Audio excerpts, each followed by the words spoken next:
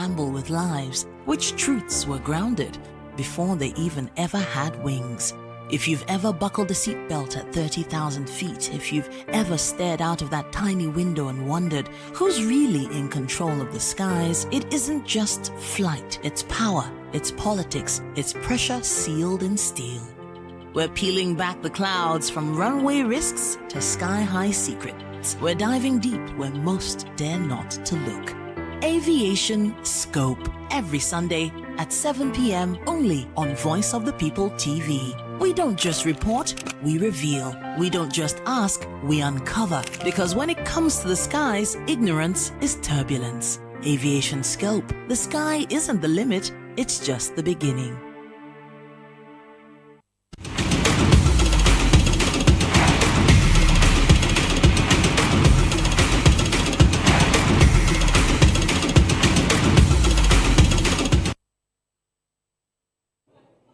All right, it's a beautiful, beautiful Thursday morning, and yes, you're welcome to Sports Republic. Yes, right here on Voice of the People TV. I'm your host for today, Accuse Ogumbanjo is my name, and yes, please do well to follow us on all our social media platforms. Yes, we can join us on YouTube on Voptvlive Live, and of course, you can like, you can comment, and also, you can subscribe to the channel as well, and you can also turn on the notification button so you won't miss any of the exciting updates right there on this show, Sports Republic, and also on subsequent shows that we give you on the platform Voice of the People TV Live. And yes, how do we start today? It's Throwback Thursday, of course, and we know that there's still a lot of football to be played, but then the games from last night in the UEFA Champions League match week 5. Let's talk about the big game. In fact, let me say the biggest game of last night. Arsenal up against Bayern Munich, yes, or Bayern München, as other people would like to call it, the Bavarian side, the side from Germany. Of course, it was a fantastic game. Look at the Gunners. They are the only team right now with a 100% record in the UEFA Champions League this season, and they won 3-1. Of course, Bayern Munich before the game posting a lot of pictures online, videos online. You could see win for the Gunners. I mean, 5 games, 5 wins, 15 points. I mean, you can't take anything from Arsenal. If you call Arsenal the best team in Europe right now, or even let's say the best team in the world right now, I don't think you'll be mistaken. But hey, they've only lost once this season in all competitions. And I mean, come on, Arsenal. There is a lot to talk about them. And yes, as I was saying, going into that game, Bayern Munich. Yes, they've had an unbeaten start. The only unbeaten team, in Europe, in the Europe top 5 leagues. Yes, you can say that the only unbeaten team, Bayern Munich. They went to that game at the Emirates Stadium with all the hype. We saw pictures of them saying, "Calm before the storm," and all of that. But a particular Arsenal player, Julian Timber, yes, he posted that he posted the Bible verse, and that Bible verse is, let me just put it simply. He said, "Pride goes before a fall." And that was exactly what happened, including Julian Timber himself getting a goal. He got the first goal for Arsenal from, you know how they do it again. They say set piece again, ole. Yes, set piece, Arsenal getting the first goal against Bayern Munich from a set piece from the corner, and Julian Timber getting on the end of that one. And yes, Bayern Munich got the equalizer, of course, that their play deserved, because for me, I think it was a drab first half. Bayern Munich got their equalizer. A long ball from Joshua Kimmich getting to Serge Gnabry. He put the ball in for 17-year-old Lennart Karl. That boy right there, we've spoken about the likes of Lamine Yamal, the likes of Esteval Willian, Hendrick, and all of that. This boy is up next. Lennart Karl, fantastic 17-year-old footballer, stepping up into the shoes of the injured Jamal Musiala, and I won't be surprised if he makes it to the World Cup 2026 for Germany. Of course, Lennart Karl got the equalizer. It was a drab first half, but Arsenal came out all guns blazing in the second half, yes, of that game. And set piece after set piece, Manuel Neuer at 38, still reminding the world that he is an elite goalkeeper. Yes, he is an elite goalkeeper, making stops after stops, but the goal seemed inevitable. That's talking about the second goal. Arsenal were always going to score. Let me see, maybe not a mistake from Dayo Upamecano that right there. He gave a pass away. Arsenal, they ran onto that one. But the goal came in from the substitutions that the coach Mikel Arteta made. That's talking about Ricardo Calafiori and Gabriel Martinelli. Even Noni Madueke, who came on for the injured Leandro Trossard in the first half. And Calafiori put the ball in, and Noni Madueke scored his first Arsenal goal. Yes, coming from the Champions League. His first Arsenal goal since he made that move from Chelsea in the summer. And Noni Madueke getting that equalizer, and it was a goal. The third goal came in from an attack. A long ball in from Eberechi Eze, fresh off his hat-trick against Tottenham in the North London derby. He also got an assist on the night, giving a long pass to Gabriel Martinelli, yes, who is making his first appearance in a month. Yes, he got that ball, put it past the onrushing Manuel Neuer and into the back of the net. I mean, there's a lot we can say about the Gunners right now. They are in form. Going into that game up against Chelsea, yes, at Stamford Bridge, who themselves got an encouraging 3-0 win over Lamine Yamal and Football Club Barcelona right there in Stamford Bridge on Tuesday. And let's see the scoreline from UEFA Champions League match week 5. The results. I mean, let's take them one by one. Ajax lost 2-0 to Benfica. Ajax, the only team without a point right now in the Champions League this season. Galatasaray lost at home to Union Saint-Gilloise. Galatasaray, of course, are missing Nigerian striker Victor Osimhen. And Borussia Dortmund up against Villarreal. It was a whitewash 4-0 right there in the yellow wall in the Signal Iduna Park. Yes, it was 4-0. Chelsea, yes, like I mentioned, defeating Football Club Barcelona 3-0 with the likes of Estevao Willian. That's another boy we should watch out for. 18-year-old outshining the fellow 18-year-old Lamine Yamal on the night, getting a 3-0 win over Football Club Barcelona. Bodo Glimt succumbed to Juventus. It was a fantastic game as well. Kenan Yildiz also showing that he is a wonder kid at this point. Just 20, and he's doing fantastically well for himself. The Turkish player, as Juventus, came down, from a goal down to defeat Bodo Glimt 3-2. Manchester City, up against Bayer Leverkusen. A lot of changes were made by Pep Guardiola, but they ultimately lost that game to Alejandro Grimaldo-led Bayer Leverkusen 2-0 at the Etihad Stadium. Marseille with the evergreen Pierre-Emerick Aubameyang. Yes, Nigerians will remember that name. That player who led his team, the Gabonese team, up against the Super Eagles of Nigeria, but they couldn't, defeat the Super Eagles, and they missed out on a World Cup place. Marseille, yes, came back from a goal down to defeat another English side, Newcastle United, right there at the Stade Velodrome. Slavia Prague playing a new draw, yes, to round up Tuesday, yes, up against Athletic Club of Spain. And Napoli also got a win, as they defeated Karabakh. Scott McTominay getting a goal for himself. Copenhagen, a fantastic game up against Karat Almaty to end in 3-2 for the Danish side. Then moving on to Wednesday, that's yesterday, Pafos drawing 2-2 to Monaco. I mean, what an unlucky moment it was for Mohamed Salisu, who scored an own goal, yes, in the dying stages of the game to get a draw for Pafos up against the AS Monaco and Paul Pogba. Arsenal, yes, that game we just talked about, up against the Bayern Munich at the Emirates Stadium. 3-1 intended in favor of the Gunners. Atletico Madrid, a goal and an assist. Oh, the 2024, Africa Footballer of the Year. He got a goal and an assist in that game against Eintracht Frankfurt in Germany for Atalanta. And Liverpool, yes, we are still going to go there. Liverpool up against the PSV Eindhoven. I mean, what can we say about Liverpool now? I know when my guest joins in, we are going to, break it down together. I mean, Liverpool and Arne Slot, is it time to go? I mean, Liverpool won, PSV Eindhoven getting a win at Anfield. The PSV fans were waving Liverpool fans bye-bye, that they should leave the stadium. I mean, that was shameful. And a lot of Liverpool fans have come out to say, hey, it is time to go. Olympiacos also losing to the man of the match, Kylian Mbappe. He scored 4 goals. Wow, what a performance for Kylian Mbappe and Real Madrid. And just as I was speaking about Real Madrid, yes, my guest is with me right here on the show today. Abiodun Akpino, you are welcome. You are welcome to the show, Sports Republic, this morning. And come on, did you see the games from the Champions League? Arsenal, whetting our appetite 3-1 up against Bayern Munich right there at the Emirates Stadium. And Real Madrid, when I talk about Real Madrid, this smile comes to your face when they win. Yes, and they did that up against the Olympiacos. Kylian Mbappe scoring 4 goals. Vinicius Jr. giving 2 assists, the week he had, saying he wants a new contract. He wants to get the same salary as Cristiano Ronaldo is getting. I mean, it is something we really need to talk about. Abiodun Akpino, you are welcome to the show this morning. What's the game that really whet your appetite from match week 5 last night or even on Tuesday?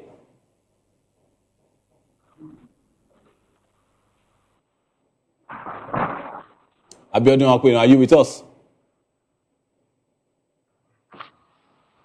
Yeah, good morning to you. Good morning, Andrew. Yes. Well, speaking of the UEFA Champions League, what more can we say about the biggest club competition in the world? And for me, I think the match that stood out for me definitely has to be the Arsenal game against Bayern Munich and Olympiacos against Real Madrid. All of those games, live up to expectation, and I wasn't surprised. Arsenal, they got one like over Bayern Munich yesterday. A whole lot of people prior to that game were saying, "Oh, Bayern Munich were going to demolish Arsenal, blah blah blah." But then we saw what happened at the Emirates yesterday. So that win for Arsenal yesterday was a statement win. It's just like they've been waiting for the opportunity to actually meet with Bayern Munich, and of course, they nailed it. So big congratulations to all of Arsenal fans across the world, and of course to Mikel Arteta also. I think it is, fair to say Arsenal are the biggest football club in world football right now. A whole lot of people might actually contest that, but then will result on the field of play, their performance, consistency also. I think they are the best football club in the world. Speaking of that one, do you think it is time, for Arsenal to actually pick up something this season? Do you think is that time for them, to go on and win the league? I mean, to be very cautious, we saw what happened in the 2022-2023 season where they led the Premier League all through up until March before they ultimately, bottled it. We say it on the streets when they bottled that league title to Manchester City. I think you won't blame Arsenal fans for being cautious right now that, hey, let's be humble, let's take it, game by game. It's just 5 games into the Champions League and it's just 12 games into the Premier League. Should we be cautious? I mean, because it has happened before, so that it won't give them a case of PTSD. Well, I think on paper, Arsenal fans should be a bit cautious. Of course, it happened before. Like you mentioned, it happened last season. And if you look at what Mikel Arteta has been building right from last season, I think what he is currently building right now is a team that can actually go toe-to-toe with the best of the best in world football. You look at how they play against Bayern Munich yesterday. No Gabriel in the starting lineup for them. The starting Mosquera came into the team.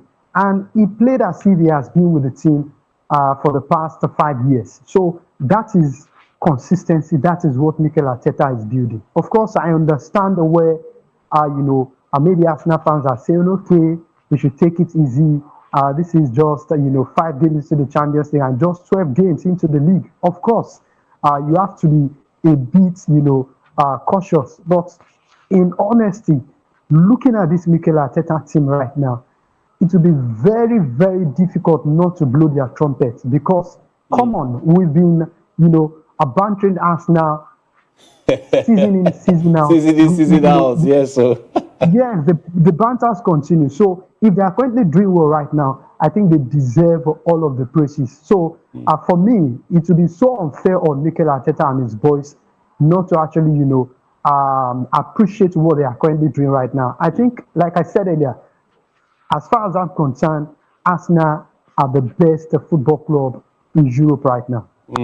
In fact, it's hard, to disagree with that one. But let's move on and let's talk about Liverpool right now before we go on to other results. Let's talk about Liverpool. I mean, is it time, let me ask you, Abiodun Akpino, is it time for Arne Slot to say his buys? Is he going to go down with Liverpool legend, if he just says, hey, I think I tried to, build on from what I did last season, but it's not just working out because it's 3 losses on the bounce right now. Just before the international break, they lost to Manchester City. Then they came back from international break. They lost at Anfield to a 19th place Nottingham Forest. 3-0. They didn't score at all. And just yesterday, they lost again on the Champions League night. And you know how Anfield can be on the Champions League night. We've seen bigger results at the Champions League. We saw what they did, that remontada up against the Barcelona, corner taking quickly and all of that.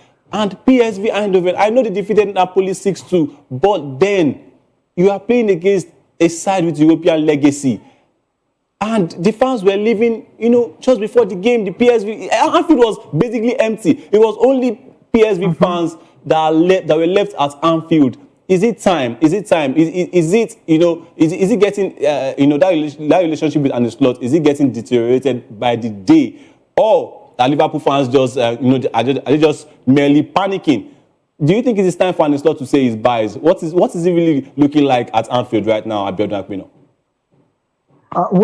Let me start with the Anfield fan. I think the Anfield faithful were disappointed yesterday. They thought rightly so. After their disappointing performance against Nottingham Forest, they were hoping for some sort of result against the PSV Eindhoven yesterday. But unfortunately, that couldn't happen. And you have to go back to when Arne Slot came in as the Liverpool manager. It's not easy for you to step into the shoes of a legend in Jurgen Klopp. It's not easy. But it was Jurgen Klopp that endorsed him. You remember at the end of that season when he was singing his praises and all of that, it was Jurgen Klopp that endorsed him. Yeah, absolutely. And he came in, he did a fantastic job. He won the EPL title. But winning the title is not, is not a big deal. Even though he just coming into the team is not a big deal. A whole lot of people will argue that he's still riding on whatever Jurgen Klopp has actually built at Liverpool. And right now, if you look at that team, the imprint of Jurgen Klopp is still very much in that team. And, step forward into the new season. Arne Slot felt like, okay, Jurgen Klopp is out of this club. This is the right time for me to actually lay down my own, style of play. And he was also giving money, to back it up. He got his signings. Exactly. So he went into the transfer market, signed a whole lot of players, even the one that wasn't needed. For me, I'll keep on saying it. The signing of Alexander Isak is just, I don't know. It doesn't make any sense to me. But then, here we are. They sign him into the team and look at what is currently happening to the team. So I think it boils down to a whole lot of things for Arne Slot. He needs to understand that, see, this is an English Premier League side where a whole lot of expectation is on your shoulder. You have to deliver. You are coming into a Liverpool team that was managed by a certain Jurgen Klopp. He won virtually everything in world football for them before he left. So if you cannot equal that record, at least, do something that the fans will really appreciate. But right now, for me, I think it's just a matter of time. But I wouldn't encourage the Liverpool hierarchy to go gun blazing and decide to sack Arne Slot right now. Of course, he's lost 9 matches in 12 games. That is really bad. Very, very bad. That's sackable. That's sackable for some big clubs. And you remember the era of Roman Abramovich. You can't do that. You can't do that. You'll be gone by morning. So I think the Liverpool fans should just, are giving some time, let him settle whatever is happening to him and, of course, his team. I think Liverpool will bounce back, but then they need to have it at the back of their mind that, see, this is Liverpool. We are not here to joke, and they need to start doing that as fast as possible. Do you think they need to get off that loss of, their former teammate, Diogo Jota, who passed away, in unfortunate circumstances? Do you think they are still mourning that loss, or they should just forget that and move on? Yeah, I think it's going to be very hard for them to actually forget and move on. Diogo Jota, God rest his soul, is one of the important players for that Liverpool team. You cannot, diminish whatever that young man has done for Liverpool. He always came to the party anytime they needed that goal. And I think in recent time, Arne Slot also made mention of how important, he was counting on Diogo Jota before, he passed. So I think for me, they should just, of course, they will remember him. The fans will keep on, remembering this man for what he has done for them. But they should just put all of that behind them. When you are on the field of play, the goals is to get the job done, get the results, and move on. I think, by getting the result, by doing well on the field of play, Diego Jota, wherever he is, he will be happy that, okay, Liverpool is doing well. But with the whole, bad luck of result that they are getting, I think is not even helping matter. So I think they should just focus on the assignment at hand and, of course, start picking up points. A whole lot is at stake for Ancelotti, and he needs to start, ticking all of those boxes for the fans to actually appreciate him and, of course, expect more from him before the end of the season. All right. Look at this one from Virgil van Dijk. I mean, Liverpool should, I think they should have, and I'm sure a lot of Liverpool fans, they are going to agree with me today that they should have spent money on their defense. You just can't rely on Ibrahima Konate and Virgil van Dijk with a certain Joe Gomez, who is getting injured every now and then, and the 19-year-old Italian prodigy that they bought from Parma, that's talking about Giovanni Leoni, is also out with an ACL injury. Playing players out of position, the likes of Dominic Szoboszlai playing at right back. When you spend money on Jeremy Frimpong, who can't even be fit, I think it's not looking good for Liverpool right now. But let's take other results. We saw games also from the Parc des Princes, where Paris Saint-Germain got a 5-3 win over Tottenham Hotspur right there at the Parc des Princes, and with goals coming from Vitinha. He scored a hat-trick, by the way. Vitinha scoring 3 goals. Fabian Ruiz also getting amongst the goals. And also for Tottenham, not former PSG player, he is currently a PSG player, but he is on loan to Tottenham Hotspur. That's talking about Randall Kolo Muani. He got 2 goals against his parents' club right there. Paris Saint-Germain, yes, you can see it on your screen. 5-3 winners over Tottenham Hotspur. Tottenham Hotspur right now, coming off that huge 4-1 loss to Arsenal in North London derby. They looked like a side, improved, but then Paris Saint-Germain, that is why they are the defending champions of the Champions League. They won the Champions League last season. You know the story right there. And Paris Saint-Germain, yes, they can go all the way. I think they're second now on the table. They can go all the way to, defend their title once again. And for the last game also yesterday, Sporting CP getting a 3-0 win over a side that I see is very, very exciting. That's talking about Club Brugge of Belgium, but Sporting CP, fantastic team right there. Goes from Francisco Trincao and also Giovanni Quenda, who will be a Chelsea player next season. Chelsea, I mean, they just can't stop signing. When they put the money and they're interested in you, you just want to come in and be a part of the project. So let's look at, other pictures right there. We've seen Kylian Mbappe scoring 4 goals on the night, including a 7-minute hat-trick from the 22nd minute up to the 29th minute. Kylian Mbappe got a hat-trick. What a player Kylian Mbappe is, Abiodun Akpino. I mean, he's now the current top scorer of the UEFA Champions League, surpassing Nigerian striker Victor Osimhen. He now has 9 goals with Victor Osimhen on 6. Victor Osimhen missed that game for Galatasaray up against Union Saint-Gilloise. Is this a Ballon d'Or season for Kylian Mbappe, Abiodun Akpino? What do you think about the man? Actually put Kylian Mbappe in that conversation. No doubt he's been phenomenal since he joined Real Madrid. But looking at his consistency also, he's been very consistent, and that came to the fore yesterday against Olympiacos, scoring 4 goals. Scored a hat-trick in just 7 minutes. That is an instinct of, a good striker. And you always get that kind of performance from Kylian Mbappe. I wasn't surprised that, he came to the party yesterday. And you could tell that this guy wants to play his heart out for the Madrid jersey, for the Madrid fan. And all of that came to the fore. But talking about the Ballon d'Or, well, I think it's going to go down the wire, because you look at Erling Haaland for Manchester City, I came for Bayern Munich also, and Kylian Mbappe also for Real Madrid. So these are the guys that are really competing as far as goals is concerned in Europe this season. So I think it's going to go down to the wire. But then it's going to boil down to who, continue in this kind of third. You look at the performance of Kylian Mbappe in the Champions League, in the league, he's been very, very consistent. Likewise, Erling Haaland and Harry Kane also. So it's just a matter of time. Let's see who is going to win what.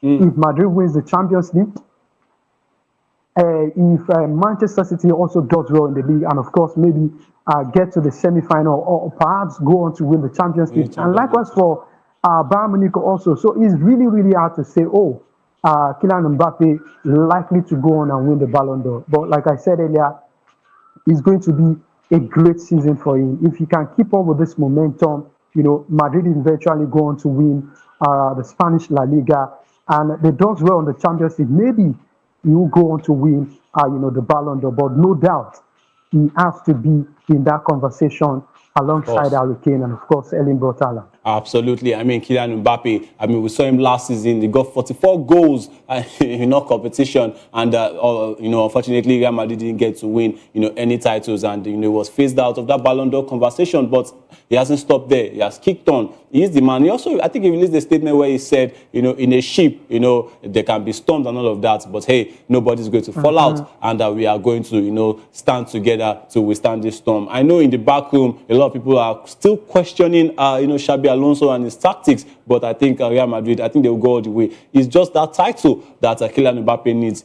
When he wins the Champions League, undoubtedly he's going to pick up that Ballon d'Or. I mean, what a fantastic player he is. And that, that rounds up all we discussed about the Champions League. But then we are still going to move on because there are games that are still going to be played today. And let's look at the Europa League fixtures, of course. It can be the second tier of the Champions League. It can be the second tier of European football, But then there are still games to be played, exciting fixtures to be seen right there in March week 4, and the table will be coming up on your screen very soon. The fixtures will be coming up on your screen very soon for the UEFA Europa League and also the Conference League, because FC Midtjylland, they are currently leading the Europa League right there. And they want to get, more wins. They have 4 wins from 4 games. And also, FC Porto will be playing Nice, where you'll be seeing the likes of Pablo Rosario. Yes, a former Nice player who is currently at FC Porto. And let us look at, the fixtures right now that will be coming up. Let's quickly take that one before we move on to the next story. It's going to be an interesting Europa League and Conference League, let me say match day. Today we want to see the likes of Nottingham Forest in the Conference League, in the Europa League, and also Crystal Palace, yes, representing England as well in the Conference League. It's going to be interesting right there, in Europe. We've seen brilliant football from Tuesday, and we know that today, Thursday, is going to wrap up, that one with also brilliant goals, maybe shocking red cards, shocking decisions by the referee, VAR, and all of that. How they can be. It is going to be exciting. But let's move on and let's go on to the NPFL. And I'm also going to bring in, Abiodun Akpino into this one. The Nigerian Premier Football League, the NPFL, has opened a formal inspection of Kwara State Stadium in Ilorin, that's the Rashidi Yekini Stadium, after every criticism over the pitch condition during Shooting Stars match on Sunday. It ended 0-0. By the way, videos were showing uneven surfaces and groundsmen filling holes with sand, and it went viral and sparking a public row between the league and the Ibadan-based club, the Oluyole Warriors. And NPFL chairman Gbenga Elegbeleye, he confirmed on Wednesday that via GTI that 2 assessors were deployed to the Rashidi Yekini Stadium to collect pictures and video evidence. He questioned the benefits of substandard pitches and reminded that clubs have been banned from home grounds in the past, stressing that Kwara United is not above scrutiny.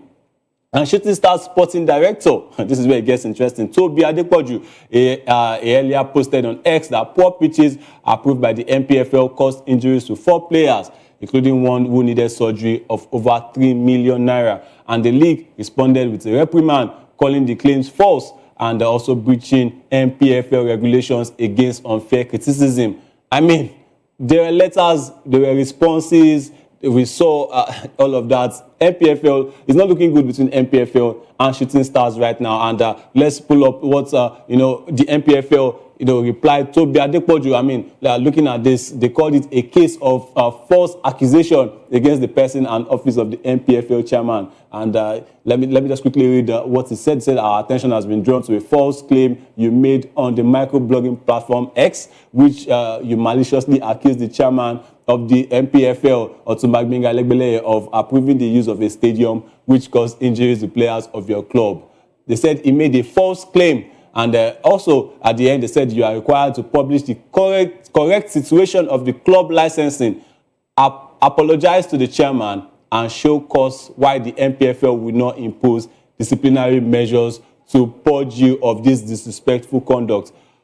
Now, let us see what Toby Adepoju posted himself, and what the MPFL call false accusation. Let us see what the Yogba posted. That's talking about the sporting director of 3SC, the Shooting Stars of Ibadan, the Oluyole Warriors. Let's see what he posted, and where I will bring in, Abiodun Akpino himself. I mean, look at what they call false accusation. He said, "Dear PFL Chairman, Honorable Benga Elegbeleye, I want to write an open letter, but I'm sure you will start calling again, so I won't write." He said, "However, I just want to inform you, sir, the pitches you approved for MPFL matches have got 4 of my players injured. One in Bauchi, which led to surgery, worth over 3 million naira, and 3 casualties yesterday in Ilorin. We don't know how much it will cost us to take care of them yet. God bless the MPFL, sir. I no talk anything." Abiodun Akpino, please let us make sense of this one. They said, Toby Adepoju, they said he breached MPFL regulations, unfair criticism and all of that, false accusation. From what we just read out now, where is that false accusation coming from against the MPFL? Or am I the one reading it wrong right now? I think we just, we like to make jokes out of something that is really serious. Because if you look at what Toby Adepoju, posted, I also saw, I think I saw it on Facebook before, later I now saw it on X, and it is the gospel truth. Because if you look at some of our MPFL stadiums, you wonder, who are the people that actually, approve these stadiums? Who are the people that actually approve them? And if the young man is bold enough to come out and address the MPFL board in a same manner, he wasn't abusing them. He was just, stating the fact that so and so players got injured in so and so stadium. So what the MPFL should just do is to go back to all of these, stadiums and verify. That is the best way to go about it. They said they've sent 2 assessors to the stadium. But looking at that game, because I saw that game between Kwara United and Shooting Stars, ended 0-0. Before the game, the pitch, I appreciate that cameraman that went, deep. We saw the pitches, there were sand, everywhere, sand. And you expect these players not to get injured. Now they spent 3 million naira on a player for surgery. That 3 million could have gone somewhere else to even pay player salary. Yes. In a league whereby we are talking about clubs owing salaries and all of that. And if you look at the new regime in Shooting Star, they are doing a whole lot of things to make sure the guys are comfortable, they are well paid, they are well remunerated, and all of that. So injuries is not something players pray for. They want to enjoy their football. They want to help their clubs. And if pitches are not helping also, those in charge of the club definitely have the right to come out to challenge the MPFL board that what are you guys doing? You guys are the one that approve all of these stadiums. So if the stadiums are not good, you have to go back and do your assignments. I see no offense in whatever Toby Adepoju has done. He has done the right thing by calling them out. Let me take you to another another letter that was written by the MPFL board just before the season started. It was even written in June. Let's take a look at that letter right now, where they gave out what they expected of clubs to bring out just before the MPFL will start. We saw letters. We've seen what they said, accusing Toby Adepoju of false accusation and all of that. And we've also seen what Toby Adepoju demand posted. But let's look at what the MPFL brought out themselves to say in June. It was in June, by the way, where they brought out a letter that this is what they expected of stadiums. So they don't want substandard pitches. They built out a whole lot in a letter. Let's see if our producers will be able to get that letter for us right there, so we can read it out. And because this is not even looking good on the part of the LPFL. This man did not even write up to 2 paragraphs. He just said that this is what happened to his players. And he didn't even say he wants accountability or anything. He just said what was happening. And then you came out to say he accused you. There was no accusation there. When you saw the pictures of the pitches, you saw that it was not in good condition. And you acted on that, by putting assessors to the stadium to go and check what is going on. So why are you now still accusing him of false accusation? I don't understand.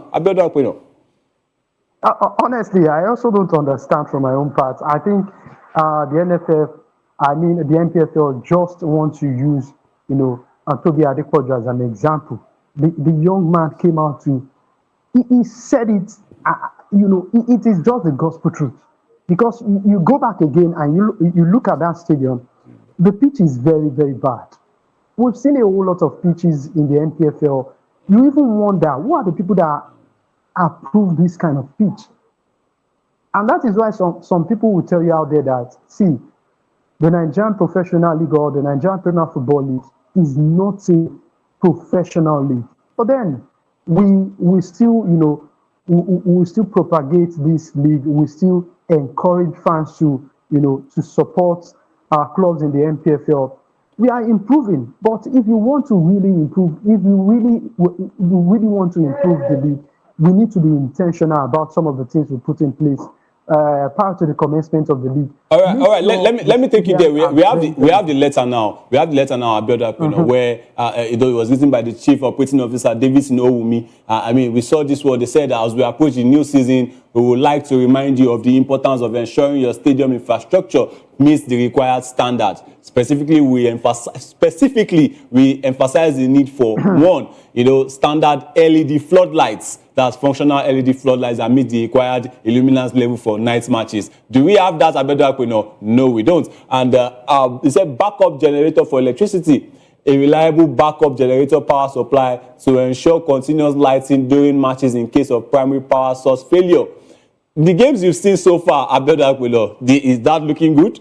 I don't think so as well. And these facilities and other grade infrastructure criteria must be in place and fully functional before our routine stadium inspection. Failure to meet these requirements may affect your club's usage of your primary home ground in the upcoming season. And I'm also sure that the pitches are also part of this one. And we urge you to prioritize these upgrades to ensure a smooth and successful season. If you have any questions on all of that, please, stay to it. And, they wrote all of that one. But let me pick out something. This is a failure to meet these requirements. It may affect your club's usage of your primary home ground in the upcoming season. So quickly, before we go, let me ask you, should the Kwara United keep playing at the Rashidi Yekini Stadium due to what happened to these players of Shooting Stars? Quickly. Well, I don't think so. And that is the gospel truth. Because whatever happened to the Shooting Star players, it could happen to anybody. So injuries is part of the game. It could be due to the pitch, and it could be contact from an opponent. So I think since Toby Adepoju has clearly stated that this pitch injured his is players, the reason why some of their players got injured. So I think they should look into it. And the NPFL should just take responsibility. They are the one that approve all of these pitches. They should go back again, go and recheck. It will be better for them to go back and recheck again and see what they can actually do. I think they should just, that's to Toby Adepoju and of course move on. But then they should take responsibility for whatever happened, in Kwara. Of course, because we've been calling for responsibility every single time, every single season, from the NPFL. And let's hope they will be able to do this one. But moving away from football right now, time has been fast spent, but then, time runs when you're having fun. And I still want to appreciate, my man, my boss, Abiodun, for joining on the show today. But let's move on to other stories because, there is an upcoming fight coming in December. Yes, it's going to be an interesting showdown between Anthony Joshua two-time world champion, heavyweight champion, let me put that in, up against, I always say this and it sounds funny, a YouTuber turned boxer whose biggest category is the cruiserweight, and I'm talking about Jake Paul.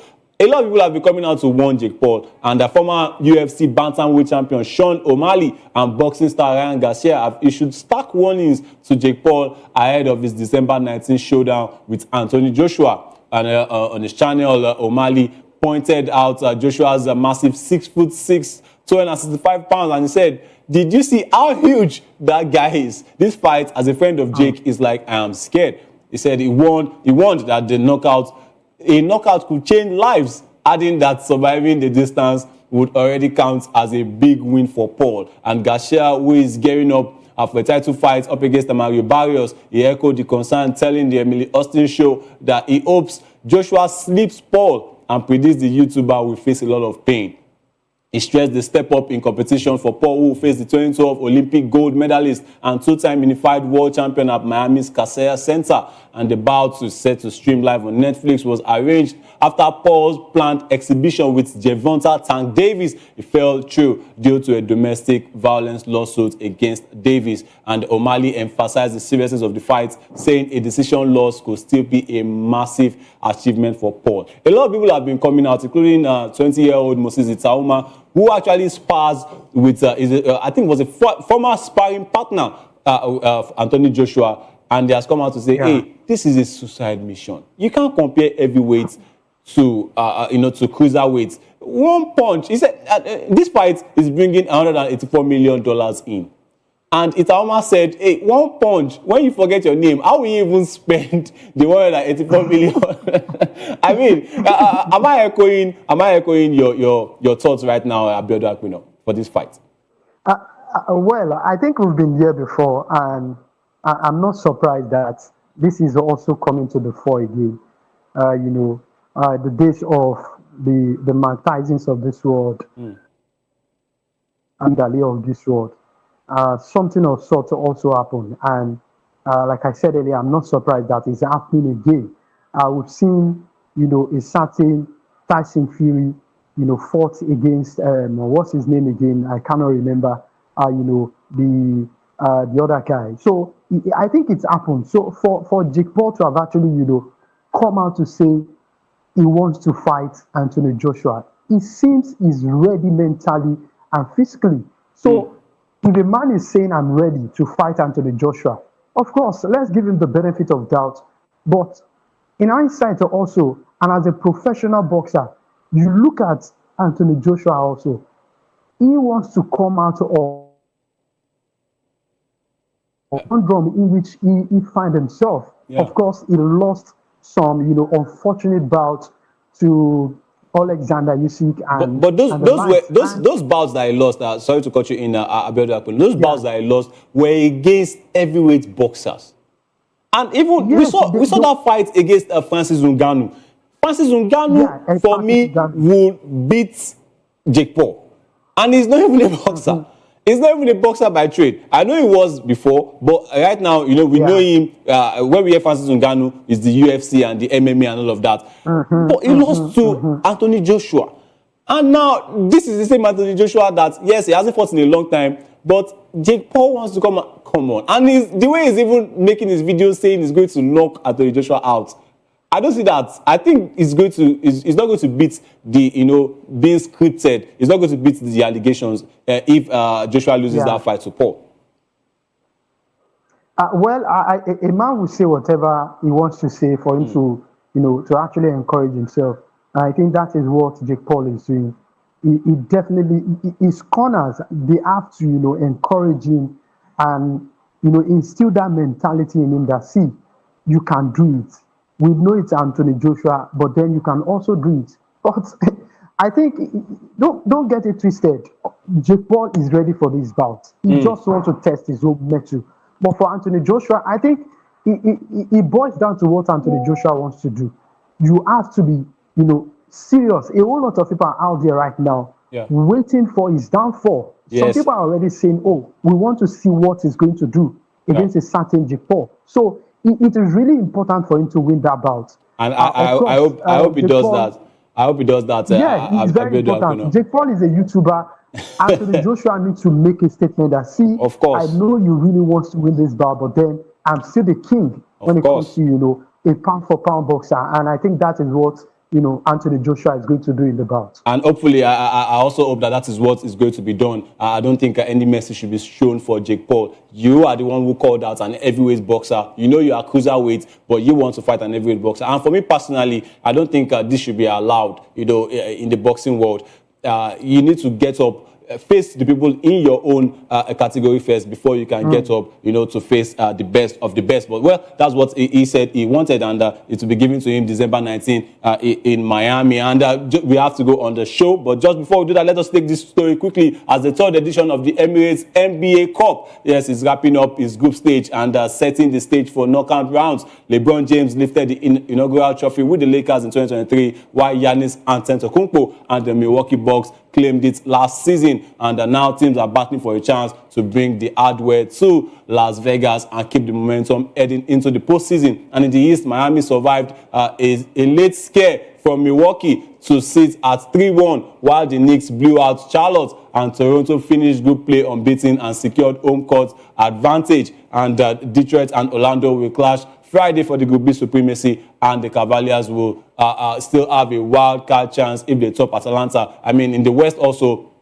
Oklahoma City Thunder and the man himself, the man who is going for the MVP, that's talking about Shai Gilgeous-Alexander, SGA. They stay perfect at 3-0 and they sit atop Group A, while Phoenix, also hold a flawless record. The Thunder's points are a differential, a plus 71. It makes them a lock for the quarterfinals, while San Antonio also edged Portland, putting the Spurs in a win or go home situation against Denver on Friday. We have to wrap up the show, but this one is going to be very, very, very interesting. The NBA Cup.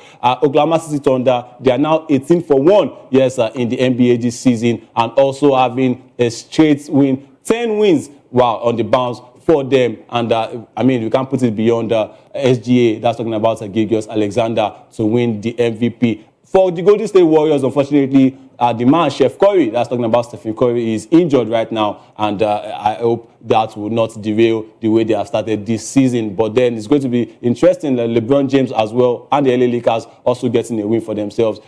I see. OKC going all the way again, because 18-1 has been the biggest since the Golden State Warriors in 2016. But, time will tell. We need to go on the show. It's been a fantastic episode of Sports Republic on this beautiful Thursday morning. I want to say my big thanks to Abiodun Akuno for joining me on the show, and we hope to do this again, and also for a long time. And the midday news will be coming up. And like I said, it's been Sports Republic and also Hafiz Ogunbanjo. Please enjoy a wonderful, wonderful Thursday. Bye for now.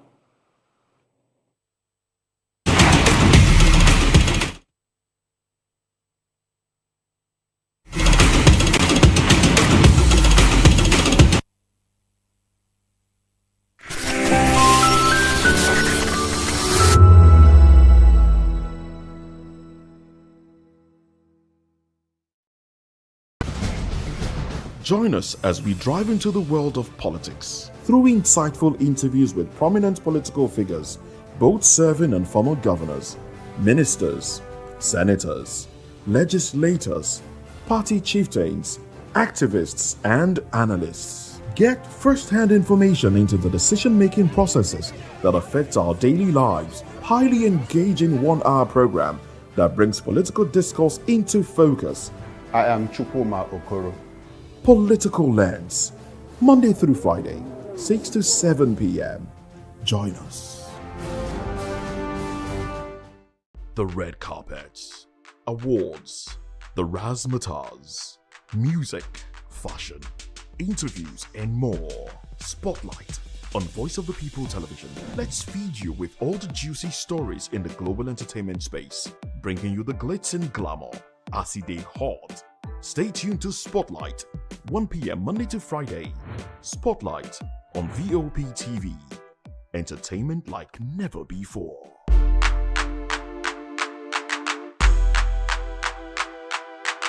In a world where truth is the ultimate power and opinions scream the loudest, it's time to wade through the noise. Hunger no get tribe! Hunger no get religion! and scan the human interest and trending topics that matter. Stay tuned to The Issues, your plug to the stories making the buzz, from politics to science and technology, social justice, and more. Let's tackle the tough questions and expose the truth. The Issues on Voice of the People Television, Mondays to Fridays, 8 to 9 p.m. The Issues. Don't just react. Understand. 2564 is coming up on Burning 9 right now. The 2564 Atlantic Tower. What happens in the hush behind hangar doors? Who signs the papers that gamble with lives? Which truths were grounded before they even ever had wings? If you've ever buckled a seatbelt at 30,000 feet, if you've ever stared out of that tiny window and wondered who's really in control of the skies, it isn't just flight, it's power, it's politics, it's pressure sealed in steel. We're peeling back the clouds from runway risks to sky-high secrets. We're diving deep where most dare not to look. Aviation Scope, every Sunday at 7 p.m. only on Voice of the People TV. We don't just report, we reveal. We don't just ask, we uncover. Because when it comes to the skies, ignorance is turbulence. Aviation Scope, the sky isn't the limit, it's just the beginning. Are you ready for the extraordinary? Something big is happening on your screen. Introducing VOPTV, now streaming on SLTV channel 264. From breaking news to captivating conversations, news analysis, giving you all sides to the story. We bring in-depth discussions on the issues that matter, from politics to sports, entertainment, and lifestyle. VOPTV on SLTV channel 264. Join us as we redefine what television means to you. Voice of the People Television, VOPTV. Now you have more than a voice.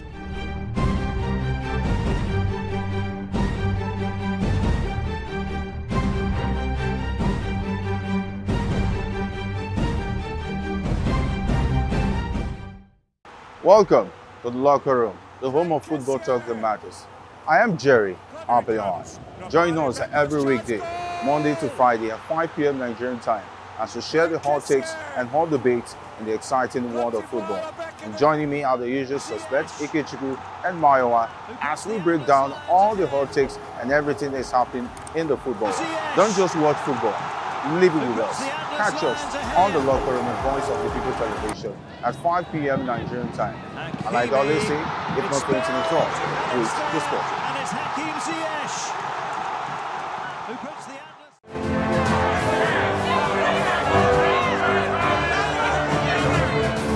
Do you want your voice to be heard? Do you know that you matter in the scheme of things? The People's Voice, the show where ordinary citizens take center stage as we discuss the biggest stories that affect you and I. With you in mind, we facilitate lively discussions, debates, and interviews on the topics that matter most to you and I. From social justice to economic empowerment, education to healthcare, governance, and more. Tackling tough topics and amplifying your voice. Join the conversation and make your voice count. The People's Voice. Make your voice count. To know the happenings in the maritime sector, join us on the program Maritime Frontiers on VOP TV as we discuss key areas in the maritime sector, from aquaculture, maritime transportation, maritime labor regulation, oil and gas exploration, ferry and passenger insurance, marine pollution and prevention, port operations, and lots more. Maritime Frontiers, exploring Nigeria's blue economy.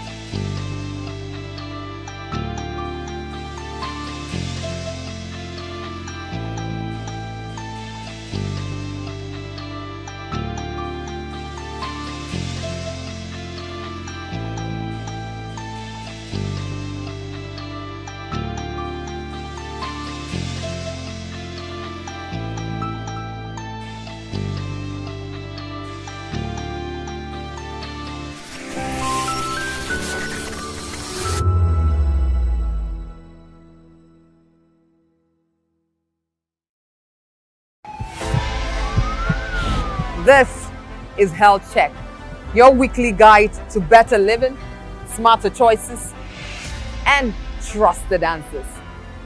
From everyday wellness to urgent health issues, we've got you covered.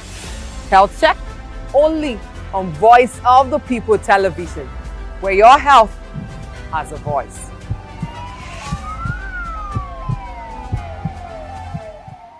In a world where truth is the ultimate power and opinions scream the loudest, it's time to wade through the noise. Hunger no get tribe! Hunger no get religion! And scan the human interest and trending topics that matter. Stay tuned to The Issues, your plug to the stories making the buzz, from politics to science and technology, social justice, and more. Let's tackle the tough questions and expose the truth. The Issues, on Voice of the People television, Mondays to Fridays, 8 to 9 p.m. The Issues. Don't just react, understand.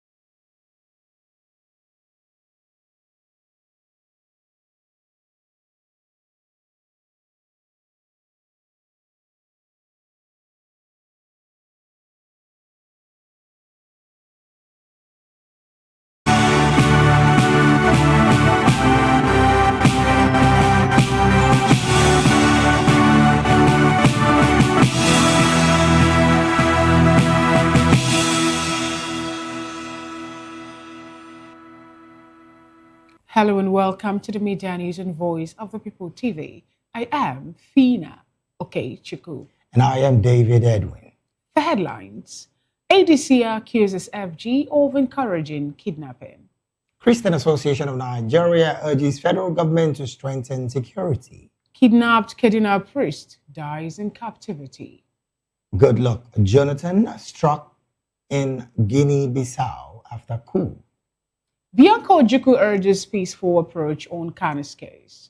Islamic scholar Dahiru Usman Bauchi dies at 98. In the world of business, equities market drops by 444 billion naira. And in sports, Ademola Lookman shines as Atalanta crushes Frankfurt 3-0. In entertainment, Ada alleges 25 million naira stolen, or Bezerra for 45 million naira China taken.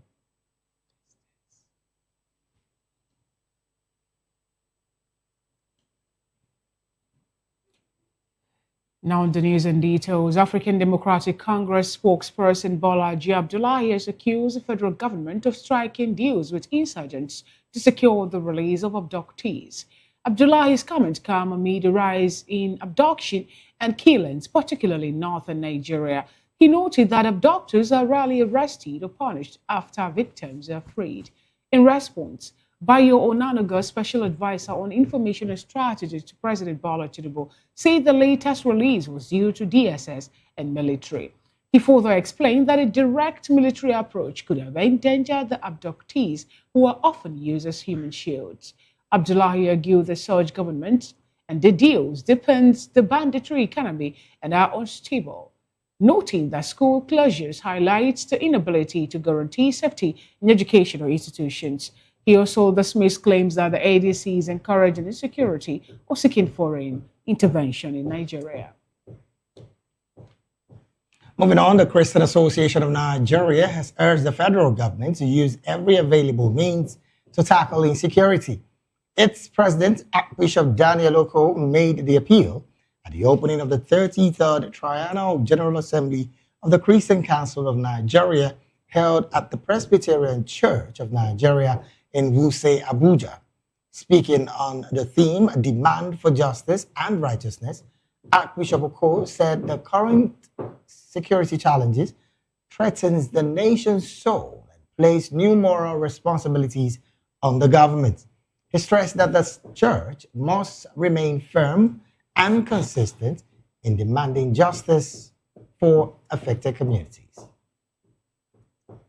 On a sad note, the kidnapped priest of Ebenezer Anglican Church in Chikun, Kaduna State, Reverend Edwin Archie, has died in captivity. Reverend Archie and his wife were kidnapped from their home in Nisi Village, near the Kaduna Refinery on October 28, 2025, and taken to an unknown location. The kidnappers reportedly demanded a 600 million naira ransom for their release. The Diocese of Kaduna described his death as a painful loss to the church, clergy, and all touched by his ministry. The church is praying for the safe release of Reverend Archie's wife, who remains in the kidnappers' custody. Elsewhere, the Edo State government has responded to a viral video showing a self-proclaimed bandit making threats around Ekpoma and neighboring communities.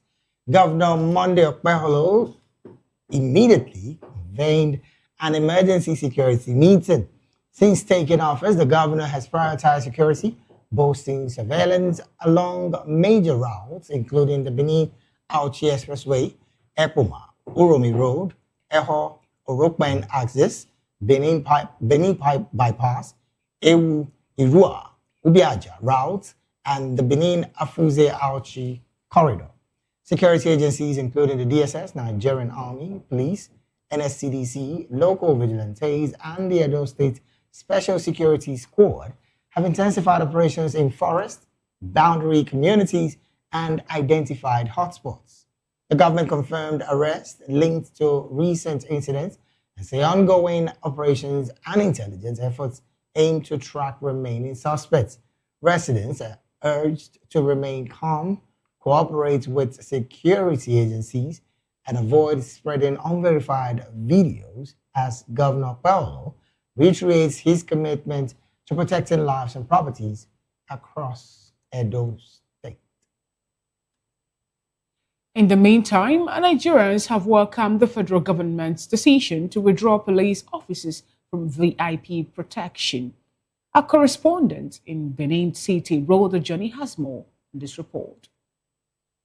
Across Nigeria have long struggled with under-policed streets while officers attended to VIPs, leaving many residents feeling unsafe. The federal government's nationwide order on November 24, 2025, withdrawing police from VIP duties, has been welcomed as a step toward restoring safety in towns and cities across the country. The government has instructed that these officers be redeployed to core policing duties, while VIPs will now rely on the Nigeria Security and Defense Corps for protection. Residents in Edo State say police could not have served VIPs for so long without government approval, calling for strict enforcement to prevent officers from returning to elite protection. In Nigeria presently, most of the security services, the policing is done by the federal government. It's just few that you see in the hands of state and the rest, which some of us are still saying that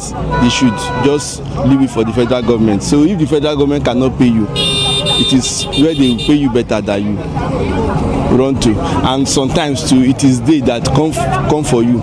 Ordinarily, police are supposed to protect the citizens, but you know the power that be, they are the cause of the problem, not the police officers. I think it's a welcome development, and even at that, we have an insufficient police. Nigeria must first admit that. I don't know. I think some time ago somebody was quoting like Nigerian police. Their strength about almost 700,000. I said, wow, that's too small to police millions of Nigerians, and I think with that alone, recalling them to their barrack, and it's not still sufficient enough. Yes, exactly. They should recruit more hands. We should see police on our streets, policing. Exactly, not just police in the police station. No, You should see police walking around. If you go to Western world, you see them. You see police ride on bicycle. You see police canoeing in the river. Police in the riverine area, I think we need to copy from those people. Yeah? Many express cautious optimism that the redeployment will finally give families peace of mind, but stress that consistent policing and visible patrols will be the true measure of success. In Benin, Rhoda Johnny, BOP TV News. Well, thank you so very much, Rhoda Johnny, for that report. Moving on to other stories. The recent rise in school attacks in Kebbi and Niger states, reactions from parents and community leaders have been mixed. The United States, via an official post on X, condemned the attacks and urged the Nigerian government to strengthen protection for vulnerable communities. Educationists are calling for urgent measures to safeguard schools nationwide. Voice of the People TV's Matthew Muswada has more in this report. Another group of armed men attacked St. Mary's Catholic Primary and Secondary School. On November 17, 2025, gunmen stormed the government Girls Comprehensive Secondary School in Kebbi State, killing the vice principal, Azan Makuku, and abducting at least 24 female students. Just 4 days later, on November 21st, another group of armed men attacked St. Mary's Catholic Primary and Secondary School in Niger State, abducting 303 students and 12 teachers. According to the Christian Association of Nigeria, 50 of those students later managed to escape and reunite with their families. These incidents mark a worrying resurgence of school-targeted violence in Nigeria, echoing the 2014 Chibok abduction of over 200 schoolgirls by Boko Haram. In response, President Bola Tinubu has directed the Minister of State for Defense, Bello Matawali, to relocate to Kebbi State and coordinate rescue operations for the abducted students. Governments in Niger, Katsina, Plateau, and Bauchi State have since ordered the closure of several schools to prevent further attacks. The United States, through its official ex-handle, has condemned the abductions and called on Nigerian government to strengthen security and protect vulnerable communities, including Christian populations. Meanwhile, educationists are urging both the government and school authorities to take immediate action to safeguard learning environments across the country.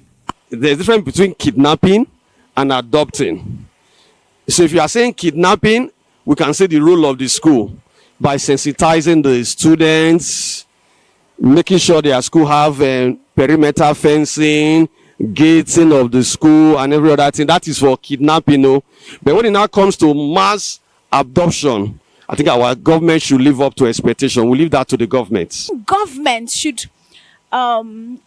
give out more personnel, security personnel to different schools, and schools should equip the students with self-defense, knowledge of self-defense, how to escape when there's fire, how to escape when there's any situation. So give them the right knowledge for self-defense while providing enough security so that they wouldn't even get across to the children in the first place. See banks, you see that the kind of security guard they have, they are trained. Can schools also have the same? Can we so much put importance to things like security? And for the government, they have so much work to do.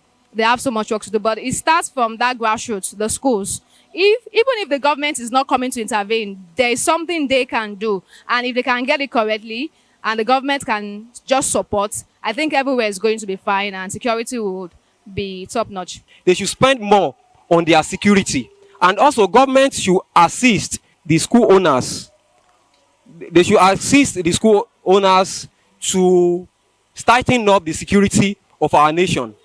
If the issue of insecurity can be rightly addressed, I think it will automatically curb the issue of adoption and some other thing relating to that. Schools should minimize the roaming about of students, and the government should make the security more tight. As insecurity continues to threaten schools across the country, Nigerians are urging the government to act decisively, strengthening security, protecting students, and restoring confidence in the nation's educational system. Matthew Ogunswada, reporting for Voice of the People Television.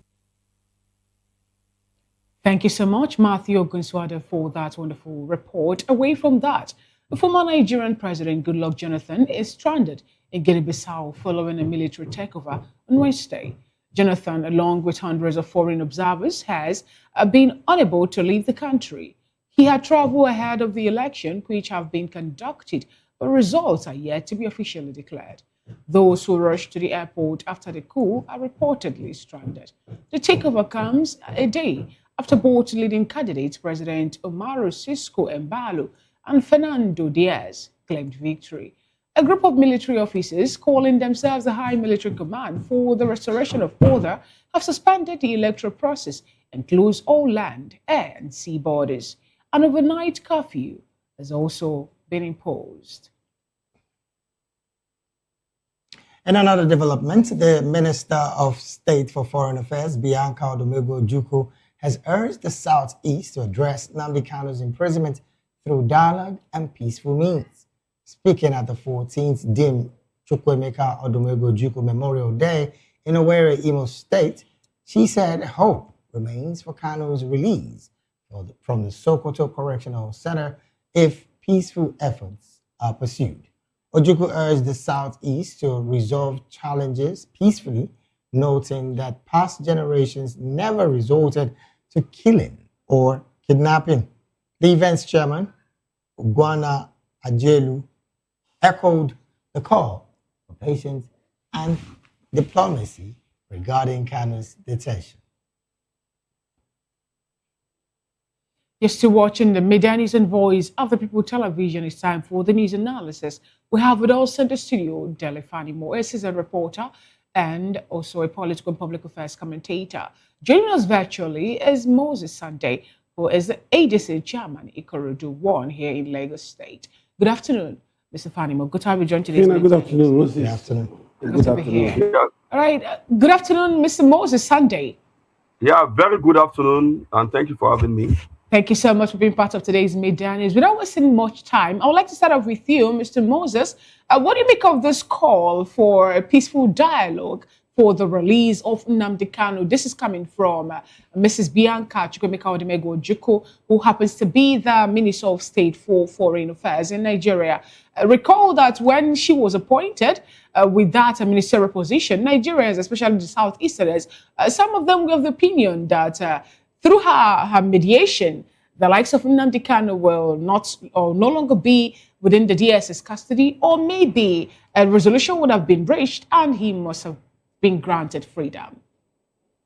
Thank you so much. Bianca Ojukwu, Ambassador, has really spoken the right word, because those that had hope that Mr. President is going to intervene before the court decision are not wishing our nation well. That means anybody may commit an offense, and the presidency will now use their power to truncate a legal process, which is not good for our democracy at all. Even if the president wants to intervene, it is after that may have been exhausted, and this person in question has shown remorse. And there's nothing the Southeast can do than to dialogue now, because truly he has been convicted, and I don't think there is any legal miracle that may happen in the appeal. So the only thing that may be necessary now is to go dialogue, and not the type that they are doing now, as if the guy never committed offense. So I believe that politically they can still get some positive news politically. If they come through what the ambassador have said, then I believe it is workable for them. Ambassador said. Now, what other peaceful resolution is bigger or greater than the 44 lawmakers who sent a message to the president seeking for the release of Nnamdi Kanu? And also, before that, we saw 50-something other lawmakers, going to pay him a visit, talking about his release, and also prominent Igbos, including the Ohanese in Dibo, and even the Youth Council and every other prominent man there, talking about his possible release, saying that whatever challenge he's having with the federal government is a political issue, that desire a political solution, not a criminal one. Well, the truth is that all of them are just playing politics of sentiment. They are just being sentimental to the truth. Kanu's issue is not political at all. It's a terrorism issue. Because if you look at the social media in the last, after the conviction, yeah, there are a lot of people, because the problem we have in this nation is ethnic and religion. Now, everybody believes that anybody from my ethnic that is doing bad, I should support them because we are the same ethnic. Anybody in my religion that is doing bad, I support them because of my religion, which is totally wrong. So the most important thing is that all those lawmakers that are going there to request for release or discontinuation of the case are just playing on public sentiment. When you say his problem, or rather that his issues are criminal in nature, you've just said that this afternoon, Mr. Moses, can you help us, elaborate more?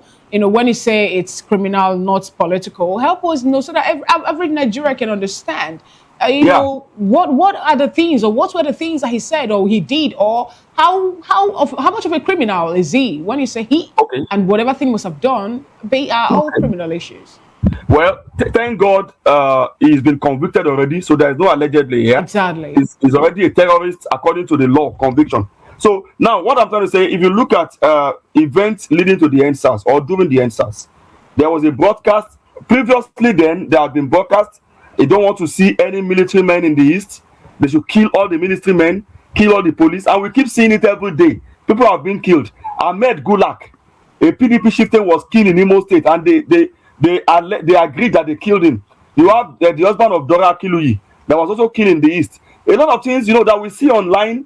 He addressing the press after NSAS protest and telling them, go and burn the airport. How many police have you burned? How many police have you killed and collected their rifle? All these things, because if you look at even globally, many people that were convicted even elsewhere, most of them were convicted not because of the action they have done, but because of the what they have inside people. Simon Ekpa was convicted in Finland. He never used a gun to kill anybody, but it is the same insightful statement that he used that is killing people in Nigeria. Alex Oti, the governor of Abia State, told Nigerians that the killings happening in Abia State should not be pinned on IPOB, that it is more like a political motivated move. In Imo State also, we learned that some of the persons that attacked the home of a member of the House of Rep were also wearing uniforms, supposedly supposed to belong to a certain, security outfit here in Nigeria. And we also saw another broadcast saying that those issues, maybe the ASAN, should not be pinned or tied to the IPOB, saying that those acts are politically motivated, talking about political gladiators and all the states now fighting. Away from that, are you saying that the NSAS that took place in the whole states in Nigeria, including FCT, happened just because of the broadcast made by Nnamdi Kanu? No, not at all. Now, the Abia State governor and the Imo State governor, they are saying that it's being political. Like I told you, they are just looking for public sympathy. They want to be accepted by the supporters of IPOB and the supporters of the terrorists. Now, when you talk about NSAS was a pure protest against the brutality of police force. But he just said that his broadcast was all let away. Yeah, no. I'm just trying to come to that. Now, where he came in, after that October 20, movement that was restricted, curfew that was placed, and the incident at the toll gate, then he came up immediately and started inciting and giving his people order to burn down police stations. Mr. Sunday, are you saying that the statement of Nnamdi Kanu clearly was what brought about that mayhem that was unleashed in the East? Is that what you're saying? In the what? I think in the what? In the Southeast, afterwards, after the NSAS protest. Yes. Do you have facts to this, empirical facts to this statement? Yes, it's everywhere online. If you had listened to Justice Omotosho take his time to read out everything that had happened to IPOB in the East. All right. Okay, I wanted to ask you, now, for example, Nnamdi Kanu, like you pointed out, is now in incarceration, the sentenced to life imprisonment until the judgment is appealed. And then we have a certain brigadier general killed in the north by the name Uba. And we've been seeing so many other people, many military men, police, individuals being killed and all. Are you saying also who gave the order for these people to be killed now to start with? Because since you're pinning the statement made by an individual, to the issue of insecurity in Nigeria, let's look at him now incarceration. Before he was even incarcerated, he when he was there in the DSS custody, we've been seeing people killed, military personnel I'm talking about even camps being bombarded, Borno under attack. Tell us, please, who should we blame for those carnages or those one-time killings? In all, even outside the Kano's conviction, government have to be blamed for every insecurity in Nigeria. The APC government has not done well in security. Because even if IPOB is misbehaving in the East, the policemen, though, at a point during Buhari's tenure, the late Buhari's tenure, when he tried to rein in the IPOB in the East, there were every condemnation from every center that he want to use soldiers to kill them, instead of getting them freed from the IPOB terrorism. But sincerely speaking, the federal government is to be blamed because the government take the first priority of securing the citizen. And if it cannot secure that and now telling us a bandit somewhere has more power than the government, then it should have been better for the government to resign. All right, then. Let's bring this conversation back to the studio. Thank you so very much, Mr. Sunday, for your submission. Let's take this conversation to the studio. Mr. Fanimo, maybe in 30 seconds, what's your take about the fact that Bianco Ojukwu clearly is saying what almost every other person have been saying, that the issue surrounding Nnamdi Kanu should be politically driven and not just going beyond the courts? And of course, afterwards, we might just go to Guinea-Bissau, where we have one of our own in that country. For me, since last year, I knew this is likely to be the end result. And I've always said that political solution is the best approach to this. Those who are flexing muscle, where are they today? Are they with Nnamdi in Sokoto? It's only the wife and the children. And Nigeria is such a funny place. If something big happens tomorrow, you'll be shocked that Nigeria will move on to begin to address that particular thing, and they may end up forgetting me in that place. Look, either we like it or not, the only opportunity left now is this political solution. And when the government appointed Bianca Ojukwu as minister, I was upbeat that with her influence, having been a diplomat, she understands diplomatic shuttle and moves, that things will get better.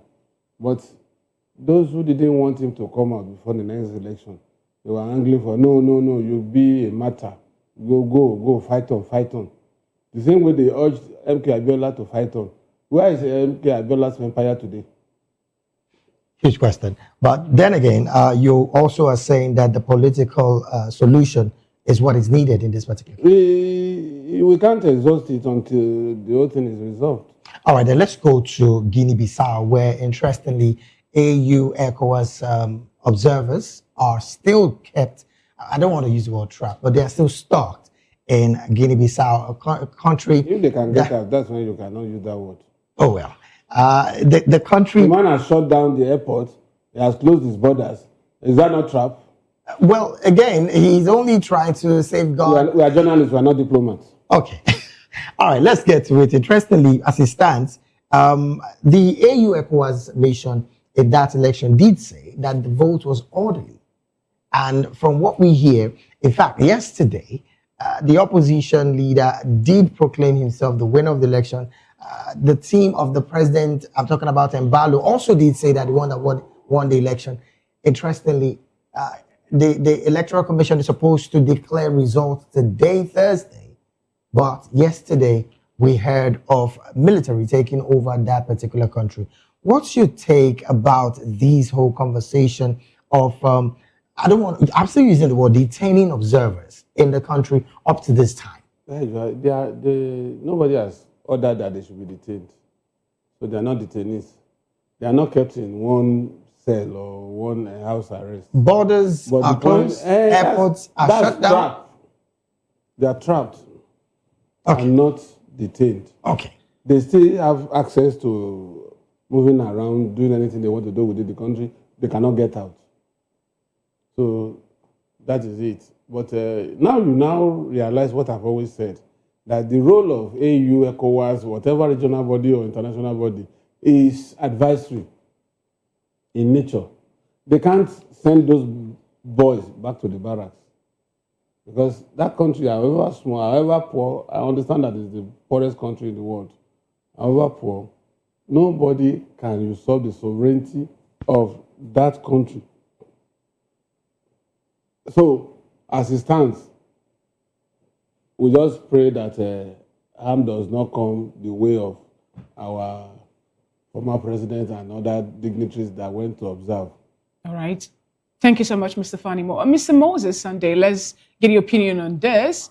The coup d'etat in Guinea-Bissau, this will make it the 7th African country to be under military rule after Madagascar was taken over last 2 months by the military in that country. Now we're getting this information that just yesterday the proclamation was made. And it doesn't really look like they're going to back down anytime soon. Recall that they've been having back and forth, coup, and then possible transition into democratic rule and all that. What does this really portend for the continent, Africa, with the likes of Niger, Mali, Burkina Faso, all happen to be under junta leaders? Yeah, thank you. It just shows how Africa has refused to move forward. I believe it's not the fault of the citizen. Many of us that are still young men, maybe few people that are very young, never have an idea of how military rule, dictatorship works. Because we are now seeing democracy as not giving us what we wanted. And the truth is that for those that knew in a military autocracy rule, you don't have a voice at all. So though in democracy, you still have a voice, we can shout at each other, do a lot of things, but Africans, it just shows how we are still going backward. Because I believe that two things would have not happened in that country. Had it been the election was really true and fair, it should have not happened. Then has it been that the people see the democratic government deliver true governance to the people, it will not also have happened. But in all, I wish that the military will just exit the power and immediately get in a new democratic system in place. Because as it is now, the greed of the military will come in. When you say the greed of the military coming in, Mr. Moses, what Nkanha, who happens to be the one that read out that takeover yesterday, he said that they had to come in because they learned of a possible destabilization of the country by drug lords and also people who do proliferation, saying that that was the reason they stepped in to make sure that it restore the country to normalcy. Recall that Guinea-Bissau happened to be a good link, for drug lords and even when they are the poorest nation, in Africa and all that. So isn't that a good way for them to step in and end the upsurge of drug activities, illicit substance activities? Well, let me just take you to Burkina Faso and Mali and even Niger. When they took power in Niger, they said insecurity is the reason they have taken power. Till today, the insecurity in Niger has doubled. It's more powerful everywhere. Now, the same thing with Burkina Faso and Mali. At a point, it was reported that, I think, is it Mali or Burkina Faso, could not access PMS because the terrorists were at the border destroying every tanker. Now, the thing is that the military or anybody will always give you reasons why they do things. But at the end of the day, it is greed that covers those things. Because if you are telling us that there will be disorganization in the country, some quarters will disagree with you on that anyways. But because of our time, really, let's jump to another conversation. And I want to still stay with you. The Christian Association of Nigeria has urged the federal government to strengthen security, clearly because of the recent insecurity situation that we found ourselves as a nation. But before I get your reaction, because I wanted to find out from you what your position would be on this part of associations like the Christian Association calling on the leadership of the presidency to do well with insecurity. Interestingly, the priest of Ebenezer Angelical Church in Chikun, Kaduna State, Reverend Edwin Archie, did die in captivity. Of course, we're still talking insecurity. These have been ongoing for a while now. But if my producers are ready, there's a particular figure I want us to see from 2010, I think, I'm not so sure, to this point, how much Nigeria has spent on acquiring arms. That is quite a number that a lot of us, if our producers are ready, let's have that on the screen quickly. That's quite a number that a lot of countries that are not even up to Nigeria, that are not also experiencing insecurity, would have done better with. There you have it. From 2010 to 2025, the figure is quite interesting. 820.6 billion naira on importation of arms and ammunition between 2010 and 2015. Yet, security operatives consistently say we don't have equipment. Who should we hold responsible in all of this? And how better can Nigerian government do, both this present administration and the ones to come, when it comes to insecurity in Nigeria?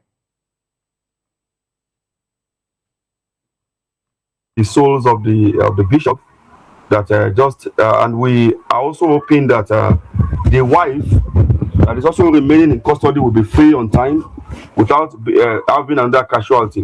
Now, coming to the Khan watch, like I said earlier, the presidency since 2010 till now have showed they are not capable of doing their major contribution to securing human lives. Now, I believe there is need, though I saw a statement by Mr. President yesterday that if that is giving the flesh, if that statement is giving flesh, then we can say that it is going to be a better day for security. He has talked about state police. He has given the National Assembly to use the minimum time to approve it for every state that needs state police. That is one thing that's good, because most people know they are terrorists. I'm telling you the truth. Most people know who terrorizes them. A news broke out in Katsina in the last week where they said the kidnappers kidnapped some people. Now, the villagers, they asked the villagers for 100 million per person. Now, the villagers went to the kidnappers' family, kidnapped their parents, kidnapped their children, and at the end of the day, they have to negotiate to exchange prisoners, to exchange victims. The kidnapper had no choice than to say, okay, release our people, we'll release your people. And they said, release our people first. So, to tell you that most people know they are terrorists. Now, if there is state police now, I believe that most of those individuals that join the police will now know that you don't allow these people come in, because it's going to be against you, against your family, against your home and everything. So the president said is going to approve state police, number one. Then he said he's going to end open grazing. That's number two. Well, they've come out to debunk that particular statement. Just to clarify on that, the federal government has come out to say that that was not what was meant. I'm talking about the open grazing.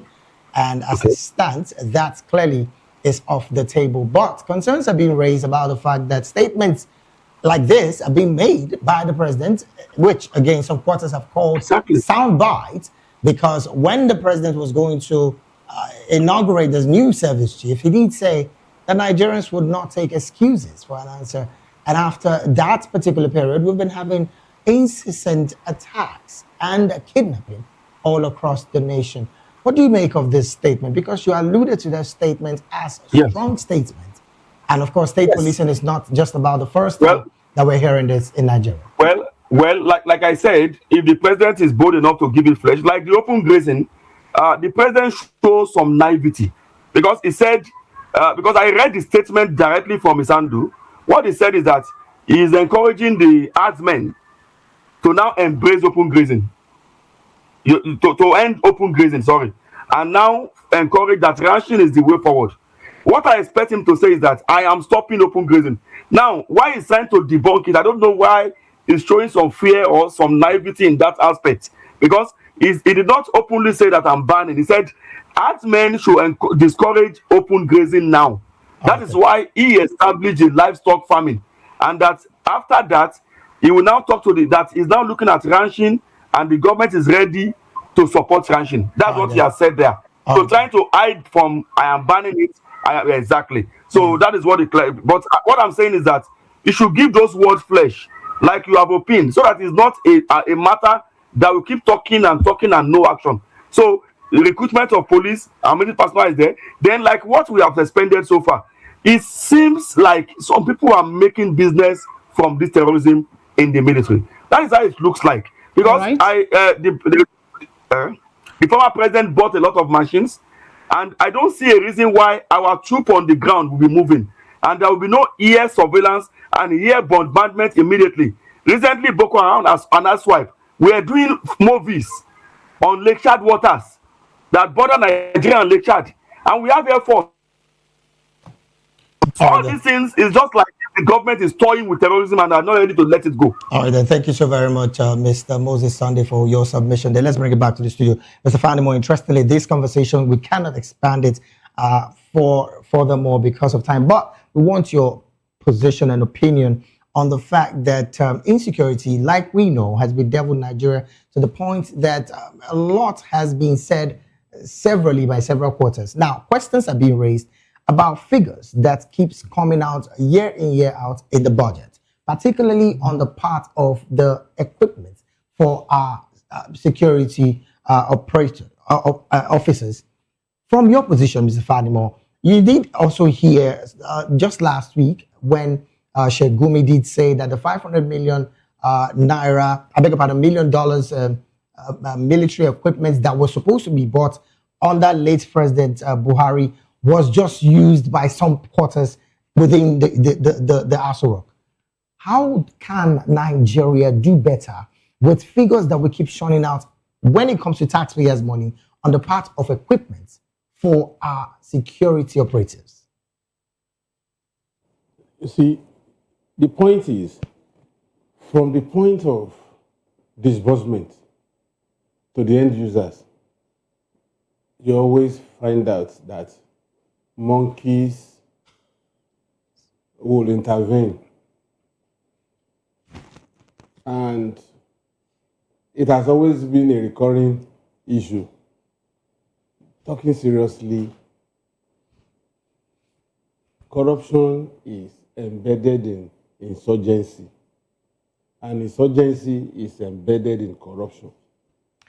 What? That is why even military commanders, they prefer to go to Sambisa than remain in South Niger Delta, because you can trace the trajectory of money in Niger Delta, but you cannot trace that of Sambisa. Is it really corruption, or is it that the military and the government is a bit overwhelmed?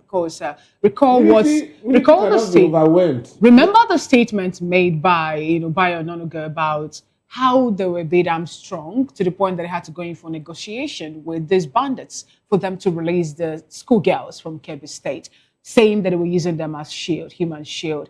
So, and when you check it out, some Nigerians are saying, go in for full bombardment, let us have some casualties and all that. But how do you think we'll be able to end this whole back and forth, especially when we've learned that the major reason for this kidnapping attitude is for them to make more money, raking more funds for themselves and their families? You see, it is easier to fight a war than a guerrilla or insurgency war. The war between Ukraine and Russia, you see two armies facing themselves with uniform. But these marauders, most of them, the only thing they do occasionally is to wear fatigue dress. Apart from that, there is no way you can identify them until you see guns and other weapons in their possession. So it's difficult. And since they have added kidnapping to their operation, for instance, do you think Nigeria will take kindly if in the process of trying to rescue those girls, just one of them died in the process, in the shootout? Nigerians will not take it kindly to the federal government. And the soldiers will not do that because the ultimate aim is to rescue. Well, again, some would say, after that rescue, what happened with the bandits? Because intelligence definitely should know where these guys are. They are not going to wait for the military to come and take them while they are on guard. All right. They will just leave those ladies around, and then they will come and pick them. All right, then. Well, because of our time, really, this is where we have to draw anchor on the analysis segment of the media news. We've been talking with Mr. Dele Fanimo, a seasoned reporter and, of course, a public and political affairs commentator, and also Mr. Moses Sunday, ADC Chairman Ikorodu 1. Thank you so very much, gentlemen, for being here and lending your voice. It's always my pleasure. Thank you so very much, Mr. Sunday, as well, for lending your voice on the analysis segment. Yeah, thank you very much. Point of correction, I'm not the ADC chairman in Ikorodu. Oh. Yeah, I'm one of the leaders in Ikorodu and the state official. All right, thank you so very much for that correction. We'll take a quick break right now, and when we return, SDP presidential candidate Adebayo says Nigeria drifting towards a one-party state. These and more we'll be talking about on the Media News when we return. Please do stay with us.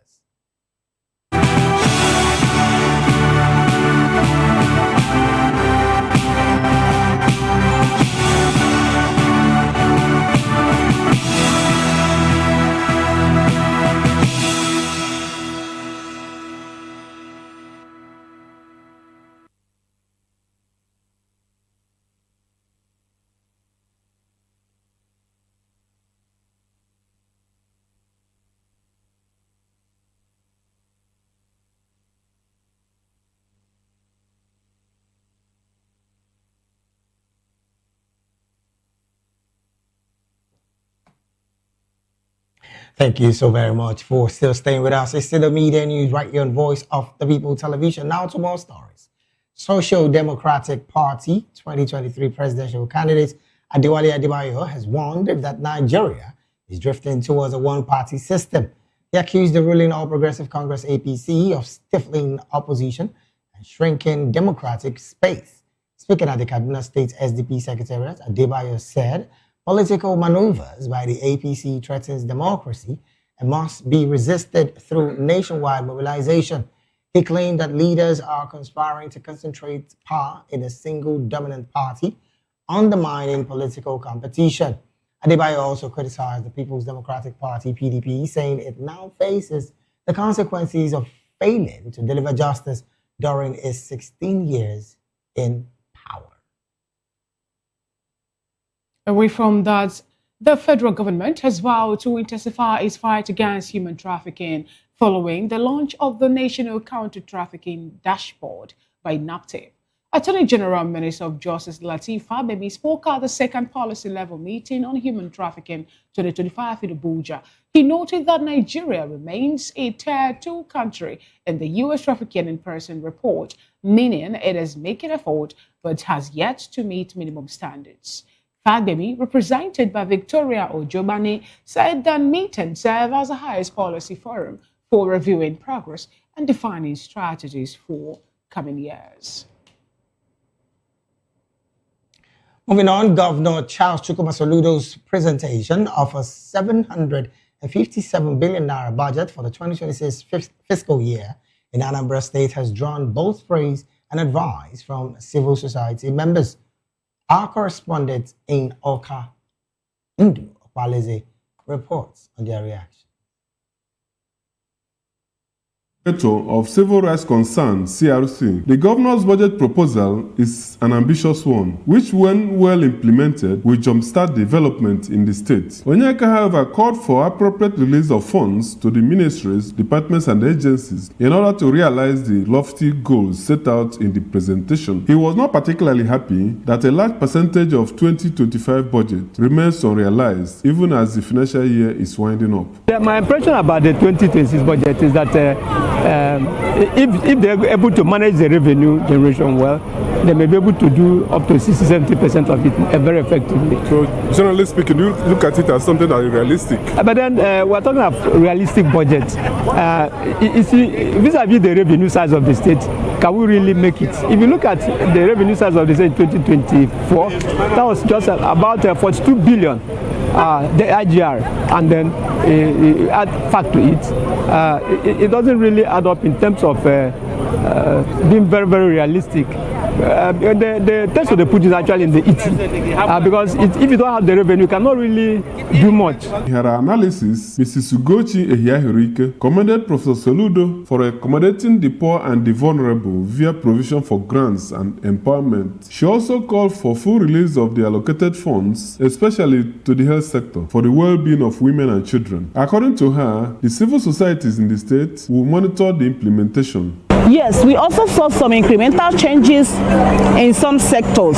For instance, the social sector in Ministry of Education, we saw incremental changes of 46% of the entire budget. So that's commendable. For health, we just saw 13%. You know, Odiba twins will always want more.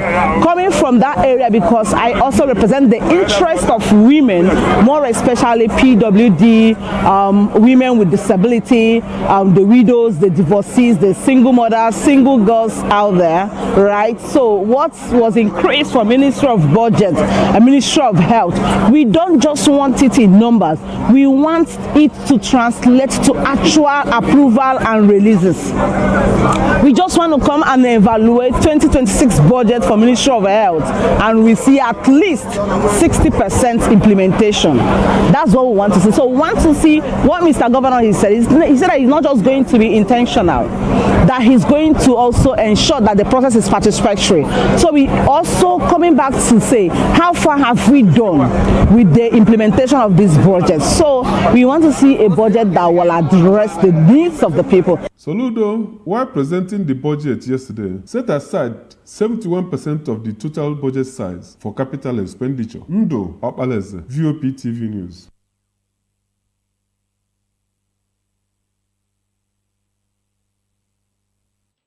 Thank you so much, Ndobalezi, for that coverage. Still in the news, renewed Islamic scholar Sheikh Dahir Usman Bauchi has died at the age of 98. He passed away early Thursday at the Abubakar Tafawa Balewa University Teaching Hospital in Bauchi. A family member, Abed Mohammed, confirmed the death, saying the scholar received visitors on Wednesday night before being taken to the hospital. Usman Bauchi, a recipient of the Order of the Federal Republic, was widely regarded as one of Nigeria's most influential Islamic scholars, known for his vast knowledge, spiritual leadership, and lifelong commitment to Islamic propagation. From that story, we move straight to talking business, where the equity market paused its bullish run Wednesday, losing 444 billion naira after renewed sell-offs hit several major stocks. Market capitalization fell 0.49%, down from 91.44 trillion naira to 90.996 trillion naira.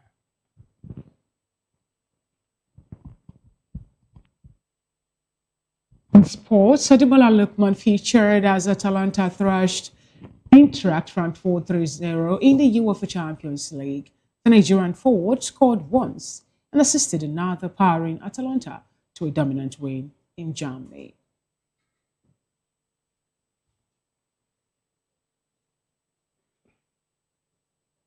And in the world of entertainment, 50 Cent have announced the release date for his Diddy docu-series, Sean Combs, The Reckoning. After more than a year of teasing the project, the G-Unit boss revealed it will premiere on Netflix on December the 2nd. Executive produced by 50 Cent and directed by Emmy winner Alexandra Stapleton, the 4-part series is described by Netflix as a staggering examination of the media mogul, music legend, and convicted offender. And that is it on the Media News at Voice of the People television. Do also subscribe to our YouTube channel. On YouTube, we are at Voice of the People TV, and on all other social media platforms, we are at VOP TV Live. Up next on the schedule of Voice of the People television is a spotlight show with Precious Agumanu. I am Fina Chuku. And I am David Edwin. Good afternoon.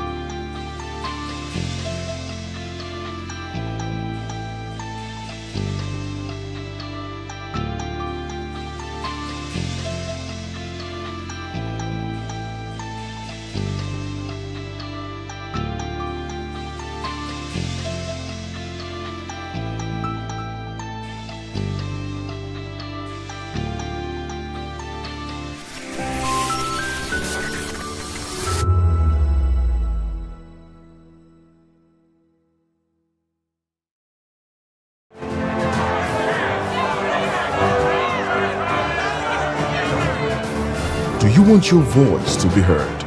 Do you know that you matter in the scheme of things?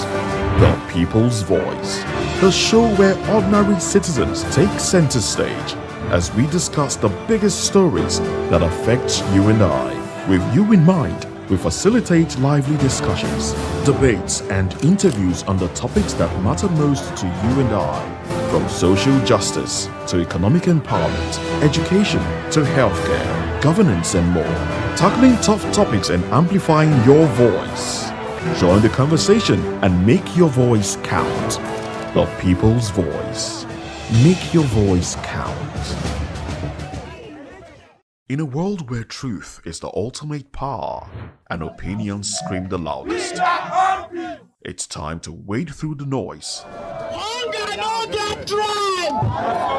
Hunger no get religion. And scan the human interest and trending topics that matter.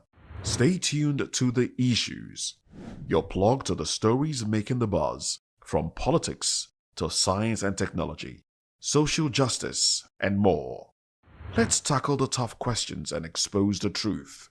The Issues, on Voice of the People Television, Mondays to Fridays, 8 to 9 p.m. The Issues. Don't just react, understand. To know the happenings in the maritime sector, join us on the program Maritime Frontiers on VOP TV as we discuss key areas in the maritime sector, from aquaculture, maritime transportation, maritime labor regulation, oil and gas exploration, ferry and passenger insurance, marine pollution and prevention, port operations, and lots more. Maritime Frontiers, exploring Nigeria's blue economy. In a world where power shifts with every headlines, news breaks and events happens, we bring you unbiased and explicit information on politics, economy, and state of the nation. We break down the chaos. Facts, not fluff. Truth, not spin. We discuss not just politics, but a glimpse into the future. Join Moses, Chukuma, and Fina on Voice of the People TM. Voice of the People Television. Now you have more than a voice. Are you ready for the extraordinary? Something big is happening on your screen. Introducing VOP TV, now streaming on SLTV channel 264. From breaking news to captivating conversations, news analysis, giving you all sides to the story. We bring in-depth discussions on the issues that matter, from politics to sports, entertainment, and lifestyle. VOP TV on SLTV channel 264. Join us as we redefine what television means to you. Voice of the People Television, VOP TV. Now you have more than a voice.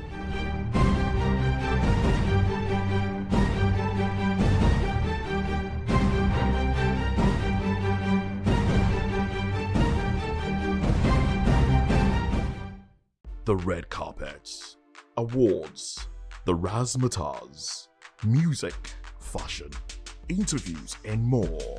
Spotlight on Voice of the People Television. Let's feed you with all the juicy stories in the global entertainment space, bringing you the glitz and glamour as it is hot.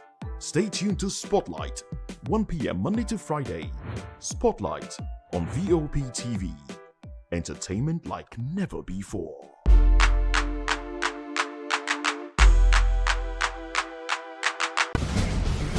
Join us as we drive into the world of politics through insightful interviews with prominent political figures, both serving and former governors, ministers, senators, legislators, party chieftains, activists, and analysts. Get first-hand information into the decision-making processes that affect our daily lives. Highly engaging one-hour program that brings political discourse into focus.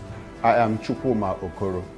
Political Lens, Monday through Friday, 6 to 7 p.m. Join us.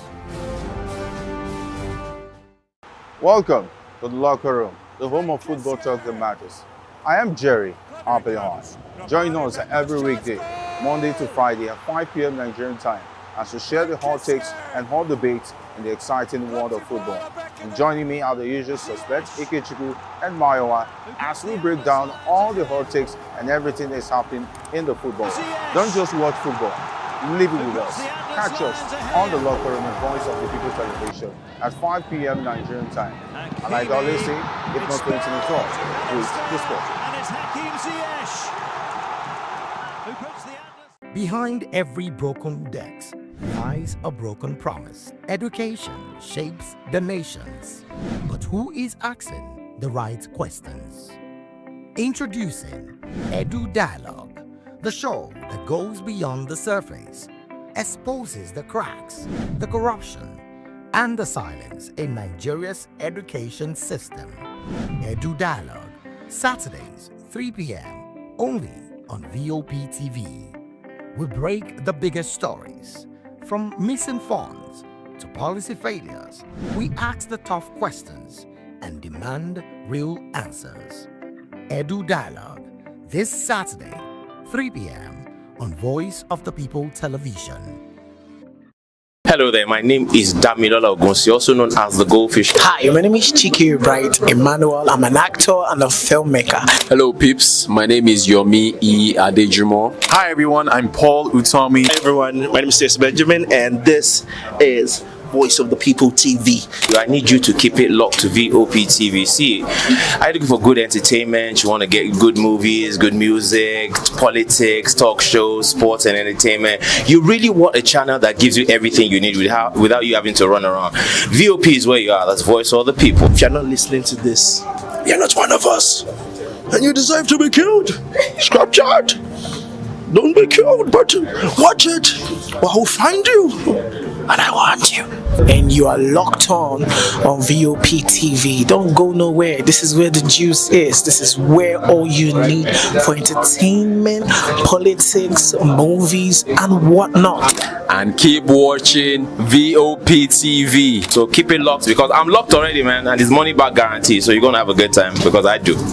And please keep watching VOP TV. I won't want you actually. I beg you, subscribe, watch it. If not, whatever you see. You better not touch that dial because VOP is the plot.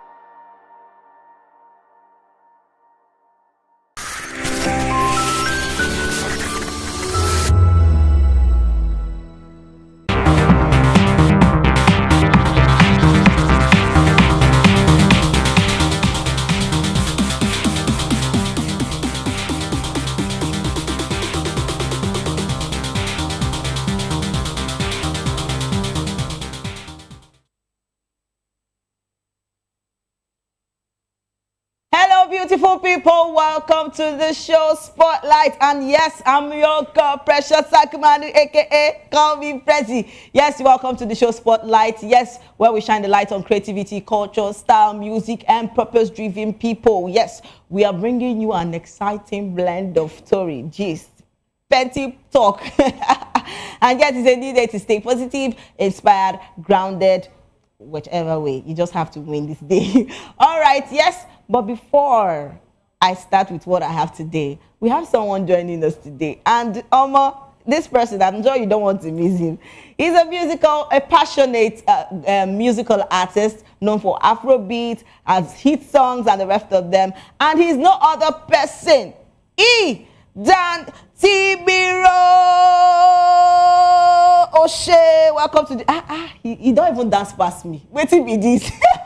I need to go for dance classes because I don't know why he's dancing more than me. Please. Welcome to the show. Thank you so much. How are you feeling? I feel good, as always. Good and chilled. You know that song? He said, I feel good. So good. So how's the week been for you? Tell me. Very beautiful, thank God. I feel good, as always. And I thank God for life. Because I had a near-death experience some weeks ago. Wow. So I thank God for life anyways. You see, sometimes this life where we live, people underestimate it a lot. Waking up in the morning and seeing that you're healthy, you're hearty, you can kick, you can blow, and you're smiling. You don't know that this life that we are living is God and I give us, so we should be grateful to Him. Thank God for that. And come to think of it, I've been hearing about your name. It's so, when I even saw the name, I said T Mirror. Waiting T and Mirror can't join together. Like, how did it even come about that name? Please. No be tea where they drink. but okay, I know it's the T double E. Yes. M-I double R. But we're calling it like, it's a short form. T Mirror. Okay, actually, guys, I'd like to make you guys understand that my real name is Temiloluwa Bayode. Yes, I'm from Kwara State. So it was from the T in the Temiloluwa that made me add Mirror to it. So Mirror came from a reflection of my grandpa. Ooh. So I was born when my grandpa died. Oh, wow. Yes, so people started saying maybe it was the grandpa that returned. Unfortunately, we have different lives, so I don't think the grandpa returned. But you look like you don't see your grandpa in that picture before. Yes, we look alike. Jesus. We look You alike. just say don't believe it. I'm sure that man is in heaven or wherever he is looking at me. I'm not my grandpa. You see? So I came around that time he came. So they gave me names like Babajide, Babawali, Babatunde. So all those names mean in Yoruba the father has returned. Yes, Oh, wow. yes. So I now said, okay, the mirror from it, I added it to the T and made it one whole name, T Mirror. One person, answer Mirror. Come be like sister and Mirror when everywhere, everybody will see. But Yes, I actually give it another meaning. Oh. Yes, so T Mirror now has a meaning of its own. T-E-M-I-R-R-O-R. So it's a reflection of Temiloluwa. A reflection of Temi. Please be like I will go to my own reflections. Oh no, where we did. All right, yes, back to what we have today. Trust me, we get plenty gist to talk about. And before we go to, talking about Temi, right? Okay, Temiloluwa. All right. So yes, first off in our story, we are talking about Nigerian rap icon Olamide headlined a blockbuster concert on 23rd November 2025 at London's Oval Arena, Wembley, selling out like 12,500 capacity, venue becoming the first African rapper to do so at that arena. So the show was a nostalgic yet high energy celebration of his career, with Olamide performing hits like The Money Don't Stop, Infinity, and Lambebe.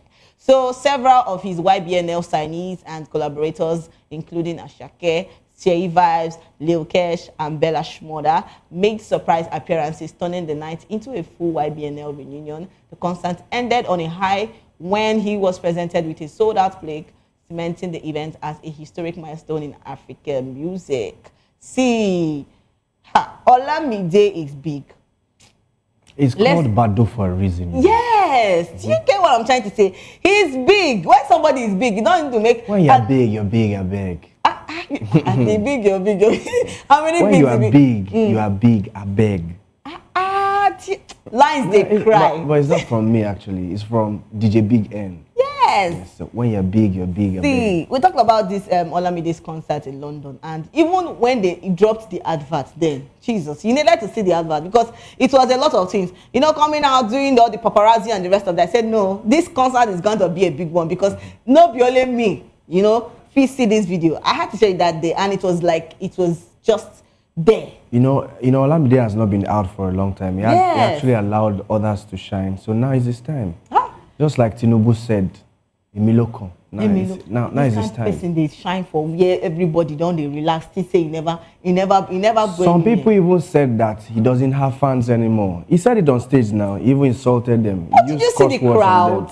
A lot. Jesus, please, let's see that video. Crowd. Did you see the crowd that actually came out for Olamide? It was her. I was even shocked to see that kind of. Yes. How are you shocked? It's Olamide. Olamide is a legend.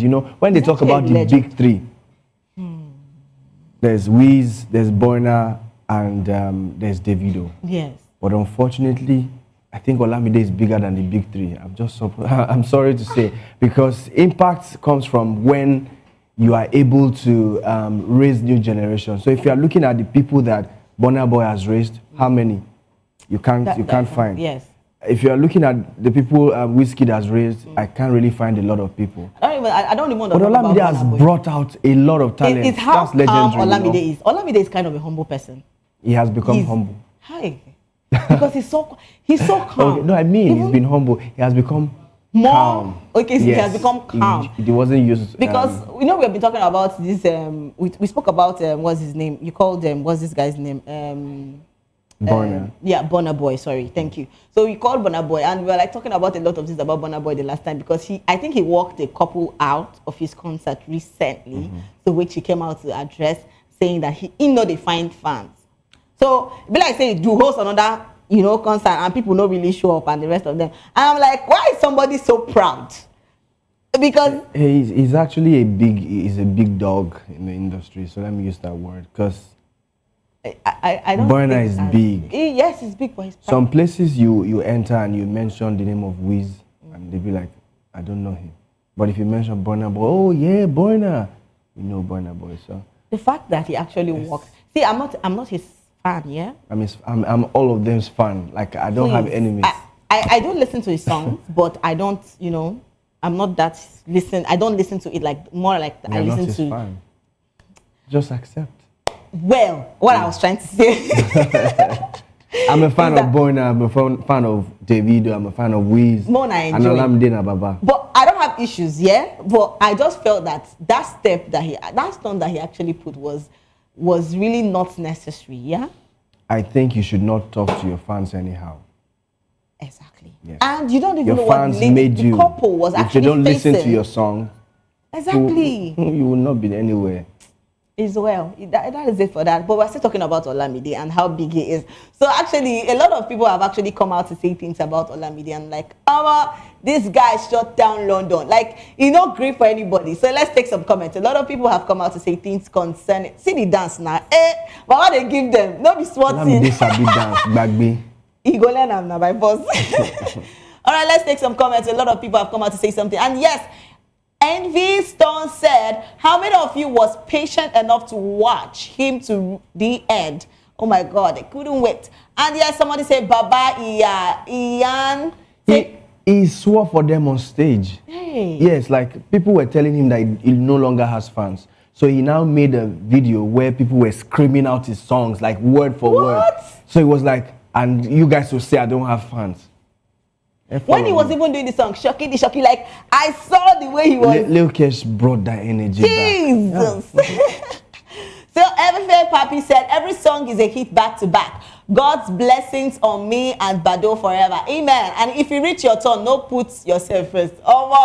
Shall put yourself first because you are more important to yourself than any other person. I know, but then sometimes when you put others first, life has a way of rewarding you. That's what happened to Olamide. Olamide put Lil Kesh first. Yeah. Olamide put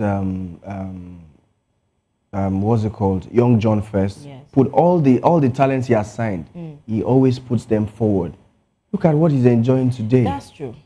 Look at what he's enjoying today. So sometimes, if you decide to be to prioritize yourself more, you become selfish. But it's good that you love yourself. You know, a lot of people have loved other people or other person more than themselves. Okay, that's the idea of they are missing the part of being selfless. When you're selfless, self comes first before the less.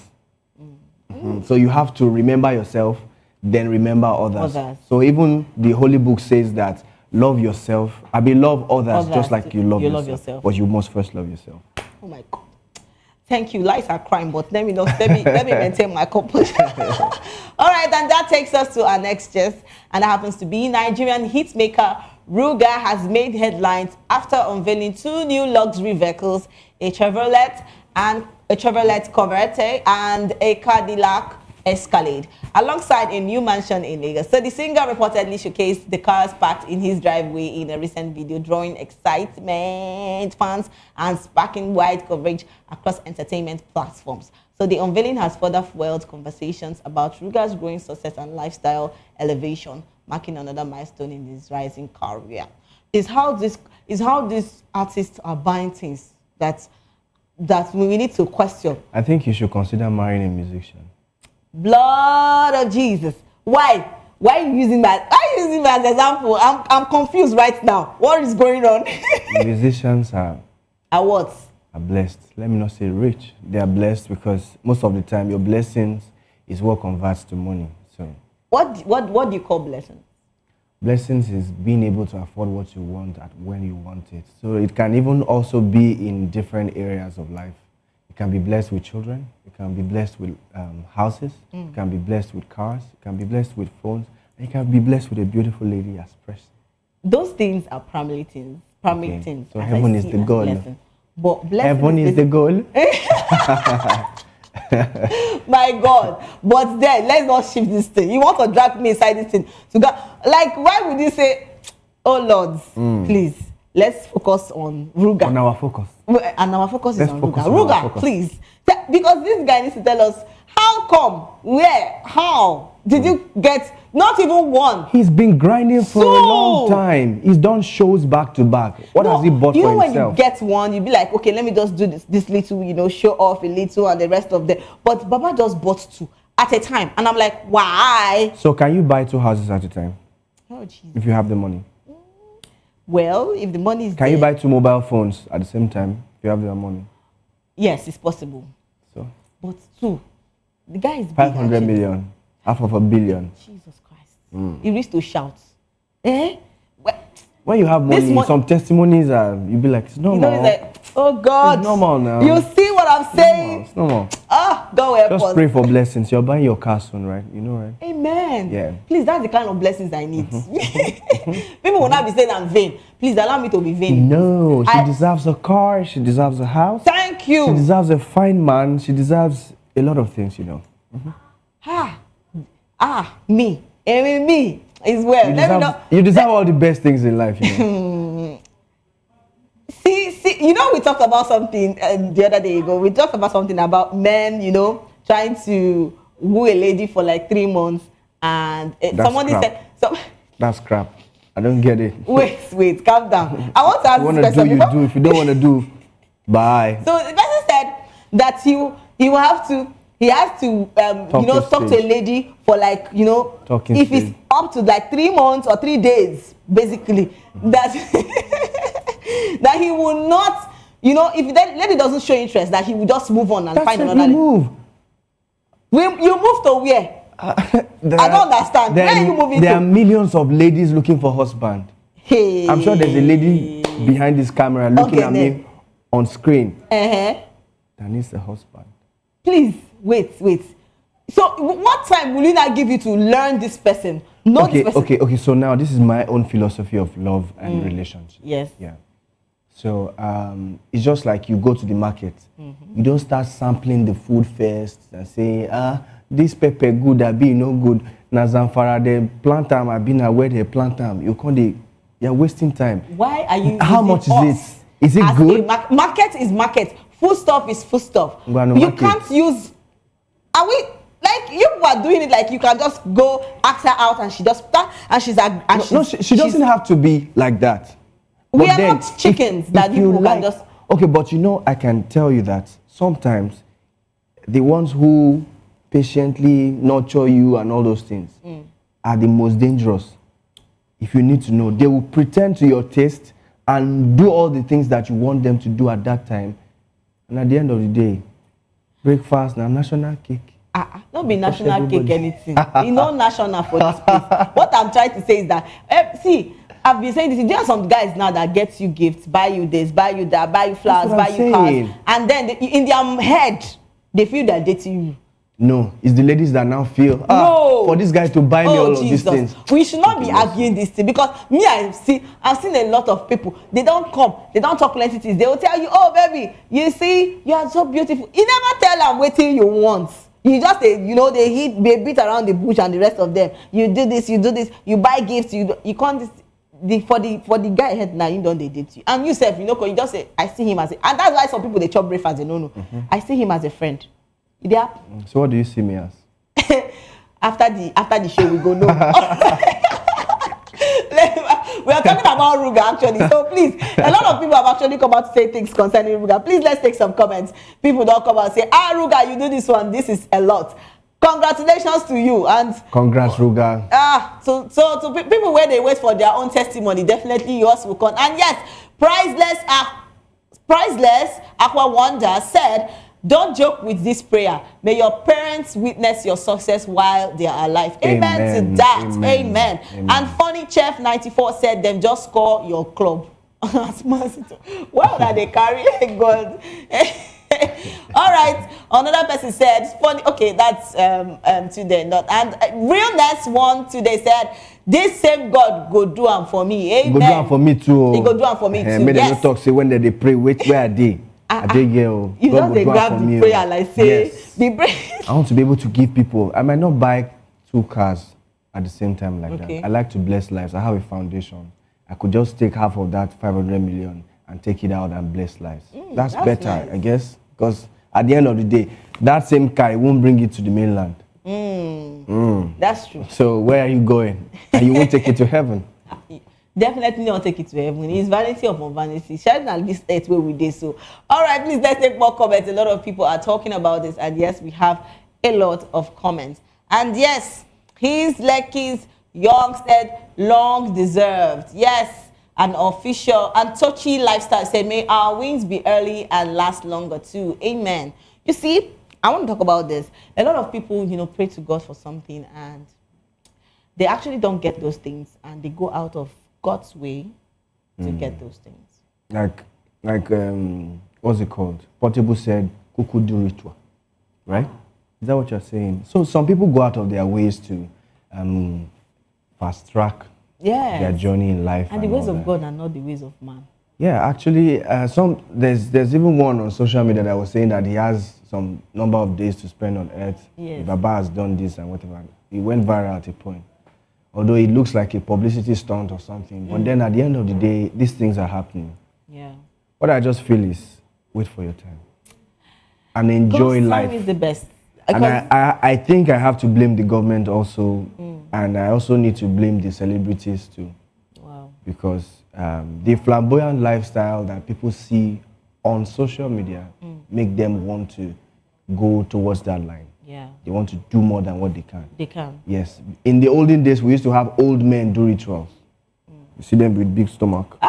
But these days now, even boy of 14 years old in Ibadan is using iPhone 17 Pro Max, and his father is living in one room. All of them are 16 in one room, and he's using that kind of phone. So it's actually painful. A lot of things are happening in this period. And I also blame ladies. Too much request. I need you to buy me this, buy me that. And the man wants to please the girl, so he goes out of his way to do things that are not normal. It's what we have to say is everybody should really keep trusting God. If you're praying for something and you really want that thing done from God, and maybe because he didn't give it to you at that time doesn't mean that he has forgotten you, or he's never with you, or he never approved of it. Maybe he has a reason why he has not given you that. Maybe he knows that once you get that, you might forget him. Maybe he knows that maybe once you get it, it might not last. So he wants God's blessings last, actually. Then I also know that if you stay legit and you decide to look at the problems, instead of dwelling on the problems, you look at the problems and then you think of possible solution.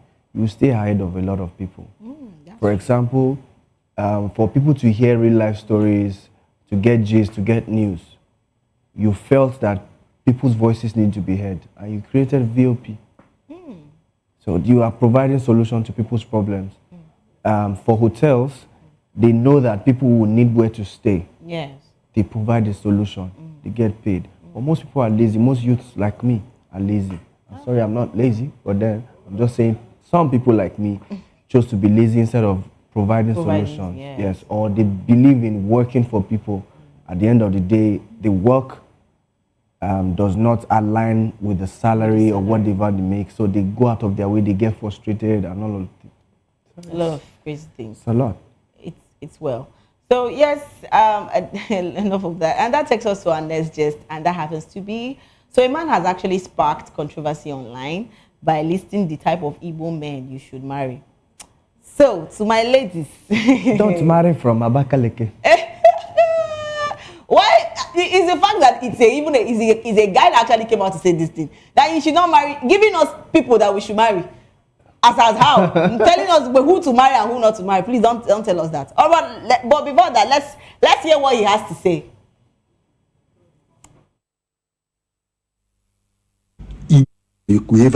If you want to marry an Igbo man, marry an Igbo man that was raised outside Igbo land. If you're a single girl and you want to pray to marry an Igbo man, pray, may God give you an Igbo man that was born and raised outside Igbo land. Their mentality, they different, especially the one that born in the north. Any Igbo man born and raised in the north is one of the best Igbo man you could ever dream to marry. And the ones them born and raised in southwest, still they okay. Past the ones we born and raised in Igbo land. Any Igbo man born and raised in southeast, 85% of them no be husband material. Then they always did too authoritative. In fact, they hardly respect their woman. They hardly respect their wife. And any small thing, they go beat you waiting no good. You understand? Their mindset be say anything where they talk, now instant. They don't have regard for you as the wife. Your opinion no matter. And they are very hardened. You understand? But you see any Igbo man born in the north or born outside southeast, that is the best Igbo man so far. If it's somebody like that approach you, don't waste time. And another thing is, any Igbo man born outside Igbo man, they soft when it comes to marriage. Because he don't go around, they have learned a lot, they have stayed with many tribes. You understand? He don't know, like it's very easy to communicate with than the one born in southeast. I was born in southeast too. I know what I'm telling you. And I'm part of the 80%. Now when I don't begin they soften my mind. Before, if I talk, woman know if you talk where I talk. But now I don't get sense. Especially Igbo man born abroad. Those are abroad ones that have been in Europe and America, Canada. They are the best. They have experienced life. Then they respect woman. Even when you do something to them, we say normal Igbo man no fit take, then we take it. I remember many Igbo people. This generation was raised outside Igbo, but you see those ones raised in Onitsha, Enugu, born and brought up, they do business there. My sister, it's only when there is no husband. Maybe now them the only available 10. You can manage them. You understand? If you marry them. And you pray for you to be to my ladies, so I don't hear waiting Odogwu Asaba don't talk. Hey, father, waiting Igbo men do now. Abakaleke men. Why they call them Abakaleke? They are not straightforward. They used to beat them woman. Igbo men. Like he was even saying the ones that are abroad, like London. They are more civilized. Yes, those people, you know that father, you cannot beat women. Why would you even lay your hands on woman? Why? Please, why? Even my younger ones, I don't beat them. So why? See, I don't even shout. I just feel this one that this guy is saying about Igbo men, this Igbo men, that. We still have good Igbo men. Please. Every tribe has good. It's not about being evil. It's not being based on tribe or anything. But anything can happen from anywhere. Some people will even tell you that you cannot marry a Yoruba man because Yoruba men do not take care of their women. That's a lie. That's a lie. So Yoruba people, I don't know whether this guy is talking about mind, but then the truth is, I still believe that if you're dating someone, this dating relationship thing I see it as more spiritual than the physical eyes we use in saying it. Are you sure? Why do I say that? Right. The person you want to date, the person you want to spend the rest of your life is the main part, has a role to play in your being. Correct. Do you get what I'm trying to say? So if you don't want spoil, you get? You have to marry right. Thank you. Sometimes you are left with no choice. Imagine a lady getting up to 32, 33, and then she's looking up to God for something. That's what you think. But that is what it is. When life pressures you. Marriage is not by force. It's the pressure the parents give to the children. Sometimes it is not even parents that bring up that pressure. Sometimes it's life. You begin to feel it from right, from left, even without anyone saying anything to you. It's just life. I just feel that anyone going into any relationship now should be very careful. You should know the person you're dating. You should spend time, know this person. Pray. It's more spiritual. Like, guys, you need to pray. Know this person where they say, God, is this the right person for me? Because if you enter that particular marriage now and I'm telling you the truth, that is not God's will for you. Correct. And let's talk about this. Doing God's will is just the best. Because if you want to go do your own will and say, who am I? I'm going to do what I want to do. I just want to go into marriage. And like, last, now you will still come outside. You rush in and you rush out. Mm-hmm. So marriage is more spiritual than physical. Sacred. It's sacred, actually. Mm-hmm. So yes, a lot of people have actually come out to say things concerning that, what that guy has said concerning Igbo men. Igbo men. So the thing there everywhere. Men are men. But why? You people will be man. Okay. Why you can't squeeze As your listen. As I don't talk this one now, you don't already squeeze. Follow me talk. Let me hear you. Well, you don't already squeeze face. Calm down. I never talk anything. I just say una too they do. Likewise, women too they do, but una too they do. Men, una too they how they take talk. It's well. Tell me about it. It's well, but I want to say a lot of things about men, basically. But if I say this now, people will now come for me and say, hey, Precious, you are saying it's only men. What of women that do this too? Women are the most dangerous. That's what I beg. Don't go there. Why did Eve give Adam the apple?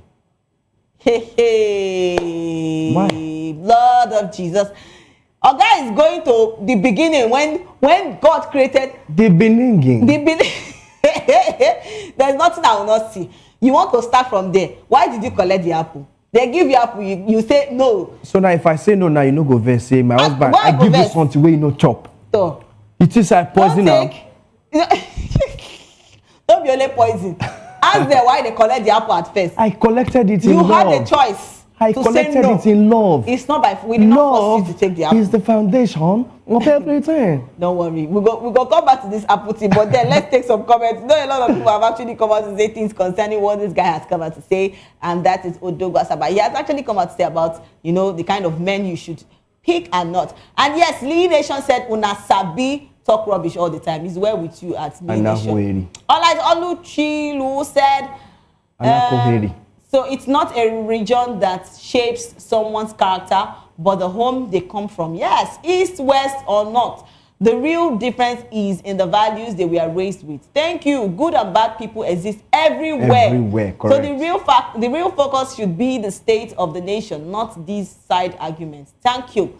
Cyril Ezike said 80% correct. My bro, when they calm down. So especially anger issues, most Igbo people on this comment section know the truth. But ego and audacity of who are you to judge us, no go agree them. Last, now who raised them? Now who raised the man, you go blame. Is where. No one leave the Igbo men for us. We love them. Odogu Parara. Because you're I don't know why Igbo Tibiro is squeezing his face like this. Because you're Igbo now, you're saying you love Igbo men. Precious, you're going to marry a Yoruba man. Yes, I prophesied that. Precious, you're going to marry a Yoruba man. 2026. Just imagine what. Let Tibiro be dreaming. No problem. 2026. They are going to propose to you like that. I said it first on this TV. Okay, guys? I hear you. Okay, we'll take a short break, and when we come back, we're still having Tibiro with us, and we're going to talk about a lot of things about music. So please don't go anywhere. Stay put.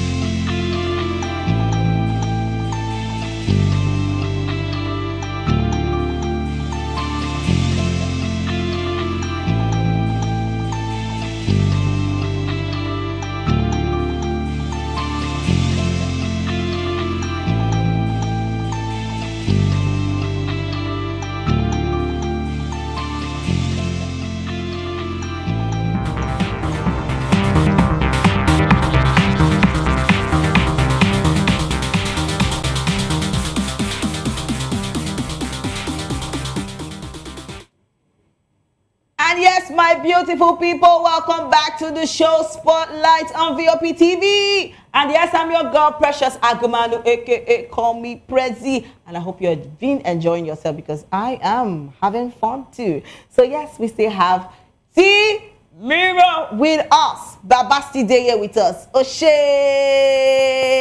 Hey! So T Mirror, tell us, waiting we know about T Mirror. Who is T Mirror to us? Talk to us. You know, say I be a real man. You say you be real man, we know. Okay.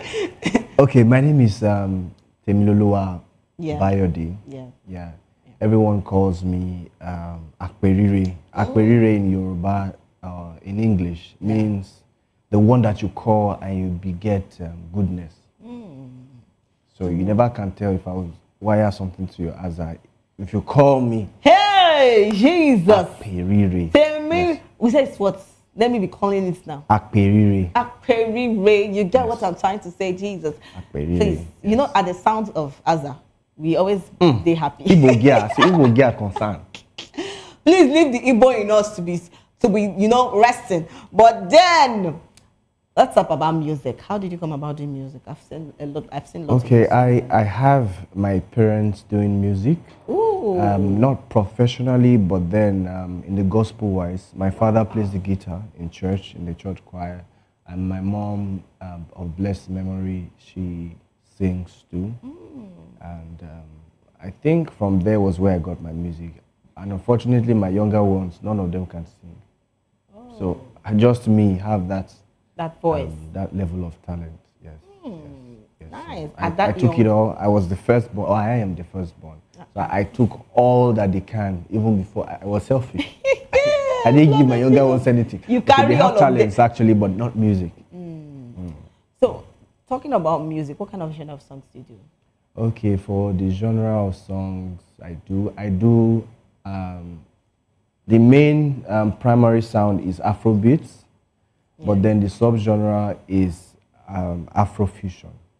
So it's a fusion of different sounds into the African sound, just like the word Afro, African sound.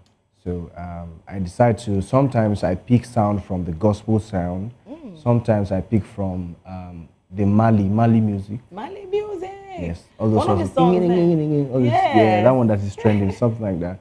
So, and basically whatever inspires me at that time, I infuse it into my sound.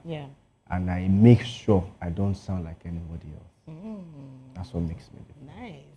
So who are, like, your songs, like, who are some of your biggest musical influences? I know you've listened to I think I have quite a lot of people that influence my type of sound, but then I highly respect names like Adekunle Gold. I mean, the old Adekunle Gold. I mean, the way he used to sound. Adekunle, I think he's getting back to his old self right now. Okay. Because there was a point he transitioned into a different level of Adekunle Gold. So now he's back into the cultural roots. Yes. When he's doing Fuji and the rest of it. Yes. So that's the kind of vibe that vibe be like, yes. Songs that you hear and you get messages from it. Sometimes some producers tell me, do what is normal, do what people are doing. You don't have to get very deep lyrics. Just follow the trend, follow what. No, I don't sing trash. I sing good music, you know. Yes, that's cool. So talking about, you know, doing your own songs, you write your songs too? Yes. Some of the time I have my management team telling me that I should employ songwriters. Songwriting for people is actually good. Yeah. But then sometimes some people don't understand my message. I am the carrier of the message myself. I know how to portray the message myself. So if I ask a songwriter to give me a story, yes, I can tell the story just that way they have written it. But then I prefer to bring out what I have from my brain and deliver it the best ways I can. Yeah. Which is peculiar to me, original sound. Wow. So what kind of message does your song put out? Okay, so I call myself the Minister of Hope, Happiness, and Hustle. Minister of the three. Okay. Yes. Wait, how many do you call? Hope, happiness, and hustle. Minister. So every of my sound, you find the 3H. Something that makes you happy. You find something that gives you hope. Okay. And also happiness. Yes, yes. So what song would you say that really, when you listen to it, you want to always listen to it all the time? What My song? Yes. Okay, there's one I made called Daily 2K. That song really pushed me far. I mean, I felt so good at that time because people used to mistake Daily 2K for Urgent 2K. Yeah. And the difference between it is so wide. Wild. So for Daily 2K is hustle, basically hustle. I'm going to hustle for my Daily 2K. Yeah. But for Urgent 2K, it's beggy. Yes, now. Lord of Jesus, Daily 2K is different. Yeah. Beggy. We're not begging in Jesus' name. Yeah, Urgent 2K is the, can I see small money from you? Send me Urgent 2K. But also, you work for it and you get it. That's the Daily 2K. And each time I listen to that song, I feel blessed. That song is evergreen. Daily 2K by Timmy. We'd like to hear it.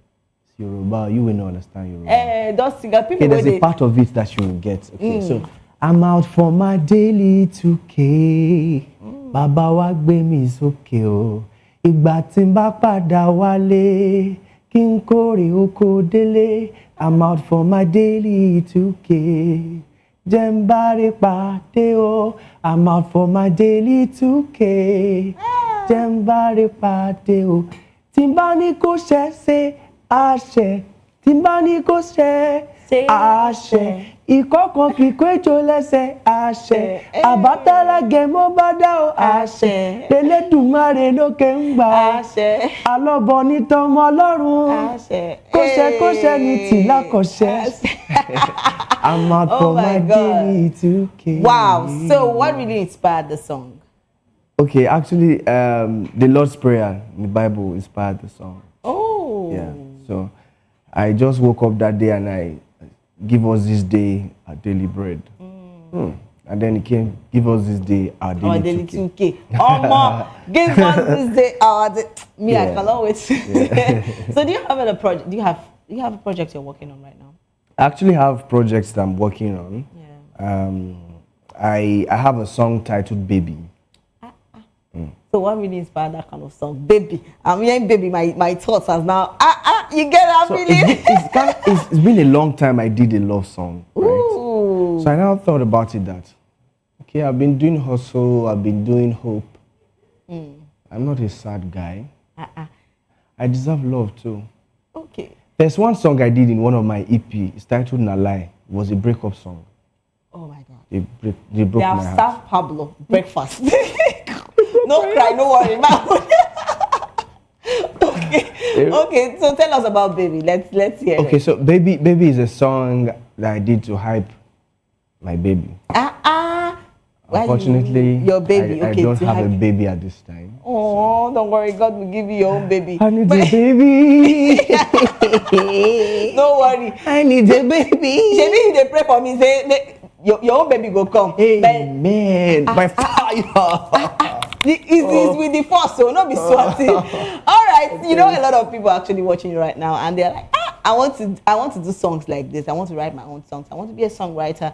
I want to do music the way you're doing. So what's your advice for them? Music is not easy. Music is not easy, and I want to make you understand that you need to be prepared for the business, because music is a business entirely. It's not fueled only by passion. It is fueled by money, finance. It's also fueled by time. It's also fueled by real talent. Real talent.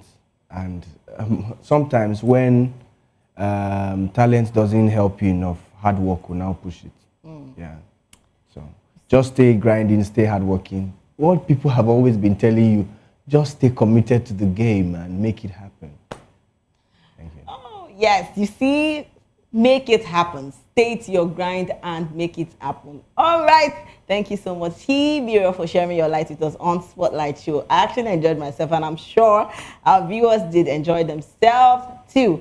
And this is where we draw the curtain to my amazing viewers. Thank you so much for staying with us on Spotlight. It was a blast. And remember, if you're going viral or going global, please stay true to your journey. And don't forget to follow us on all our platforms at VOPTV Live, and subscribe to our channels for more exciting episodes and updates. Until next time, I am Precious Akmade, aka call me Prezi. This has been Spotlight, where voices meet purpose. Bye for now.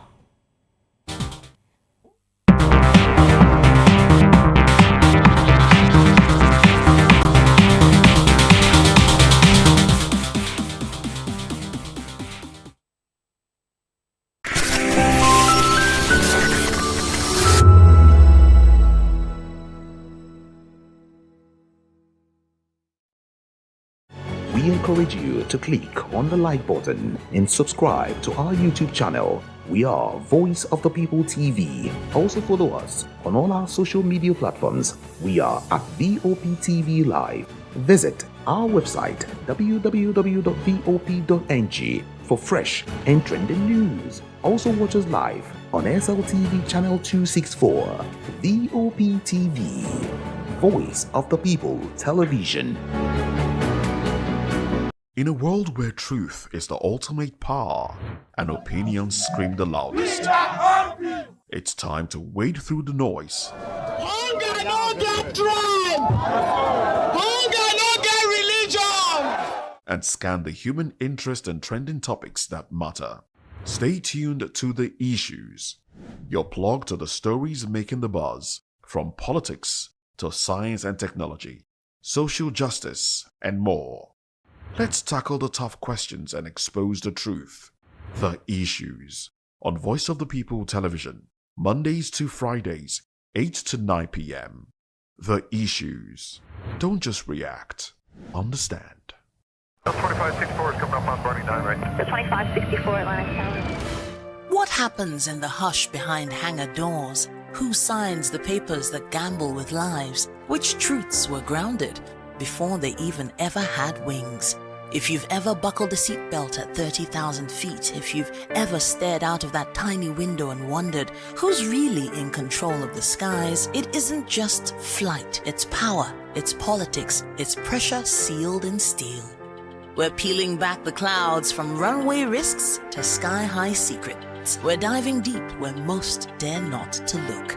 Aviation Scope, every Sunday at 7 p.m. only on Voice of the People TV. We don't just report, we reveal. We don't just ask, we uncover. Because when it comes to the skies, ignorance is turbulence. Aviation Scope, the sky isn't the limit, it's just the beginning. Behind every broken deck lies a broken promise. Education shapes the nations.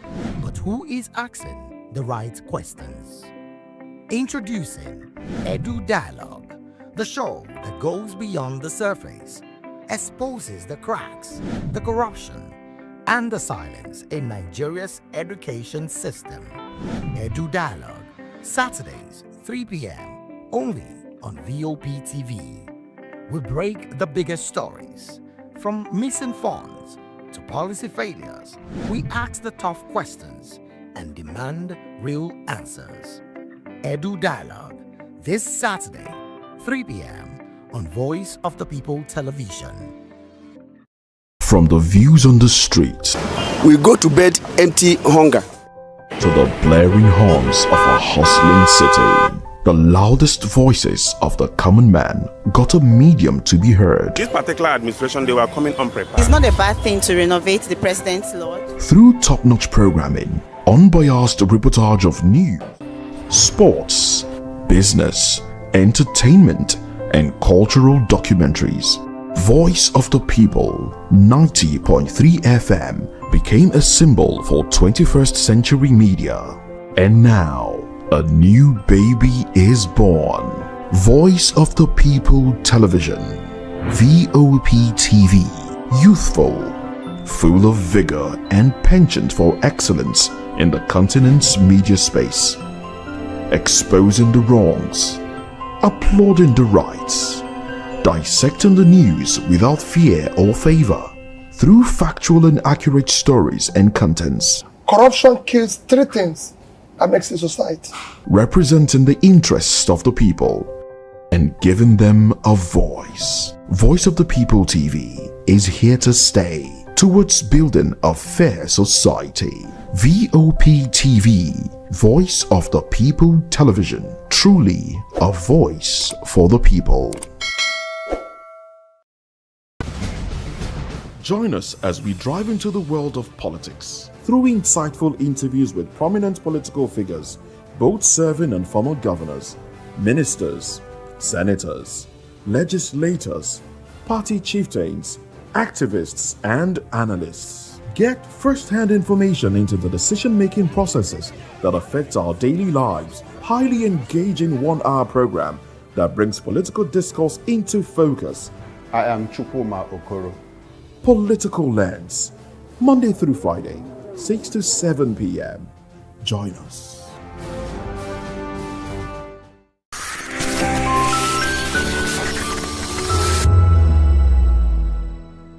In the heart of Ebonyi State lies Afikpo North, the birthplace of a woman whose name has become synonymous with integrity, excellence, and resilience.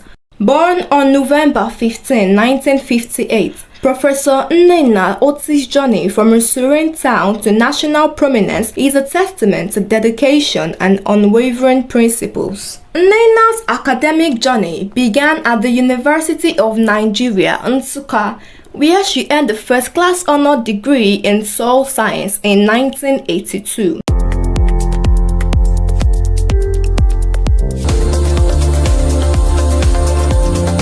Her brilliance was evident as she emerged the best graduating student in the Faculty of Agriculture, receiving the Federal Government Merit Award and the UAC Prize for Best Student in Agriculture.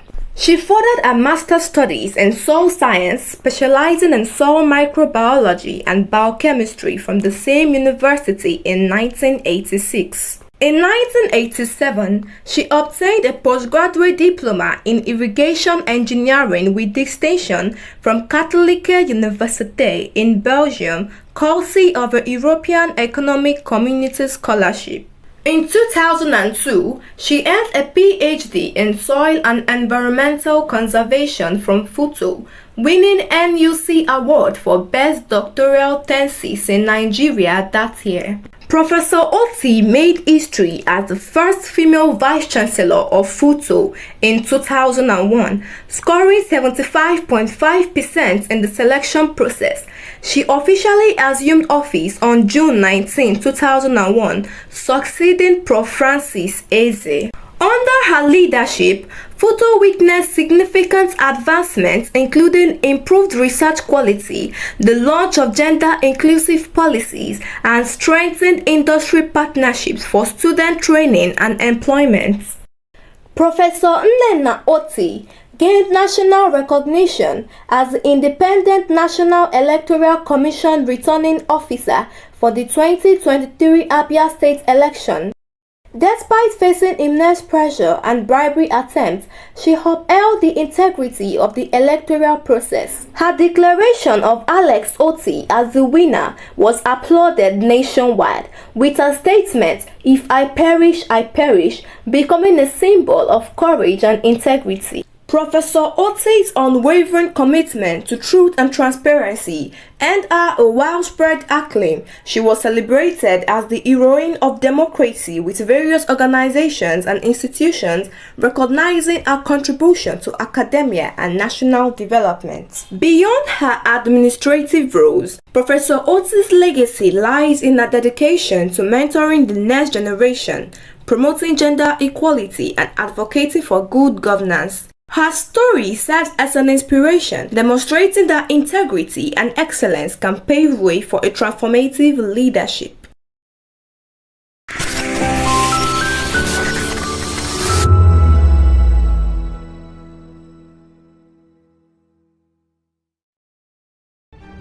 In a world where power shifts with every headlines, news breaks and events happens, we bring you unbiased and explicit information on politics, economy, and state of the nation. We break down the chaos. Facts, not fluff. Truth, not spin. We discuss not just politics, but a glimpse into the future. Join Moses, Chukuma, and Fina on Voice of the People TM. Voice of the People Television. Now you have more than a voice.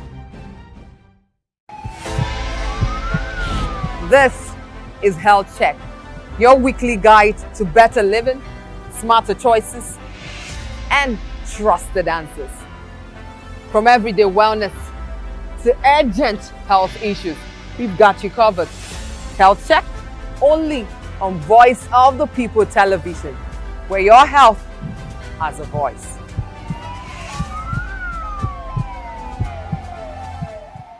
This is African News on Voice of the People television, where we don't just bring you the news, we bring you Africa's heartbeats, the policies that shapes our world, and the economy that determines our future. African News on Voice of the People television. Stay with us. Welcome to Kitty's Corner. Every weekend is a new journey. Join Auntie Oni as she embarks on thrilling adventures. Each episode takes the young explorers to a different fantastical world filled with exciting challenges, making new friends and learning valuable life lessons. The show begins with lots of excitement in a cozy storytelling mood. Fairies teach the importance of kindness, honesty, bravery, teamwork, or curiosity. Kitty's Corner is a delightful blend of fun, education, and imagination with catchy songs, interactive games, and heartwarming stories. Join Auntie Oni every Saturday, 10 a.m. to 10:30 a.m. on Voice of the People television. Kitty's Corner, perfect destination for curious minds. To know the happenings in the maritime sector, join us on the program Maritime Frontiers on VOP TV as we discuss key areas in the maritime sector from aquaculture, maritime transportation, maritime labor regulation, oil and gas exploration, ferry and passenger insurance, marine pollution and prevention, port operations, and lots more. Maritime Frontiers, exploring Nigeria's blue economy. Are you ready for the extraordinary? Something big is happening on your screen. Introducing VOP TV.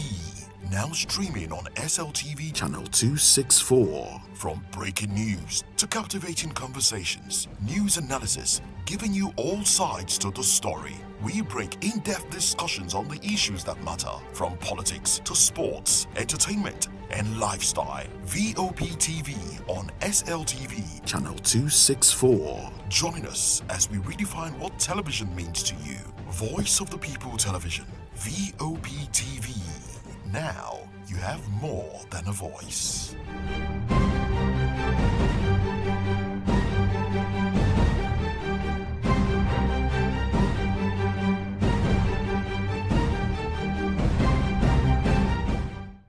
The red carpets, awards, the razzmatazz, music, fashion, interviews, and more. Spotlight on Voice of the People television. Let's feed you with all the juicy stories in the global entertainment space, bringing you the glitz and glamour as it is hot.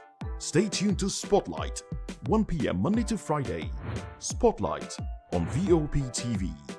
Entertainment like never before.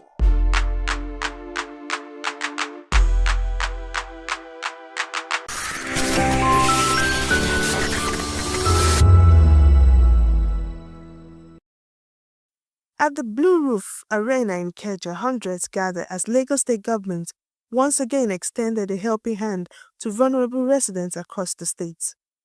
The event had a coalition's financial assistance program, saw checks presented to more than 1,000 beneficiaries, carefully selected from all 20 local government areas and 37 LCDAs. Through initiatives like this, we strengthen the social contract between the government and citizens to show that the Sanwo-Olu administration cares about our people, irrespective of class, irrespective of religion, irrespective of ethnicity. Today, we are disbursing 460 million naira, and this is not the first time this year, nor will it be the last. So as we move toward the end of this year, more beneficiaries will be receiving their checks also. So as we keep extending our support to those who need it the most. So far, historically, Eco Cares has made a real difference in the life over 8,100 individuals, while Eco-Listings has lent a helping hand to more than 8,690 beneficiaries. Last year, 2024, we distributed 1.1 billion to 2,477 residents throughout the states. So for this year, we have set aside 1.6 billion to assist additional 2,850 beneficiaries. Since inception in 2020, the initiative has touched the lives of more than 16,000 residents, providing financial aid and economic relief to those in need.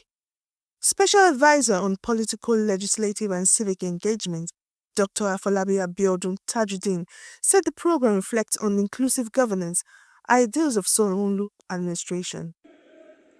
The beneficiaries of today's financial assistance were meticulously selected from a pool of approximately 5,000 applicants received this year, spanning all 20 local government areas and 37 LCDAs area of the state. Notably, women constitute about 46% of the selected recipients. This ongoing initiative continues to open avenues for economic inclusion and stability, reaffirming the government's unwavering commitment to poverty reduction and the creation of opportunities for every Lagos resident to thrive, even in the face of prevailing economic challenges.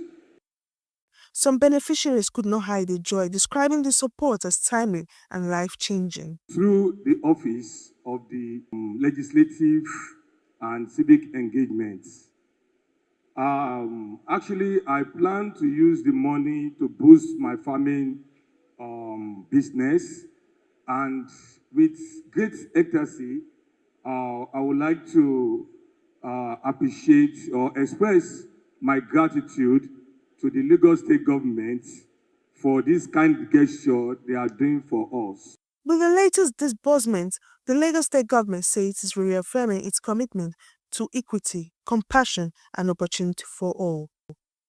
I am Onyeka Ogolo, reporting for VOP TV.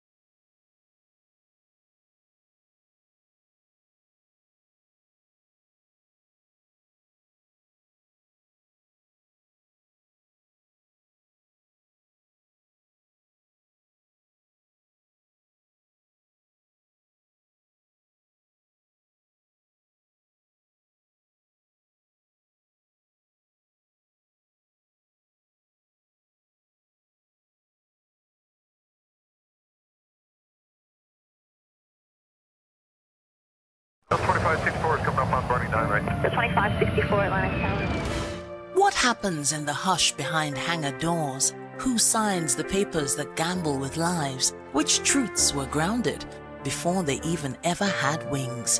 If you've ever buckled a seatbelt at 30,000 feet, if you've ever stared out of that tiny window and wondered who's really in control of the skies, it isn't just flight, it's power, it's politics, it's pressure sealed in steel.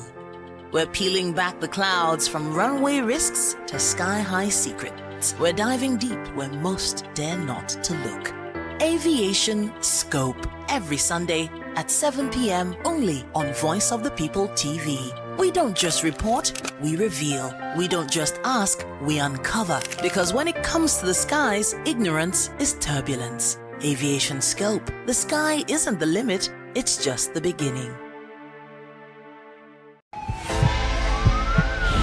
This is Health Check, your weekly guide to better living, smarter choices, and trusted answers. From everyday wellness to urgent health issues, we've got you covered. Health check only on Voice of the People television, where your health has a voice.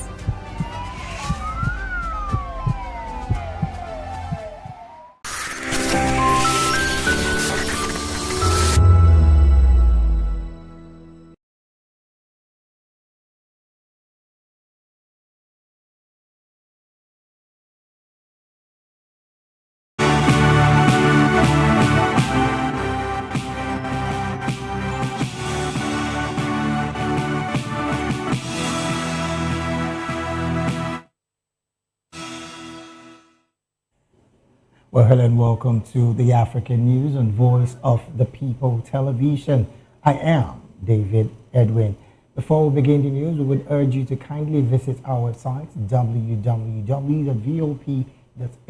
for fresh and trending news stories. We begin the African news from Guinea-Bissau, where a group of army officers said they have seized power in coup-prone Guinea-Bissau on Wednesday, a day before the planned announcement of results from a hotly contested presidential election. In a statement read on state television by spokesperson Denise Nchama, the army officers said they had ousted President Umaru Sissoco Embalo, suspended the electoral process, shut borders, and would enforce a curfew. The army officers said in their statement that they had informed the High Military Command for the restoration of order and would be in charge of the West African nation until further notice. In a video statement distributed by his campaign late Wednesday, Fernando Diaz Embalo's top challenger in the election said he was free and in a safe place where armed men tried to take him into custody. Diaz said former Prime Minister Domingos Samoa Pereira, who Embalo defeated in the 2019 election, had been detained.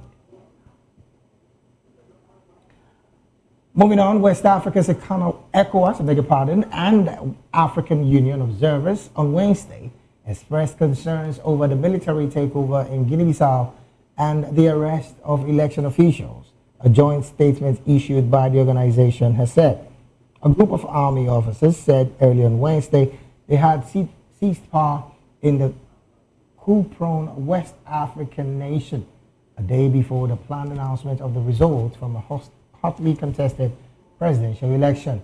The observers said it's regrettable that the coup came at a time when the missions had just concluded meeting with the two leading presidential candidates, who in the group of their willingness to accept the will of the people. The observer mission that included Mozambique's former President Filippo Jacinto Nyusi and Nigeria's former President Goodluck Jonathan called on the regional bodies to take the necessary steps to restore constitutional order. Moving on, in a related development, Portugal has also called for an end to violence in Guinea-Bissau and asked for the resumption of electoral process after a group of army officers said they had seized power a day before the planned announcement of the results. The Portuguese government, in a statement by its foreign ministry, called on all those involved to refrain from any act of institutional or civic violence and to resume regular functioning of institutions so that the process of counting and proclaiming the election results can be finalized. Guinea-Bissau had been shaken by at least 9 coups and attempted coups between 1974, when it gained independence from Portugal, and 2020, when now deposed President Umaru Sissoco Embalo took over office. Meanwhile, police in Malawi are investigating how 4 police dogs went missing from a presidential palace in the capital, Lilongwe, during the political transition in September. Godfrey Arthur Jalale, who served as State House Deputy Chief of Staff under former President Lazarus Chakwera, has been arrested in connection with the theft of the 4 German shepherds. He denies the charge. Chakwera vacated the palace after losing the elections to President Peter Mutharika, who made a stunning comeback. Late on Wednesday, police denied reports that Chakwera had been arrested, but confirmed securing a search warrant for his residence after information suggested the stolen dogs, were being kept there. Chakwera, who came second with 33% of the vote in the September vote, is facing numerous allegations of public resources mismanagement, especially during the handover. Elsewhere, voting in Kenya's by-election across multiple constituencies has been punctuated by pockets of violence, disruptions, and heightened tensions. In Kasipul constituency, Homa Bay Town MP and ODM Chief Agent Peter Kaluma was injured during confrontations at several polling stations. Kaluma, who was monitoring the voting process, told newsmen that he sustained a soft tissue head injury in what he described as an attack by supporters of independent candidate Philip Aroko. Kenya's by-election, which seeks to fill the parliamentary seats left vacant by the fatal shooting of former legislator Godo Were, has already witnessed several violent incidents during the campaign, including 2 fatalities in recent weeks. ODM candidate Boyd Were condemned the attack and called on security agencies to act swiftly. Still in Kenya, Kenya will appeal against a regional court ruling that halted a trade deal with the European Union. Trade Minister Lee Kenyanju said on Wednesday, adding the ruling imperils $1.56 billion worth of annual exports to the EU. The Tanzanian-based East Africa Court of Justice suspended the implementation of the deal on Monday. Kenyanjue said, planning pending the outcome of a case brought by a non-governmental organization challenging it. Kenya signed the deal, known as an Economic Partnership Agreement, with the EU in 2023 to guarantee its goods market access to the 27-nation bloc and setting out a schedule for European goods to access the Kenyan market over time. A summary of the case against the agreement on the court's website showed the NGO, the Center for Law, Economics and Policy, brought the case against Kenya on the grounds that the agreement with the EU violated some provisions of the treaty establishing the East African Community Common Market, of which Kenya is a member.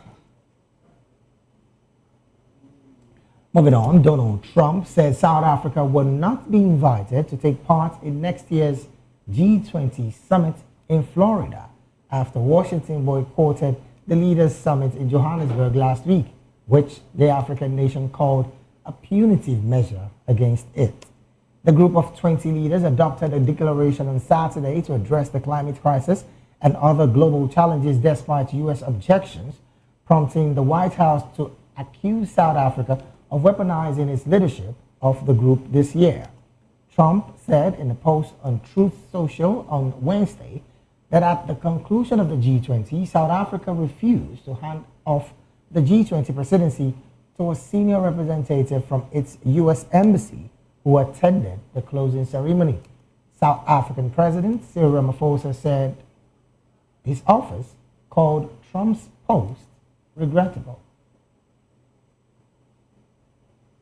And from South Africa, we'll go straight to South Sudan, where South Sudanese President Salva Kiir has sacked Deng Luang Huo as the Petroleum Minister at the Petroleum Ministry's Under-Secretary and replaced him with Cholton Abel, the fourth time he has transferred the post from one of the men to the other in less than 2 months.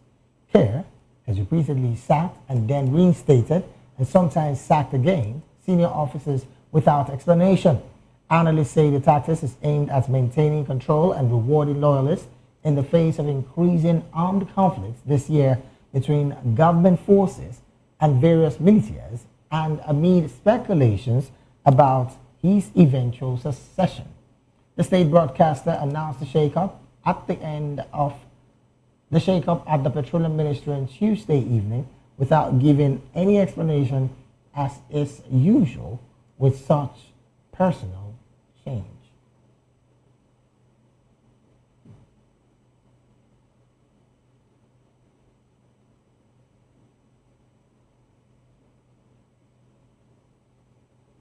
You're still watching the African news right here on Voice of the People television. We'll go straight to the analysis segment of the news. And joining us now to make sense of these stories and more is Mr. Dele Fanimo. Mr. Fanimo is a seasoned reporter right here in Nigeria. And on this white table, a political and public affairs analyst and commentator. Mr. Fanimo, a very good afternoon to you. Good afternoon. Thank you so very much for being here. I want to start off with a very interesting conversation as far as I'm concerned. And I'm talking about the just concluded G20 summit in South Africa, where, again, Washington did not have full representation because Donald Trump had already said he's not going to be there. And the interesting part of the conversation is there was one person that came from the embassy to that same summit on the final day, because there was supposed to be a handover of the presidency of the G20 summit from Cyril Ramaphosa to the U.S. government, which again would make the U.S. host the G20 summit next year in Florida. Some have called this a move tactically planned by Donald Trump. How do you see this move in the wake of everything that happened before the summit? Plus, what was the impact of Washington not being in that particular summit? Well, it's very clear. Number one, American government was not disposed to the G20 meeting because of the presidency of South Africa. You know that some months back there was a ding-dong over tariff for imported goods.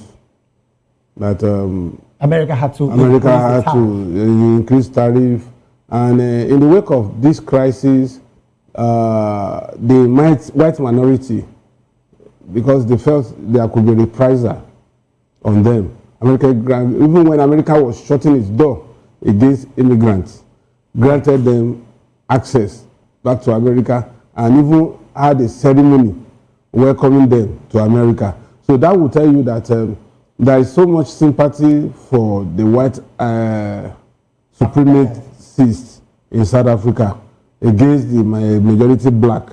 And which again, Donald Trump has said is a white genocide on the part of South Africans. And so that has been before the G20. And you forgot to add something. The latest news now is that America will not invite South Africa to the next G20 meeting. You know, and that is to tell you that it's deeper than the surface. America... And we're not even talking, sorry to butt in here, we're not even talking about 2025, we're talking 2026. So is that more like a significant fact that come 2026, Washington and Johannesburg will not be doing anything that has to do with any trade of any kind? Well, you see, it's not as if trade closure will be total. Okay. But what Trump is trying to do is that as a reprisal for the threat to the existence of the Boers and other people that are not of African descent. Don't forget that if you trace back the history of Trump's grandparents were Germans. And some of these whites also migrated from Germany to South Africa. So it's a deep-seated thing, and it's a personal vendetta now elevated to inter-country issue. Right. You understand? Because whatever Trump does is as good as saying America did it.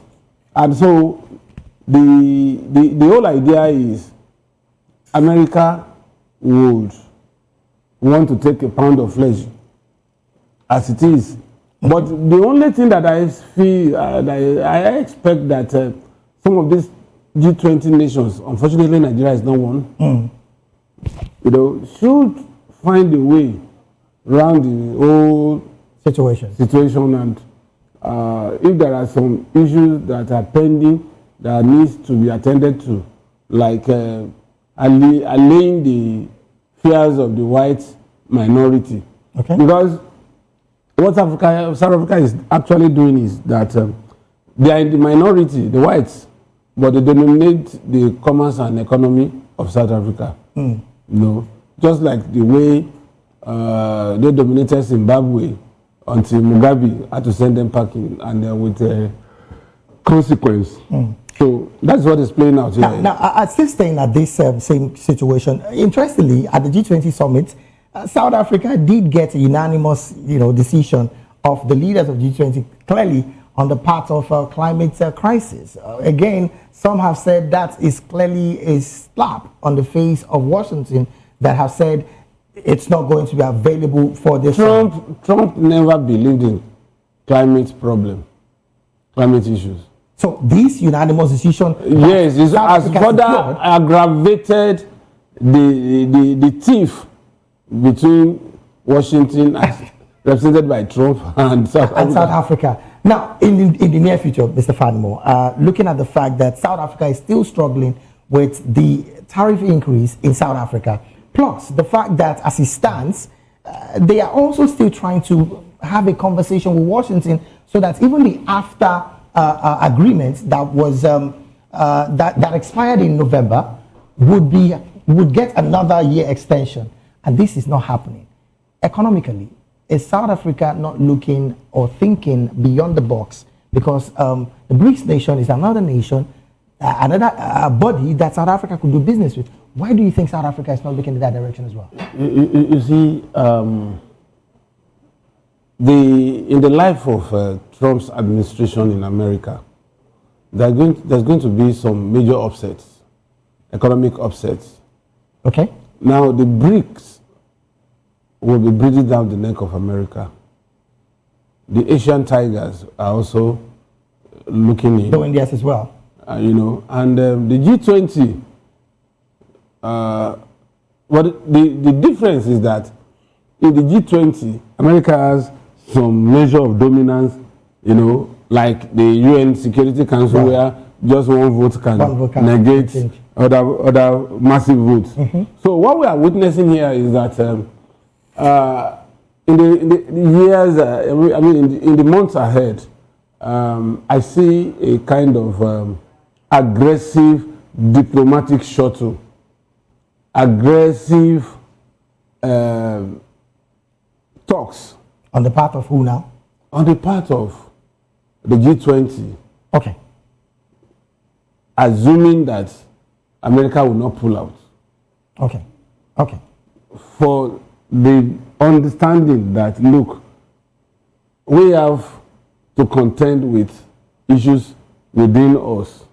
And the only way to handle this is for the dominant nations not to push back, not to exert that dominance on the other participants. Don't forget that on paper, those 20 countries are sovereign nations, but in practical times, and the G20 is optional as well. Some animals are equal, but some are more equal.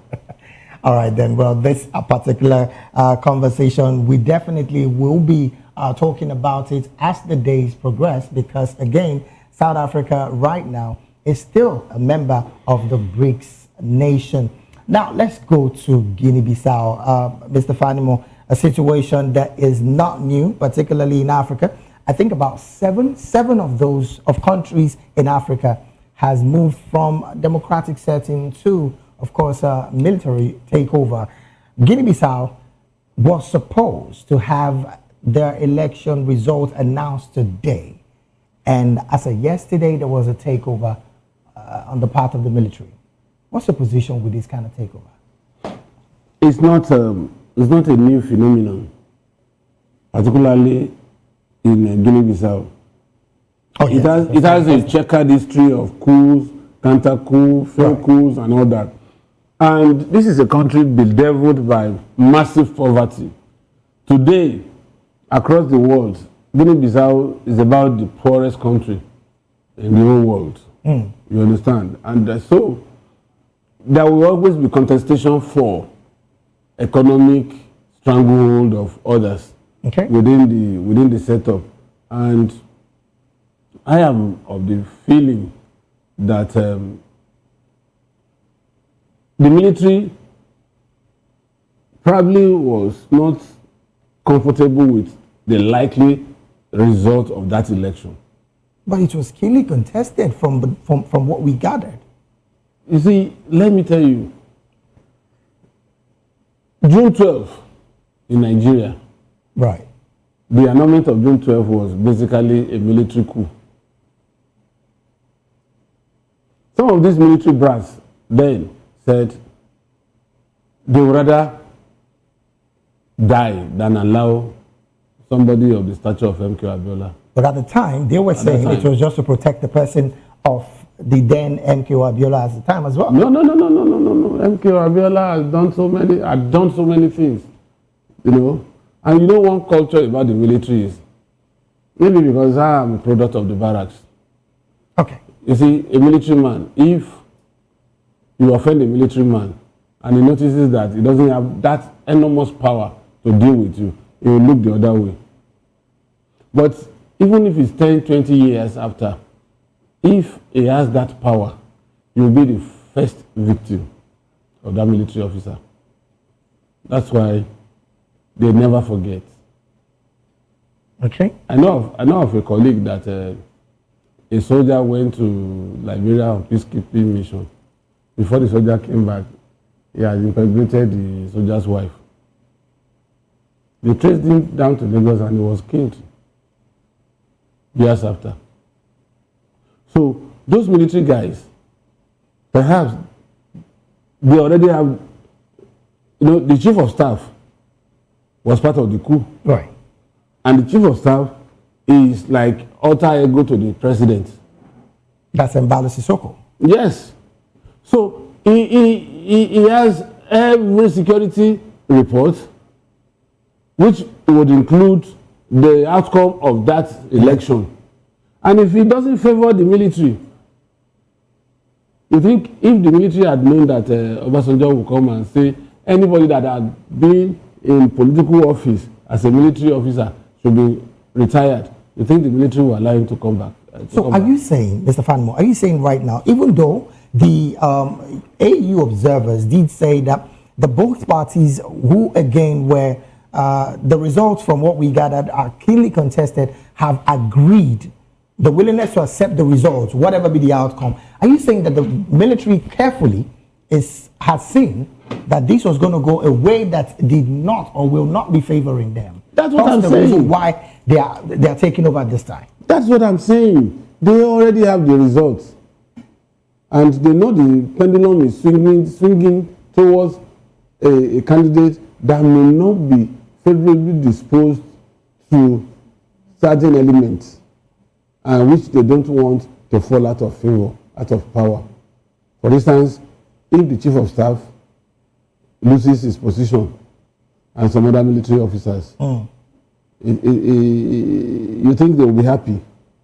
So sometimes a lot of factors are embedded in elections and outcomes of elections. Now, Mr. Fadimo, sorry to butt in here. You have been around, particularly part of journalism in Africa and, of course, Nigeria. What is the implication of having two major candidates declaring themselves winners before the election results have been announced? Because you would also recall that the opposition candidates clearly declared themselves winner, saying that he knows that his team has given him the results, the situation room is clear, they've won the election. The president as well and his team were doing the same thing. What's the implication of this as well? It's a recipe for takeover of military. Very easy. They played into the hands of the military by the two of them declaring that they are the winners of the election. Of course, they have precipitated chaos. And the military will come in and say, no, we don't want our country to go under. So let these people just go and settle their problems.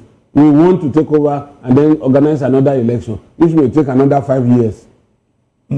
It's a recipe. The same coup Atiku did against Wike and P2B in 2022-23. Okay, they say Northerners should hands off.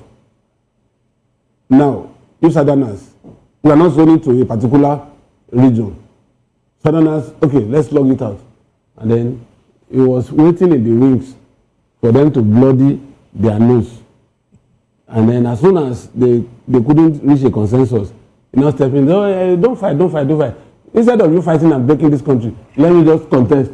All right. Well, again, like I always would say, we would have this particular conversation. We would definitely be keeping our eyes on it as it progresses. In one sentence, Mr. Fanimo, what do you think is the way forward with this country that you mentioned, one of the poorest in Africa? The way forward. With this particular situation. The first way forward the military has said it is still further notice. I told you. So what do you think will be the way forward? The way forward is first, let them release our former president. Let him come back home. Oh, well. It's a major situation, and we're really hoping that Guinea-Bissau truly gets back democracy, just like every other African nation would desire that they do. But this is where we have to draw anchor on the analysis segment of the African News. We've been talking with Mr. Dele Fanimo, a seasoned reporter right here in Nigeria, and on this white table, a political and public affairs analyst and commentator. Thank you so very much, Mr. Fanimo. Always my pleasure. We'll take a quick break right now. When we return, more stories on the African News will be up next. Please do stay with us.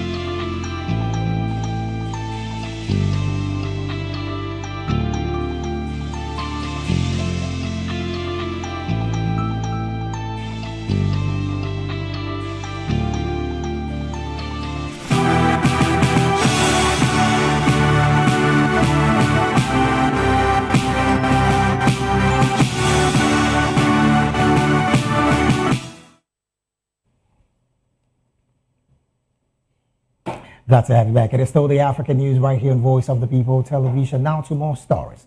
The Board of Directors of the African Development Fund meeting today in Abidjan has approved an additional loan of $7.41 million to complete implementation of the renewable energy for electrification projects in Liberia. This statement was made by the African Development Fund and is a concession lending window to the African Development Bank Group. Reports say that the additional financing will be used to cover a cost overrun of construction of the hydro power plant and related infrastructure, as well as project management cost overruns related to implementation delays. The facility will also support under-financing activities, including implementation of the Gender Action Plan. These targets will ensure achievement of the project's planned output, which are completion of the hydropower plant, its integration into the grid, and the full implementation of safeguards. Liberian Renewable Energy for Electrification is a joint initiative of the Liberian government and the African Development Bank. The project was approved on 31st October 2019. Financing agreements were signed on 29 January 2020, and project implementation began in March 2021. Moving on, the International Monetary Fund and Sierra Leone have reached a staff-level agreement on the first and second reviews of the country's extended credit facility, unlocking approximately $78.8 million in financing the IMF, according to the statement released.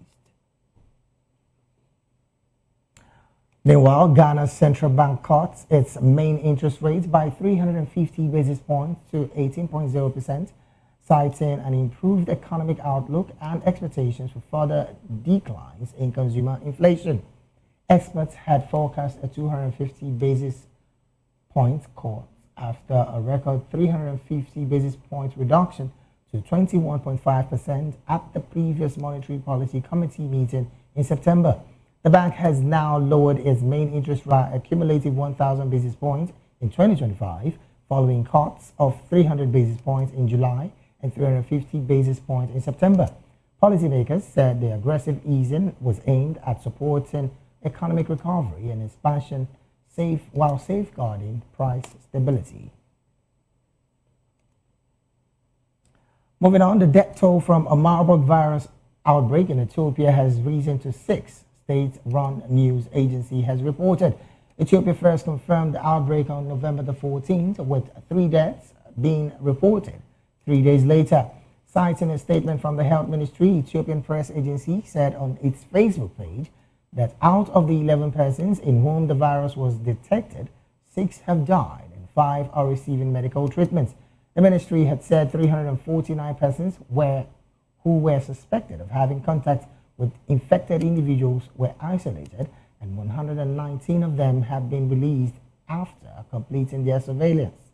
Marburg, from the same virus family as Ebola, often presents with severe headaches and leads to another disease.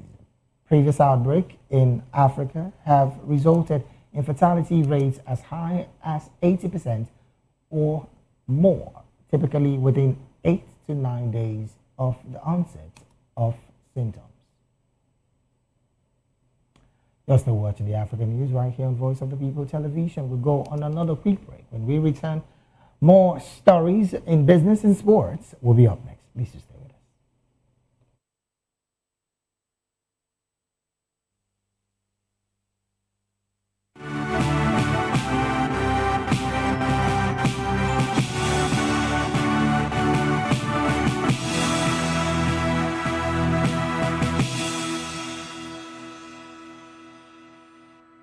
Glad to have you back. It is still the African News right here on Voice of the People Television. Now to some business stories. The rand held steady in early trade on Thursday as caution traders awaited further updates after U.S. President Donald Trump said he would not invite South Africa to the G20 summit next year in Florida. At around 6:03 hours GMT, the rand traded at 17.13 against the dollar near its previous close, with the greenback also little changed against a basket of currencies. Trump said on Wednesday that South Africa be invited to take part in next year's G20 summit in Florida after Washington boycotted the Leaders Summit in Johannesburg last week, which South Africa called a punitive measure against it. Still talking business, a U.S. advocacy group had sued Apple in Washington, accusing the company of using materials tied to conflicts and labor abuses in the Democratic Republic of Congo and Rwanda. Apple rejects the claim. International rights advocacy says Apple's supply chain still involves cobalt and other minerals linked to child labor, forced labor, and armed groups. The group previously filed a similar case, which U.S. courts dismissed last year. Apple says the new allegations are baseless, arguing it has strict sourcing rules and that 99% of the cobalt in its batteries now comes from recycled materials, adding that it told suppliers to stop sourcing from Congo and Rwanda as fighting escalated this year.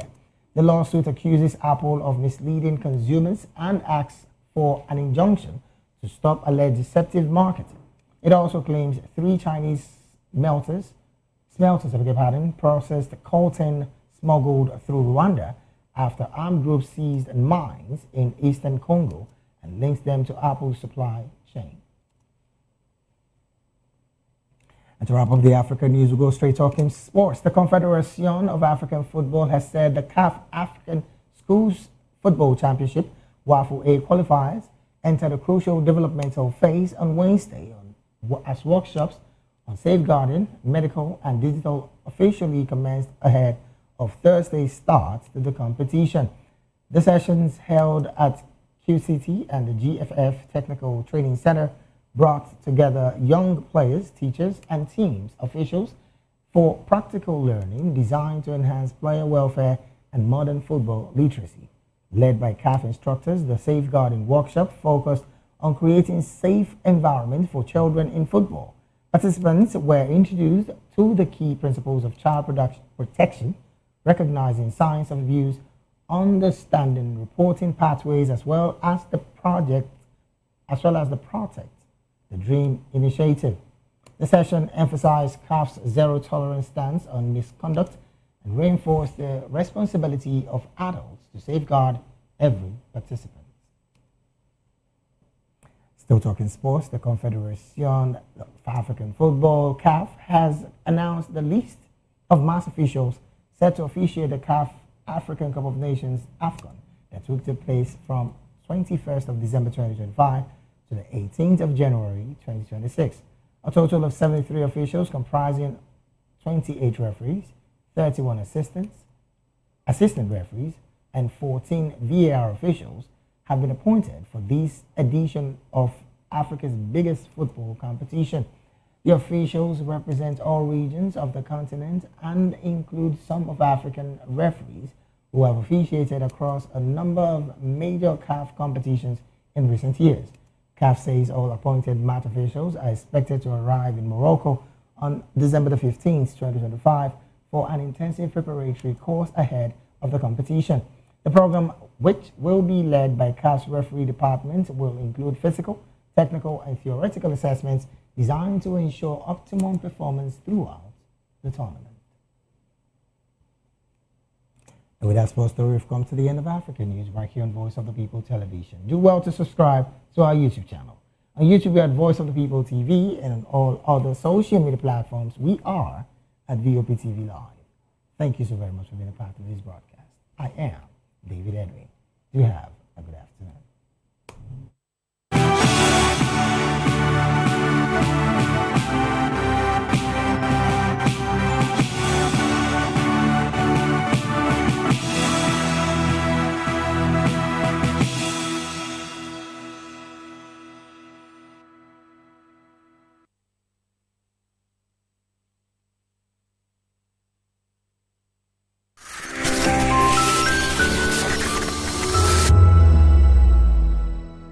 From the views on the street, We go to bed empty hunger.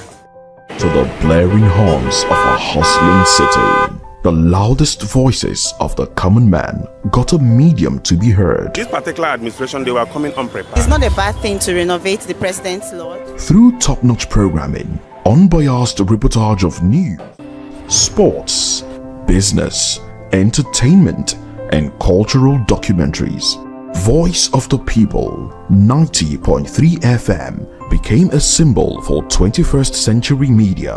And now, a new baby is born. Voice of the People Television, VOP TV, youthful, full of vigor and penchant for excellence in the continent's media space, exposing the wrongs, applauding the rights, dissecting the news without fear or favor, through factual and accurate stories and contents, Corruption kills three things that makes a society. representing the interests of the people and giving them a voice. Voice of the People TV is here to stay towards building a fair society. VOP TV, Voice of the People Television, truly a voice for the people. In a world where truth is the ultimate power and opinions scream the loudest, it's time to wade through the noise Hunger no get tribe. Hunger no get religion. and scan the human interest and trending topics that matter. Stay tuned to The Issues, your plug to the stories making the buzz, from politics to science and technology, social justice, and more. Let's tackle the tough questions and expose the truth. The Issues, on Voice of the People Television, Mondays to Fridays, 8 to 9 p.m. The issues. Don't just react. Understand. Behind every broken desk lies a broken promise. Education shapes the nations. But who is asking the right questions? Introducing Edu Dialogue, the show that goes beyond the surface, exposes the cracks, the corruption, and the silence in Nigeria's education system. Edu Dialogue, Saturdays, 3 p.m., only on VOP TV. We break the biggest stories, from missing funds to policy failures. We ask the tough questions and demand real answers. Edu Dialogue, this Saturday, 3 p.m. on Voice of the People Television.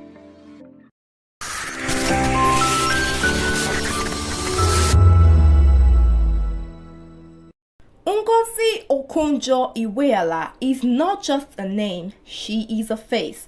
Born on June 13, 1954 in Ogwashiuku, Delta State, Nigeria, Ngozi Okonjo technology, which she completed in 1981. Dr. Ngozi Okonjo-Iweala dedicated 25 years to the World Bank, rising to the position of Managing Director, the second highest role in the institution. There's an Africa that you don't hear about very much. And sometimes I'm puzzled, and I ask myself why. This is the Africa that is changing, that Chris alluded to. This is the Africa of opportunity. This is the Africa where people want to take charge of their own futures and their own destinies. She was an instrument in spearheading initiatives that addressed poverty and promoted economic growth in developing countries, particularly in Africa, Asia, and Latin America. Answering the call to serve her homeland, Ngozi became Nigeria's finance minister twice, from 2003 to 2006 and again from 2011 to 2015, becoming the first woman to hold this position. She also briefly served as Nigerian foreign minister in 2006. During her tenure, she implemented critical reforms to combat corruption and stabilize the economy. Notably, she led negotiations that resulted in the cancellation of $30 billion of Nigeria's external debt, a monumental achievement that improved the nation's financial standing. Beyond Nigeria, Dr. Ngozi Okonjo-Iweala has been a formidable force on the global stage. She chaired the board of Gavi, the Vaccine Alliance from 2016 to 2020, playing a pivotal role in improving access to immunization in low-income countries. In March 2021, Ngozi Okonjo-Iweala made history by becoming the first woman and the first African to serve as Director General of the World Trade Organization. In 2022, Dr. Ngozi joined the Group of 30 known as G30, an independent body of distinguished policymakers from around the world. In November 2024, she was reappointed to serve a second term as Director General of the World Trade Organization. Dr. Ngozi's contributions have earned her numerous accolades. She holds honorary degrees from prestigious institutions and has received national honors. She is listed as one of the 50 greatest world leaders, the top 100 most influential people in the world, the top 100 thinkers, the top 3 powerful women in Africa, and many more. Despite the global responsibilities, Ngozi remained deeply connected to her family.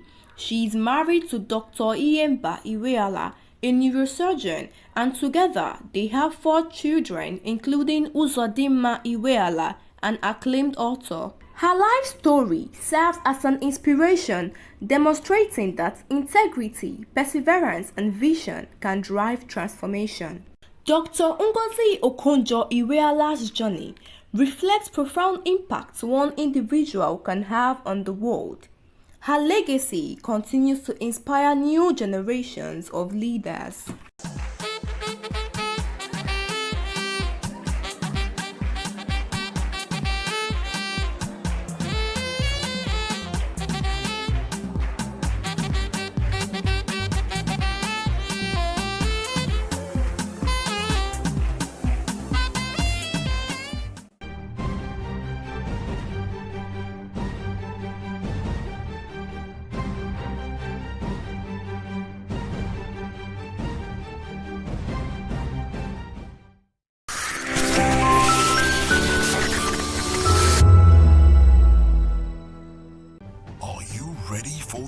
extraordinary. Something big is happening on your screen. Introducing VOPTV. Now streaming on SLTV channel 264. From breaking news to captivating conversations, news analysis, giving you all sides to the story. We bring in-depth discussions on the issues that matter, from politics to sports, entertainment, and lifestyle. VOPTV on SLTV channel 264. Join us as we redefine what television means to you. Voice of the People Television, VOPTV. Now you have more than a voice.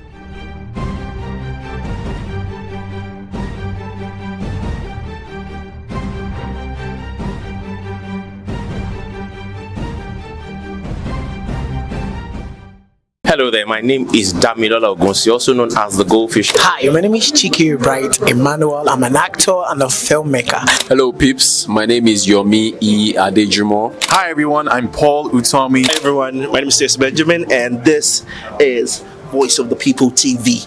I need you to keep it locked to VOP TV. See, are you looking for good entertainment? You want to get good movies, good music, politics, talk shows, sports and entertainment. You really want a channel that gives you everything you need without you having to run around. VOP is where you are. That's Voice of the People. If you're not listening to this, you're not one of us.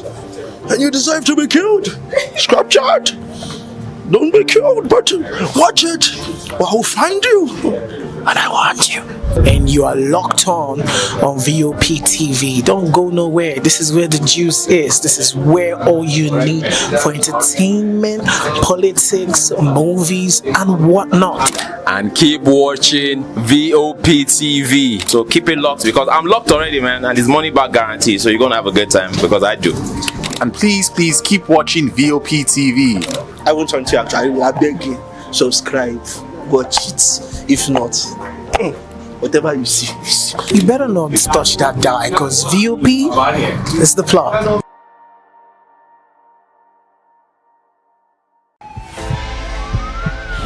This is Health Check, your weekly guide to better living, smarter choices, and trusted answers. From everyday wellness to urgent health issues, we've got you covered. Health Check only on Voice of the People Television, where your health has a voice.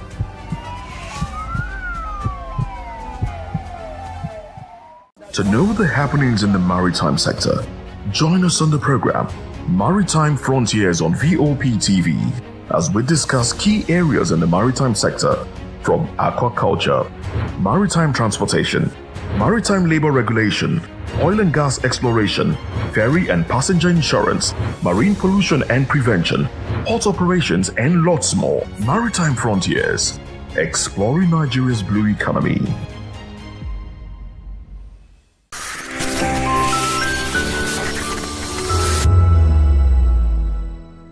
In the heart of Ebonyi State lies Afikpo North, the birthplace of a woman whose name has become synonymous with integrity, excellence, and resilience.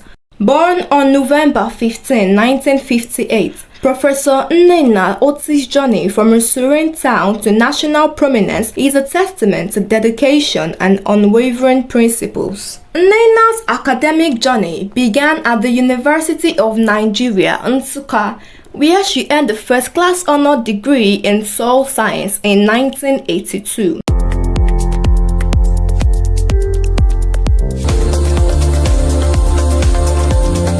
Her brilliance was evident as she emerged the best graduating student in the Faculty of Agriculture, receiving the Federal Government Merit Award and the UAC Prize for Best Student in Agriculture.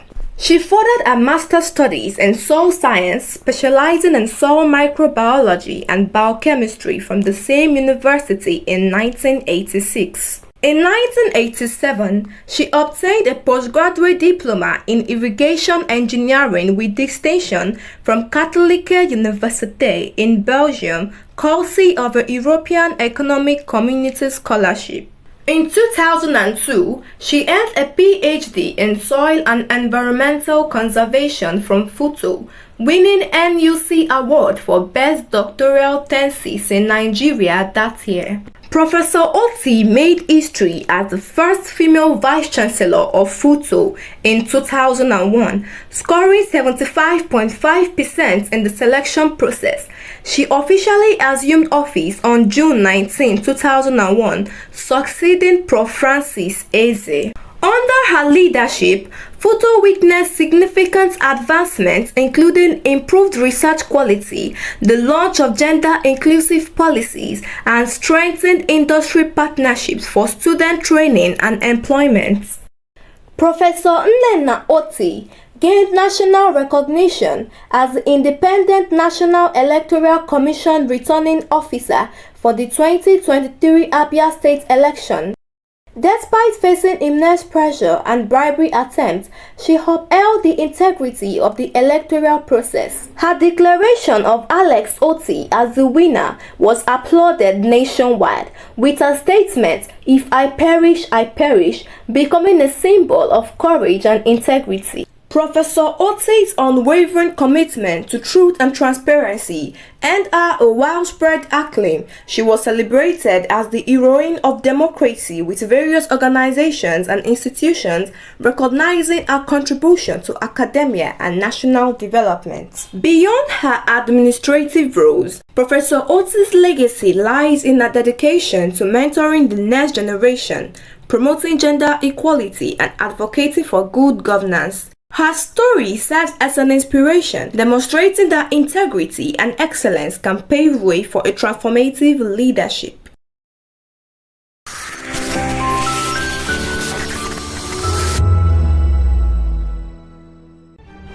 In a world where power shifts with every headlines, news breaks and events happens, we bring you unbiased and explicit information on politics, economy, and state of the nation.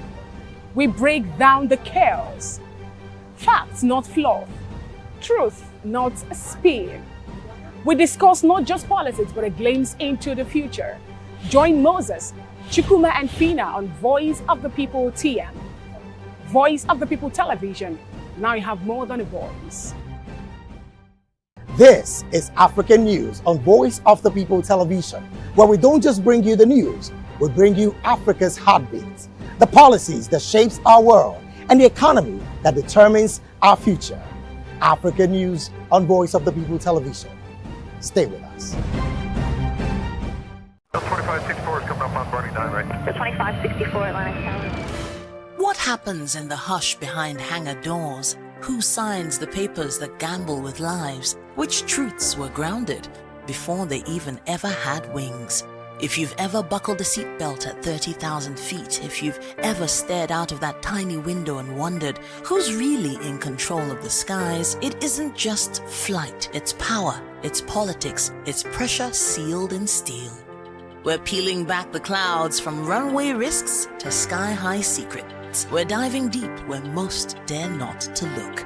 Aviation Scope, every Sunday at 7 p.m. only on Voice of the People TV. We don't just report, we reveal. We don't just ask, we uncover. Because when it comes to the skies, ignorance is turbulence. Aviation Scope, the sky isn't the limit, it's just the beginning.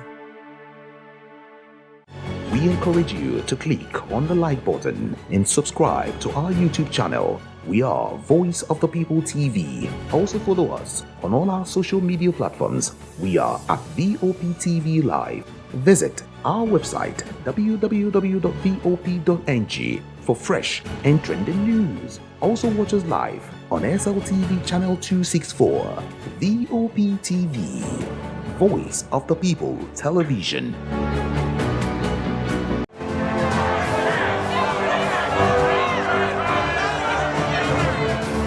Do you want your voice to be heard? Do you know that you matter in the scheme of things? The People's Voice, the show where ordinary citizens take center stage as we discuss the biggest stories that affect you and I. With you in mind, we facilitate lively discussions, debates, and interviews on the topics that matter most to you and I, from social justice to economic empowerment, education to healthcare, governance, and more. tackling tough topics and amplifying your voice.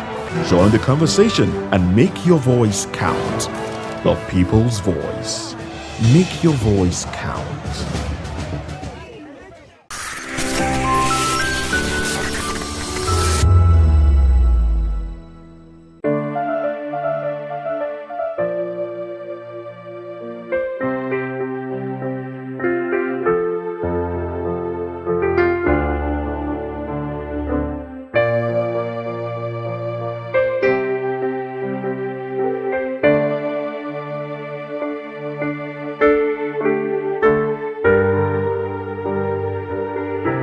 Welcome to Aviation School. I am Chukwemeka Obioma. This edition seeks to ascertain the benefits of setting up an aircraft leasing company in Nigeria. And with me to examine this issue here on the program is an aviation expert, Abiodun Adewuni. Abiodun Adewuni is an aviation business analyst with over 25 years of experience in the aviation industry. He has built a distinguished career in ground handling operations covering both cargo and passenger services. Abiodun, you're welcome. Thank you for having me. All right, we're looking at benefits of aircraft leasing in Nigeria. You would recall that the Minister of Aviation and Aerospace Development, Festus Keyamo, actually hinted at the federal government's plan to establish an aircraft leasing company in Nigeria. Now, Keyamo disclosed this during the arrival ceremony of the first dry-leased aircraft by Air Peace at the Muritala Muhammed International Airport here in Lagos. Now, when fully operational, the firm will serve as a middle company between Nigerian operators and international lessors, as well as aircraft manufacturers. Now, the initiative, according to the minister, is expected to boost the Nigerian aviation industry through the availability of dry-leased aircraft, as well as enable local operators to compete more effectively with international airlines. Now, under the dry-lease arrangement, Air Peace received a Boeing 737-700 aircraft, or 700 if you will. So, break it down. Our viewers could actually make a sense of what the topic is about today. What is a leasing company supposed to do in an aviation industry? What are the benefits of having a leasing company in place within the industry? All right. Oh, thank you very much. The benefits are enormous. All right. First and foremost, I'll need to congratulate the Honorable Minister, Festus Keyamo. He has practically brought in his legal expertise into the industry. It's a gap that has been there for a very long time, and for him to come and is able to identify that, I think we need to commend him for that. Is the right direction. Let me just take it one after the other. The leasing company that the government is establishing for the operators in the industry is long overdue. The reason is why I say it's long overdue, because the company is now going to take the responsibilities of being the guarantor. Okay. Don't forget, in the past, the industry is facing a lot of challenges in sourcing for aircraft for our space. And that is why you find a lot of operators we operate today. The next 1 year or 2 years, there are no more there. We have a lot. I don't need to mention names, which we all know. And it's really, really affecting our industry. And this is a country of over 200 million Nigerians that the market is there. Okay. So what government has looked right now is to say, okay, as it is, let's set up a company that will be interfacing with the aircraft manufacturers that or the leaser, because you have some people out there that want to lease the aircraft to our operators in Nigeria, but a lot of conditions are attached to it. And right now, the government has taken it upon themselves indirectly to now be the one that will interface with these manufacturers on behalf of the operators. Okay. And this is a boost for the industry because as it is, you begin to see new fleets of aircraft that will be coming into the country. Okay. Ordinarily, the operators might not be able to get it on their own, because if they have to do it on their own, the cost is huge. Yeah. And a lot of operators are doing well. They need more fleets. Okay. And those ones that need that fleet, they don't have the resources. They don't have the backing. No banks is willing to invest in that industry like we have before. But right now, the establishment of the leasing company will be a kind of is a more like a trust guarantee that they are giving to the aircraft manufacturers. And this is a really is a boost. It's going to boost the industry. We're going to be seeing a lot of new fleets that will come into the country, and there's going to be that, which must also back by a good, effective regulatory monitoring, because that's our major problem in Nigeria, which this time around, if this thing come into place, then the NCAA, the NAMA, and the rest, everybody must just be there to perform that oversight function to ensure that nothing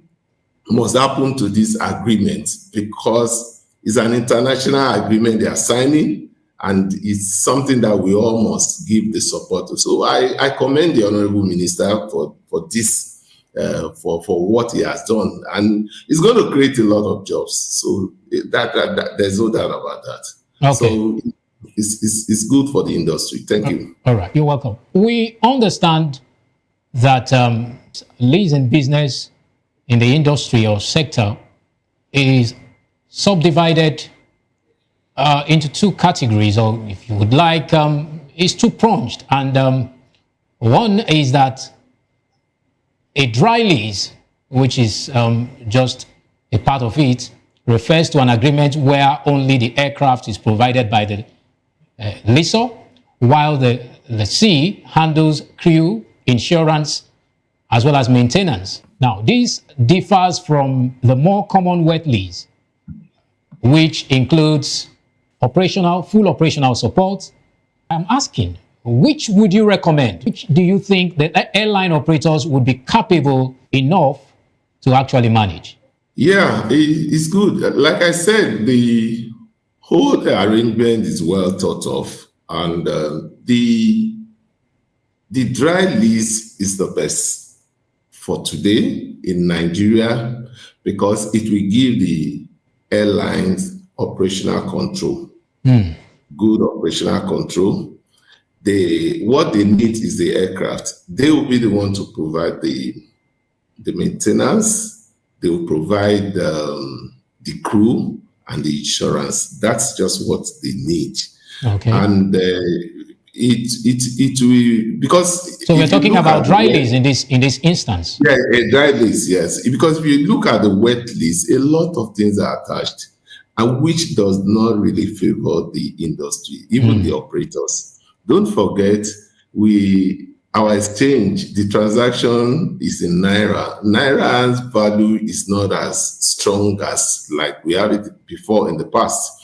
So if you have to go for a wet lease that you have to pay for the MRO in dollars, that is a maintenance and overhauling that they're going to do, it's going to cost them a lot. Even because presently everybody is talking about air ticket going up, but the cost of running the airline business is not cheap, and it is calculated in dollars. If they have to take the aircraft for D-check, they know how much they are paying in dollars, not in Naira. And we have a lot of issues to that. So right now, like I said, the dry lease is the best, because a lot of things are attached. They don't need to look for foreign crew. The crew are here. It's also going to open up other eco businesses for us because you're going to have the training schools that are going to be there, and the market will be attractive for investors. Banks can finance with ease. A lot of things will go with. In fact, the logistics business is going to really jump up. I tell you today, to bring in an aircraft to Nigeria to ferry out exports in Nigeria today, not even the passengers alone, it costs a lot. And that is why most of our export-driven businesses are not competitive abroad, because you will have spent larger part of it in the air freight.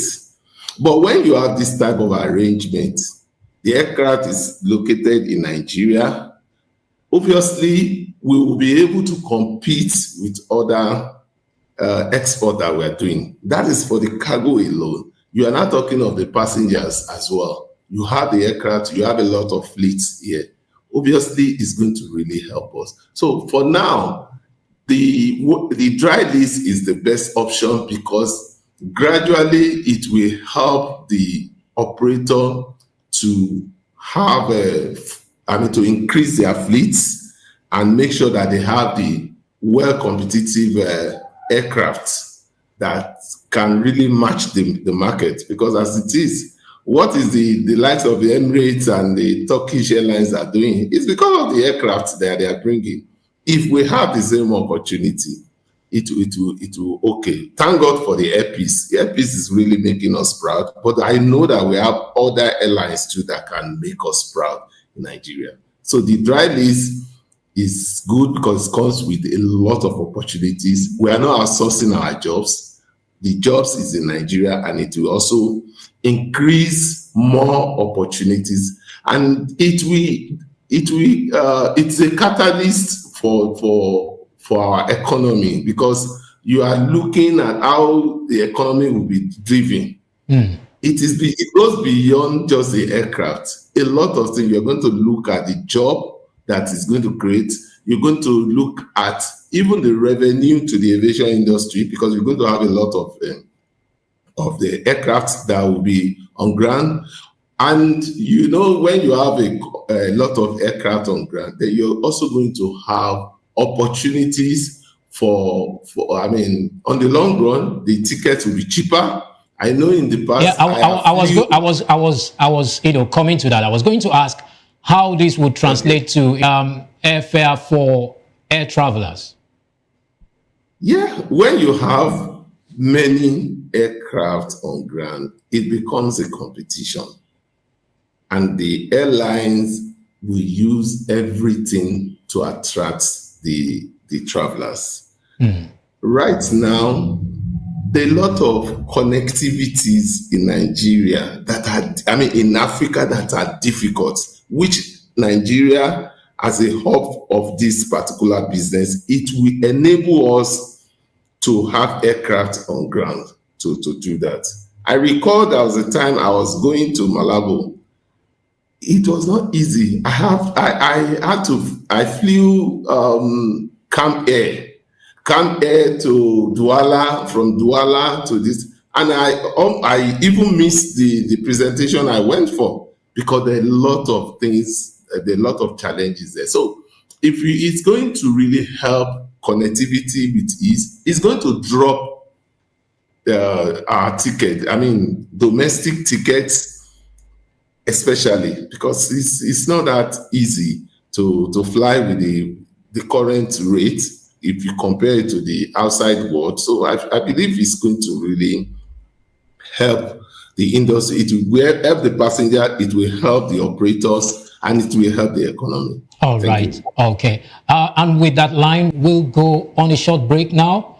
And when we return, Aviation Scoop continues. Please stay with us. Aircraft leasing is gaining momentum in Nigeria's aviation sector, offering a way for local airlines to access modern jets without huge upfront investment.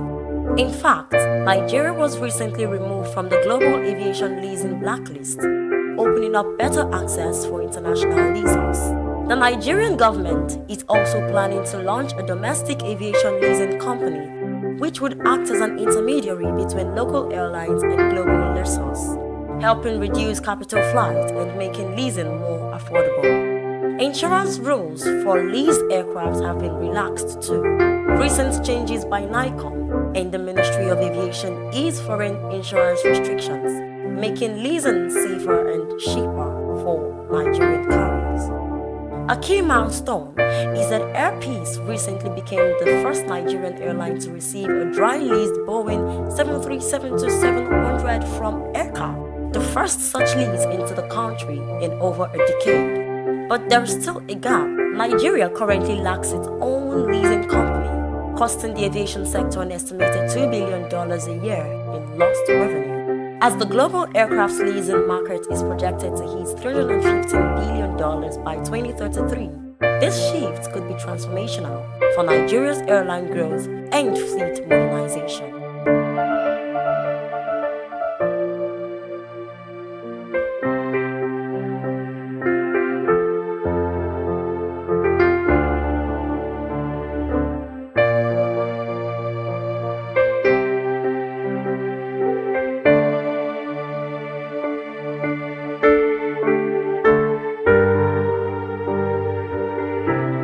Welcome back. You are still watching Aviation Scope on Voice of the People TV. We've been discussing about the benefits of leasing, aircraft leasing in Nigeria.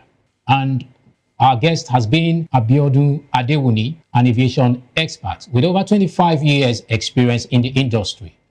Right, Abiodun, let's continue from where we left off. Now, how will the leasing company enable local operators to compete more effectively with international airlines? What are the key factors in achieving this goal? Let's just break it down for our common viewers to actually comprehend what we are talking about further. Yeah, thank you very much. The benefits to helping the local operators, they are many, because one of the challenges our local operators are having is because they don't have the right fleets. The aircraft that they are using, most of the aircraft, there are no flying zone to some areas because of the capacity, or should I say, even the passengers themselves feel somehow, flying some aircraft, because we all know, I don't want to look as if I'm bringing our operators down, but you and I know the difference when we go out there to fly in even domestic flight, and we know what we have. But it's something that they've been struggling with. The major problem has to do with having the aircraft. And the moment the aircraft is provided, obviously, it will open more markets for them. Because they will be looking at having a regional operations and intercontinental operations as well. Don't forget, Nigeria is big. Everything in Nigeria is everything in Africa. So if we are able to have that institution that is really, really working to ensuring that our operators are getting what is needed for them in terms of the aircraft. The key success area that they need to put there into place. One, we must ensure that there is need to avoid political interferences, because that is one of our major problems in Nigeria. That's a valid point you just raised. Yeah, because a company or operator, the international airline, the aircraft manufacturers or the lessors giving you such much aircraft, the aircraft is not cheap.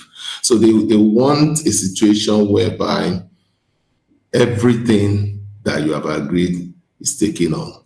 It's a business that is lucrative, but sometimes we try to apply some Nigeria lackadaisical attitude towards that. But if that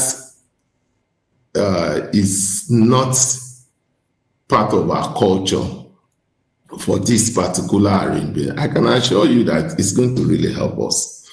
And if the political interferences is not there, that will enable some cabal to now take control of the industry, because we need to make sure that we have a level playing ground.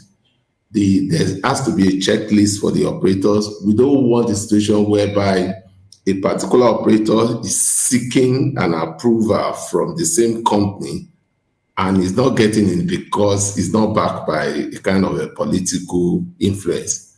This is something that can really have a negative effect. But I trust that the Honorable Minister is a process person. But you know, in every industry there is also cabal. But I just want him to watch out on that. Once that is sorted out, it's okay. We also need to make sure that the regulator, especially the NCA, make sure that they perform their oversight function. Okay. Ensure that the maintenance and safety of the aircraft is also something that they must take as important, because this is a country-backed, a kind of a guarantor, a sovereign guarantor entity that the industry, the international business owners are looking at. So the moment that they ensure that the safety and the safety area and the maintenance is also there, yes, we are good to go. And finally, we also need to make sure that the needed funding, the needed support from the CBN and possibly Exim Bank is also available. Talking about funding, there has been this, the government has actually proposed aviation development banks. I don't know how feasible you consider that. There's been this talk about government proposing aviation development bank, ADB as we know it. It is considered somewhat a potential solution to these hurdles posed by maintenance and competitiveness. You know, for you to be competitive in the industry, that means you must be on your A game financially. So how do you view this? What's your take on that? Yes, with this project, with this establishment of this particular structure, we also need funding, like you said. So it's not out of place if we have what we call the Aviation Bank. It's very, very important. Look at the recent embarrassment we had to face with repatriations of profit of the international airlines, to the extent that it's affected their frequencies to Nigeria. A lot of passengers suffered because of the challenges, and it also affected the diplomatic relationship between two countries. If we have these banks, it's going to help in a lot of ways. Like I said, the industry is not cheap. A lot of people want to invest in the industry, but because there is lack of structure, which the industry is coming up with through the ministry, I believe the Aviation Bank will play a critical role in ensuring that the needed funding for the business is achieved. And it's also going to help a lot of new investors into the industry, because in the past, everybody sees it as a high risk industry. It is, high risk.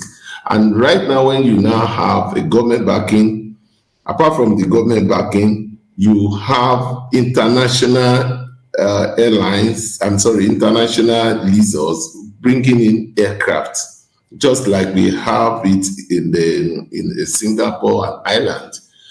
What gives us the impression that Nigeria cannot be the hub of the West Africa for the leasing company? All right. That every listen. So it's something that is needed, and we need the bank.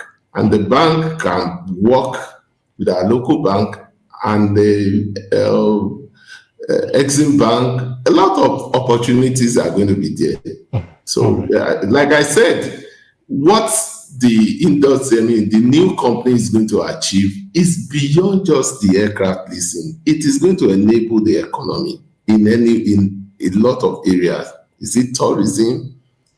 You're going to you will begin to see a lot of promos on the long run, because a lot of people will come into the business, and a lot of things that they used to, the airline used to compete.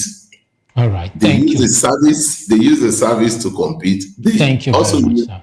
Price. Thank you, Abiodun. I know you have so much to say on this particular topic, on this edition of the program, but my producer has just signaled me that we have run out of time.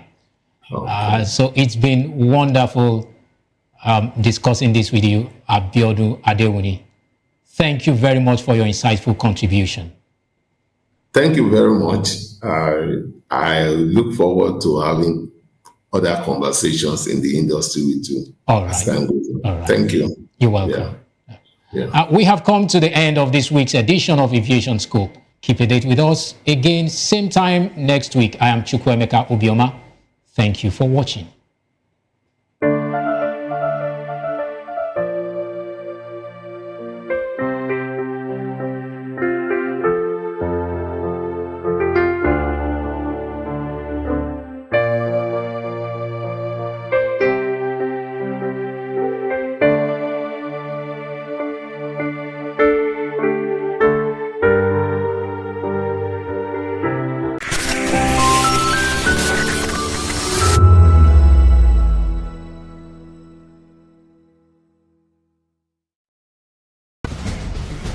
Join us as we drive into the world of politics through insightful interviews with prominent political figures, both serving and former governors, ministers, senators, legislators, party chieftains, activists, and analysts. Get first-hand information into the decision-making processes that affect our daily lives. Highly engaging one-hour program that brings political discourse into focus.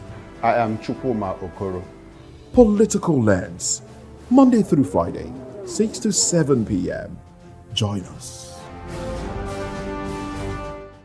The red carpets, awards, the razzmatazz, music, fashion, interviews, and more. Spotlight on Voice of the People Television. Let's feed you with all the juicy stories in the global entertainment space, bringing you the glitz and glamour as it is hot.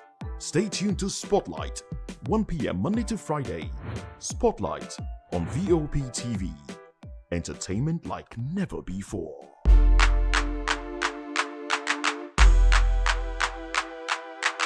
In a world where truth is the ultimate power and opinions scream the loudest, it's time to wade through the noise. Hunger no get tribe.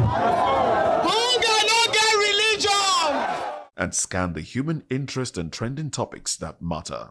Stay tuned to The Issues, your plug to the stories making the buzz, from politics to science and technology, social justice, and more. Let's tackle the tough questions and expose the truth. The Issues on Voice of the People Television, Mondays to Fridays, 8 to 9 p.m. The Issues. Don't just react, understand. Join us as we drive into the world of politics through insightful interviews with prominent political figures, both serving and former governors, ministers, senators, legislators, party chieftains, activists, and analysts. Get first-hand information into the decision-making processes that affect our daily lives. Highly engaging one-hour program that brings political discourse into focus. I am Chukwuma Okoro. Political Lens, Monday through Friday, 6 to 7 p.m. Join us. Welcome to the locker room, the home of football talk that matters. I am Jerry Arpeon. Join us every weekday, Monday to Friday at 5 p.m. Nigerian time, as we share the hot takes and hot debates in the exciting world of football. And joining me are the usual suspects, Ikechukwu and Mayowa, as we break down all the hot takes and everything that's happening in the football. Don't just watch football, live it with us. Catch us on the locker room and Voice of the People television at 5 p.m. Nigerian time. And like I always say, if not 20 minutes off, please the sport. And it's Accuse who puts the Atlas. 2564 is coming up on Bernie 9 right. 2564 Atlantic Tower. What happens in the hush behind hangar doors? Who signs the papers that gamble with lives? Which truths were grounded before they even ever had wings?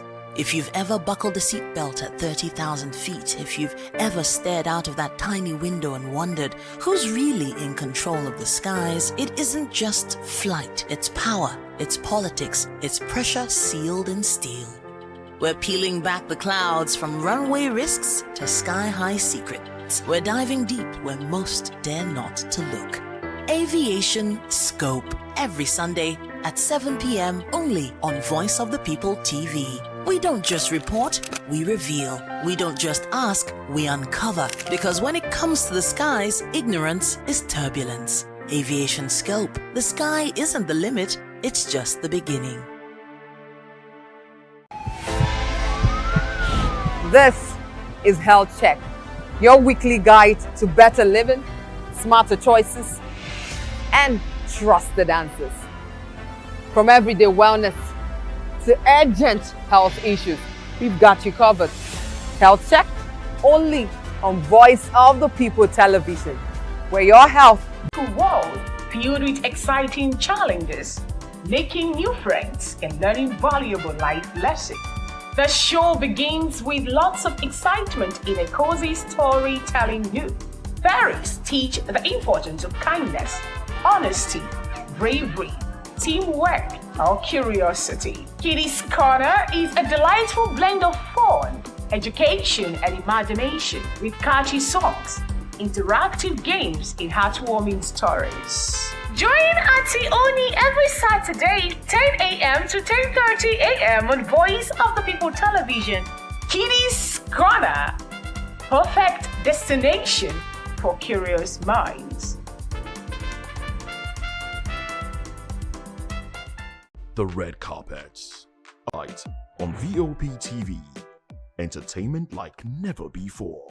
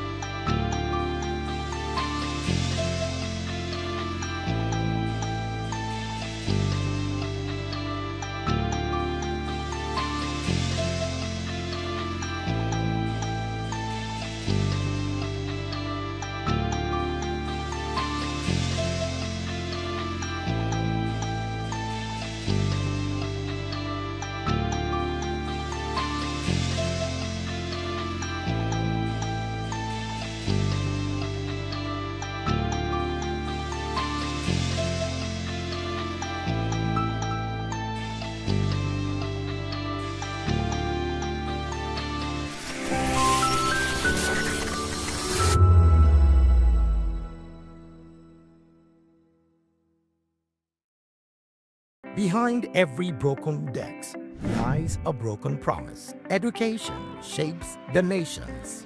But who is asking the right questions? Introducing Edu Dialogue, the show that goes beyond the surface, exposes the cracks, the corruption, and the silence in Nigeria's education system. Edu Dialogue, Saturdays, 3 p.m., only on VOP TV. We break the biggest stories, from missing funds to policy failures. We ask the tough questions and demand real answers. Edu Dialogue, this Saturday, 3 p.m. on Voice of the People television. voice of the people. You can hear me now. My name is Patrick Doyle, and I wish that you continue to echo the voices of the people. Big up VOP TV. My name is Suibifa Dokobo. Please keep watching VOP TV. Hi, my name is Kwekumali Ikenda Onyekwena, and I am with the Voice of the People TV. Now, if you're looking for the veritable channel for information, politics, robust discussions, you don't need to go far. VOP has you. VOP will always have you. Thank you.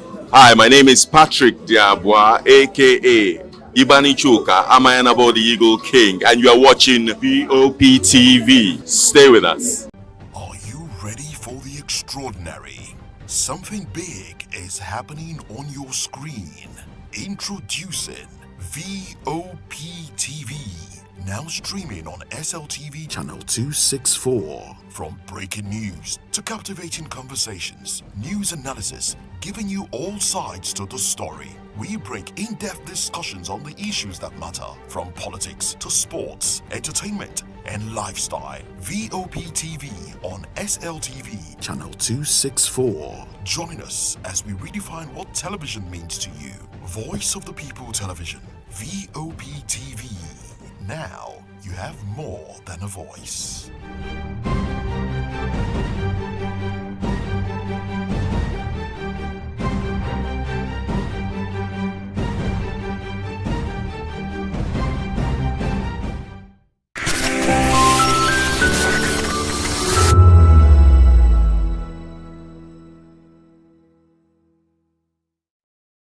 The Nigerian Tourism Development Authority says domestic tourism remains one of the most reliable pathways to economic growth and job creation across the country. The authority is collaborating with the communities and festival organizers to repackage cultural content for both local and international audience. The DG is really concerned, and he's reaching out to the owners of destinations like Odi. Odi Festival belongs to the Odi people of Bayelsa State. So he's not sitting on his table in Abuja alone. He's reaching out and encouraging, destination owners like our cultural content, our tourism sites, by helping them to reach out for greater and wider audience. To the least akara fryer by the roadside, the tourism economic value chain drops on everyone. The transporter, a time will come, people will need to leave their houses for guests. And if I leave my house for 2-3 days for people to stay, or 7 days, I'll surely gain out of it. It is to this level that Mr. Olawakon through the NTD is looking at Odi Festival. Not the way it was before. It sure will not be like that again from next year. The transporter will gain out of it. The market woman will gain out of it. Food sellers will gain out of it. Nightclubs will do better. So at the end of the day, it will be a win-win for the host community. The NDTA says it's providing technical support to event organizers nationwide with staff designated to help communities plan and manage tourism activities effectively. We are people that are, fun-loving, peace-loving, industrious, productive, well-educated set of people. So we celebrate, that's our history. We celebrate our heritage. We celebrate our oneness, in love and in tourism. Well, the people are known for hospitality. The people are known for creativity. So the festival, almost all the activities the cultural activities that we celebrate in the festival are creative, activities. So Odi has become the tourism hub of the Niger Delta because of the nature of the people, hospitable. And let me add that during the period of the celebration, if you go to Odi, you don't need to know anybody. The people are welcoming. So you just walk into any household. The people are, if I expecting people to be to visit them, so they welcome you, accommodate you, feed you, and sometimes even give you money to spend for the period of the festival. Let us see how we can, with what we have done, the beauty, the packaging that we have done. Let the world come. Let us package it, and make it a global, event. So that is why, and of course, the people cannot do it alone. They have been doing it in the past. For the 68 years of its existence, we have been doing it in the past. Let us see how we can bring the world, bring corporate bodies, bring brands, bring organizations to properly package this festival and make it a real tourism event, an international event. That's why we are here. Speakers at the forum urged private brands and banks to invest in community tourism, saying such involvement would grow local economies and improve living standard. Look at the United States of America.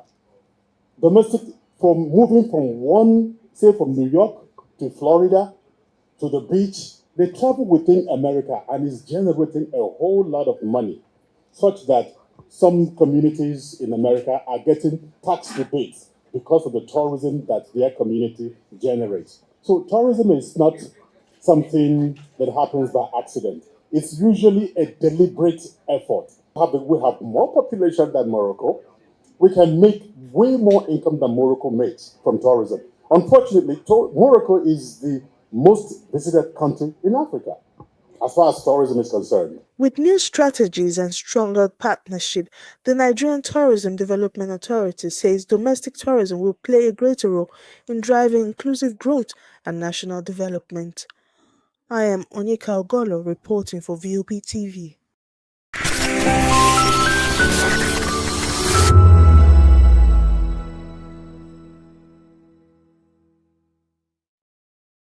The red carpets, awards, the razzmatazz, music, fashion, interviews, and more. Spotlight on Voice of the People Television. Let's feed you with all the juicy stories in the global entertainment space, bringing you the glitz and glamour as it is hot. Stay tuned to Spotlight, 1 p.m. Monday to Friday. Spotlight on VOP TV. Entertainment like never before.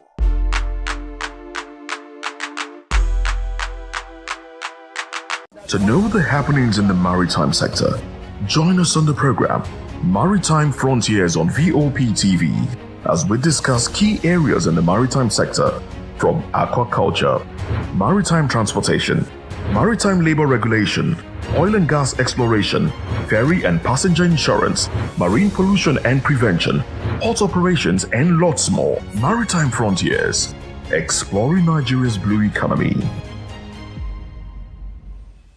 In a world where truth is the ultimate power and opinions scream the loudest, it's time to wade through the noise. Hunger no get tribe!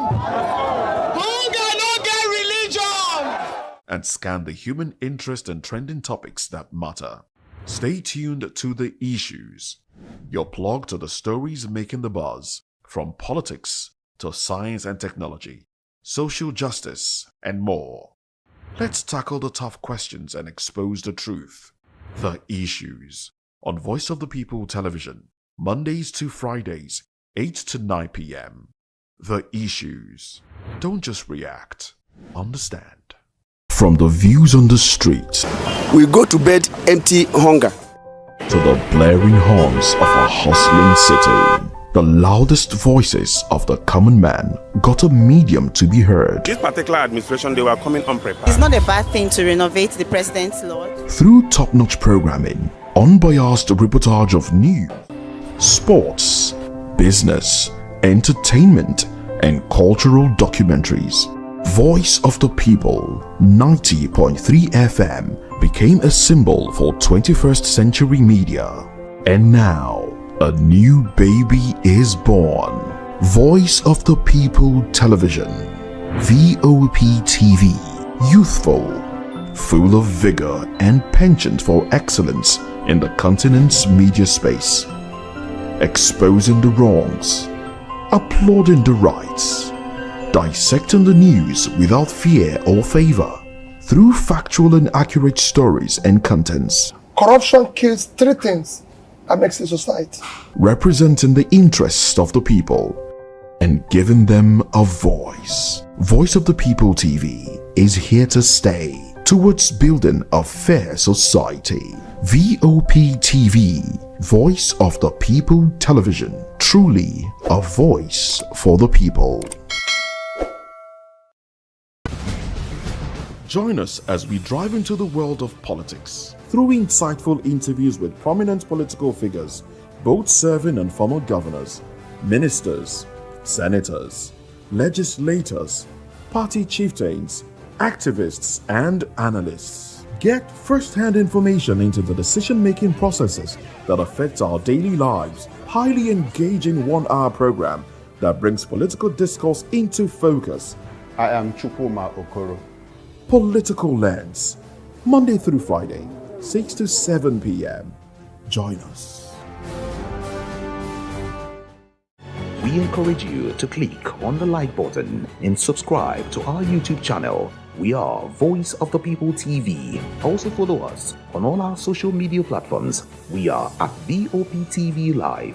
Visit our website www.vop.ng for fresh and trending news. Also watch us live on SLTV channel 264.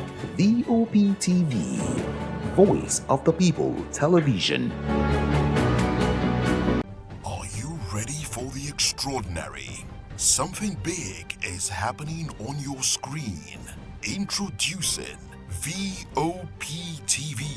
Now streaming on SLTV channel 264. From breaking news to captivating conversations, news analysis, giving you all sides to the story. We break in-depth discussions on the issues that matter, from politics to sports, entertainment, and lifestyle. VOPTV on SLTV channel 264. Join us as we redefine what television means to you. Voice of the People Television, VOPTV. Now you have more than a voice.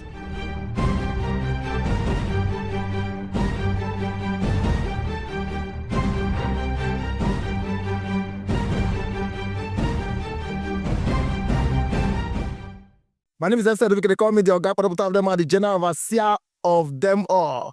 Every man, every woman has got a voice where integrity is the volume. So this is Voice of the People's TV. Voice of the People's TV. So this is the people's voice. And the people's voice is the voice of God. That's the voice populi in Latin. The people's voice is the voice of God. So keep watching Voice of the People. In fact, my name is Voice of the People. Keep watching MC Adobekin. Hi guys, my name is Kagan. I am Nigeria's biggest tech content creator, and I just wanted to give a quick shout out to Voice of the People TV. Keep watching, enjoy, and you're welcome. My name is MC Alamano. They call me Enjoy Med Landlord. It's VOP TV. Keep watching VOP TV. Don't touch it down. Even if you want to touch it down, increase the volume.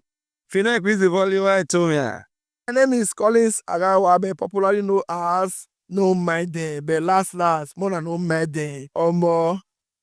Not be all so the cook right at the fry plantain. We keep on watching VOP TV. Hey. The voice of the people, the voice of Edo. If you now want to get the authentic news for Edo, the way it be, that's why they show and all the cut anything come on. At VOP TV.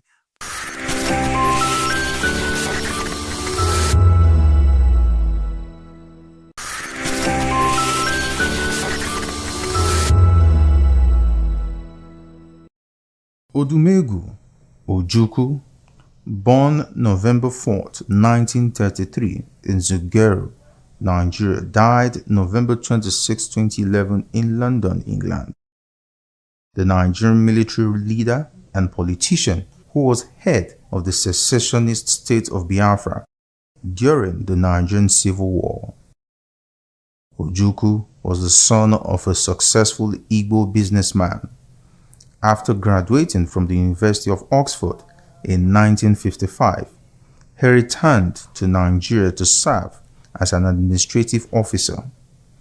After 2 years, however, he joined the army and was rapidly promoted thereafter. In January 1966, a group of largely Igbo junior army officers overthrew Nigerian civil government, but they were forced to hand power to the highest ranking military officer, Major General T.U. Johnson Aguiyi Ronson, also an Igbo.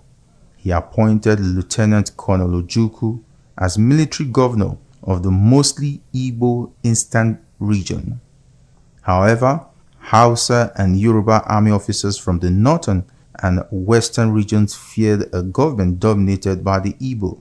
and in July 1966, Northern officers staged a successful counter-coup in which Lieutenant Colonel, later General Yakubu Gowon, was installed as the new head of state. Under Gowon's rule, Ojukwu retained his command of the eastern region. Meanwhile, the rising tide of feeling against the Igbo in the northern region led to a large-scale massacre of Igbos by Northerners in May to September 1966. Ojukwu responded in March to April 1967 by separating the Eastern Regional Government administration and revenues from those of the federal government. Mounting secessionist pressures from his fellow Igbo finally compelled Ojukwu on May 30th, 1967 to declare the Eastern Region an independent sovereign state as the Republic of Biafra. Federal troops soon afterward invaded Biafra. The Civil War broke out in July 1967. Ojukwu led Biafra's unsuccessful struggle to survive as an independent state throughout the Civil War, and on the eve of Biafra's surrender in 1970, he fled to Cote d'Ivoire, where he was granted asylum. Ojukwu remained in exile until 1982, when he was pardoned and returned to Nigeria. He joined the National Party of Nigeria (NPN) in January 1983 and subsequently attempted to re-enter politics. His bid for the Senate representing the state of Anambra was unsuccessful. He was detained for 10 months following a coup that brought Muhammadu Buhari to power at the end of 1983. In 1993, he once again joined a political party, this time the Social Democratic Party, but he was disqualified from running for president. A member of constitutional conferences in 1993 and again in 1994 and 1995, he, along with other former Nigerian leaders, was consulted in 1998 by Abdulsalam Abubakar, the military head of state, as Nigeria once again began the process of converting from military to civilian rule. In 2003, Ojukwu, representing a new political party that he helped form, the All Progressive Grand Alliance, unsuccessfully ran for president. He ran again in 2007 but was defeated by the ruling party's candidate, Umaru Yar'Adua, in an election that was strongly criticized by international observers as being marred by voting irregularities. Ojukwu had several honors and titles bestowed upon him during his life, including the honorary chieftaincy title Ikemba of Nnewi. VOP TV. Now you have more than a voice. Are you ready for the extraordinary? Something big is happening on your screen. Introducing VOP TV. Now streaming on SLTV channel 264. From breaking news to captivating conversations, news analysis, giving you all sides to the story. We break in-depth discussions on the issues that matter, from politics to sports, entertainment, and lifestyle. VOP TV on SLTV channel 264. Join us as we redefine what television means to you. Voice of the People Television, VOP TV. Now you have more than a voice.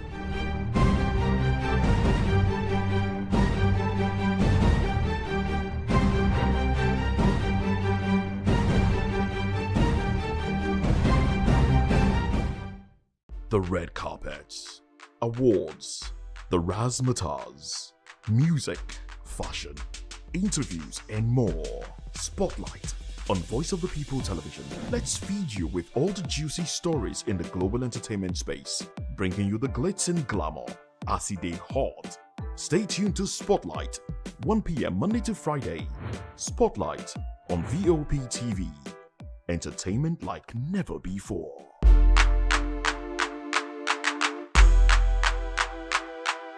Voice of the people, you can hear me now. My name is Patrick Doyle, and I wish that you continue to echo the voices of the people. Big up VOP TV. My name is Ibifa Dokobo. Please keep watching VOP TV. Hi, my name is Kwekumali Ikenda Onyekwena, and I am with the Voice of the People TV. Now, if you're looking for the veritable channel for information, politics, robust discussions, you don't need to go far. VOP has you. VOP will always have you.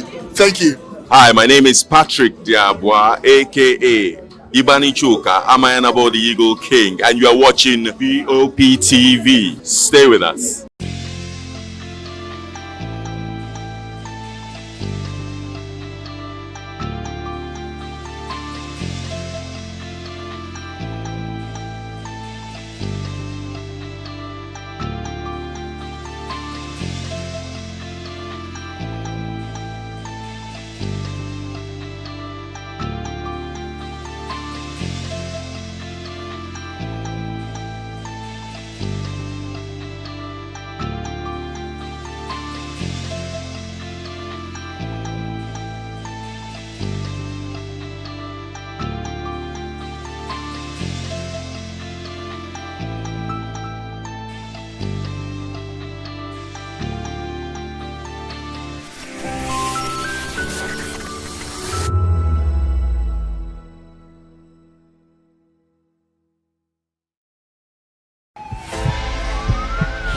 This is Health Check, your weekly guide to better living, smarter choices, and trusted answers. From everyday wellness to urgent health issues, we've got you covered. Health Check only on Voice of the People television, where your health has a voice.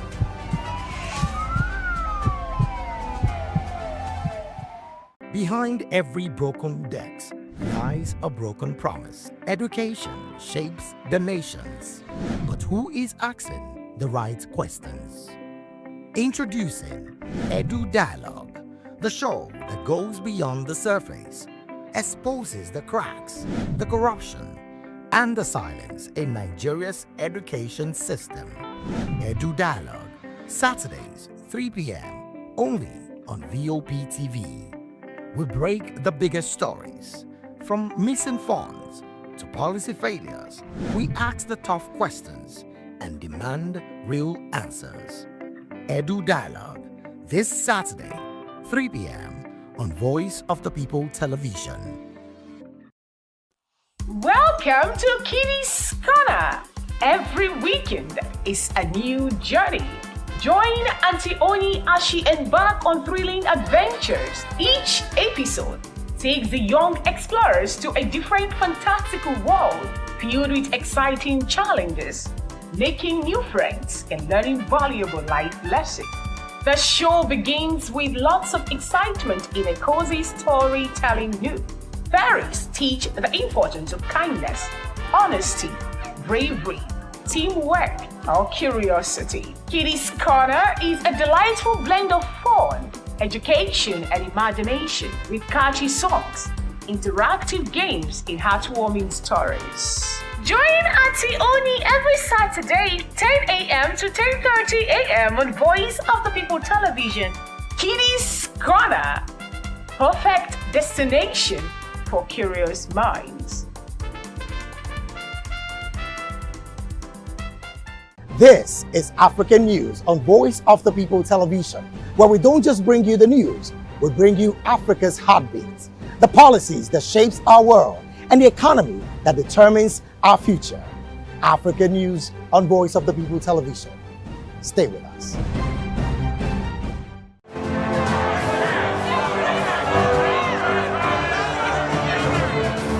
Do you want your voice to be heard? Do you know that you matter in the scheme of things?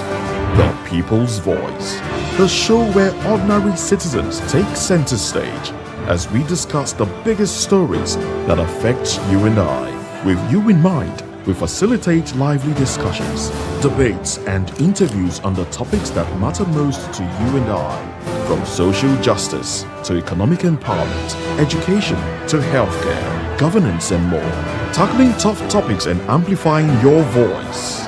Join the conversation and make your voice count. The People's Voice. Make your voice count.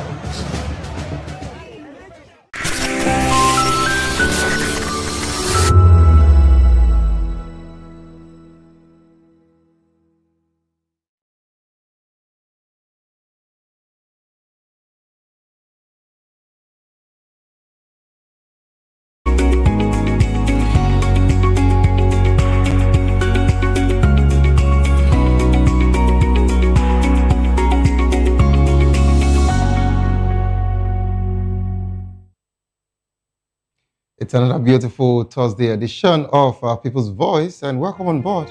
Of course, this is a particular arena where citizen stories shape the narrative, and of course, you agree with me that over here, we actually call a spade, and we'll give you a wonderful program that you actually deserve. And of course, today we'll be dissecting a major story that is dominating the headlines and sparking conversation across the nation. All eyes still on 2027.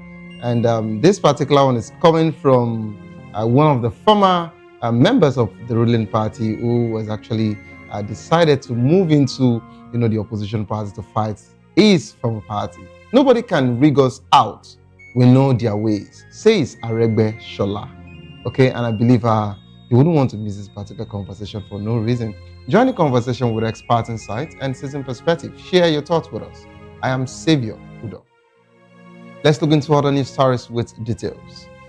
20 trillion abandoned properties. Reps to probe federal project. The House of Representatives is set to probe over 12,000 abandoned federal projects worth 20 trillion across the country. The project is scattered across various states, including the Federal Secretariat's complex in Lagos and the Nigerian International Hotel building in Niger State. The probe aims to recover crucial nation assets and prevent further wastage of public resources. This is not the first attempt to address the issue, as previous presidential panels have failed to salvage the abandoned properties. Experts suggest a combined panel of experts and government appointees should conduct a comprehensive probe and consider selling off or privatizing the project. I just hope that someday we'll get it right as regards to wastage. We're still talking about this particular one, about 12,000, properties that needs to be probed. Yet we're building new ones that we are not still going to use. I assure you, we have so much that we would not still use that we're building, and we have some that we are claiming we're renovating that we are not still going to use. What are we doing with them? We just have to curb all of this particular wastage in the government. Hopefully that this particular one will scale through, because just in the news, they've actually tried it before and it didn't work. So let's hope that this particular one would actually, give us a very good result. And away from that particular one, Senate urges a review of firearm law to allow responsible citizens own guns. The Nigerian Senate has called on the federal government to review the country's firearm laws to permit responsible citizens to own guns, citing escalating insecurity in Kwara, Kebbi, and Niger states. The resolution followed a motion titled Urgent Needs to Address Escalating Insecurity in Kwara, Kebbi, and Niger states, which highlighted recent attacks on school worshippers and, of course, the rural communities.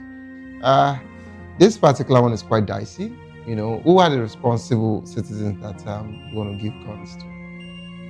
In as much as some people actually own these guns illegally in some part of the core north. Okay, so I could say this because I've lived there, and when the insecurity became very serious, some forces, yes, actually, met up with some communities, and they mentioned if you would need locally made guns, of course you can buy them, just to protect yourselves and your family. So we know that's actually wrong, but now if you're making it official, who are the responsible citizens that you want to give guns to?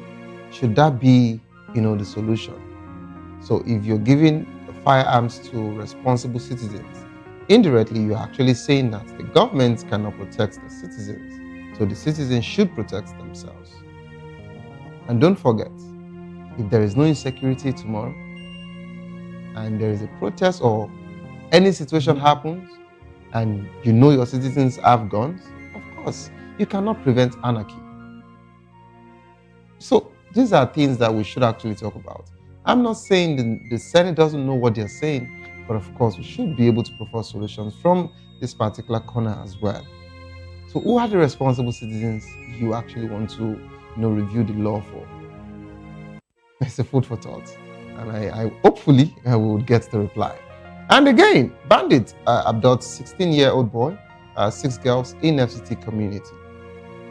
Bandits have actually adopted some children from Gidan Bajimi community in Buhari Area Council of the Federal Capital Territory FCT. The incident occurred around 9:47 p.m. when the bandits, armed with AK-47 rifles, raided 2 houses in the community, shooting sporadically and whisking away the citizens.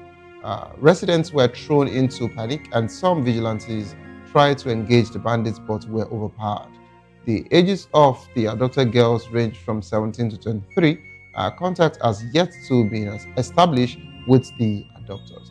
And I remember that Nyesom Wike, the Minister of FCT, actually raised an alarm as regards to this conversation. And not only that, he also beefed up the security outfit in FCT, but I'm surprised that this particular one can still happen.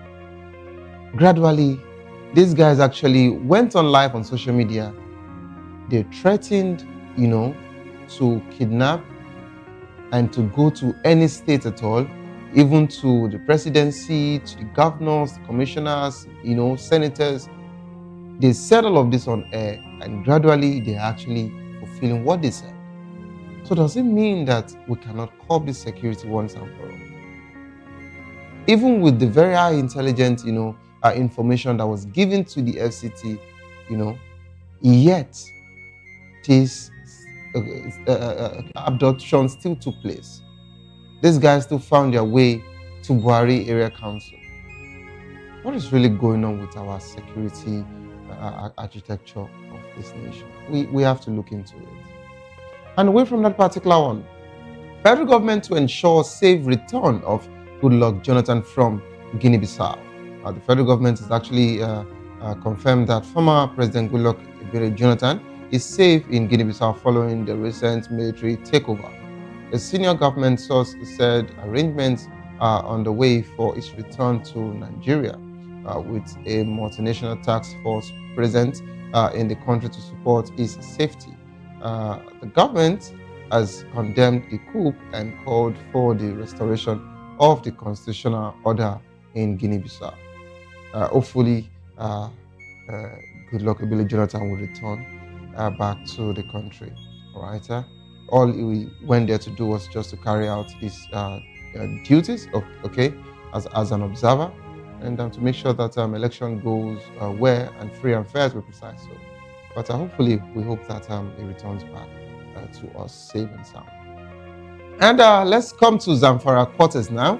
Matawale denies linking Zamfara security operations to his influence. The Minister of State for Defense, Alhaji Bello Muhammad Matawale, has denied a report that he claimed the security operations in Zamfara State would not work without him. In a statement, Matawale described the report as false and clarified that he never made such a comment. He emphasized that the importance of cooperation among stakeholders to addressing security effectively, and urged the media organization to verify information before publication. I just love the fact that he actually debunked that for proper clarity, because if he had said yes, that without him, the security situation in Zamfara cannot be curbed, and the insecurity cannot be neutralized, I would have also loved to ask questions, that when he was there, what did he do differently? I will remember back then that he was always negotiating. And of course, we had several news back then when he was actually getting bikes for these so-called bandits as at the time, just to calm them, as at the time. So these were not the news that we just read, or personally I just read, because if you say you lived in Kaduna, you would know Katsina and you would know Zamfara. So I applied through all of these particular communities, and we knew what that actually meant. as at the time. So it's not someone like Matawale that should be talking about that. But thank God that he's not owning up to such a rumor. Okay, so at this point, we just have to frame up from that particular conversation. And let's come to the Nnamdi Kanu's conversation. Use peaceful means to secure Nnamdi Kanu's release, says Bianca Ojukwu. All right, the Minister of State and Foreign Affairs, Ms. Bianca Odumegu Ojukwu, has advised the Southeast people to use dialogue and peaceful means to secure the release of Nnamdi Kanu. Okay, the leader of the indigenous people of Biafra, IPOB, speaking at the 14th edition of the Dame Chukwuemeka Odumegu Ojukwu Memorial Day celebration. She actually urged the people to remain calm and seek peaceful resolution to the issue. Okay, she also urged and called on the Igbo parents to teach their children the Igbo language, expressing dissatisfaction with the low level of Igbo language proficiency among the youth.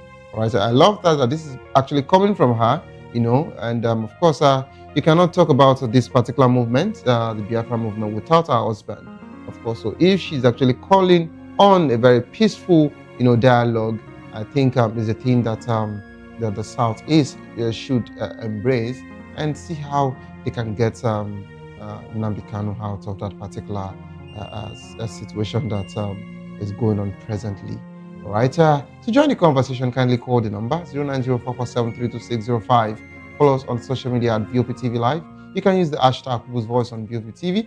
And of course, on YouTube, we are Voice of the People TV. Kindly hit the subscribe button, and together we can make our voices heard.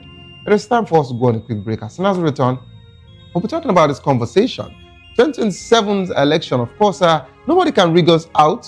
We know their ways, says Arebeshola. You don't go nowhere. Stay tuned, please. I'll be right back.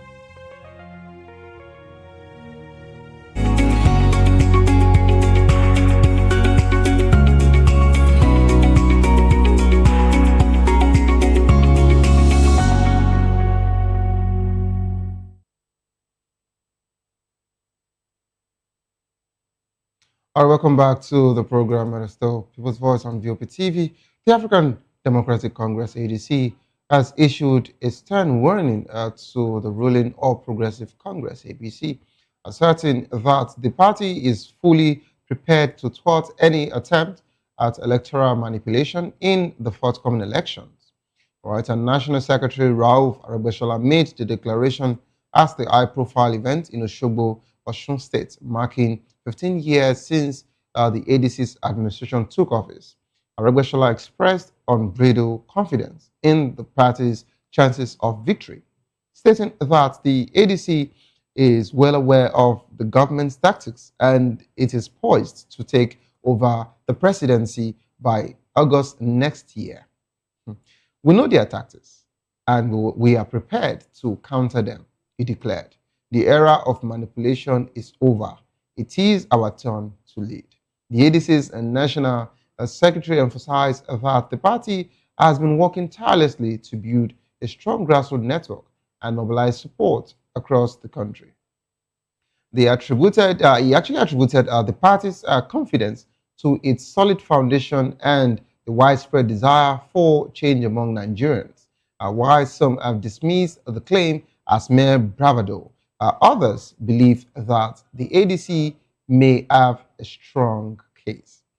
All right, we're now being joined by Dr. Dayo Kayode, a social political technocrat and aviation safety expert. And it is safe to say that I can also call him the Atiku spokesperson because a few days ago, he actually made a case for Atiku. So I hope that today, since this is about his party, so it would actually do justice to all of the conversation today. Good afternoon, Dr. Dayo. Yes, good afternoon, Savior, and thank you for saving Nigerians with this particular program, especially when you were talking about the Senate while you were reading the news. Tell me, who in the Senate can we describe, or to what extent can we see responsibility in the Senate? Bearing in mind that they always throw blows, slaps, and cheers to themselves. I didn't mean that they have been allowed to be carrying gun indiscriminately. Would they not have been using that gun, to shoot themselves? Imagine if Wike had been carrying a gun. If he could have been allowed to carry gun, what will have happened while he was facing that young naval officer or air force officer? So for me, that issue is because probably they don't have anything serious to do. That's why they're saying that. They should stop wasting our money. Let us stop this permanent this in there. Let them be coming periodically. We don't want them to be having sitting around us every day. Okay. So since so doctor, let me bring you up to speed as regards to some conversation that didn't actually get down well with me over the week as regards to the Senate, the Red Chamber's plenary, all through their sections. So a particular senator, and I believe about two, one from Borno, APC, senatorial district, and I believe another APC, but also from the north. Okay, they made a case for themselves as regards to the withdrawal of police officers from the VIPs. You know, they said they were not safe, doctor. They said they were not safe, that their life is at risk, you know, and of course, they will be the target now, that these bandits, you know, the terrorists would come for them, and now that they don't have police, a convoy, you know, for them to move around, that this has to be reviewed and all of that. And my question, so you were really okay, feeling so good, as at the time you had all your 30-something convoys everywhere, you know, with siren blasting everywhere, and not bothered about even to your senatorial district that you represent, the people that you represent. They can actually come and pick them like point and kill. They just pick them off like they are actually, you know, they are grains. You don't care about it. As far as your security details covers your family and you are okay.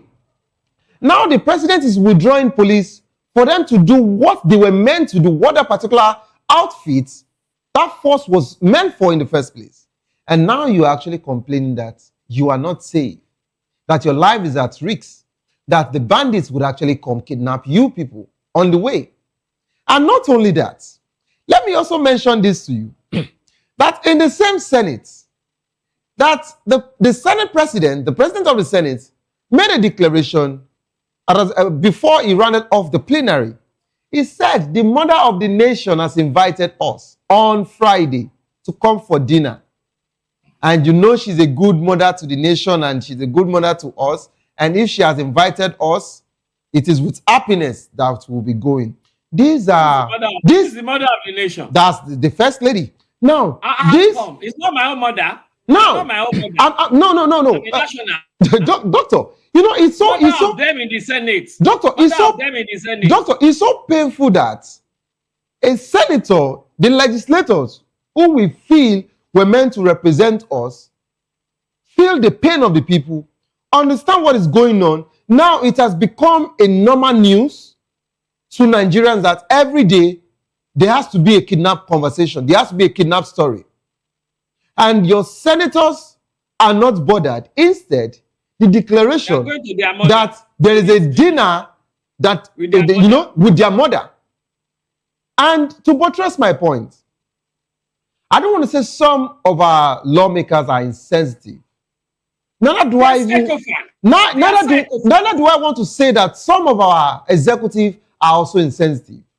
We saw the northern governors held a meeting as regards to this security situation. And after the Northern Governors Forum held their meeting, the Southern Governors Forum held their meeting in Ogun State, to be precise. But Dr. Dayo, was that Ashwebi needed? That you are coming for a meeting that has to do with security situation of a nation. Security. And you all needed to go change or wear agbada the Ashwebi before you can have a meeting because you want to snap and you want it to be colorful. Wait now, that is why my leader in ADC has that confidence, the temerity to say that by 2027, this government of APC will be swept away with their brood. Because people are now hungry and angry. hungry stomach has no ears. We have all been united. Nigerians have been united with a communal factor known as hunger and poverty. We are not going to follow this electioneering on the divisions of ethnicity, religion, or tribalism. Rather, we are going to queue on the same line and be on the same page. Because right from top to the bottom, we are all angry and hungry. And hunger has no language other than response, not responsive, not respond now, response. Because when you are talking of response, response is spontaneous. And when you are saying a spontaneous response, it can also be sporadic. And when you are talking about being prosodic, it could be anything. It could be anything. Come 2027, Nigerians are united towards taking this broom from this government and then using their own broom to sweep them away. It's on that background that my leader, the secretary of ADC, was speaking from. Okay. All right, Doctor. I love the fact that you started on a very, wonderful, good note as regards to Aregbesola. So let's also talk about the spontaneity of Aregbesola's political journey. From being a commissioner in Lagos, of course, he moved and he became a governor. A minister. Governor. From being a governor, of course, he was promoted to becoming a minister. And you would agree with me that Aregbesola was a right-hand man to the president, if you would agree with me. Of course, that was what we all know, not until they actually fall out. Okay, so for Aregbesola to use this particular statement, I hope you know what this statement also means to Nigerians. If Aregbesola has said that we know their ways, we know their tactics, okay, and we will not let them. So it is also safe to say that he has also indulged himself in such frivolities back then. He has also joined in this particular kind of rigging that he is talking about today. Just maybe there was no fallout between him and the president. That means he would have also joined, since he has actually made the projection as regards to rigging. That means he would have also joined again in another rigging. I'm just quoting what he said. So, do you expect us to trust such a person in your party, knowing fully well that he has actually been on this other side and he has done that over time to democracy in Nigeria? And today, his job shipping is moving to the other side, or he has moved, and now he is saying he wants to thwart whatsoever rigging that wants to come from this side. And of course, bear in mind, he is not just fighting because of Nigeria, he's fighting just to make a point that with or without this ruling party, it can still succeed politically. And of course, I'd like to get your take as regards to what he meant by he knows the government tactics and he will do better. Also, as I've allowed you to express yourself, I hope you will not also stop me. Doctor, it is head-to-head between you and I today. It is head-to-head between you and I, so you are free. Go ahead. Yes, Then you allow me, or else me too, I will not be allowing you again. You allow me because Doctor, go on. It's your time. Now, go on. Now, our Lord Jesus Christ said, I have come to save the sinners and not those that are saved already, like Savior. Now, he also went further. He said, you shall know the truth, and the truth shall set you free. Again, the best apostle ever, as recorded by the Bible, Apostle Paul, was formerly known as Saul. Always out to persecute the Christians until when it came about knowing the truth. Because the Almighty appeared to him. Saul, Saul, why thou persecute me? Who is saying that such a revival is not still happening? Let us come back to reality again. You can imagine the kind of relationship then between Papa Awolowo and Papa Akintola. What happened? I mean, we're all aware of that. Again, let me also take you to academics. There is what we call banded rationality. Banded rationality in terms of one's decisions and actions are dependent, underline, dependent upon the amount and type of information that you have at any point in time.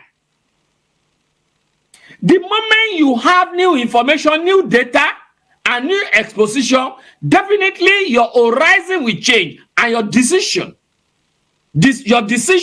your action plans will definitely change.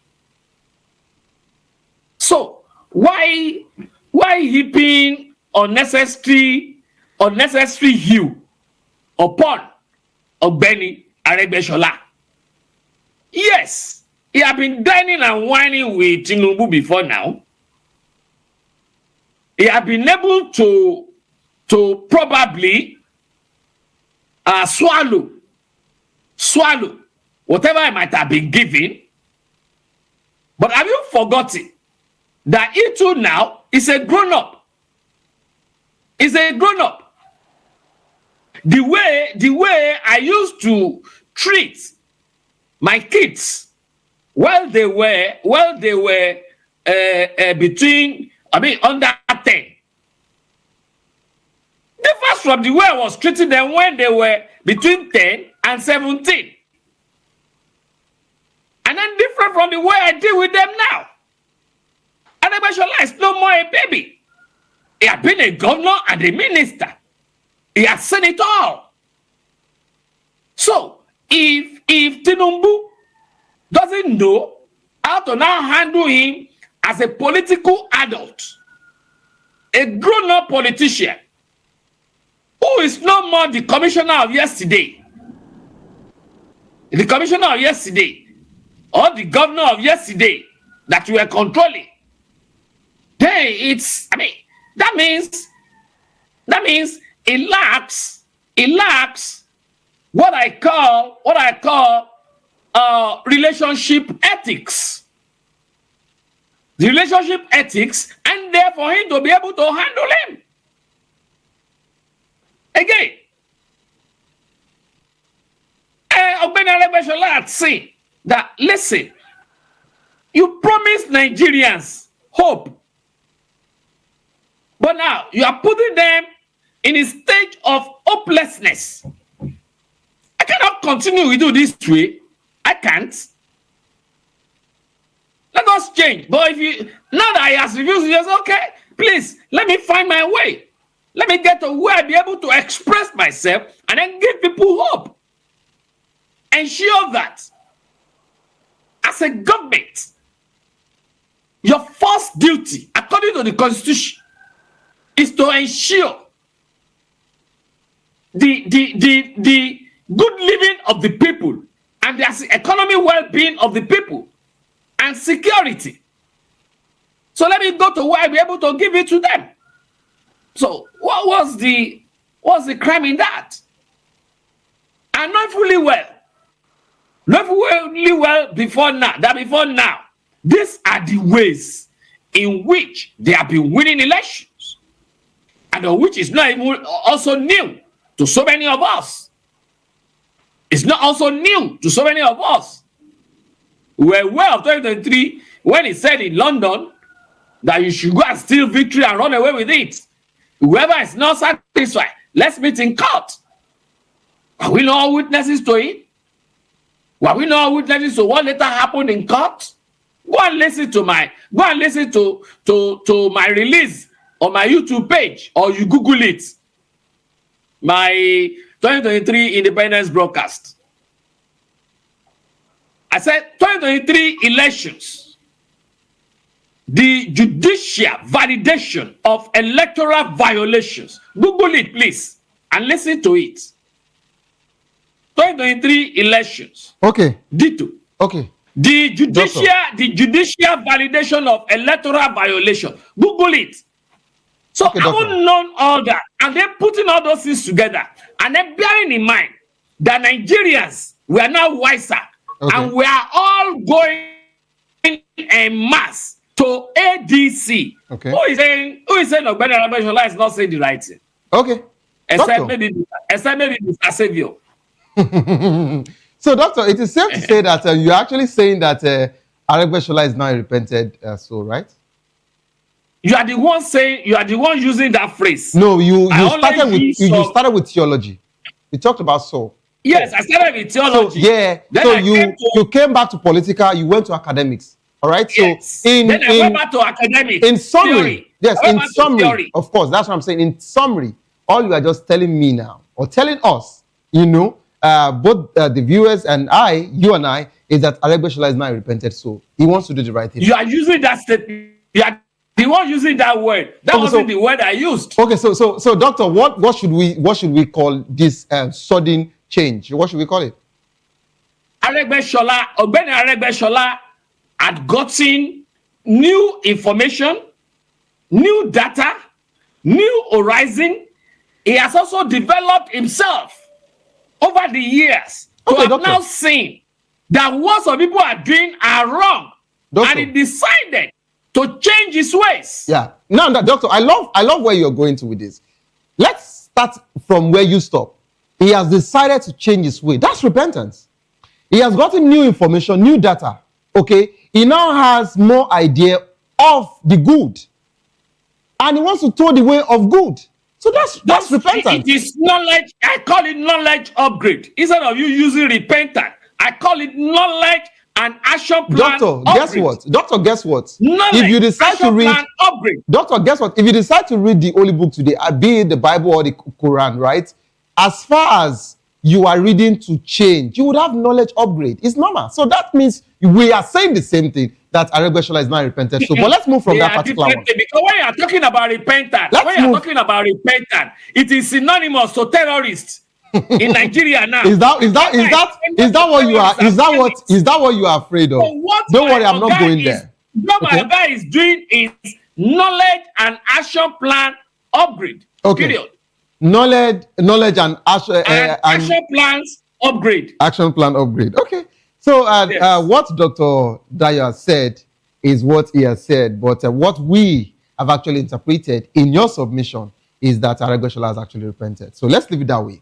All right, so let's move on. I know Arabeshola has been, in the corridors of power for a very long time. Just like when he was the minister, the only thing we remember that every Nigerian can still have, as a picture of Arebe is whenever we see him like this, we know that there will be public holiday. That's the announcement. And hopefully, we hope that this time around, they will do something better. But let me come into other people in ADC. I wouldn't want to say that ADC has actually arranged or brought in different repented souls, because today they are all saying that they want the best for Nigerians, they want the best for the country, they want to push these people out of power and take over to do better for Nigerians. And almost all of them, we know their track records, we know how, they've been coming and all of that. But let me talk about your principal now, who happens to be, who would be, for now, is like the heaviest weight, if I'm permitted to use that, in your party. I'm talking about Alhaji Atiku Abubakar, the former vice president. He has always been my principal. Okay, so he has always been my principal. Okay, thank you for accepting this then. So let's talk about your principal then. All right, so you would agree with me that your principal has actually been contesting for 3 decades now, yes? And he's been to 6 political parties? Yes, he's been, in and out of 6 political parties, So, but doctor, what is he going to do differently this time around? Is he going to be the first one? How about the American president, Kennedy? How many times is he contested before winning? Doctor. Then the previous House of Reps speaker in America, how many times is he contested before winning? So even Buhari, how many times? So why is his own a big deal? Why? Doctor, now this is... Why is his own a big deal? Doctor, when we are talking about Nigeria, we shouldn't be going to US. It's easy for us to quickly go to US when we want to... give examples. I'm coming. When we want to... Buhari, Doctor. Buhari, how many times is Buhari contested for how many times? Doctor, when we want to compare records, it is easy for us to quickly mention the US. But when we want to talk about how other vice presidents in America actually, took up that office and they did well. I mean, well. Did he not do well while he was the vice president? You people will not agree. Well? Did I start counting it for you? Doctor, I would like you to... Should I start counting it for you? Doctor, I would like you to count it. Okay, 1. Do you know how many of these technocrats it brought to government? Doctor, I wouldn't want you to say, do I know? You have to count. I'm coming. You have to count what was beneficiary for the people, Nigerians. Was Okonjo-Iweala not beneficial to Nigerians? Okonjo-Iweala, was he not beneficial to Nigerians? Usman, was she not beneficial to Nigerians? How about the exchange rate? Who was the person that standardized exchange rate? That the thing was normal. Who was controlling inflation? Who was controlling inflation? Even the old governors of PDP then. Who was the one that was advising them? Look at the series of what do I call it now? Selling of government properties. Or what do you call it again? Privatization. Yeah. Look at the privatization issue. Look at the way he handled it. Look at our diplomatic respect that we have in the whole world. Are those things not beneficial to Nigerians? Now let me come in here, Doctor. Let me come in. Who brought in people like Accuse, the present ADB president? Doctor, who brought him in? Doctor, let me come in here. So I love the fact that you are making a case for your principal, but so many assertions that you've made. It's not that I'm making a case. I'm coming. They are all obvious. So many assertions you actually made here are actually untrue. Okay. Now, when you're talking about when you're talking about they are untrue, actually. When you're talking about inflation, who actually stabilized it, and all of that. No, it was not the vice president. It was not Atiku Abubakar. It's on record. Okay. And now when I'm coming. Who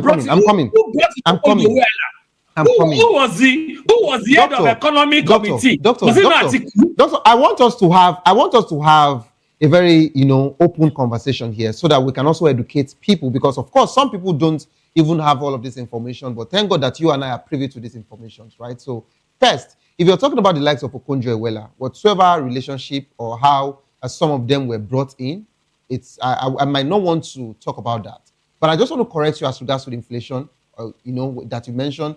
That was totally wrong. Of course, he didn't do that. Secondly, I'm coming. That was the president. That was the president. That was President Obasanjo. Yes, I'm coming. I'll give you more facts. Now, when you talk about international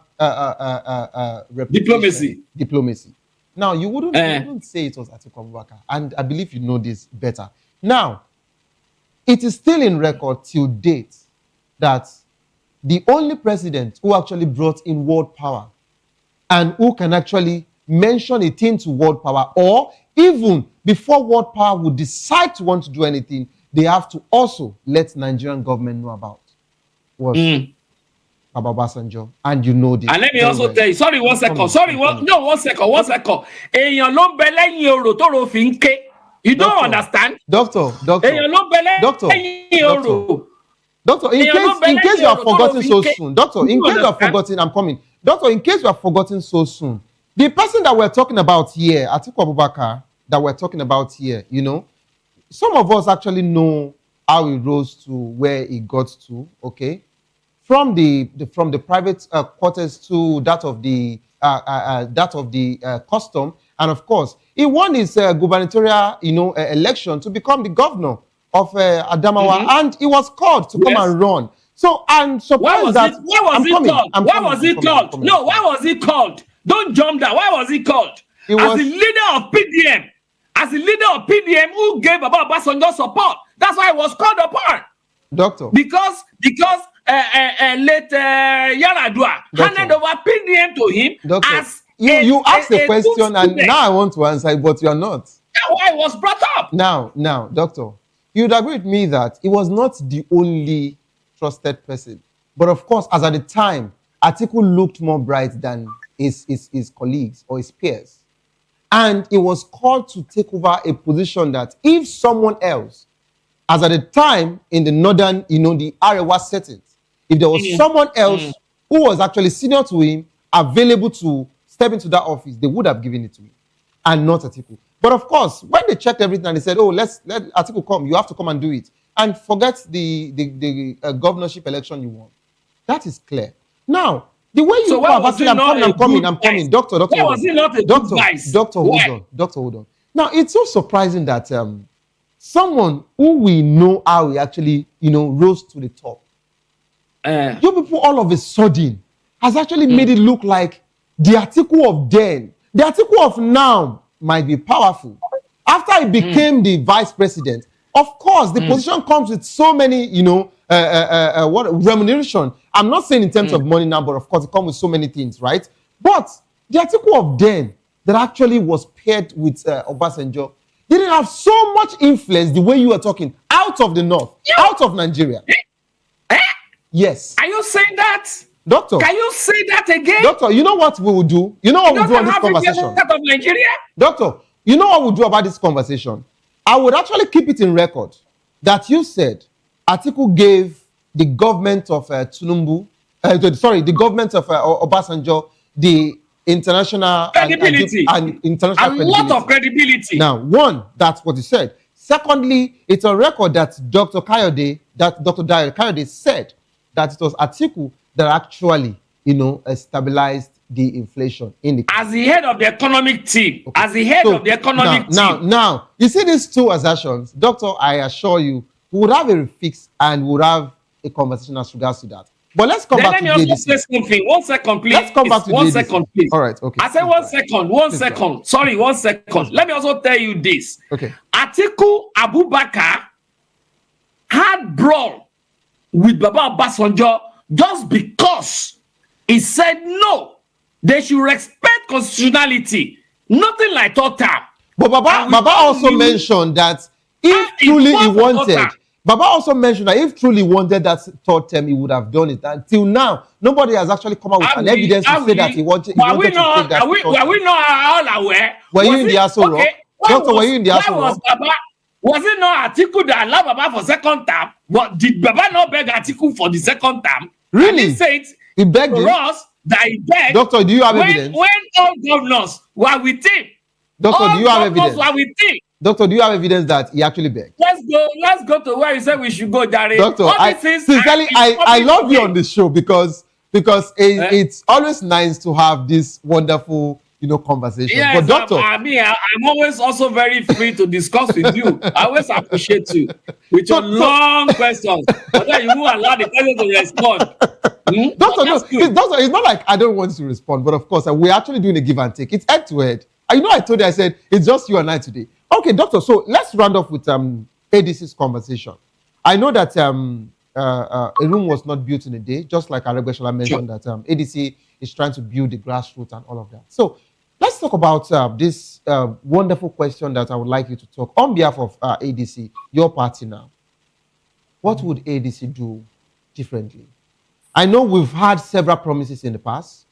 We've seen oppositions come up with, different promises, just like this APC government. As at the time that your former party, the PDP, was in power, and they gave us different promises. Of course, we know what actually happened in the past 8 years, okay, before this particular administration. So, doctor, what is it that the ADC would do differently? And of course, what are the key factors that will determine the outcome of the 2027 election? And how can the ADC leverage them to their advantage? I'd like you to talk about it. In closing, and you just have 2 minutes so that we can wrap up the show. Thank you. Yes, much as I'm not the spokesperson of ADC, I'm just a member. Bolaji Abdullahi is the spokesperson of ADC, but at the same time, as a member, I should also be able to air my view, And as ADC is, you're going to find out that we have people of, even though different ideological backgrounds, but they are now seeing the similarities, the commonalities in between those various ideological tenets, to bring those things together and then move the party forward. You can see that for a very long time, various ideological divides have been meeting. It's not that they like wasting their time, no, but they are trying to put on the table their ideological beliefs and then picking the commonalities in each of those ideologies, and then see how they can hew them together to make one. And to a very large extent, what they have decided to mold together are now being entrenched in the people. It's a philosophy that has its pivot, that has its root in people. That is people-oriented ideology. And when you have a people-oriented ideology, and then you are able to sell such to the people, definitely the people will follow you. And that is why somebody like me, you can see me in ADC, because ADC ideology resonates with that of the unifiers movement. When you look at our ideology, it is also rooted in the people. Okay, and that is why we have been bringing in people to the movement organically. That is an aspect. Number two, because the ideological tenet is basically rooted in the people, then that first function within the constitution will definitely be taken care of. That is, the economic well-being and security of the people will be highly paramount within the government of ADC. Bearing in mind also that ADC is now having a lot of fresh blood within its conclave. And when you look at this fresh blood, you know that there are eggheads that are ready to go all out and ensure a better Nigeria. Okay. It is only when you have a better Nigeria that we will have that respect we're supposed to have in the international community. All right. And they're now planning to win the elections. All right. Thank you. It is not about rigging. Thank you so much, Doctor. Our time is well spent here. Let us borrow some time from your producer now. We can actually, no, I'm the one producing the program. So if you want to borrow more time, maybe, Doctor, you just have to let me know when you are ready. Of course, we can actually come back on air and you can do an exclusive. Even if you want 4 hours, Doctor, I'll sell the time for you. All right. Thank you so much, Dr. Dayo Kayode, for joining the program. Okay. It's always a pleasure to have you. All right. Thank you very hopefully, much. of course, we had an agreement that we'll also still go to it tomorrow. Okay. So, I'll be seeing you tomorrow. No problem. I already promised last week when I. Okay. So, I'll be seeing you again tomorrow on the show. By God's grace. Thank you so much, God's Doctor. grace. This is how we can actually go on the program. That is people's voice. Of course, you should always make it a date with me here on the station from 4 to 5 p.m. If you love the word of sport, I'd like you to stay put for the locker room as they would come to do justice. So, the word of sport. Don't give up because it is not over. Tough time doesn't last, but tough will do last. Whatsoever you're facing will soon be over, and you will definitely smile again. My name remains Savior Udo. Have a good evening. Rest.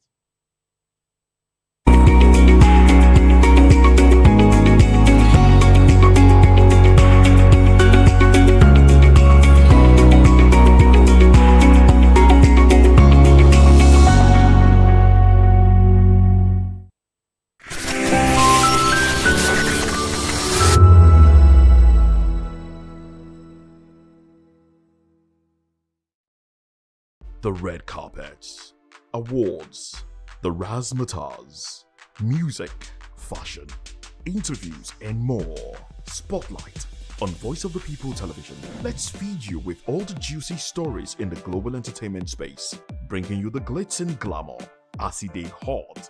Stay tuned to Spotlight, 1 p.m. Monday to Friday. Spotlight on VOP TV. Entertainment like never before.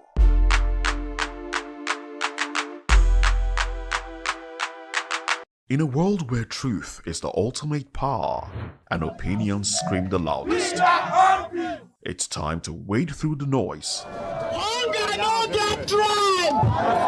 Hunger no get religion. And scan the human interest and trending topics that matter. Stay tuned to The Issues, your plug to the stories making the buzz, from politics to science and technology, social justice, and more. Let's tackle the tough questions and expose the truth. The Issues on Voice of the People Television, Mondays to Fridays, 8 to 9 p.m. The Issues. Don't just react, understand. From the views on the street, We go to bed empty hunger. to the blaring horns of a hustling city, the loudest voices of the common man got a medium to be heard. This particular administration, they were coming unprepared. It's not a bad thing to renovate the president's lodge. Through top-notch programming, unbiased reportage of news, sports, business, entertainment, and cultural documentaries, Voice of the People 90.3 FM became a symbol for 21st century media. And now, a new baby is born. Voice of the People Television, VOP TV, youthful, full of vigor and penchant for excellence in the continent's media space, exposing the wrongs, applauding the rights, dissecting the news without fear or favor, through factual and accurate stories and contents. Corruption kills 3 things that makes a society. Representing the interests of the people and giving them a voice. Voice of the People TV is here to stay towards building a fair society. VOP TV, Voice of the People Television, truly a voice for the people. Join us as we drive into the world of politics through insightful interviews with prominent political figures, both serving and former governors, ministers, senators, legislators, party chieftains, activists, and analysts. Get first-hand information into the decision-making processes that affect our daily lives. Highly engaging one-hour program that brings political discourse into focus. I am Chukuma Okoro. Political Lens, Monday through Friday, 6 to 7 p.m. Join us. My name is Esther. They call me the Oga of them are the general overseer of them all. Every man, every woman has got a voice where integrity is the volume. So this is Voice of the People's TV. Voice of the People's TV. So this is the people's voice. And the people's voice is the voice of God. That's the voice populi in Latin. The people's voice is the voice of God. So keep watching Voice of the People. In fact, my name is Voice of the People. Keep watching MC Adopikin. Hi guys, my name is Kagan. I am Nigeria's biggest tech content creator, and I just wanted to give a quick shout out to Voice of the People TV. Keep watching, enjoy, and you're welcome. My name is MC Alamano. They call me Enjoy Landlord. It's VOP TV. Keep watching VOP TV. Don't touch it down. Even if you want to touch it down, increase the volume. If you don't increase the volume, I told me. My name is Collins Agawabe, popularly known as No Maiden, but last, more than No Maiden. Or more. Not be all so the cook right at the fry plantain. We keep on watching VOP TV. Hey. The voice of the people, the voice of Edo. If you want to get the authentic news for Edo, the way it be, that's why they show and all the cut anything come on. A VOP TV.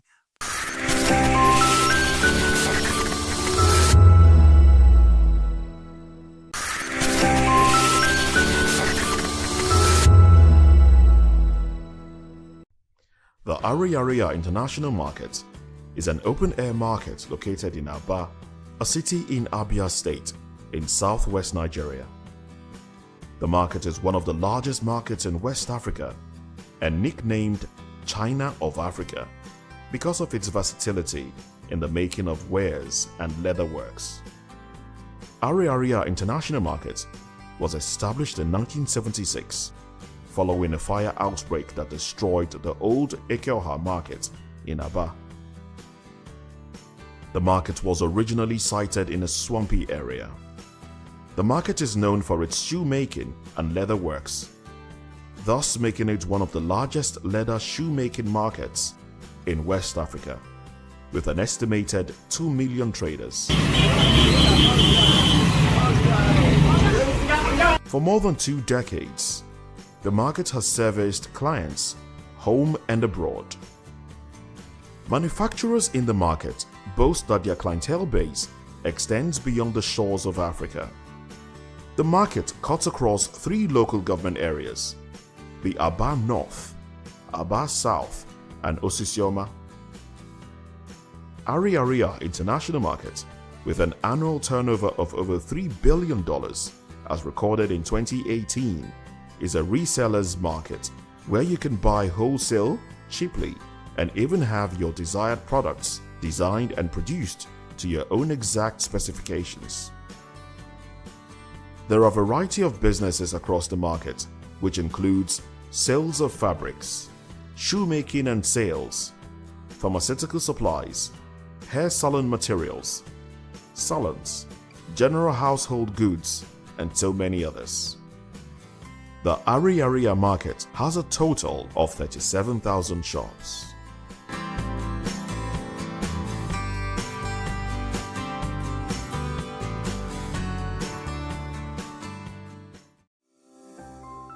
VOP TV.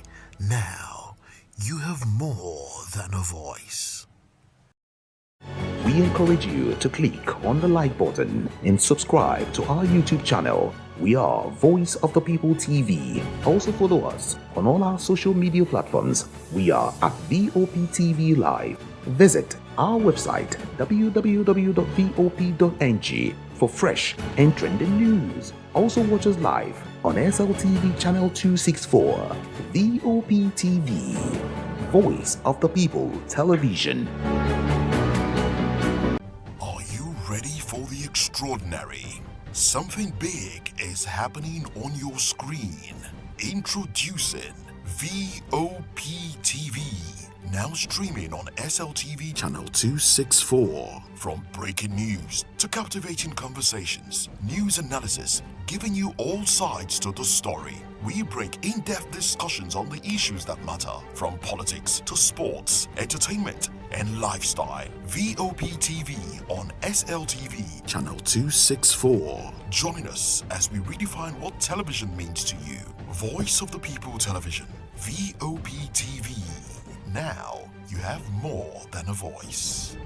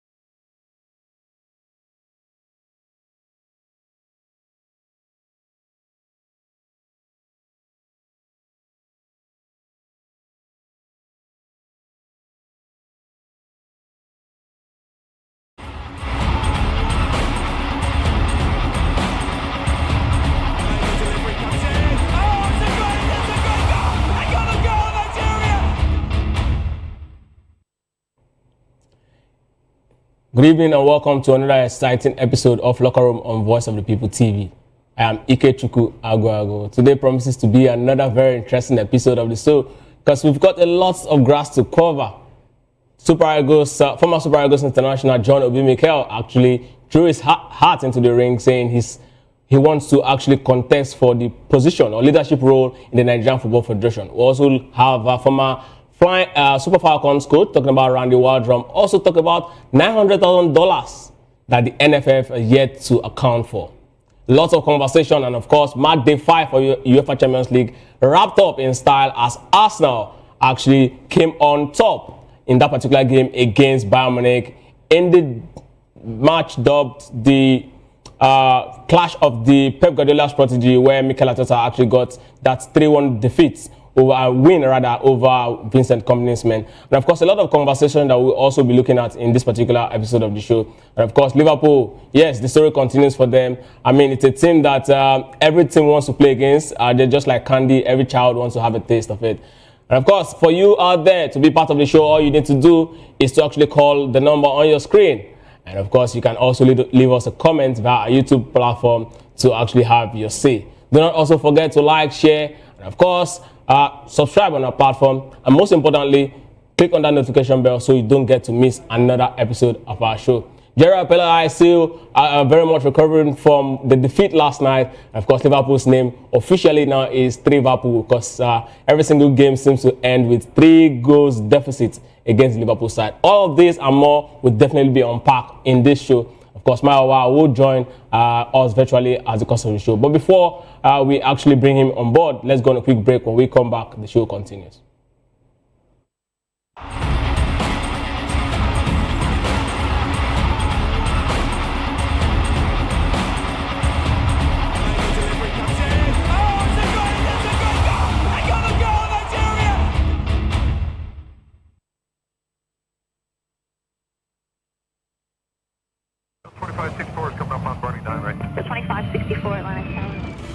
What happens in the hush behind hangar doors? Who signs the papers that gamble with lives? Which truths were grounded before they even ever had wings? If you've ever buckled a seatbelt at 30,000 feet, if you've ever stared out of that tiny window and wondered who's really in control of the skies, it isn't just flight, it's power, it's politics, it's pressure sealed in steel. We're peeling back the clouds from runway risks to sky-high secrets. We're diving deep where most dare not to look. Aviation Scope, every Sunday at 7 p.m. only on Voice of the People TV. We don't just report, we reveal. We don't just ask, we uncover. Because when it comes to the skies, ignorance is turbulence. Aviation Scope, the sky isn't the limit, it's just the beginning.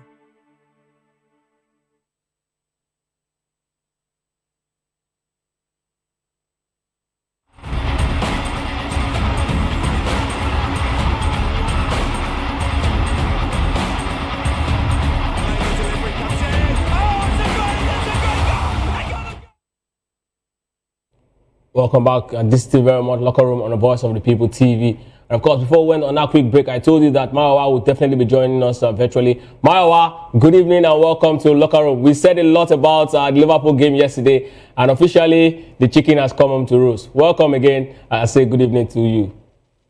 Well, it's always amazing to be here.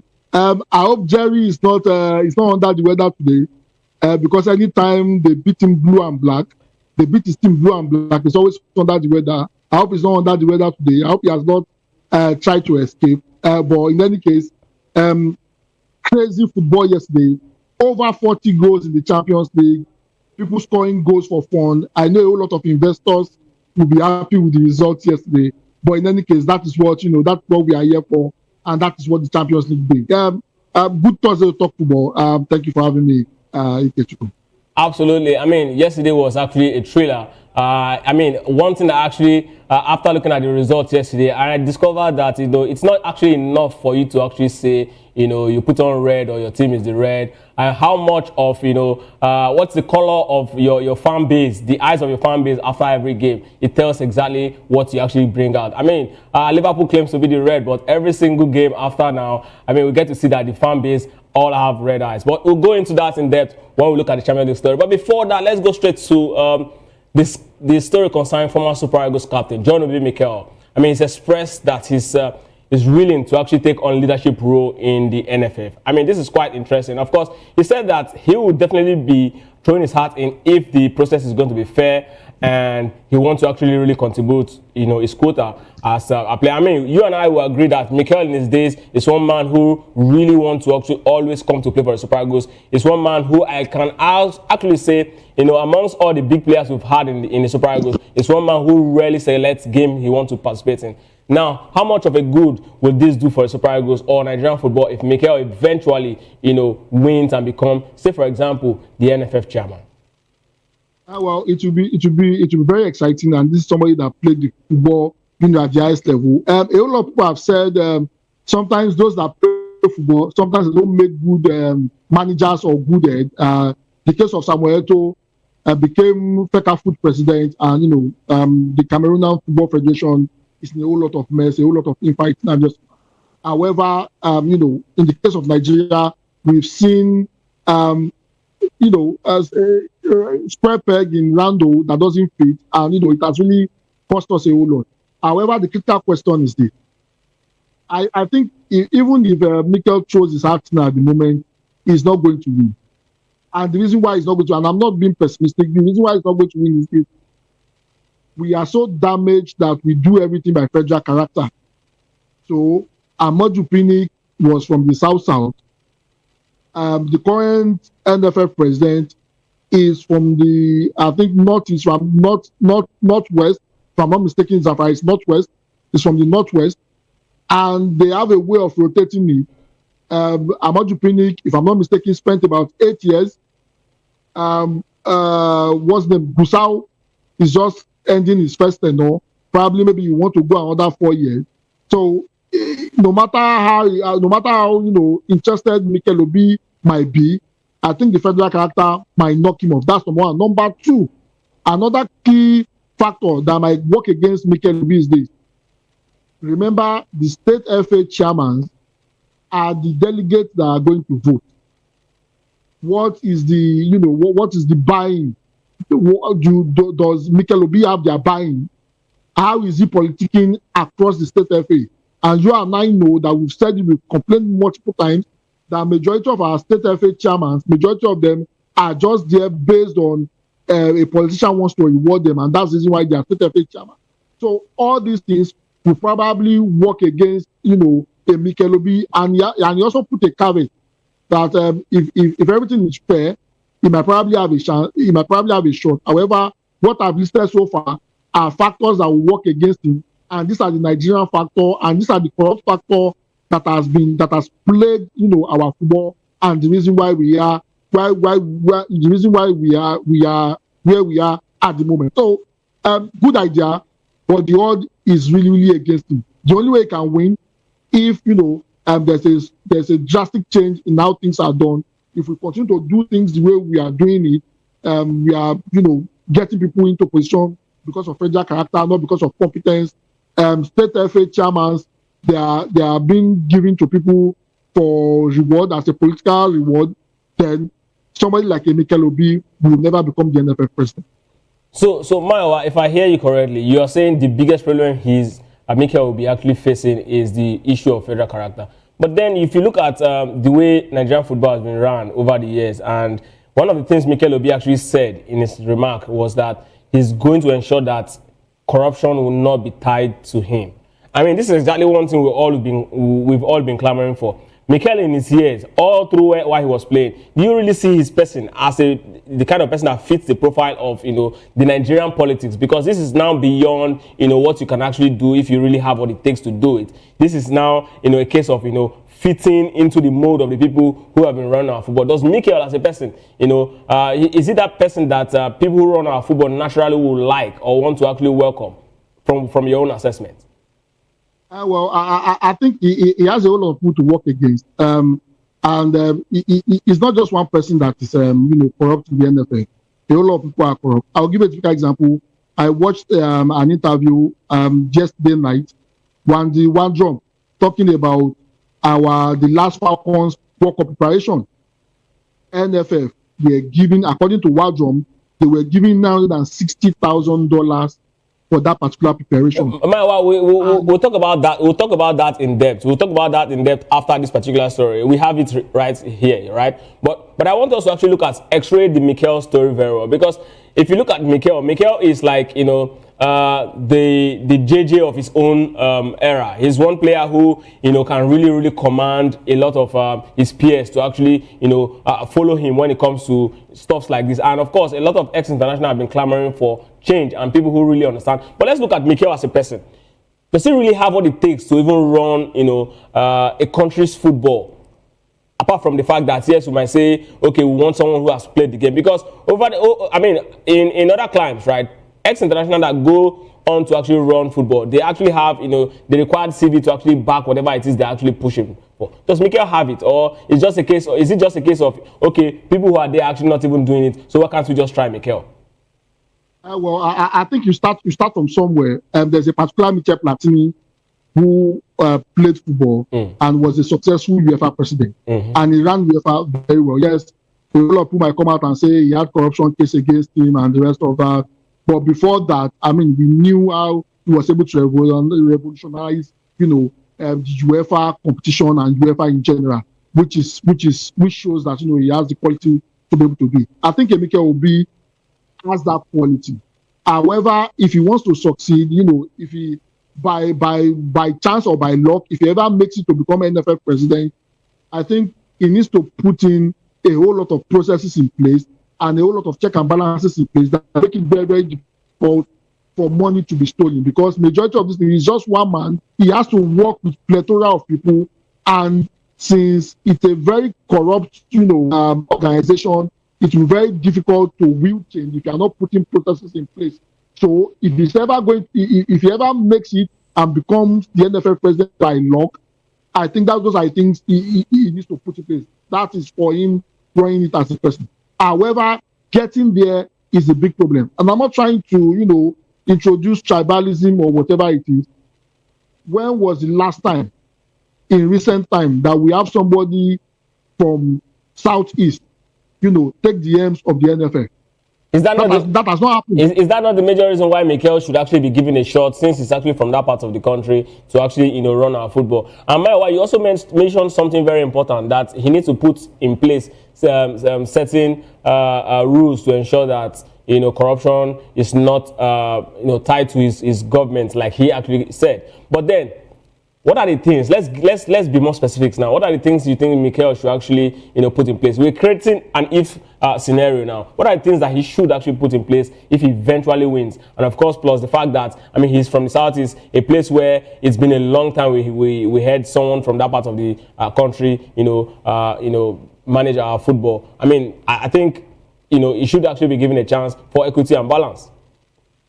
If further character will turn to his side, probably. However, like I said, Busa has another 4 years now in court to spend, when Amadou Pinnick already spent 8 years. So Probably maybe Mikel should wait another 4 years. Probably maybe by that time, they'll probably give him a look. That is that. However, if eventually, by luck, if eventually makes it to become the NFL president, one of the first things that needs to be implemented is how money is being spent. There needs to be accountability on how money is being spent. Remember, we've been clamoring that we want to see the audited account. No one has ever seen the audited account. There needs to be checks and balances in terms of how money is being spent. What are the processes involved in money being spent? What are the processes involved in how they spend money allocated to them?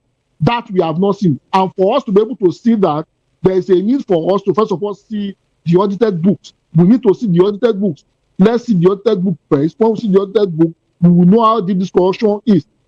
If you work for, if you're in a corporate setting, there is always any corporate organization has what they call internal auditor, and as they have people that they call financial control.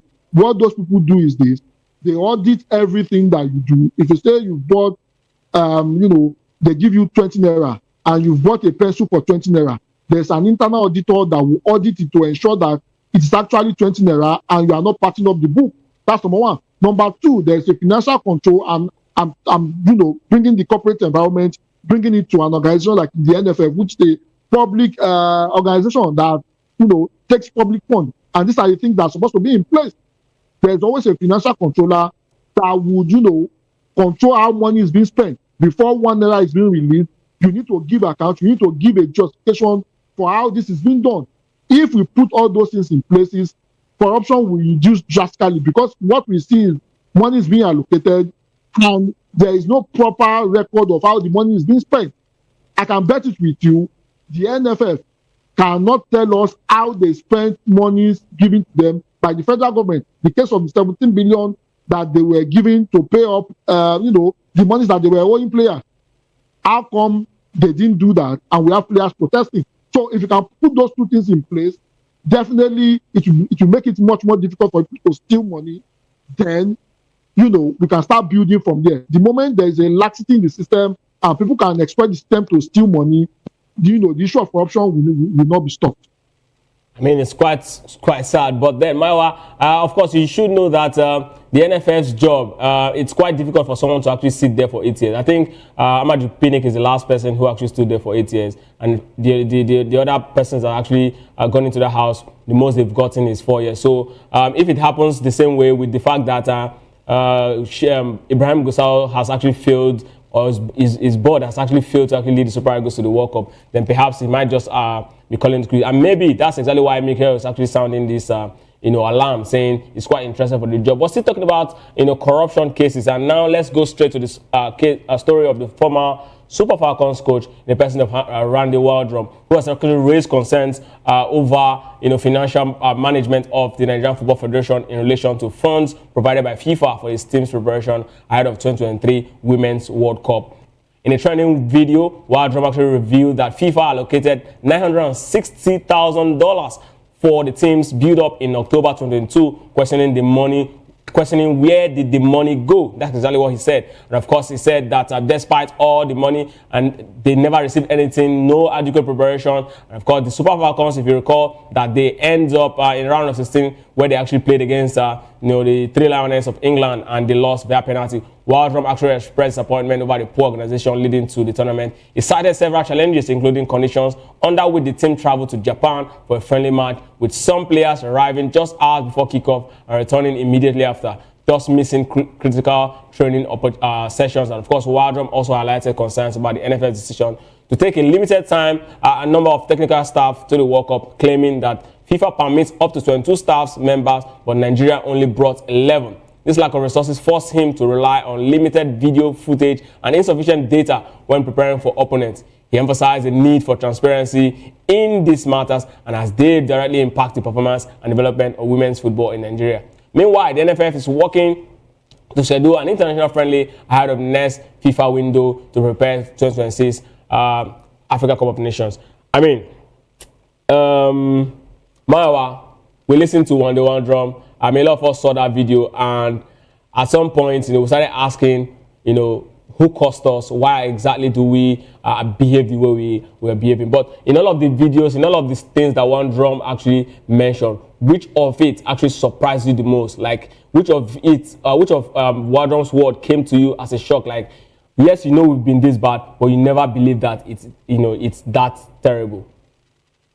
I don't think any of it shocked me. I was not surprised. We've known this before, and we've been clamoring for years as regards this. Anybody that follows local room knows that we talk extensively about the corruption in Nigerian football, and Wadrum is just confirming what we have been speaking about all these years.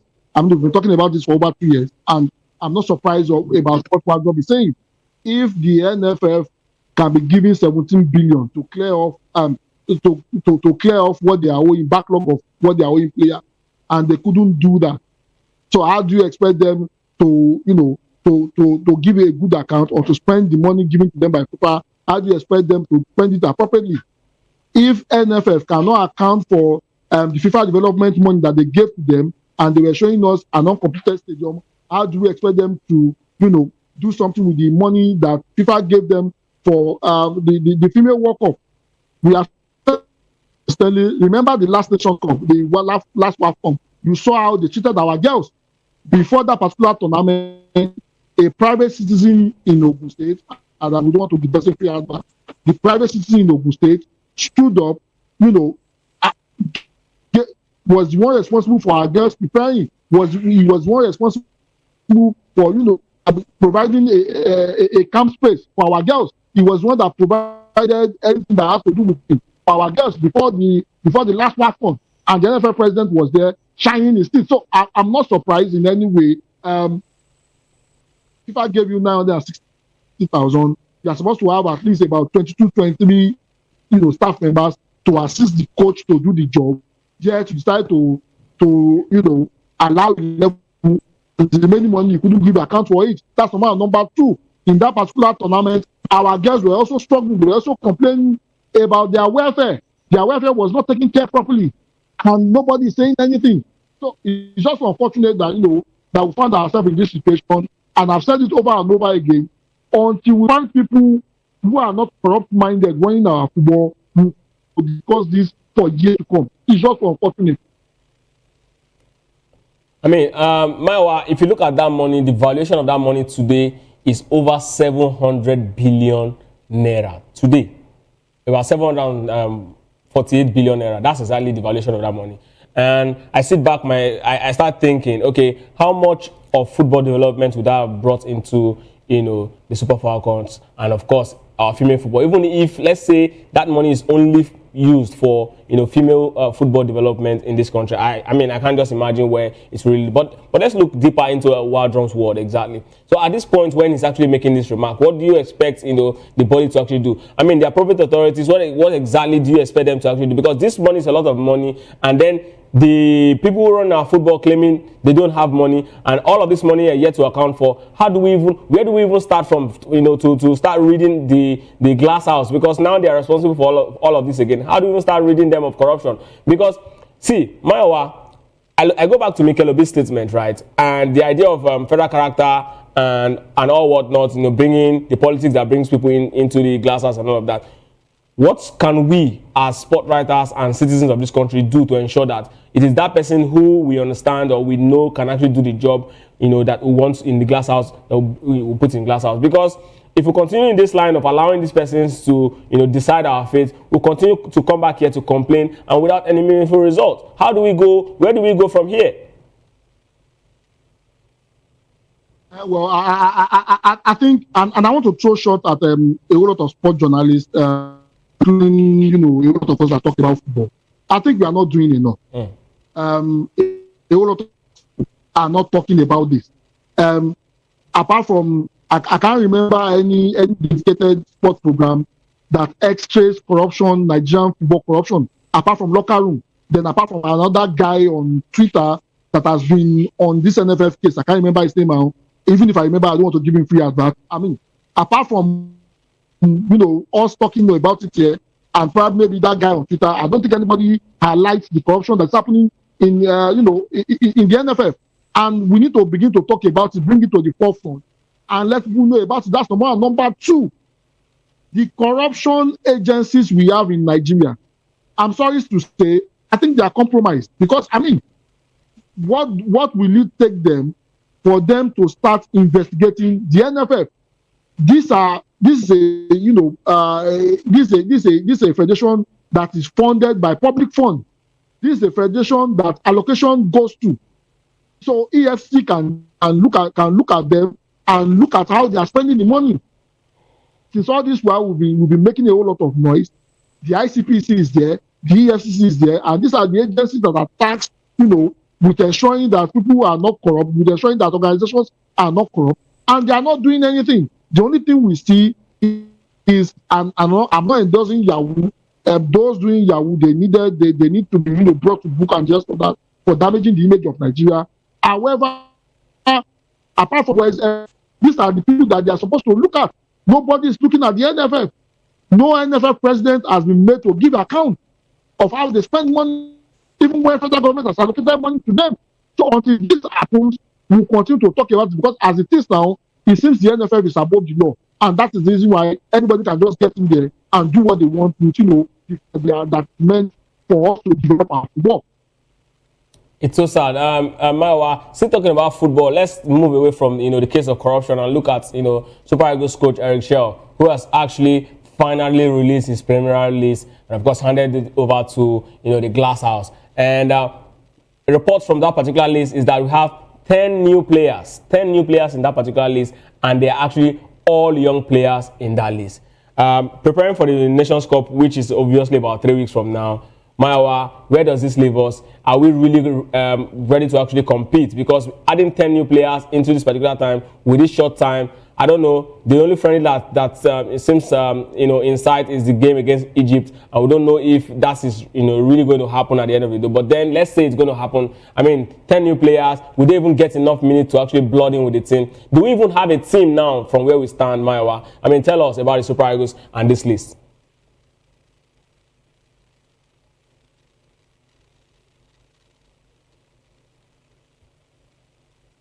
Hello, Maiwa, can you hear me?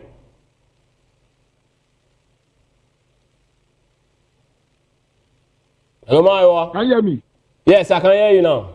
Yeah, I can hear you. Can you hear me? Yeah, I can hear you now. Yeah. So I mean, this is not the time for us to build a team. We have about, I think if I'm not mistaken, we have about 17 days. No, sorry, we have about 21 days to that particular tournament. We have about 21 days to that particular tournament.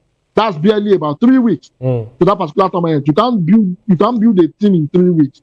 What we eventually have is probably, if those 10 players, if one or two of them, do so well, and they probably bring in the kind of swagger a Benjamin Frederick brought to the national team, probably maybe one or two of them will make it. However, bulk of the players that will make it to the Nations Cup will be the known players that we have known before. I've said it constantly, this Nations Cup is just for us to patch up, just for us to show up. The rebuilding process, the building and finding suitable replacements for our aging team, starts after the Nations Cup. That is when, Excel will be able to build a team properly. And I hope the NFF will be there to support in terms of ensuring that every, international window that we have, there are friendlies lined up for Excel to be able to test out these new players. Remember, before the conclusion of the World Cup qualifiers, Excel talked about scouting about 80 new players. And you can't begin to test 80 new players in this last 3 weeks. It has to be after the Nations Cup. So basically, maybe one or two of the 10 new names will probably make it to the Nations Cup, but at least 98% of players that will make it to the Nations Cup will be names that we are very familiar with. Maiwa, a chieftain of the NFF actually praised Chelsea's decision to focus on the youth, calling it a bold move for essential rebuilding the Super Eagles. And of course, in his word, he said, when I saw the list with so many young players, I was impressed. Could it be that the NFF has also given up on the trophy and say, you know what, Erichel, just go there and rebuild your team and start with, use this Nations Cup as a testing ground for the players that will be the future for the Super Eagles? If the problem with the NFF is you don't know where their head is at. And, as it is now, Gusau and his board, they've already messed up in terms of not qualifying for the World Cup. The next thing they want to do is to try and save their head. If they will give HL the full backing, and they are not mandating, because one of the things that they said was, unless maybe they are changing tune, that they are looking at the Super Eagles getting to the finals again and probably winning it. That's one of the mandate they are giving to HL. If they have changed that mandate and tell him that he should build a team using this Nations Cup as a testing ground for the new players, then all well and good. If they can give him the support and they will support him to do that, then that will be good. However, we say constantly, our team is aging. There is a need for us to start injecting fresh blood, and it will be a good idea if we begin to see the fresh blood coming into the national team. However, the big question is this: will the NFF throw their weight behind the idea for HL to start it now? I don't want a situation whereby they will give an okay for HL, maybe the tournament starts and the new bloods are not doing well, and they start, and they remove the rug under the legs of HL and throw him under the bus like they usually do. So for you now, what exactly should be the case? How should Eric Shell, I'm putting in the spot of Eric Shell now, how should he strike a balance between rebuilding the team and ensure that Nigeria gave a very strong showing in the AFCON?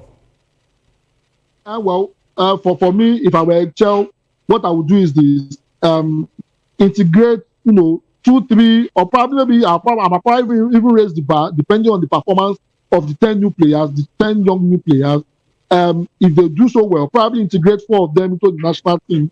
Whatever result, I'm going to get in the Nations Cup, I will not really mind, because, we've already said it. I don't think we have the team that can win based on the analysis we've done so far with what we have at the moment.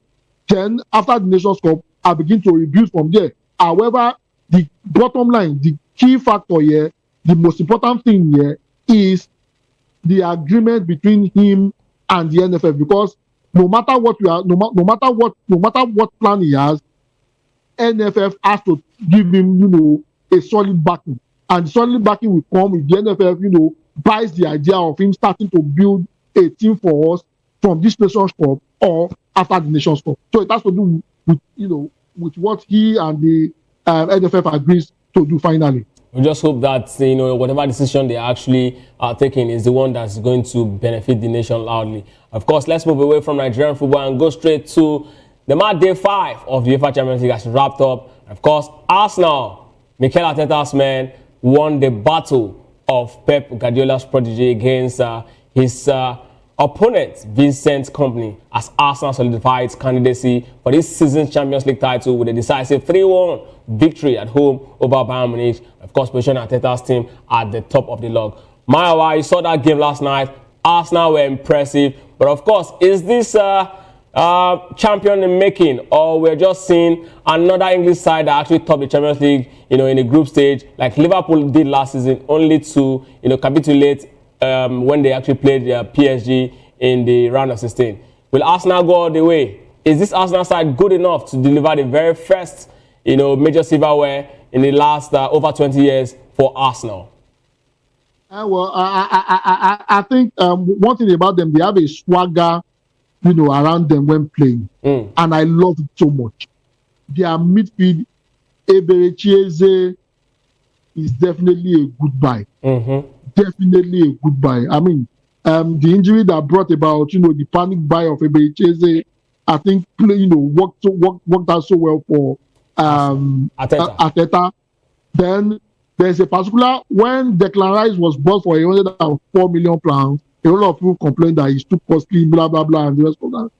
But Declan Rice is in the form of his life. Declan Rice and Eberechieze, they owned the midfield yesterday, and, they were very spectacular in their display.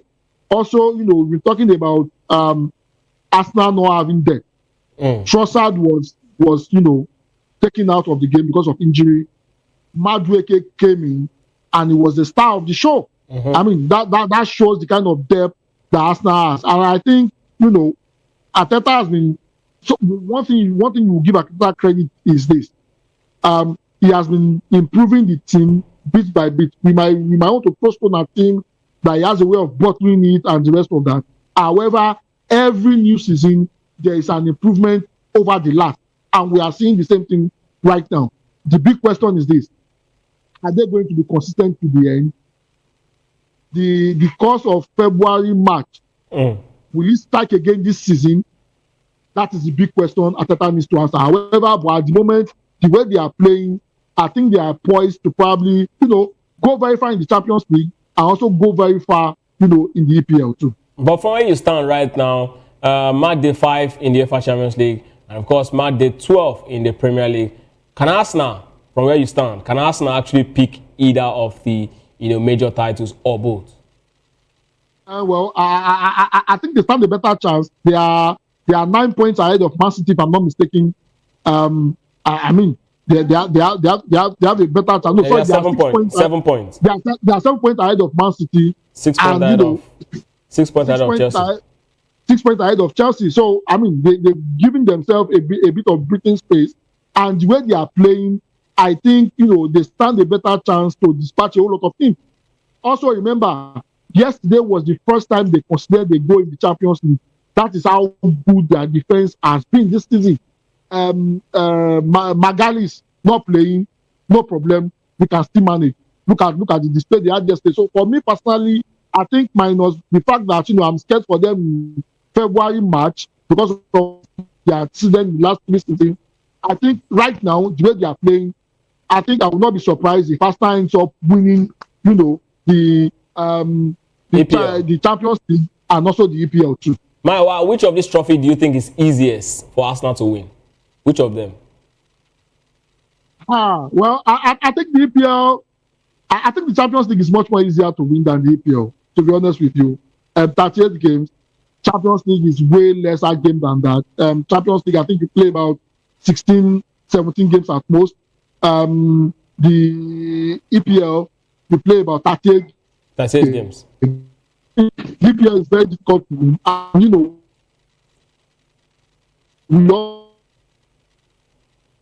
we don't know Champions League is much more easier.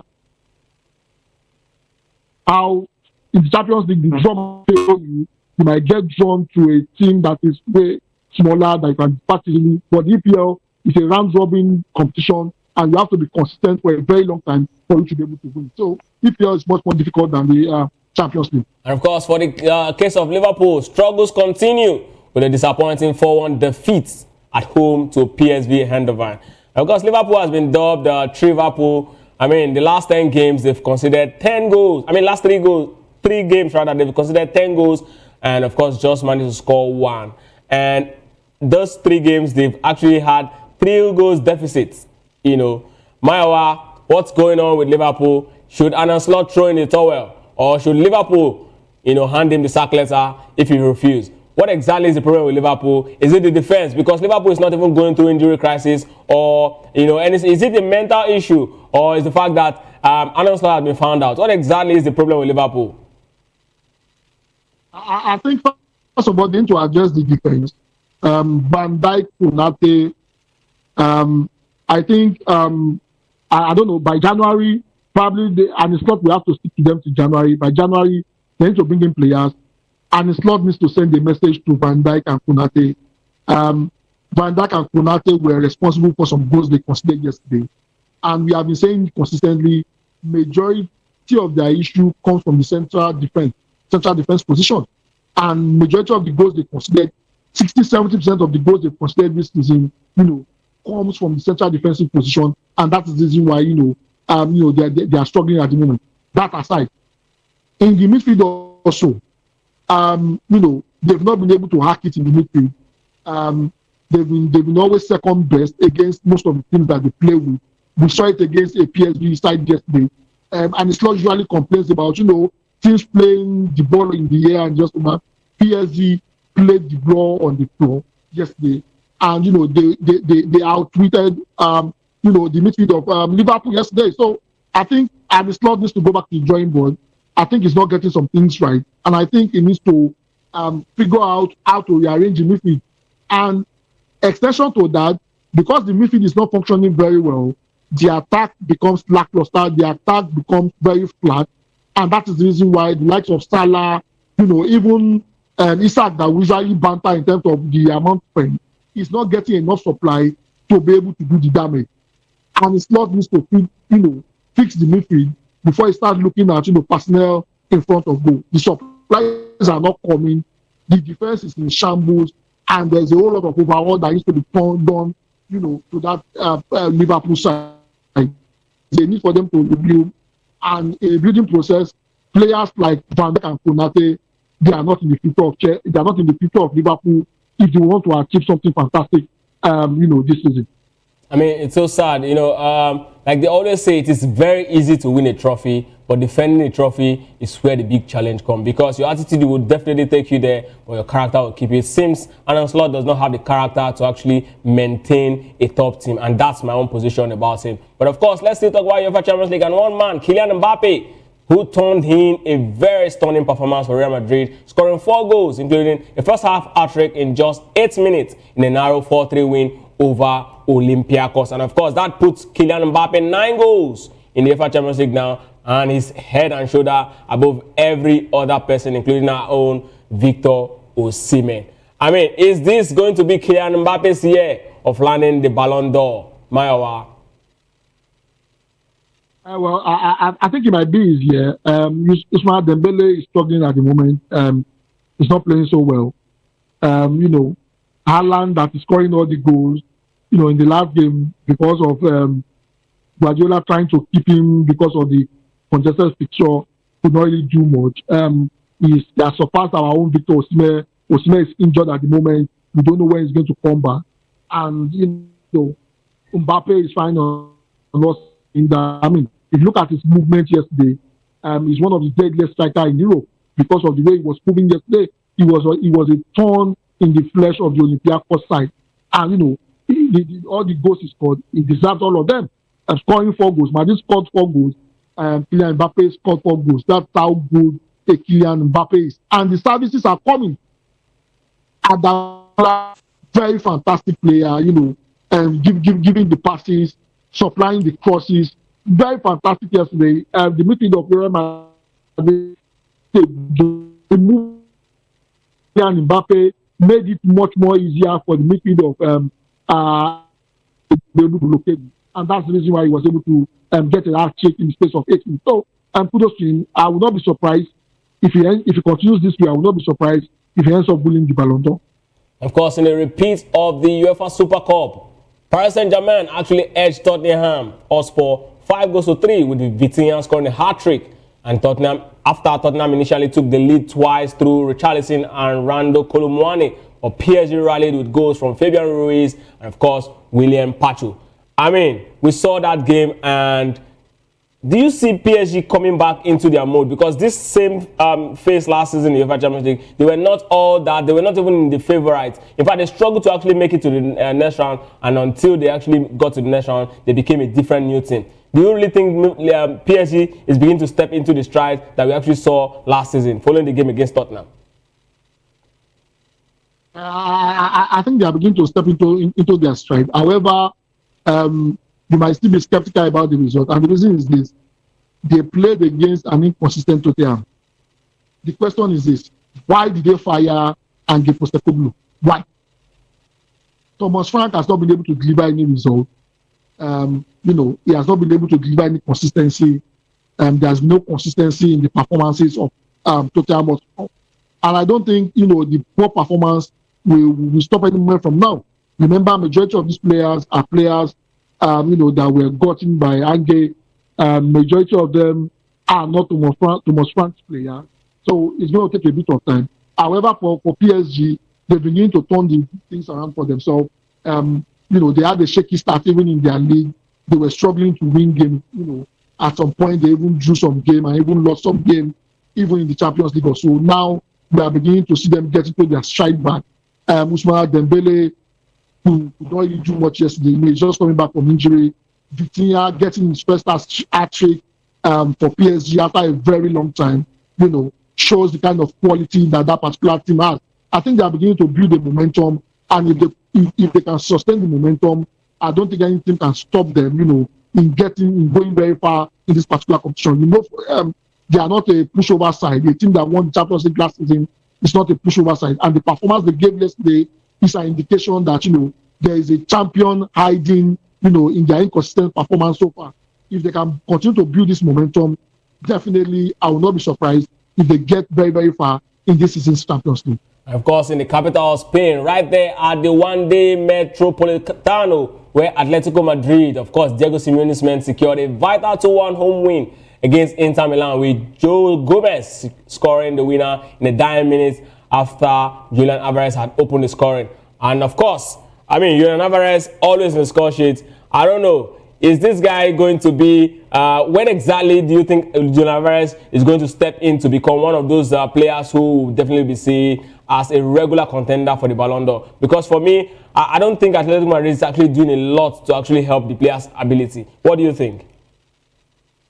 I think he has found joy. Remember, he used to play for Man City.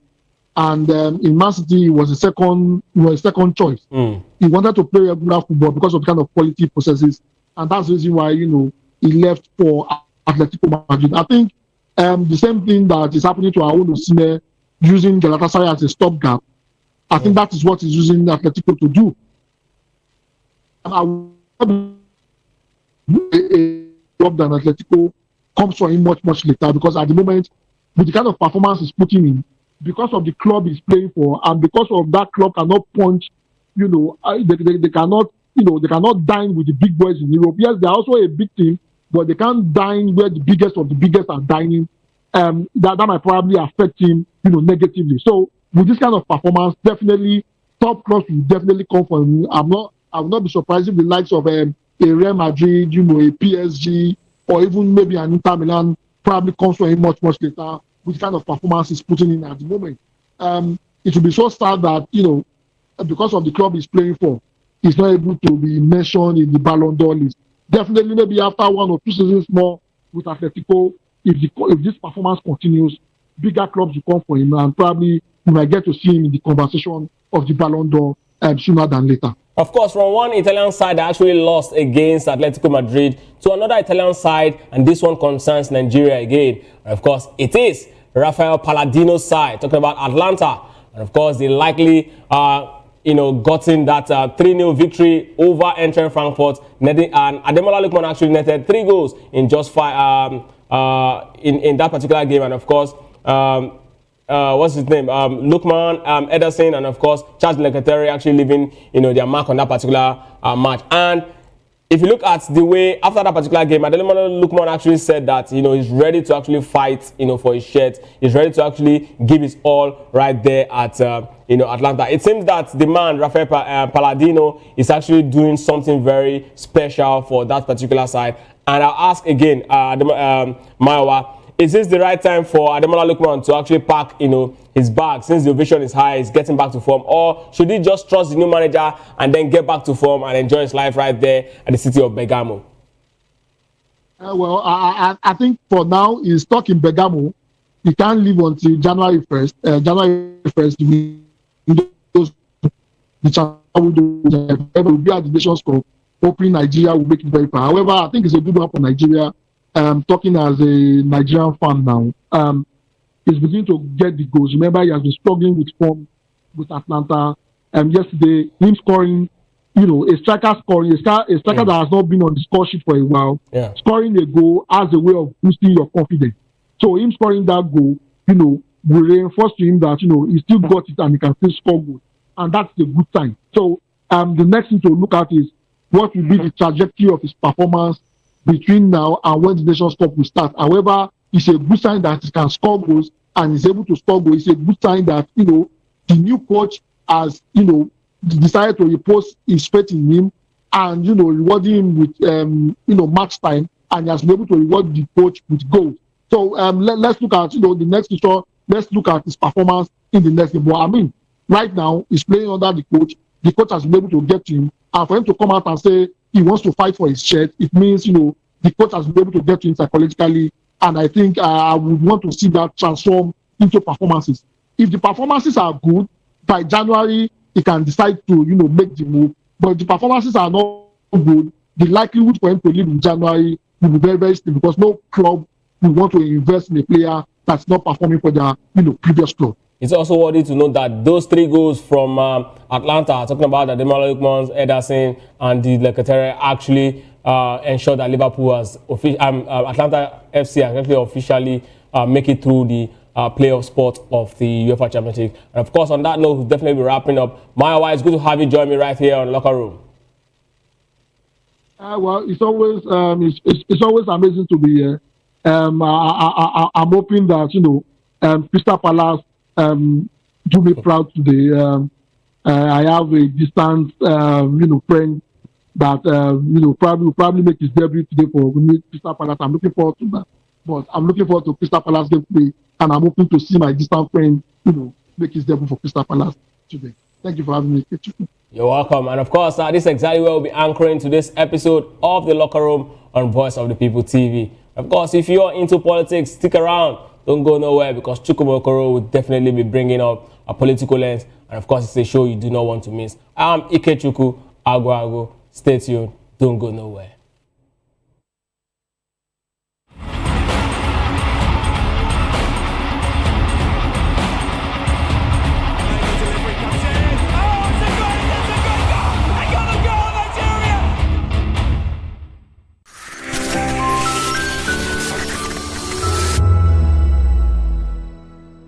Behind every broken deck lies a broken promise. Education shapes the nations. But who is asking the right questions? Introducing Edu Dialogue, the show that goes beyond the surface, exposes the cracks, the corruption, and the silence in Nigeria's education system. Edu Dialogue, Saturdays, 3 p.m., only on VOP TV. We break the biggest stories, from missing funds to policy failures. We ask the tough questions and demand real answers. Edu Dialogue, this Saturday, 3 p.m. on Voice of the People Television.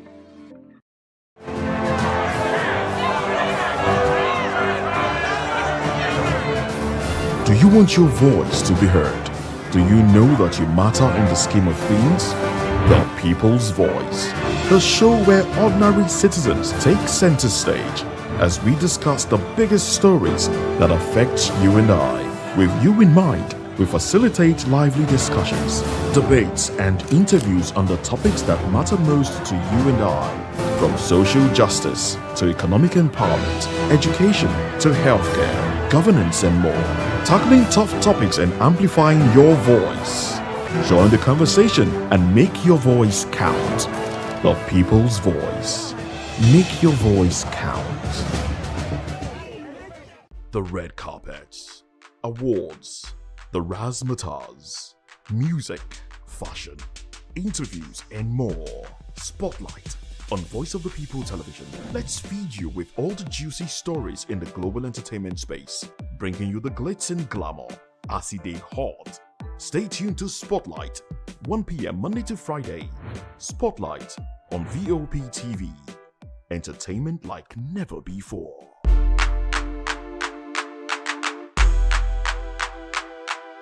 From the views on the street, we go to bed empty hunger, to the blaring horns of a hustling city. The loudest voices of the common man got a medium to be heard. This particular administration, they were coming unprepared. It's not a bad thing to renovate the president's lodge. Through top-notch programming, unbiased reportage of news, sports, business, entertainment, and cultural documentaries, Voice of the People 90.3 FM became a symbol for 21st century media. And now, a new baby is born. Voice of the People Television, VOP TV, youthful, full of vigor and penchant for excellence in the continent's media space, exposing the wrongs, applauding the rights, dissecting the news without fear or favor, through factual and accurate stories and contents. Corruption kills 3 things that makes a society. Representing the interests of the people and giving them a voice. Voice of the People TV is here to stay. towards building a fair society. VOP TV, Voice of the People Television, truly a voice for the people. Are you ready for the extraordinary? Something big is happening on your screen. Introducing VOP TV, now streaming on SLTV channel 264. From breaking news to captivating conversations, news analysis, giving you all sides to the story. We break in-depth discussions on the issues that matter, from politics to sports, entertainment, and lifestyle. VOP TV on SLTV channel 264. Join us as we redefine what television means to you. Voice of the People Television, VOP TV. Now you have more than a voice.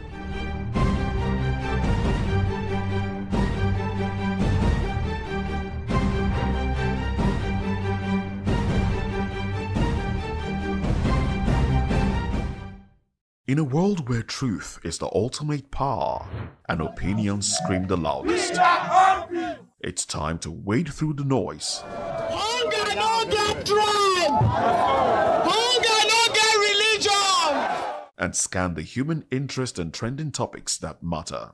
Stay tuned to The Issues, your plug to the stories making the buzz, from politics to science and technology, social justice, and more. Let's tackle the tough questions and expose the truth. The Issues, on Voice of the People Television, Mondays to Fridays, 8 to 9 p.m. The Issues. Don't just react, understand. This is African News on Voice of the People Television, where we don't just bring you the news, we bring you Africa's heartbeat, the policies that shapes our world, and the economy that determines our future. African News on Voice of the People Television. Stay with us. This is Health Check, your weekly guide to better living, smarter choices, and trusted answers. From everyday wellness to urgent health issues, we've got you covered. Health Check, only on Voice of the People Television, where your health has a voice.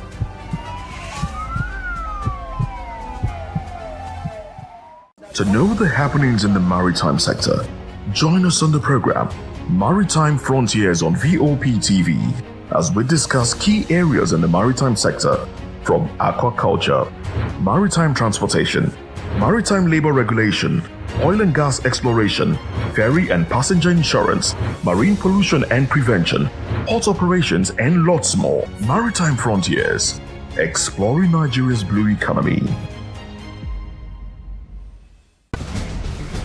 Join us as we drive into the world of politics through insightful interviews with prominent political figures, both serving and former governors, ministers, senators, legislators, party chieftains, activists, and analysts. Get first-hand information into the decision-making processes that affect our daily lives. Highly engaging one-hour program that brings political discourse into focus.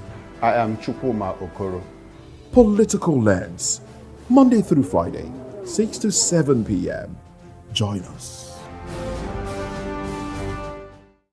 We encourage you to click on the like button and subscribe to our YouTube channel. We are Voice of the People TV. Also follow us on all our social media platforms. We are at VOP TV Live. Visit our website www.vop.ng for fresh and trending news. Also watch us live on SLTV channel 264, VOP TV, Voice of the People Television. My name is Esther. They call me the Oga Parabota of them are the general overseer of them all. Every man, every woman has got a voice where integrity is the volume. So this is Voice of the People's TV.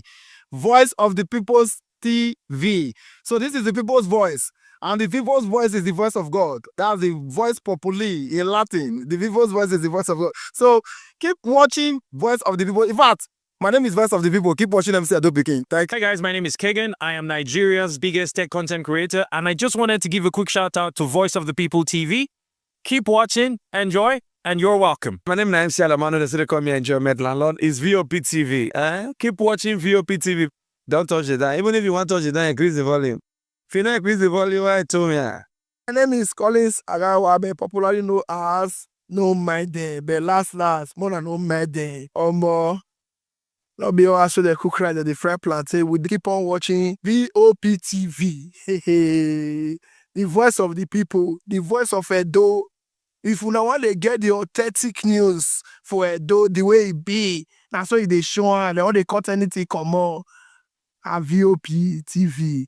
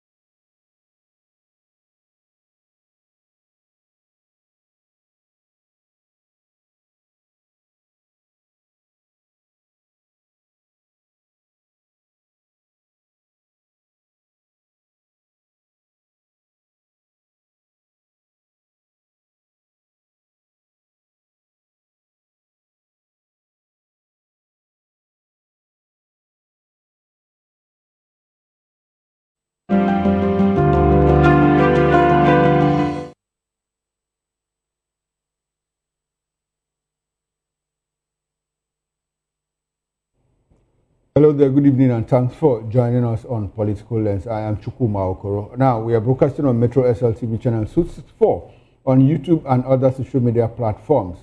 We are at VOP TV Live. You can also be a part of this conversation by calling in or sending WhatsApp messages to the number showing on your screen. It's supposed to be an interactive conversation. Feel free to call in at any time. On the show today, we are going to dissect Okpebolo's 1 year in office through the eyes of an insider, because we will be joined shortly by Prince Kasim Afebwa. He's a journalist and the current Commissioner for Information in Edo State. We also have Mr. Chris Ojekere, human rights activist and political affairs commentator. I'll have both of them walk us through the 1 year of Okpebolo in Edo State, how his 1 year in office has impacted on infrastructure, the economy, and the democracy of Edo State. We'll admit them shortly, but before we do that, let's go for a short break. I'll be right back. Please stay tuned and do join us again.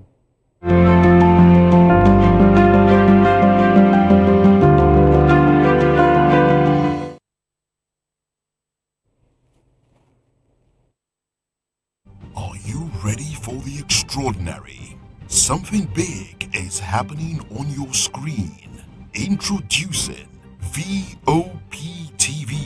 Now streaming on SLTV channel 264. From breaking news to captivating conversations, news analysis, giving you all sides to the story. We bring in-depth discussions on the issues that matter, from politics to sports, entertainment, and lifestyle. VOP TV on SLTV channel 264. Join us as we redefine what television means to you. Voice of the People Television, VOP TV.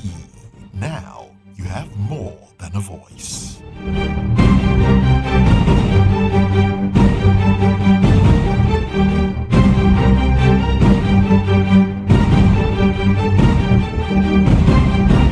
In a world where truth is the ultimate power and opinions scream the loudest, it's time to wade through the noise. Hunger no get tribe. Hunger no get religion. And scan the human interest and trending topics that matter. Stay tuned to The Issues, your plug to the stories making the buzz, from politics to science and technology, social justice, and more. Let's tackle the tough questions and expose the truth. The issues on Voice of the People television. Don't just react, understand. Hi, my name is Uche Joma. This is VOPTV. The red carpets, awards, the razzmatazz, music, fashion, interviews, and more. Spotlight on Voice of the People television. Let's feed you with all the juicy stories in the global entertainment space, bringing you the glitz and glamour as it is hot. Stay tuned to Spotlight, 1 p.m. Monday to Friday. Spotlight on VOP TV. Entertainment like never before.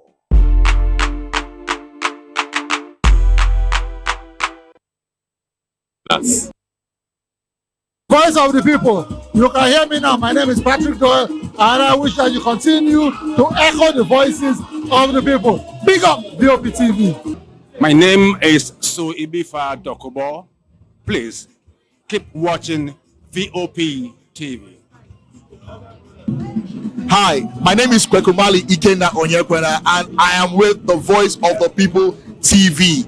Now, if you're looking for the veritable channel for information, politics, robust discussions, you don't need to go far. VOP has you. VOP will always have you.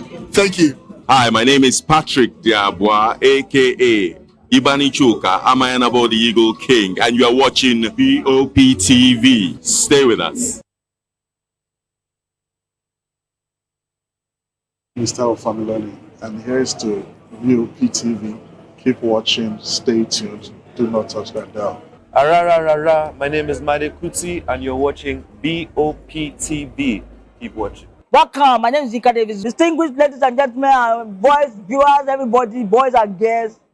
This is VOP TV. Do you know what that means? Voice of the People TV. You don't have a voice, don't come here. You better make sure your voice is heard. In a world where power shifts its every headlines, news breaks and events happens, we bring you unbiased and explicit information on politics, economy, and state of the nation. We break down the chaos. Facts, not fluff. Truth, not spin. We discuss not just politics, but a glimpse into the future. Join Moses, Chukuma, and Fina on Voice of the People TM. Voice of the People television. Now you have more than a voice.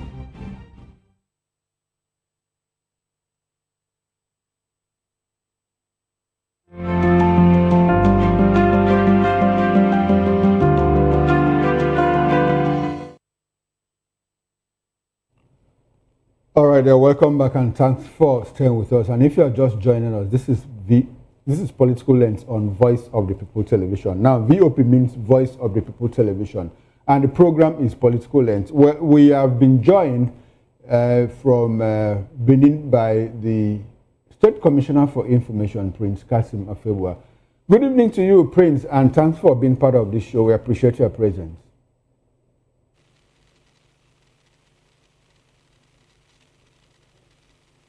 Hello, Commissioner, can you hear me?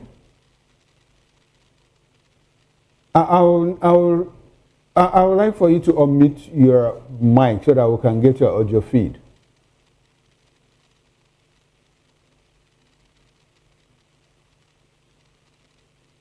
Hello, Commissioner, can you hear me? Okay.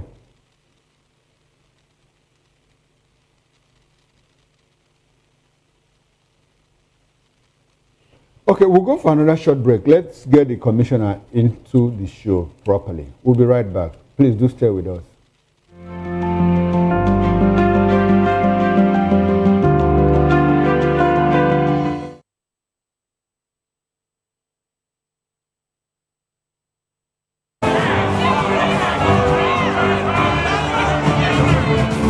Do you want your voice to be heard?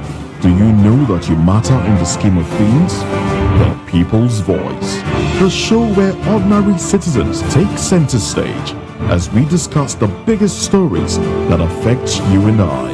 With you in mind, we facilitate lively discussions, debates, and interviews on the topics that matter most to you and I. From social justice to economic empowerment, education to healthcare, governance and more. Tackling tough topics and amplifying your voice. Join the conversation and make your voice count. The people's voice. Make your voice count. Hello there, my name is Damilola Ogunsi, also known as the Goldfish. Hi, my name is Chiki Bright Emmanuel. I'm an actor and a filmmaker. Hello peeps, my name is Yomi E. Adejimo. Hi everyone, I'm Paul Utomi. Hi everyone, my name is Stacey Benjamin and this is Voice of the People TV. I need you to keep it locked to VOP TV. See, are you looking for good entertainment? You want to get good movies, good music, politics, talk shows, sports and entertainment. You really want a channel that gives you everything you need without you having to run around. VOP is where you are. That's Voice of the People. If you're not listening to this, you're not one of us. And you deserve to be killed. Scrap chat. Don't be killed, but watch it. Or I'll find you. And I want you. And you are locked on VOP TV. Don't go nowhere. This is where the juice is. This is where all you need for entertainment, politics, movies, and whatnot. And keep watching VOP TV. So keep it locked because I'm locked already, man, and it's money back guarantee. So you're gonna have a good time because I do. And please keep watching VOP TV. I won't want to actually, I beg you, subscribe, watch it. If not, whatever you see. You better not touch that die because VOP is the plot.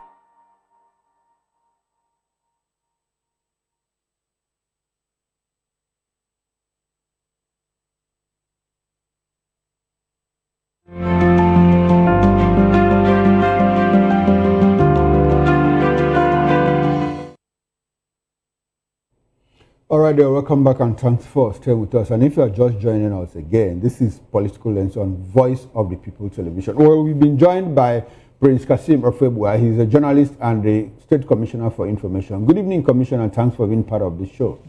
Good evening. Very well. Good to have you, sir. Good to have you. We also have... Same here. Okay, thank you. Thank you. Beautiful. We also have Mr. Chris Ojekere. Mr. Ojekere is a human rights activist and political affairs analyst. Good evening to you, Mr. Ojekere, and good to see you again, sir. Yeah, good evening. How are you? Very well, very well. Gentlemen, thanks for coming to Political Lens. We appreciate your presence. Now, let's get right into it. Governor Monday Okpebholo of Edo State recently clocked 1 year in office, and we have the commissioner here to tell us how the governor has fulfilled on his promises to the Edo people in the last 1 year. Commissioner, sir, can you walk us through? I'd like for you to reel out the achievements of your principal in the last 1 year and how those achievements have impacted on the well-being of the good people of Edo State. Can we hear you, sir? Yeah, good evening, my brother. How are you? I'm very well, thank you. Thank you for the opportunity of this discussion. Beautiful. We celebrated 365 days in office, November 12, 2025. And we make bold to say that the foundation we have laid for the takeoff of different aspects of our Edo development has remained very, very cheering to us. We were able to lay a proper foundation for the takeoff of our SHINE agenda, SHINE representing security, health, infrastructure, natural resources, and agri and education. The state we inherited from our predecessor in office was not cheering news. It was a state that was fragmented, a state that was driven by altercations, by divisions, and by quarrelsomeness. It was a state with infrastructural decay and rot, a state of more MOUs than the actuality of governance in the different aspects of our lives as Edo people.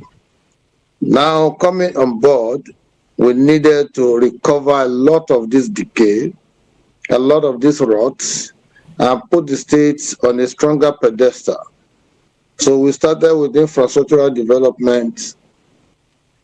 We started recovering roads. As at the time we're marking 365 days, we had completed about 53 kilometers of roads out of the 254 that we gave out in terms of contract. And we have also recovered about 63 to 68 secondary and primary schools in the area of education. Some have not been completed, some are ongoing, but we've, appreciably, intervened to arrest the drift that we inherited.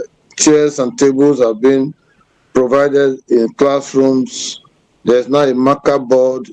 In most cases, we also provide boreholes in those schools so that they can have water and have access to water. We have also fenced some of these schools that we have fixed, and all of these are verifiable. We are building the first flyover in Benin City at the Ramat Park. We have started the second one at Adisuwa Junction. We have built and completed 60 primary healthcare centers. We have also invested in agriculture, the Udomi farms, and we have also given land to quite a number of people who needed land to carry out agriculture, particularly plantation agriculture. We have invested so much in education, helped to arrest the drift in the State University, Ambrose Ali University. When we came on board, it was in rot. So, lecturers were old salaries. The state government was giving it 41 million naira. We have since taken that one to 500 million naira. The other state university, Edo State University, Uzare, the government, our predecessor, was not giving any cover. Now we are paying 250 million as subvention every month. We have also been able to invest in security. We have recruited 2,500 Edo sons and daughters, trained them using the military, and we have deployed them to all the local governments of the state. We have also, as we speak, trying to recruit 300 persons per local government that will work in these different local governments to also complement in the area of intelligence gathering, in the area of collaboration with police and civil defense to combat incidences of insecurity. We have also bought and distributed 60 Hilux vans to the police and the civil defense. We have bought close to 400 motorcyclists to police to aid them to access areas that are quite difficult for vehicles to access in the course of combating crimes and criminalities. We have set up command structure in Edo Central. We have set up another one at Okpela because it's a border community, and so we try as much as possible to see how we can deepen conversations around insecurity to for us to mitigate the upsurge, because we have been witnessing quite a number of kidnapping. But thank God for our intervention, the data has reduced. Unlike when we came on board, it was quite prevalent, but now we have been able to nip it to the barest minimum. So in summary, we have laid a very good foundation for takeoff of proper governance, different from the Obubuyaya that we inherited from our predecessor, where there are quite a number of infractions, quite a number of underhand transactions. That's just by way of summary. All right. I must say a very big thank you to you, Commissioner Afribwa, for this rundown that you have given us on the 1 year in office of your principal Governor, Senator Monday Okpebholo. It's interesting to know, from what you reeled out, those states seem to be on a higher pedestal, like you said. It is good news. It is cheery. I passed through Benin like 2 weeks ago, and I also had a feel of what Benin has become. But we'll talk about all of that in a moment. But before we get into the specifics of it, I would like for Mr. Ojekere, Chris Ojekere, who lives in Benin City there in Edo State, to react. I would like for him to give us an assessment. Mr. Ojekere, what's your assessment of the achievements of the governor as read out by the commissioner? Do you have points of agreement, or do you want to concur with everything that he said? Well, I just heard you say you passed through Benin a few weeks ago, and I congratulate you and I rejoice with you that you were not a victim of kidnap. I'm so happy that you are bringing in the commissioner, who is a very reputable journalist and eloquent in public discourse. And you can see the fluency and the glib way he read out, audio projects that the governor seemed to have had in his mind as his achievement in the past 365 days.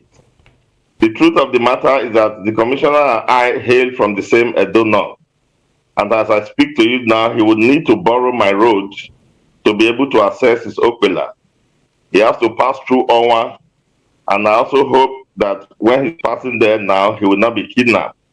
Because as we speak now, first in Auchi, which is the middle town between his and mine, we had Aisha, which video went viral, who was kidnapped and put in the bush, tortured.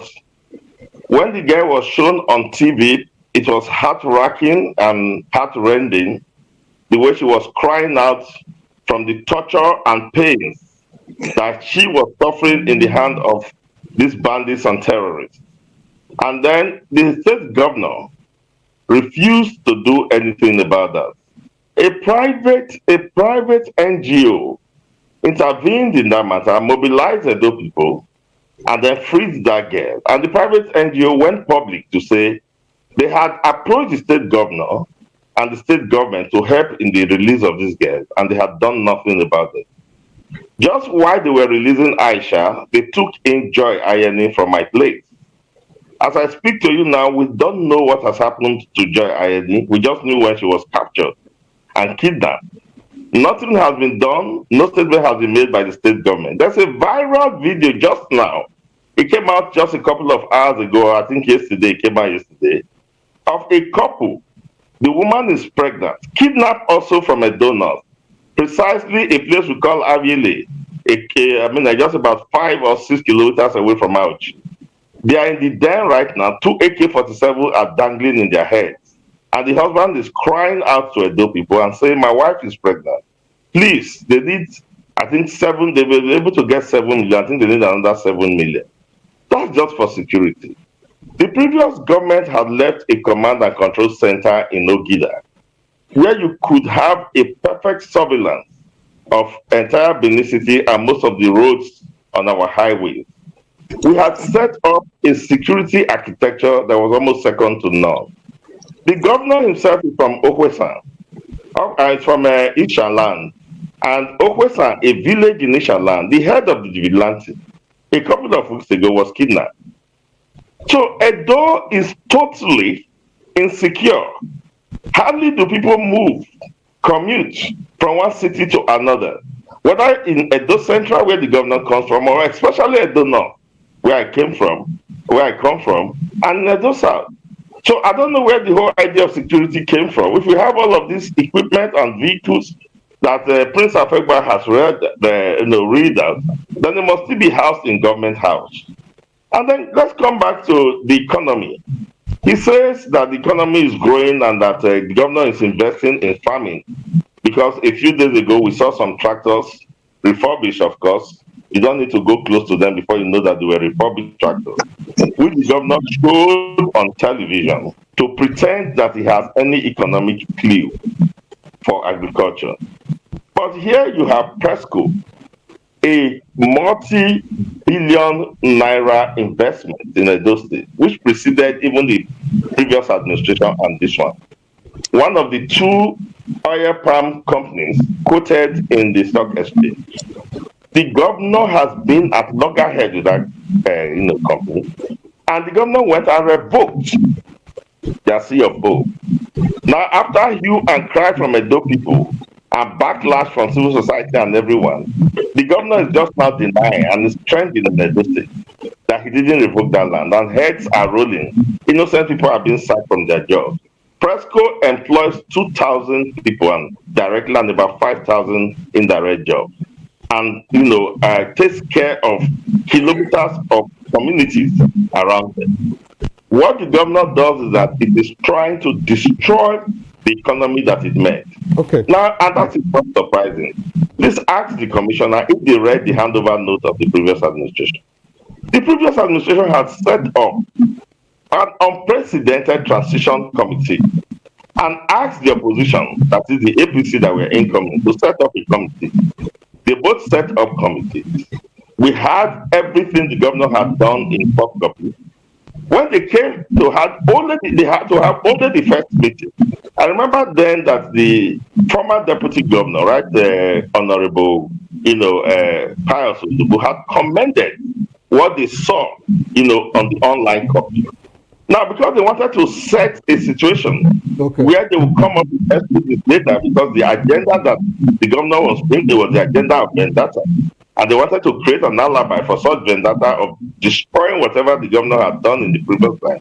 They refused to attend any other meeting, and they refused to be shown or be briefed about what the previous governor has done.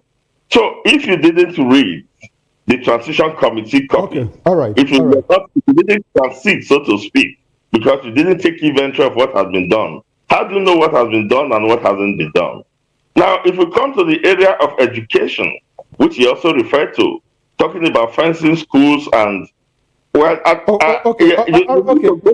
Jekere, I'd like for you to hold on to your line of thought, so that because we are going to take these things in the specifics. I wanted to start with insecurity or security, as the case may be. I would like to bring back Prince Afebua into this conversation.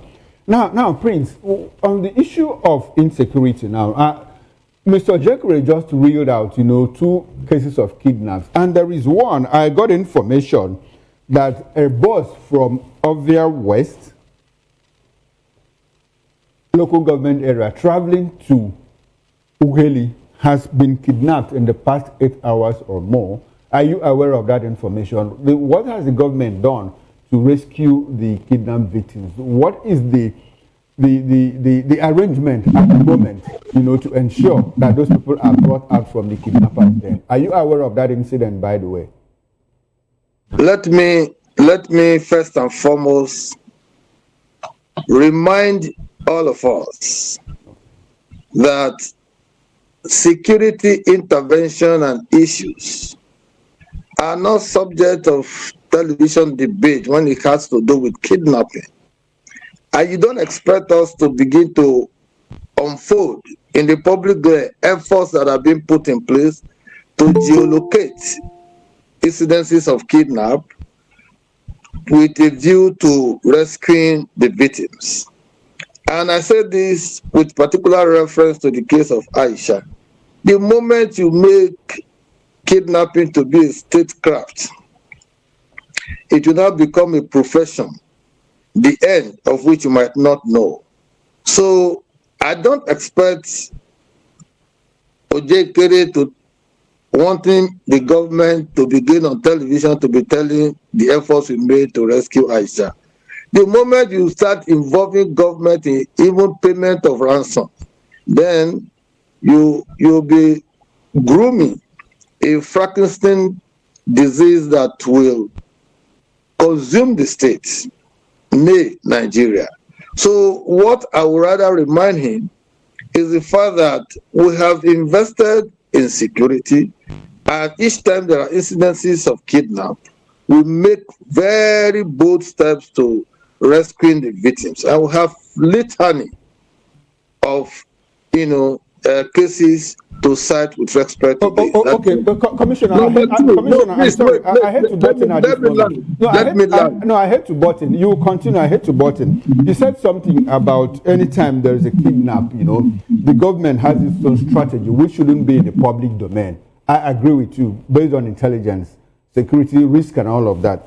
But are there efforts by the government to ensure that these kidnappings don't even happen? Is the government being proactive to stop those kidnappings from happening? What efforts has the government done, to ensure that, look, the cases of kidnapping becomes a thing of the past? Are there strategies on ground? See now, what you need in combating insecurity, whether kidnapping, crimes, and criminality, is a deliberate and conscious effort to intervene by providing the necessary logistics to help police, civil defense, DSS, to move around the state and respond to incidences. That's why I told you in specific terms that despite the fact that previous governments were unable to even procure brand new vehicles to help police and DSS and civil defense, we were able to procure 60 pieces of Hilux van vehicles delivered in public glare. Some people may choose to be blind to that, no problem. We have also bought vehicles over 300, nearing 400 numbers that we publicly gave. We didn't hide in giving them. Pictures don't lie, and we are not like the previous government that we pretend that they did something. He was reeling out incidences of kidnapping. The chairman of his party, Tony Azegbemi, was kidnapped right under their nose when Obaseki presided over the state. Aside from that, my own cousin, first cousin, Suleiman Afegba, former chairman, the chairman of my local government, Esako East local government, was killed in a gruesome manner under Governor Obaseki when he was coming to Benin. My uncle, who was also kidnapped, died 7 days later. So when you are talking about kidnapping, I have been a victim, and it is not a thing that is cheering news to anyone. But to say that presently we have not made deliberate attempt to nip in the bud is to miss the point altogether. And what I am telling you is verifiable. The issues are verifiable. He mentioned quite a number of things and said they are audio. I think that word audio resonated perfectly under Obaseki administration. And I'm surprised that if Obaseki and Ojekere have done so much under the PDP arrangement in Edo, I wonder why he had to readjust his political affiliation to become a member of the ADC as we speak. All right. Commissioner, we have a lot of grounds to cover. We have a lot of grounds to cover. I don't want us to talk about personal political interests and all of that. I want us to talk about Edo State. I want us to discuss Edo State. Now, I had a guest on this show a few days ago, and I asked him about Edo State. And he told me, look, there is very serious issue of headers menace, former header clashes, like we call them, in Edo State. Commissioner, what are the proactive actions the government has done? Because it also impacts negatively on agriculture. And you said that the governor has done a lot in the area of agriculture, farms, and all of that. But if we continue to have farmer header clashes, do you think that the efforts of the government will build up the economy? So what efforts is the government making in collaboration with security agencies to make sure that the issue of farmer header menace is brought to an end in Edo State? I hear that I have farmer friends. One of our guest analysts is a farmer. He says he can't go to farm again. What are the issues there in Edo State? Allow me to respond, because your question is becoming more like discussion. Okay. You will have asked your guest where in particular did you have farmers herders clash. What I know happens are pockets of kidnapping here and there. That has become an existential challenge to us, both as a country and as a state. But to say that we are not making deliberate and conscious effort to nip it in the bud is to miss the narration altogether. No, Commissioner, nobody has said that. I just asked a question. No, let me learn. We don't have incidences of herders clashes for a very long time. Since we took over government. But in Edo State, there are people going to farm freely. People in Edo State, are they going to farm freely? People go to farm. I have relations that go to farm. Okay. Because we have Edo Security Corps personnel who are into bush combing. They comb the forest, they go into the forest, they comb, they also make arrests. Several of them. We are making a lot of inroads into nipping this crisis in the bud. That cannot be taken away from us. If you don't want to patronize us, it's a different thing. But to come to tell bogus lies is missing the point altogether. No, excuse me, Commissioner. I didn't get your point. We may not have provided all the answers. Who is telling the bogus lies? I'm sorry, Commissioner. Who is telling the bogus lies, please? I want us to be clear on. We are on a national television. Who is telling the bogus lies? You have a guest there now. Okay. He said we are doing audio projects. Okay. Because it was popular with them, but our own is verifiable. You can see the schools we have recovered. They can see it. They can feel it.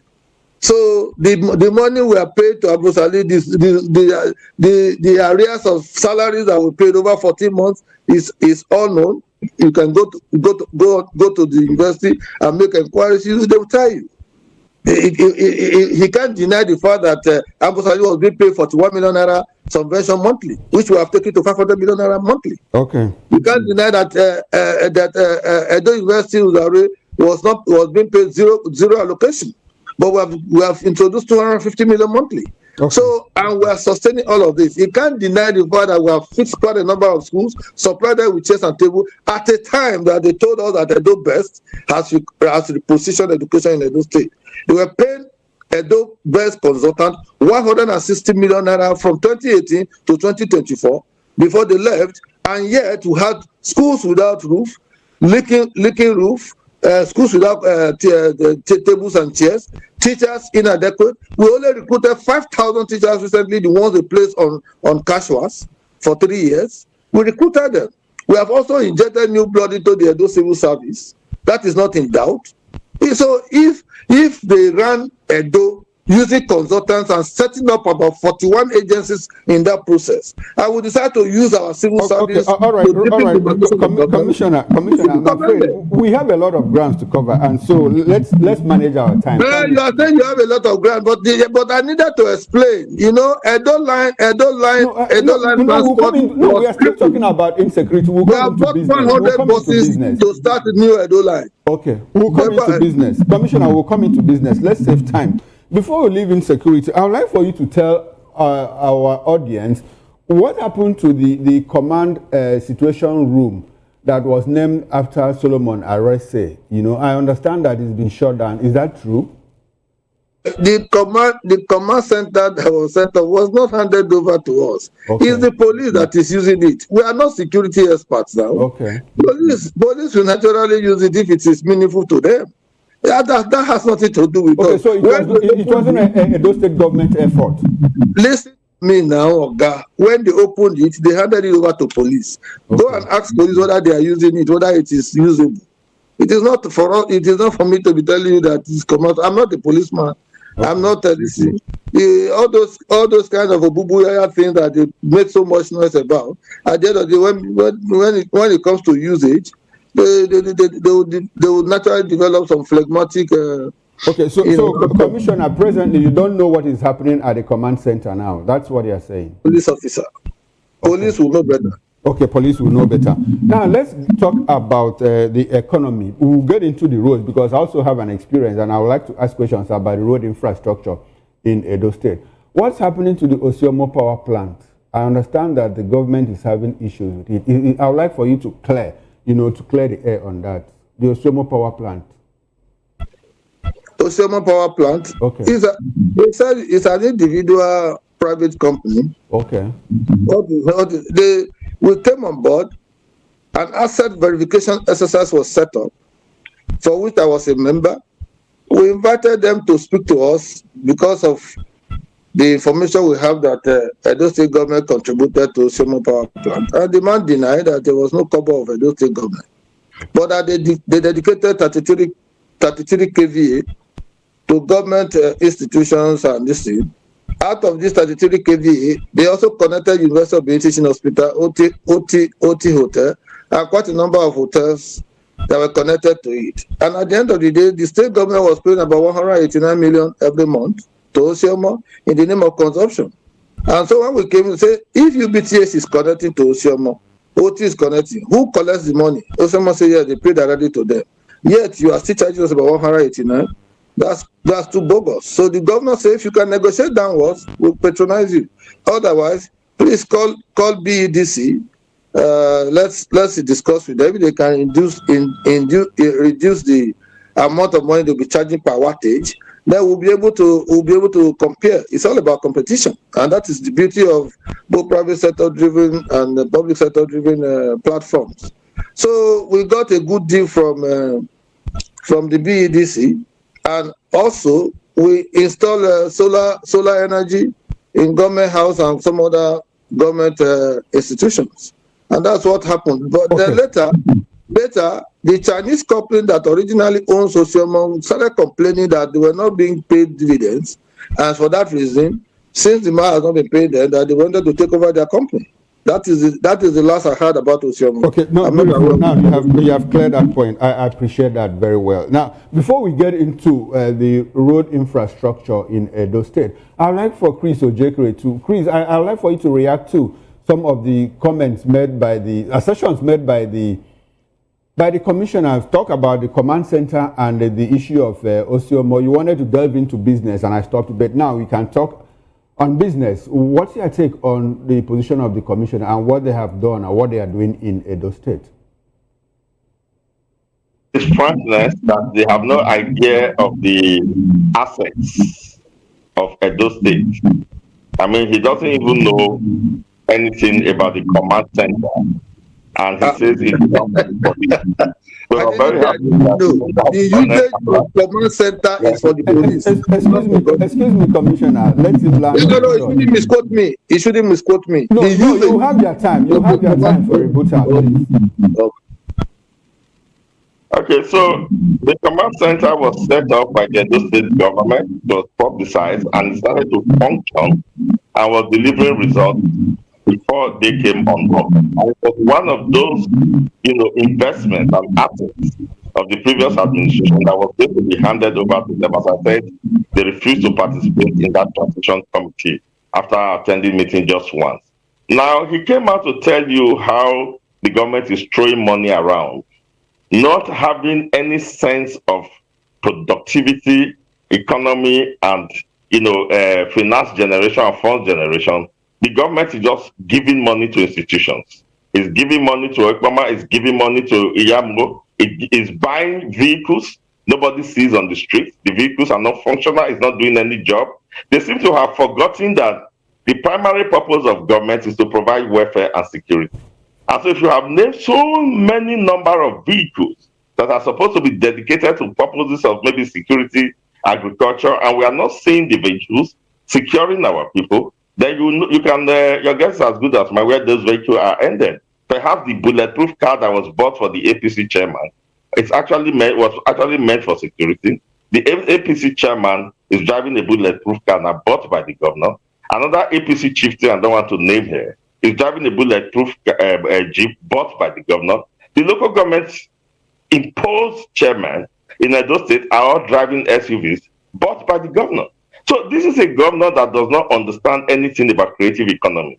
What they do is to receive subvention. And you remember that the subvention that they are now receiving from Abuja is triple the amount the previous government was receiving. Okay. And what they think Mr. Jekere, unfortunately, we are out of time, so we have to manage the little time that we have and take a few questions. I'd like for us to talk about infrastructure. Commissioner, I passed through Benin like 2 weeks ago, and when we got to, I used the roads. When we got to the bypass, we were warned, by vehicles coming on the reverse side not to approach the bypass because it was blocked. So we had to pass through Benin City. And when we got to Ramat Junction, where the governor is graciously constructing a flyover, we were trapped there for like 3 hours, 3 solid hours. I was traveling to Onitsha. And I asked, bypass is blocked, Ramat is blocked. Why why is it that the governor, why couldn't your administration make sure that one of those free ways into and out of Benin City or Edo State will be free at some point? Why both of them blocked at the same time?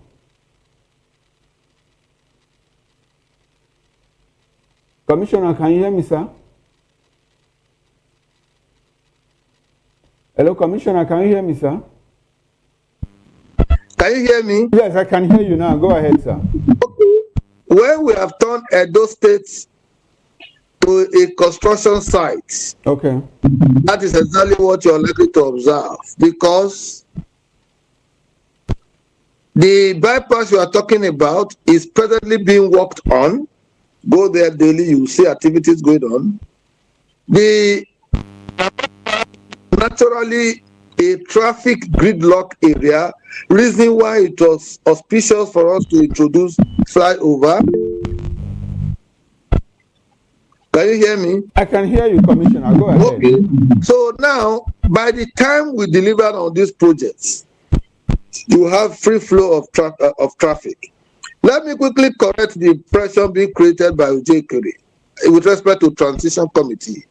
I was a member of the Transition Committee, and we attended meetings not once, not twice, with the state government, the transition of their own Transition Committee.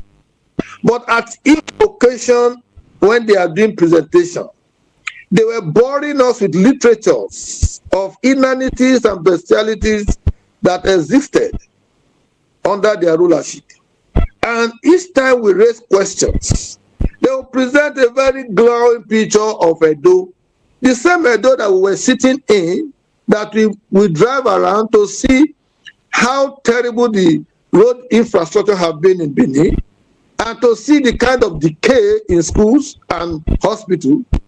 And so we will now begin to ask ourselves the question. You are giving us all this thematic focus, and all of that. We want to see practicality, things that have been done. You cannot be setting up consultancy agencies, 41 of them, to run Edo State as if we do not have civil service. To the point that even the chairman of their own procurement board wrote in the report that was handed over to us that contracts were being awarded without respect for due process. We interrogated about 62 contractors, road contractors under that government. Okay. And we concluded with verifiable facts and figures that they were owing 187 billion naira to contractors that was bequeathed to us. All right, Commissioner, unfortunately, on 705 billion. Unfortunately, we are out of time. I would like for you to use 30 seconds, 1 minute, and tell the good people of Edo State what to expect in the coming years. At least your administration has 3 more years. What should Edo people expect? We have set the right foundation for takeoff of proper governance, different from the Obubuyaya that we inherited, all noise and no sparkle. And we are telling the Edo people that they can see for themselves on a daily basis what we are doing. We try to start the overhead bridge in Adesuwa, and the same opposition was telling us, why are you doing overhead bridge? Go and fix GRA roads. Where GRA roads gone bad just yesterday, they didn't go back. The previous government just 12 months ago. We inherited a state in decay, in rot. And that's why we are saying that, for God's sake, you can be a technocrat, but please come to equity with clean hands. Okay. Be able to show us what you have with your legacy projects. You cannot deny Osomole the fact that he did so much when he ran 8 years in office. We can point at legacy projects, but not so for the last 8 years. Okay, all right. Thank you very much, Commissioner. We are happy that the people are and they are seeing the interventions we are making in the critical sectors of the Edo economy. All right, thank you very much. Mr. Ojekere, your concluding thoughts, sir. What Edo State people, what should they expect from their government in the next 3 years? 1 minute, sir.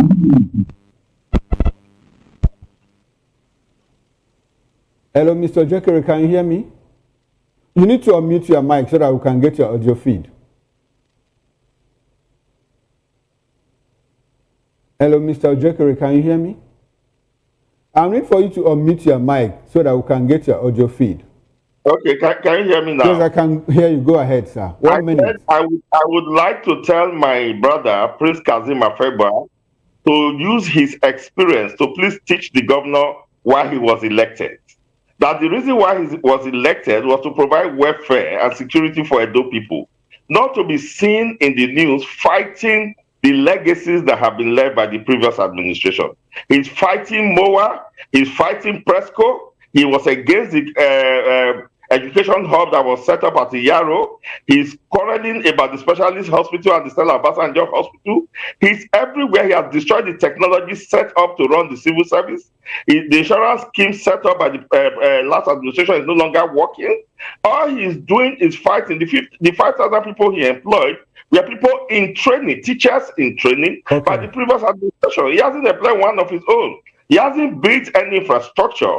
He's spending his entire life building, flyover, as if that itself translates to productive economy. All right, Mr. Zekeri, unfortunately, this is where we have to end this conversation. It's been a very robust conversation, and I must say a very big thank you to you, gentlemen, and I hope that we can do this some other time, probably quarterly as time permits. Well, I've been speaking to with Prince Kasim Afebua. He's the Edo State Commissioner for Information, presently Substantive Commissioner for Information.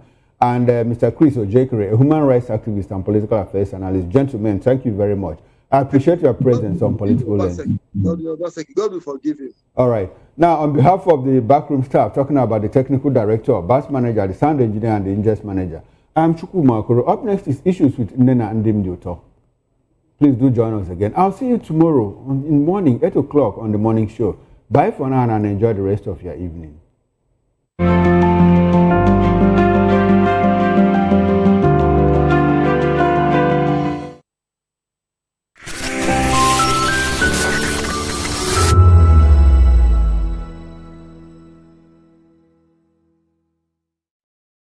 From the views on the street, we go to bed empty hunger, to the blaring horns of a hustling city, the loudest voices of the common man got a medium to be heard. This particular administration, they were coming unprepared. It's not a bad thing to renovate the president's lodge. Through top-notch programming, unbiased reportage of news, sports, business, entertainment, and cultural documentaries, Voice of the People 90.3 FM became a symbol for 21st century media.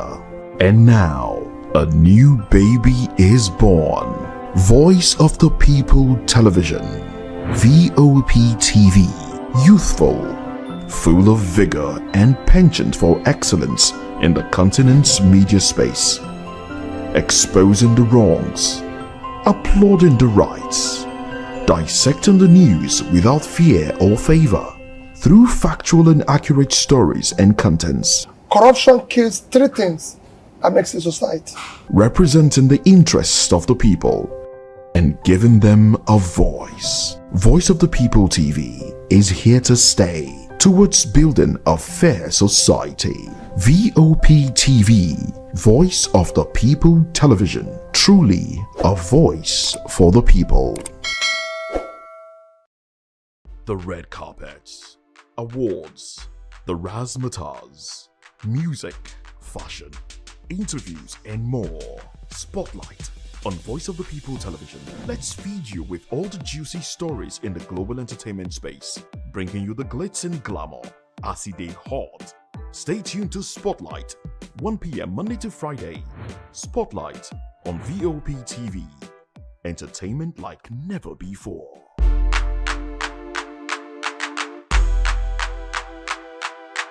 In a world where truth is the ultimate power and opinions scream the loudest, it's time to wade through the noise. Hunger no get tribe!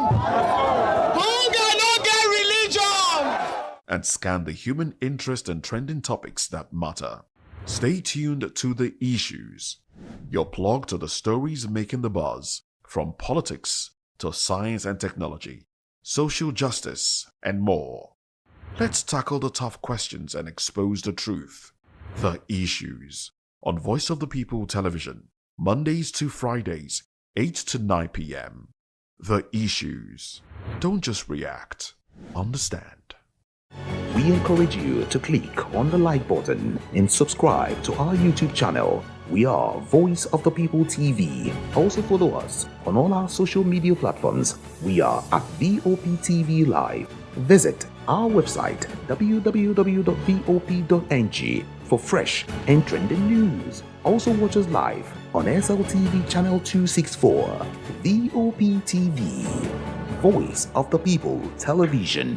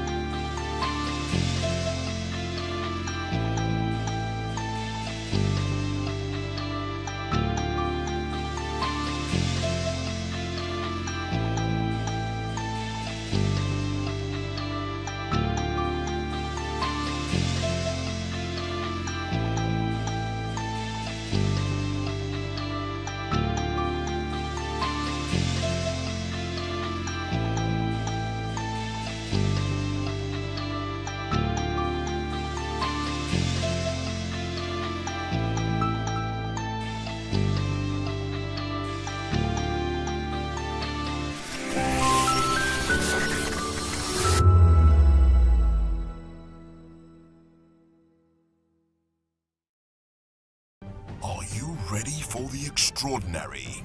Something big is happening on your screen. Introducing VOP TV, now streaming on SLTV channel 264. From breaking news to captivating conversations, news analysis, giving you all sides to the story. We break in-depth discussions on the issues that matter, from politics to sports, entertainment, and lifestyle. VOP TV on SLTV channel 264. Join us as we redefine what television means to you. Voice of the People Television, VOP TV. Now you have more than a voice.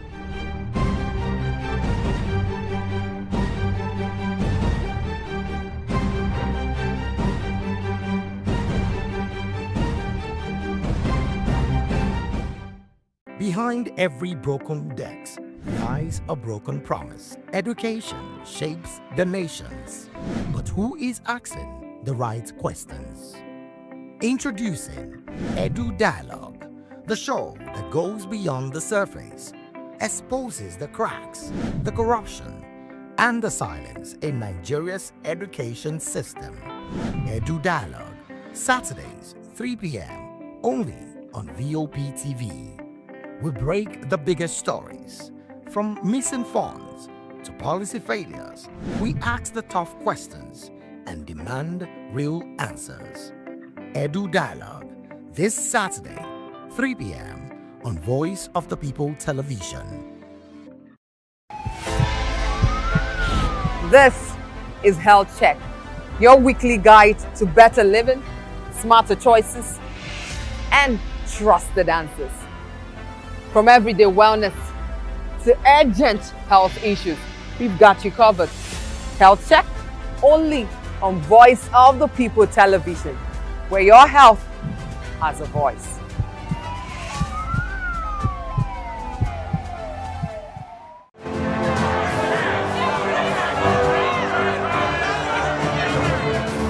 Do you want your voice to be heard? Do you know that you matter in the scheme of things? The People's Voice, the show where ordinary citizens take center stage as we discuss the biggest stories that affect you and I. With you in mind, we facilitate lively discussions, debates, and interviews on the topics that matter most to you and I. From social justice to economic empowerment, education to healthcare, governance, and more. Tackling tough topics and amplifying your voice. Join the conversation and make your voice count. The People's Voice. Make your voice count.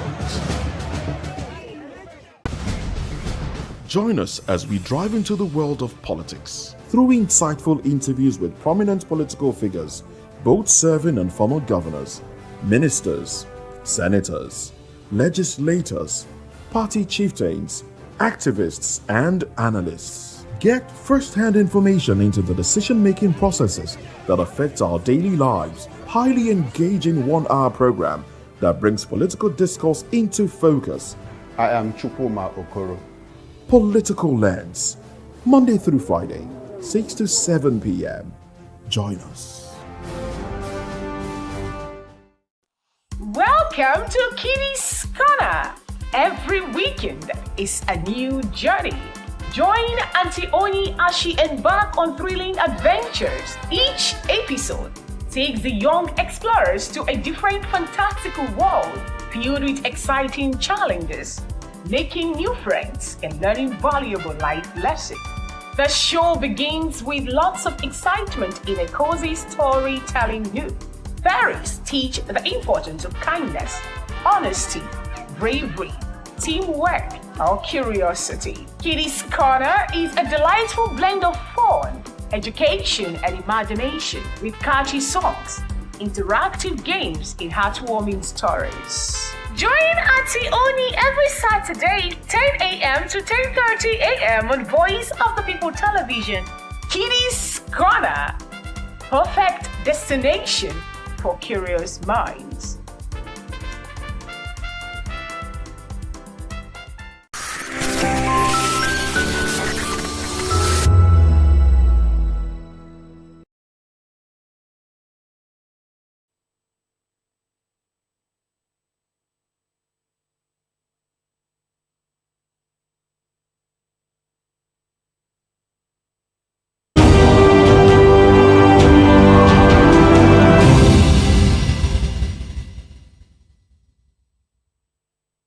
Very good evening to you and welcome to another exciting episode of the Issues and Voice of the People television, where we bring you the most important and pressing issues shaping our nation today. I am your host, Nenna Ndomdioto.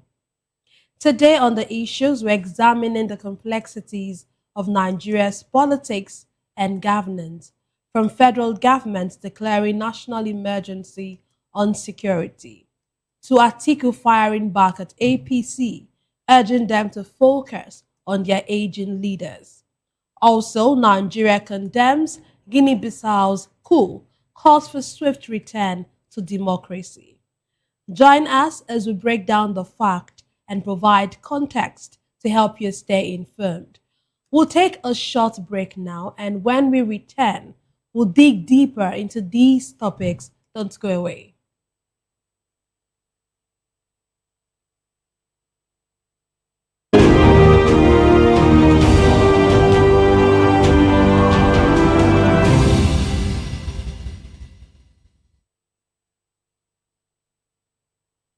Glad to have you back. Let's dive straight into today's discussion. The federal government under President Bola Tinubu has declared a nationwide security emergency in response to the escalating wave of mass abductions and bandit attacks across the country. Under the emergency decree, the police and the army have been authorized to recruit thousands of additional personnel. The government has also called on the national legislature to review laws to allow state-level policing while where needed, and directed security agencies, including forest guards, under the Department of State Services to intensify operations to flush out bandits hiding in forests. Meanwhile, religious leader Matthew Ashimolowo has urged Nigerians to rally behind Tinubu's administration and support the security initiative, emphasizing unity and collective responsibility during this critical period. Ashimolowo called on citizens to remain vigilant and cooperate with security agencies, stressing that the success of the crackdown depends not just on government action, but also on public solidarity and participation. Today, I'm delighted to be joined by two distinguished guests. Here in the studio, we have Mr. Dele Fanimo. He's a seasoned journalist and a senior analyst. Joining us virtually is Ibrahim Momo, who will be joining us later on during the show. Let's come to you first, sir. The declaration of its national emergency on security. What's your take on that? Well, let me say that it's like almost late in coming. And but never late. It's better late than never. And so we have been grappling with insecurity, and the toll is enormous. A lot of people have died, a lot of people have been displaced, a lot of people are missing, and so it is high time we began to take stock and began to find solution to some of these issues. You know, it's multidimensional now. You have kidnapping for ransom, which is the business. You have banditry. You have terrorism and many other violent crimes bedeviling the nation. And it's so funny that it's peculiar to certain area, you know. And so it got to a point that the American government had to issue a threat, and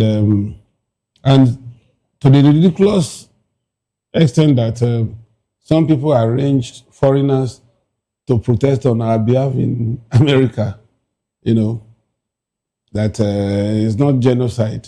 But for me, the federal government has taken the right decision by issuing the state of emergency so that there will be concentration on how to solve this problem. Now, part of that is the withdrawal of over 100,000 policemen. You can imagine the total number of policemen in service today is around 370. Now, you have less than 0.05% Nigerians holding on to 30% of our workforce, our police force. I mean, it's ridiculous to the extent that even pastors who preach to us that we should look unto God for our safety now parade all over the place with soldiers, mobile policemen. You see, anti-riot policemen are not meant for protection. They are meant to quell riots. They are specially trained to withstand tough situations. But you see them carrying bags for big men. You see a Yahoo boy having 4 policemen fully armed, some with 3 magazines in their AK-47 rifle. It's marks of irresponsibility to even do such things. How could you, in your right senses, give security to somebody who should be arrested by the security in the first place? That's how bad it was. I just hope, because I understand that they have been running to the force headquarters now to find out if they are classified among those that their security should be withdrawn. Let them go to, as a matter of fact, in other crimes, if you are not politically exposed to a certain level, nobody gives you government security. You arrange your own private security on your own. And these people, they are the first to condemn inaction on insecurity, yet those who should fight insecurity are in their closet, they are in their bedroom. So that's a good step by the federal government, and I want to implore the federal government, as represented by the Inspector General of Police, Betokun, that he should not back down on this. Let them go out. Because even civil defense, they are not supposed to be private security. They were established to protect critical government infrastructure and not pastors, not imams, not Yahoo boys, not money misroad. So that's done. Now, when you declare a state of emergency, there is higher concentration of security in that area. And the fundamental human rights is somewhat abridged to some extent to allow security agents to really work on how to bring down the level of insecurity in the country. So it's a good thing that the federal government is doing that, and I'm happy that it's coming when it's not too late. But perhaps when we want to say that maybe the intervention of the American government through President Trump maybe woke them up from their slumber. But then whatever it is a welcome development. Okay, so talking about the withdrawal of the policemen from the VIPs, some of the lawmakers actually begged or are saying or are pleading to the president that that this directive the police orderlies should not be taken from them, because the bandits are actually also threatening them. What do you make of this? Now, you see, when push gets to shove, this is what happens. When they were far away from the heat, they were paying lip service to human lives in the chambers, either state or federal. But now, the heat is on them. Let them now move freely. After all, we voted for them. Why should they be afraid of us? Let them go to their constituency and begin to talk. The policeman that my tax, your tax, is used to pay. They are now forcing them on us, harassing us. Have you ever encountered some of these people on the road? The way they push, shove, use whips to beat people. Then, now they should feel the heat. Let them go and get Aboki or OPC to guard them. That's the way I see it. So government should not, except for the principal officers, like the Senate President, his deputy, like the chief whip, the leader of the House of Reps, the Senate, Speaker, House of Assembly, those ones, they may be entitled. But then, ordinary member of the floor, that, who knows him? The last time he visited the constituency was after the election. Now, they will be gathering money to come back again next year, to come and bamboozle their constituents, and then take another 4 years, run back to Abuja, and begin to enjoy their loot. So let them feel the heat. Let them now know that Jimmy Cliff that died 3 days ago, he said, who feels it knows it. Now let them feel it and then know it, so that when they go into that chamber, they will now know that they must make laws that will seek to protect you and I and the downtrodden.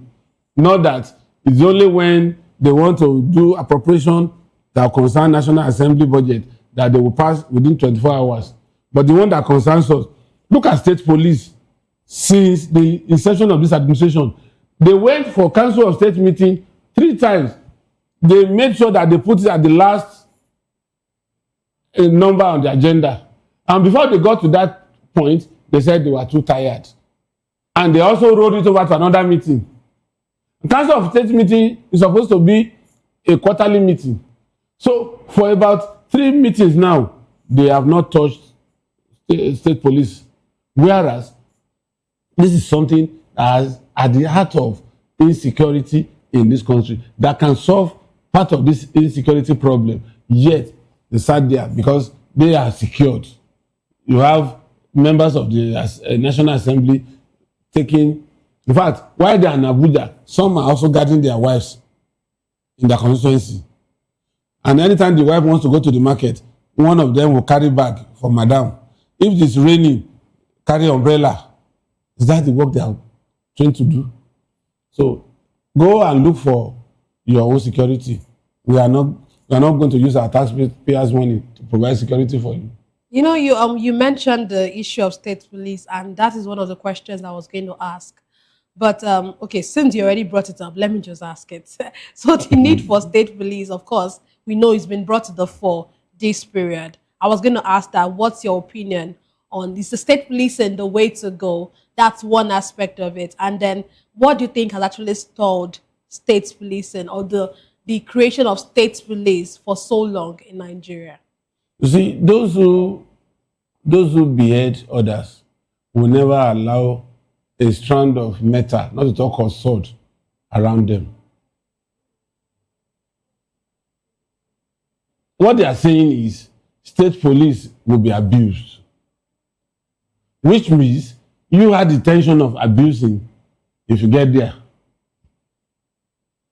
Why are we not abusing federal police? And if you are saying we would abuse state police, that is the only minus you can put up as argument. But what about, look, there are so many things that state police can do. In your village, imagine if your brother is the DPO of the divisional police headquarters in your community, and there is a crime. That's your brother or your sister, because he grew up in that community. He or she knows the bad boys, and he knows once the victim explains the modus operandi of that particular gang, the DPO will know where to go fish them. He has relationship with the traditional ruler. But imagine somebody who is from Adamawa is posted to your community. Even the first problem we will have is it will take a while for the members of the community to even trust him, not to talk of giving him information. And then if he now has the trust of the community, does he understand the terrain of the community? The DPO that grew up in your community knows the village stream, knows new people that are entering the community, and he knows how to monitor them. And criminals don't want to be identified. So because they know the DPO knows them, is he not a son of Okechukwu? He's a bad boy. In fact, they will even invite him as soon as he becomes the DPO. Okechukwu, I will not tolerate you giving me problem in this community. If you are not ready to change your ways, pack your load, go to elsewhere where they don't know you. But can somebody from Adamawa do that? No. He doesn't. In fact, if he sees Okechukwu, he doesn't know him until he commits crime. So rather than being reactive, you will be proactive. You understand? And so, apart from that, intelligence gathering is easier for somebody from a particular community policing the community. And if there is any present danger because of his emotional attachment and the bond he has with that community, all the traditional needs to do is we learned that some terrorists had said they are coming to our community. What do we do? If it is Otumoko, it will be involved. If it's prayer, it will be involved. If it's making sure that the route where they will come through, he will plant his men there. And for days, they may be there without anybody knowing in the community. And at the end of the day, what is paramount is to ensure that crimes are not committed to decimate the community. So why would you now not want state police to happen? So state police is the way to go. Okay. Our guest is in now. We have our guest join us virtually from Benin City, Comrade Momo, Ibrahim Momo. Good evening. Good evening. Thanks for having me. Yes, thank you for joining us. So let's allow you way into this discussion. So we've been talking about the development of the state of emergency, or rather a national security emergency in response to the escalating wave that has been declared by our President Bola Tinubu. He has declared a nationwide security emergency in response to the escalating wave of mass abductions and bandit attacks across the country. Do you see this as a step in the right direction? Yes, in one word, I would say a resounding yes. It is the right step in the right direction. I say that because, government exists primarily for the provision of security of lives and properties of the populace. That's the only purpose for which, the basic purpose for which the state, to do for the people what they ordinarily cannot do for themselves. It is not government business to feed the people, to clothe them, to educate them, to, ferry them from one location to another. It is not government business to do every other. But what the government all the people is the provision of security of lives and property. So, so far, it appears that the government has been failing in that very basic, very important responsibility, and now it is beginning to wake up to the reality. Especially, and what pains me most is that, especially, is the fact that it appears that it is Trump's attempt at infringing on Nigeria's sovereignty, Nigeria's national, interest, that is the elixir to jolt the government into action. Coupled with the fact that there are some violent non-state actors, fifth columnists, and other, violent entrepreneurs who are cashing in on the seeming confusion currently pervading the system because of the Truth Social posts by Donald Trump, seeking to, come into Nigeria, apparently to try to stop what he calls a Christian genocide that is ongoing. So, on the whole, I think, just to say the way I started, that it's a right step in the right direction. The declaration of a state of emergency, violent attacks, is something I applaud the president for. And I also hope that all these are governors and local government chairmen and all other public office holders who are collecting security votes. Because even I'm seeing governors seemingly looking up to the president. The president is one man in one location, somewhere in Aso Rock in Abuja. It is also the governors are collecting, some governors take over ₦1 billion monthly as security votes. At least 2 states in Nigeria have a security vote over ₦1 billion monthly. Some are in the regions of hundreds of millions. What is it that you are using this security, quote unquote, security vote for if you're not securing the lives and property of the people? These are issues that, so I think that not only, my submission is that not only is it important for governments to take this right step in that direction, it's also pertinent, very important that even other sub-nationals, state governors, local government chairmen, and other public officials who have that, analogous,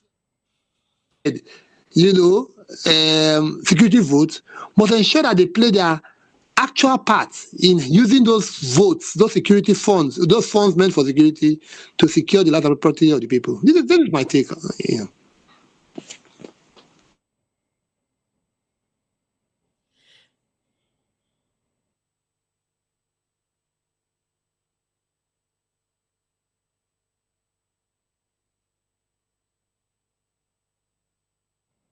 Okay, thank you very much, Comrade Ibrahim, for that. Okay, this former Kaduna Central Senator Shehu Sani has called on the federal government not only to prioritize, of course, one of the things that the president has said during the statement yesterday, that he was going to prioritize all the military and the police should recruit more personnel.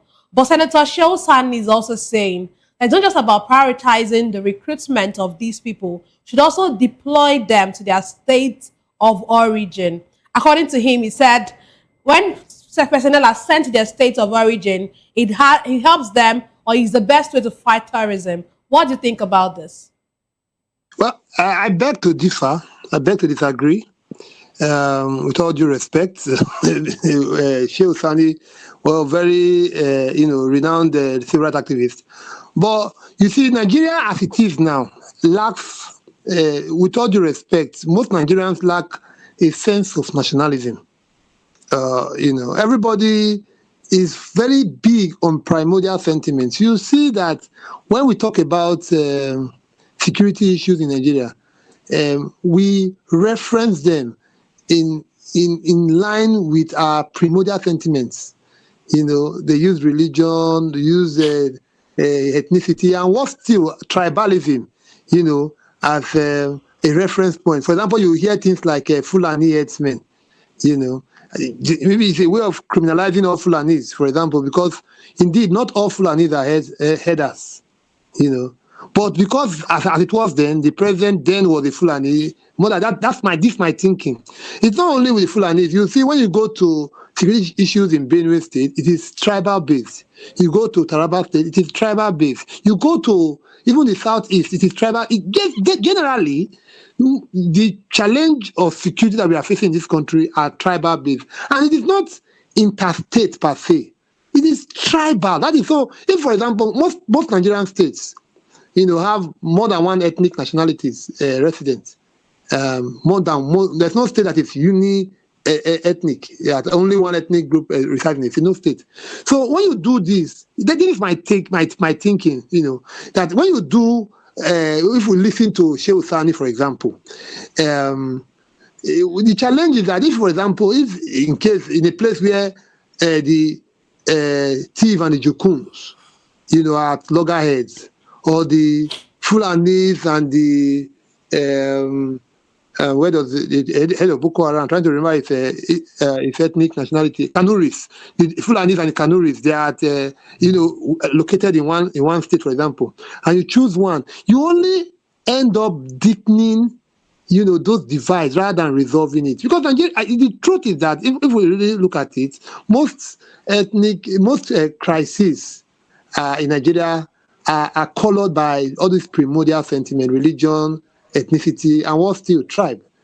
So if we do that, I think that we should build a Nigerian police rather than except maybe the states themselves now want to implement.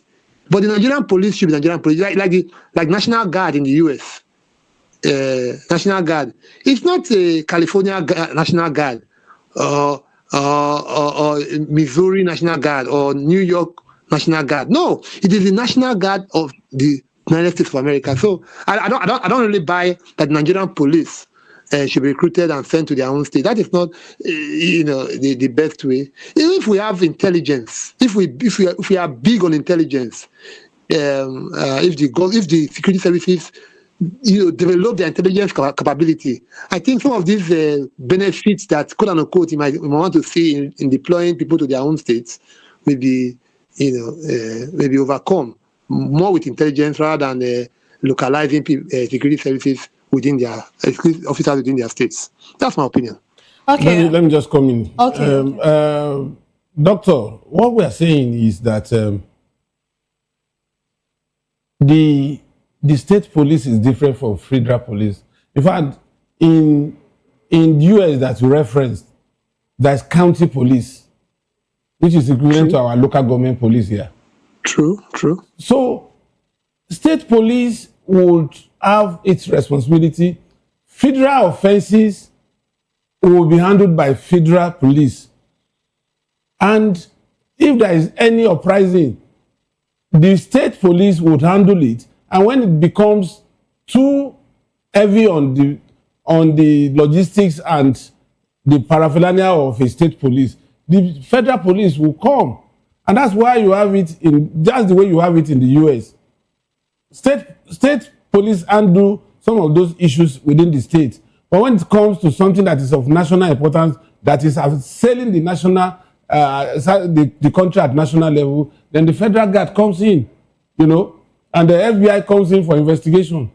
But we need state police. It's not as if anybody that is recruited in the Nigerian police force, either federal or state, will be kept. We tried it once, if you recall, during Obasanjo's regime, when they were championing community policing, where DPOs were sent to their local government areas. But it didn't make much impact. But we're talking about, let's have 3 layers of police. We have had it in this country before, during the First Republic, where you have special constabulary, you have the local government police, and then you have the federal police. So that's what we are saying. That's the model we are looking at. Okay. Well, if I could just again come in, if you don't mind me coming. I think I agree with the guests in the studio about the need to decentralize our police system.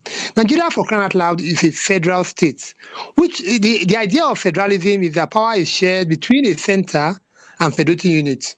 I don't see why policing, for example, should be a unitary responsibility or a unitary legislative duty. Whereas security ought to be coordinated, shared between coordinate between the central government, the federal government, as it were, and sub-national states and local government. So yes, the question was not around the need for state or community policing. I am very big. In fact, I've done at least 3 papers on the push for community policing as a way out of our security challenges. So every bit about state police and community policing. But the question I thought I was asked, and to which I responded to, was that the Nigerian police that is going to be recruited should be deployed to their state. No, Nigerian police should remain Nigerian police. Whereas we can indeed now have, correctly as you have put it, state police. This is the time for state police more than any other time. The challenges of security in Nigeria cannot be resolved in Abuja. The challenges in Potiskum, the challenges in Yanagua, the challenges in Agadebode, the challenges in Jalingo. You want to resolve everything now. It's impossible to do that. Impossible to do. Because if we have community policing, these are these issues that we are facing. Nigeria is not only a federal state, it's also in 36 states. Nigeria also has what do you call it now? The 774 local government, and indeed about 106,000 constituencies, wards in the entire 106,000. So if we had community policing, we had state police, some of these security challenges ordinarily would have been effectively tackled. So yes, I agree with you around the devolution of policing in the country. Thank you very much for that. Okay, thank you for that. The lawmakers had also condemned the act of negotiating with these bandits. Let me come to you first, Mr. Daly. This act of negotiating with the bandits, we saw the case of these, the abductees or the kidnapped persons who were released. And then Bayo Nonoga is saying, or it's been said in some quarters that there was no ransom paid. People are saying, okay, if there's no ransom paid, how come we're not seeing any of these abductors apprehended? How come we not see any of them being killed? And then they get to release these the kidnapped victims. So what do you think about this act of negotiating with bandits that we get to see oftentimes? You see, at some point in my career as a young reporter, I've been embedded in operations by the police. You see, I can hazard a guess to the scenario that may have played out during this rescue operation. You see, those bandits would effectively use those innocent children as human shields. And at the point of negotiation, they may not be close to those bandits. And of course, those bandits would have motorbikes to ride through the terrain. So what they will effectively do is, in the course of negotiation, they will say, okay, in the next 30 minutes, come to so location. You'll find your people that you have come to rescue there. And within those 30 minutes, they would have absconded and they would just meet those victims where they are just there stranded and then pick them. In that case, you will not see anybody to attack. You will not see anybody to kill. You understand? And because even the bandits, they don't want to die too. They also want to preserve their lives. So that scenario may play out. That's why, even while a lot of people are saying, they must have paid. One, they could show them superior firepower. Show the bandits superior firepower. And once they see that they are closing in on them, and they feel that engaging them will be futile, engaging the Nigerian police or soldiers will be futile, they will have to plan an escape route. And then they would rather leave their victims and then run into the bush, because he who, how do they say it? He who lives to fight. He who lives to fight, or who runs away, lives to fight, lives to fight again. Something like that. So they would rather preserve their own life, flee, and then regroup. So, but you see, what becomes worrisome in all of this is that there are different cells now. As those particular group were releasing their victims. Another group was also kidnapping. So it's like you have about 20 rats in the house, and you have only one cudgel.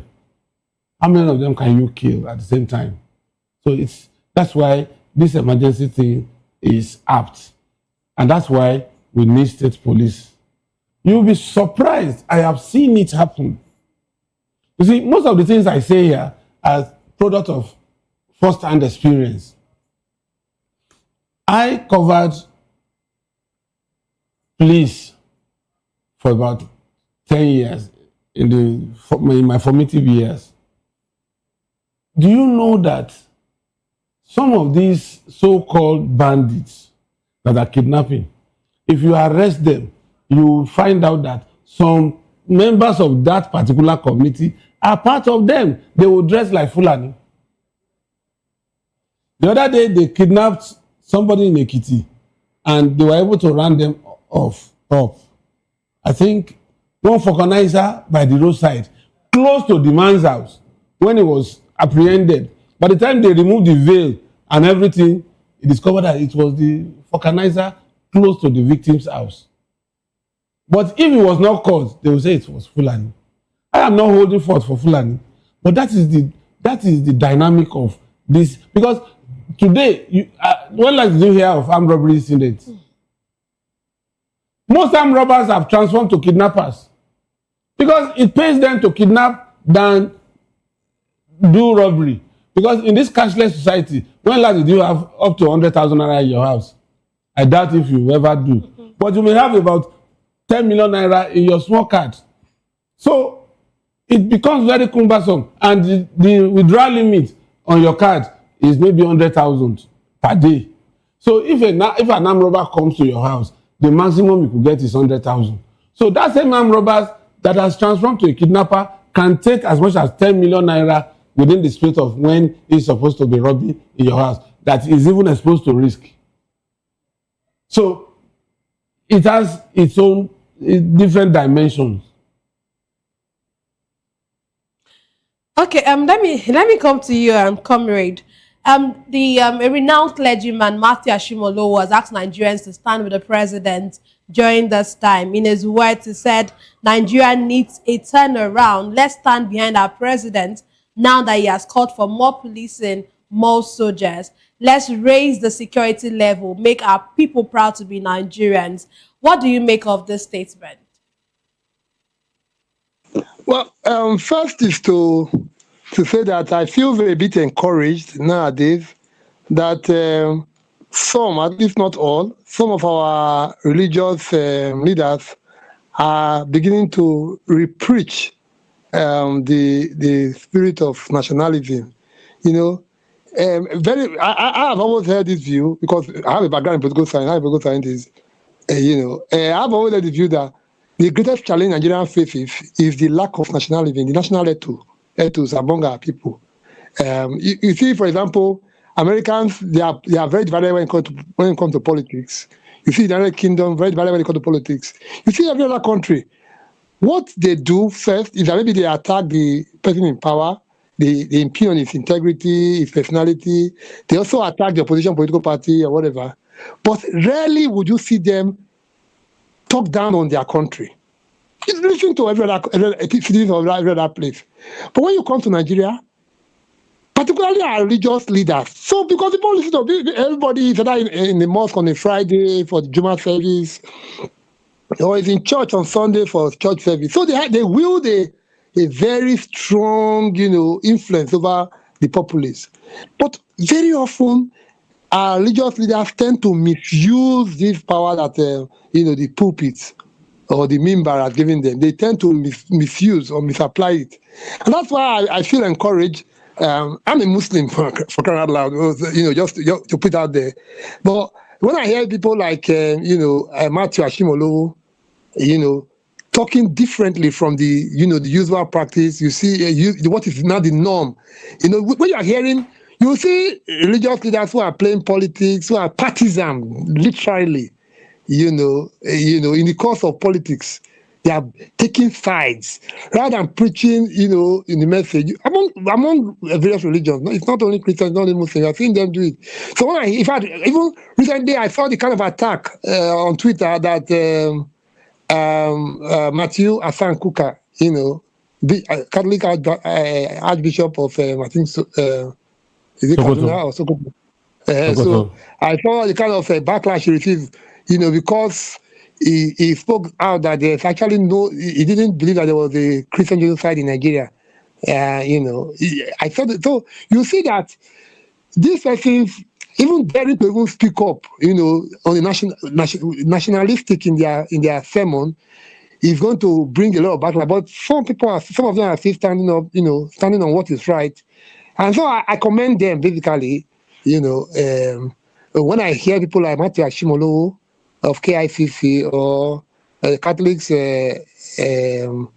Matthew Asan Kuka, amongst others, speak, because the challenges we face, all the politicking we are doing, the security challenges we are facing, they don't have an ethnic or religious or tribal.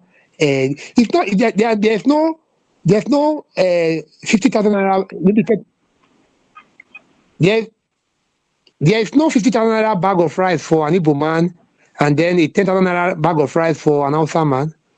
There is no 25,000 naira bag of beans for a Muslim, and then 170,000 naira bag of beans for. So the same market, they make the same challenge: security, inflation, whatever. So I think that basically I commend Ashimolowo and others who are nationalistic in their opinion. Yeah, that's my point, actually. Okay, thank you. Let's come to you, Dr. Fanimo and Mr. Fanimo. What role should religious leaders play in shaping public sentiment around national security? You see, as a religious leader,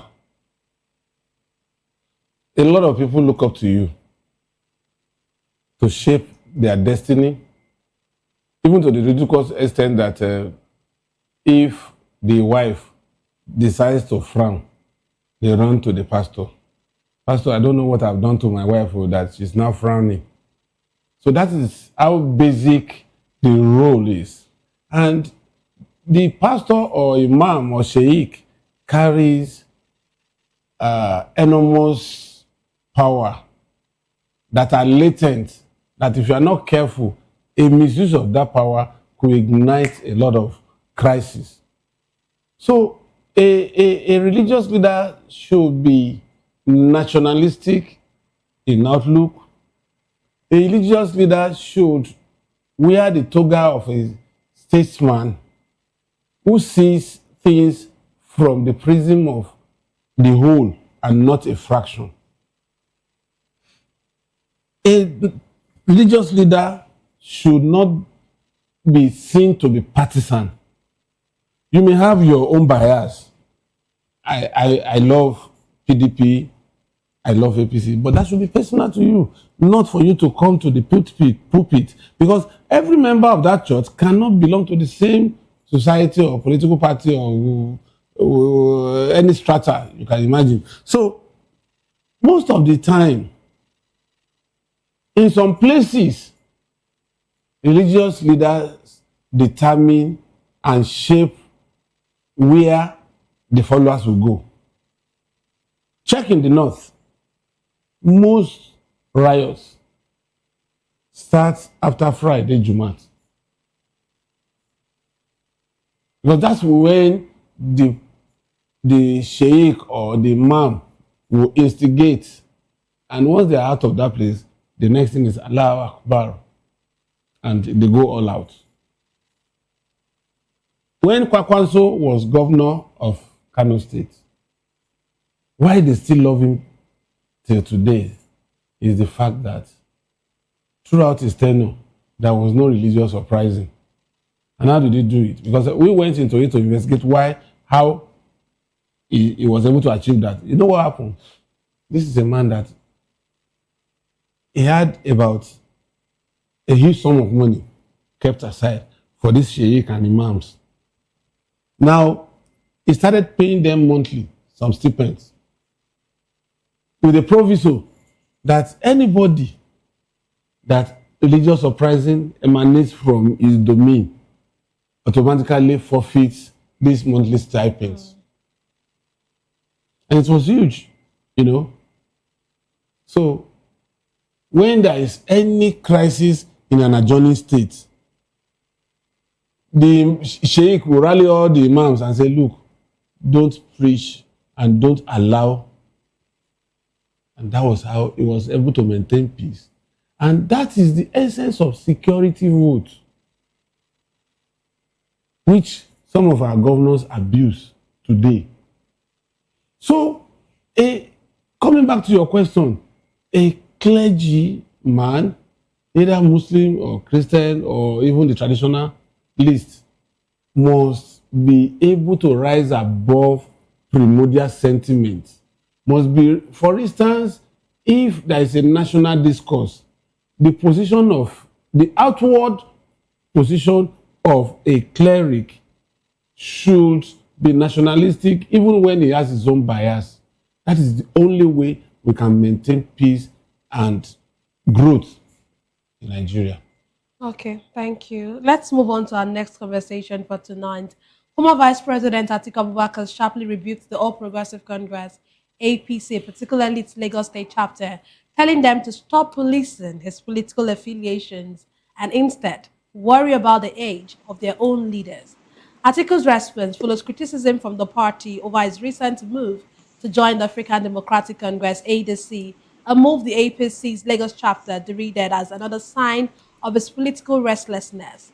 In a statement by his media office, Atiku argued that while his own life and political record are public and well documented, the APC has leaders well past 90 years old still clinging to power, yet they criticize him for making strategic political moves at 79.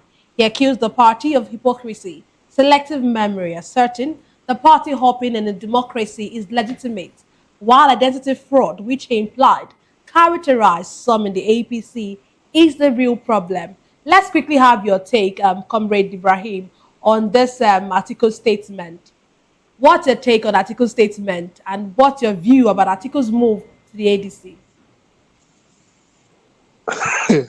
Well, it is political brickbats, you know, at its finest. It's open season. So I'm enjoying the brickbats. It's all in the spirit of, you know, competitive democracy. You know, it is democracy at its finest. You know, where people try to talk down. You know, when you watch Parliament in the UK, this is all you see. Especially when Rishi Sunak, current Prime Minister, and Kemi Badenoch, they are digging it out. You know, it's always, you know, worst case scenario pointing. And I think though it's a bit interesting, the brickbats. It's also unnerving too. Yeah, while I kind of wave it off as a part of that is the character, you know, of politicians, you know, to engage in this mudslinging and exchanging banters. It's also critically worrying, with all due respect, that what we have on offer, it's mudslinging. You know, we're not seeing, you know, arguments or contestations around policies. We're not seeing, salvos being thrown, you know, on the level of policy or programs. You know, that it's not even about the way forward for the people. It is more about, you know, personal attack. Okay. You know, much younger in life, there's this line we used to hear that average small people discuss themselves. You know, average people discuss others. Big people discuss. You know, great people discuss ideas. I think that why it is okay that we have this kind of contestation, this kind of arguments across board. It is more important for me that it should be based on issues, based on politics. policies. Yeah. Okay, thank you. Let's quickly come to the studio. So, do you think the APC has said that Atiku's move to ADC is a political restlessness? What do you make of this? In 1 minute, we're actually out of time already, but just just like Comrade Momo said, just have your take it's on their it. way of politicking. But as long as it's still verbal attack on each other, it's still within the realm of politics, so we can tolerate that. Let it not degenerate to something much more than just verbal breakback. Okay, thank you very much, gentlemen. Thank you, Comrade Ibrahim Momo, all the way from Benin City. And thank you very much, sir, for being a part of the My show. pleasure. You're welcome. That's all for today's episode of The Issues. We explore the challenges facing Nigeria's politics and, of course, governance. Thank you for joining us. Don't forget to tune in next time for more in-depth analysis and discussion. Follow us on social media to stay up to date on the latest news and insight. Until next time, stay informed. I am Nenna Ndomdioto. This has been The Issues on Voice of the People Television, where the future faces forward. Please stay tuned for hashtag with Vivian and Ikechukwu by 8 p.m. Don't go away.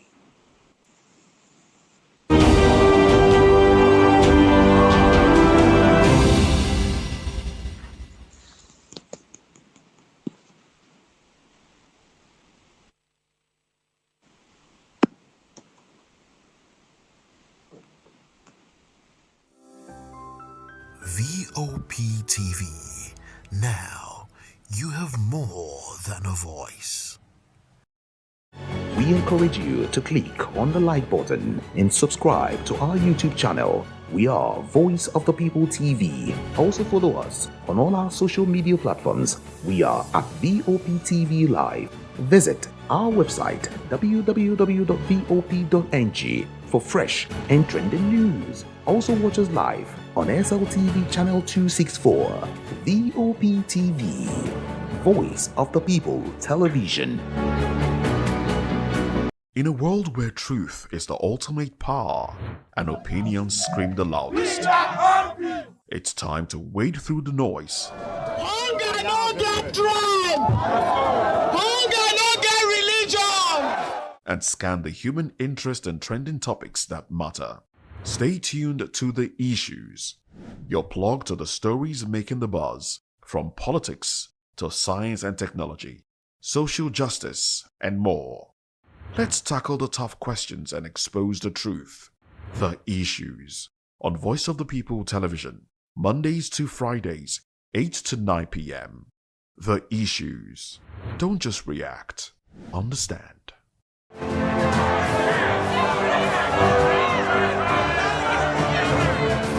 Do you want your voice to be heard? Do you know that you matter in the scheme of things? The People's Voice, the show where ordinary citizens take center stage as we discuss the biggest stories that affect you and I.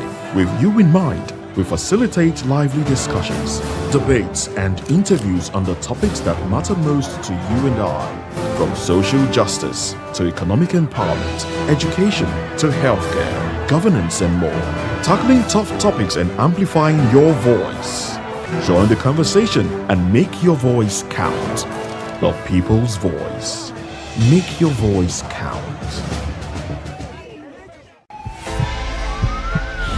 This is Health Check, your weekly guide to better living, smarter choices, and trusted answers.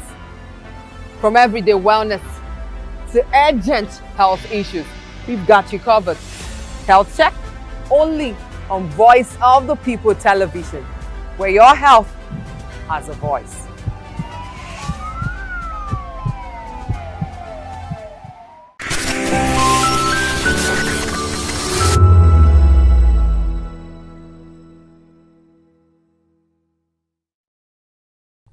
The Ikogosi Warm Springs is a tourist attraction located at Ikogosi, a town in Ekiti State, southwest Nigeria. Flowing abreast the warm spring is another cold spring which meets the warm spring at a confluence. each maintaining its thermal properties. These attributes make the spring a tourist attraction in Nigeria. Research suggested that the warm spring has a temperature of about 70 degrees Celsius at the source and 37 degrees Celsius at the confluence. In 1952, Southern Baptist missionary Reverend John S. McGee, from his mission base in the nearby Ekiti town of Igede, went to the source of the hot and cold springs, about which he had heard from the Kogosi people. Initially, he was discouraged from doing this, and the reasons given were based on the tradition of the local residents, which was that nobody should ever visit the source of these two streams because of the idea that to do so would be to invite death from the supernatural forces that were responsible for this strange and most unusual feature of nature. In spite of the warnings, Reverend McGee made his way through the forest, up the hill to the source of the two side-by-side springs. According to Reverend McGee's brief written account, he is quoted as saying, "After seeing it, I felt that it could be used for a good purpose. I discussed with the people. I discussed the possible use of it with some of the Mission and Nigerian Baptist Convention friends. With the growing interest of Royal Ambassador work and youth work, we felt that it could best be used by building a youth camp. I took it up with the Ekiti Association and we decided to build a camp for our residential areas and government areas. The land was secured through the convention." End quote. Having had the water from both springs tested to ensure its purity, Reverend McGee, with support from the Ekiti Baptist Association of Churches and the Nigerian Baptist Convention, who secured 28 acres of land, which was the original camp, began planning for the building of the camp. By the early to middle 1970s, the Nigerian government took control of the swimming pool and built some guest chalet adjacent to it, with a separate entrance road from that which the McGees had built to the camp entrance. From that time forward, there was also the hope and intention of developing that area for tourist purposes.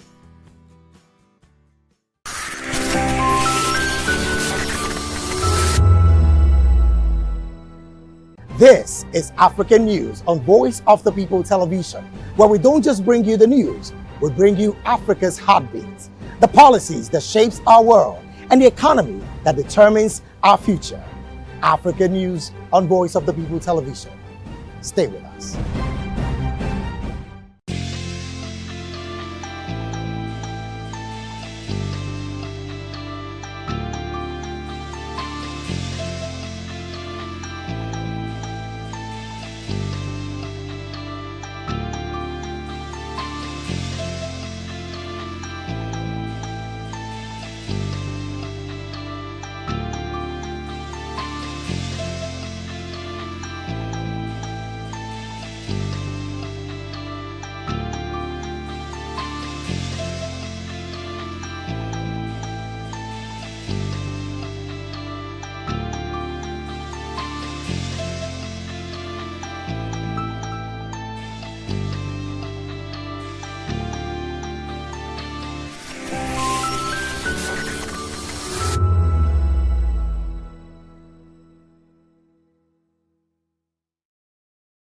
To know the happenings in the maritime sector, join us on the program Maritime Frontiers on VOP TV as we discuss key areas in the maritime sector, from aquaculture, maritime transportation, maritime labor regulation, oil and gas exploration, ferry and passenger insurance, marine pollution and prevention, port operations, and lots more. Maritime Frontiers, exploring Nigeria's blue economy.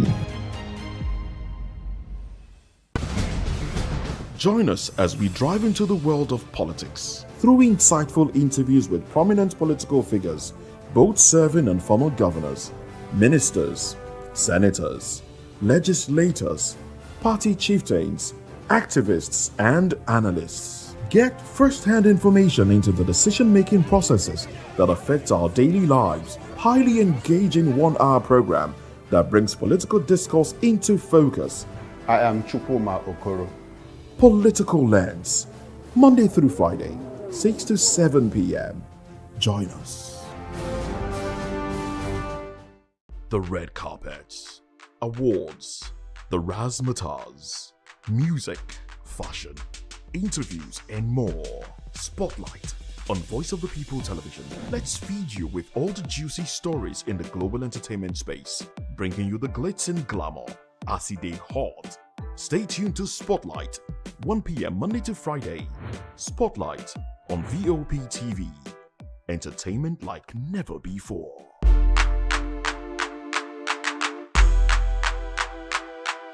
Voice of the people, you can hear me now. My name is Patrick Doyle, and I wish that you continue to echo the voices of the people. Big up VOP TV. My name is Suibifa Dokubo. Please keep watching VOP TV. Hi, my name is Kwekumali Ikenda Onyekwena, and I am with the Voice of the People TV. Now, if you're looking for the veritable channel for information, politics, robust discussions, you don't need to go far. VOP has you. VOP will always have you. Thank you. Hi, my name is Patrick Diabwa, aka Ibani Chuka. I'm Ayanabo the Eagle King, and you are watching VOP TV. Stay with us.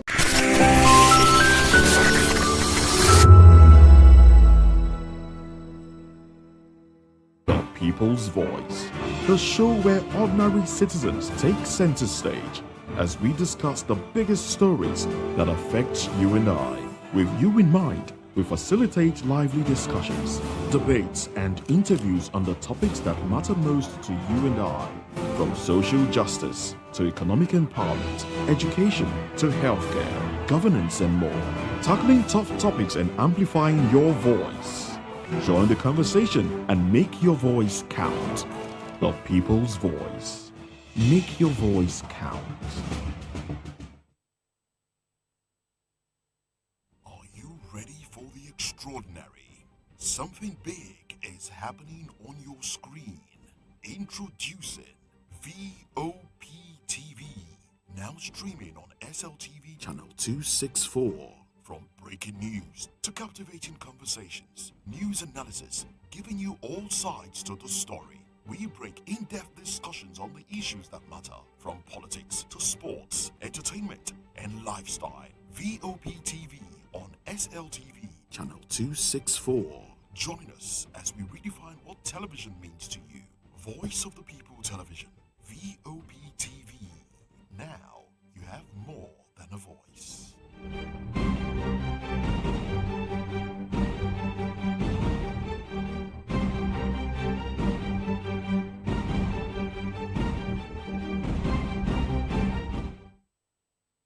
Voice of the people, you can hear me now. My name is Patrick Doyle, and I wish that you continue to echo the voices of the people. Big up VOP TV.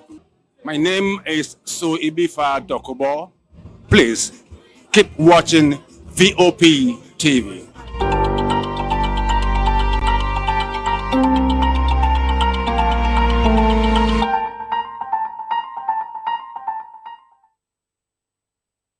Welcome, guys. The show is Hashtags right here on VOP TV. My name is Vivian Oguche, and it's always a pleasure to have you join us. Now, this is where we get to tell you all things trending and all things topical. Lots of things to talk about today. Yeah, and most of them are going to be follow-ups, to a number of hashtags we've been going through right from the beginning of the week, right? So, if this is your first time joining us, I say us because I'm not flying solo. If this is your first time, guys, accept a very warm welcome from us. Hi, Ikechukwu. Good evening, Vivian. Yeah. Good evening to our viewers. I'm Ikechukwu Agwago. Like Vivian said, this is where you get all things topical and all things trending. Of course, we cut across every facet of life, politics, it could be entertainment, it could even be lifestyle, and sports in some cases. And trust me, you never want to miss this episode. Like she said also, it's going to be a follow-up of a lot of trends that we've actually dealt with in the past. Vivian, let's get the ball rolling. All right, so we begin with hashtag Senator Seriake Dixon. Seriake Dixon is a former governor of Bayelsa State who is also a sitting senator.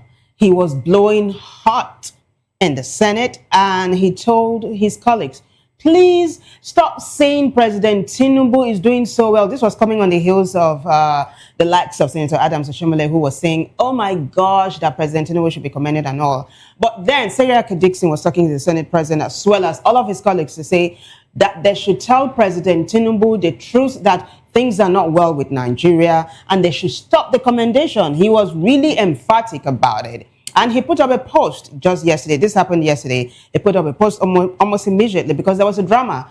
His mic was put off at some point. He wasn't allowed to finish his statement, and that's got people talking online, right? So he put up a post and also a video. This is him doing journalism for himself. So I take it to X now. It is hashtag Senator Dixon. Let's see that post. Thank you.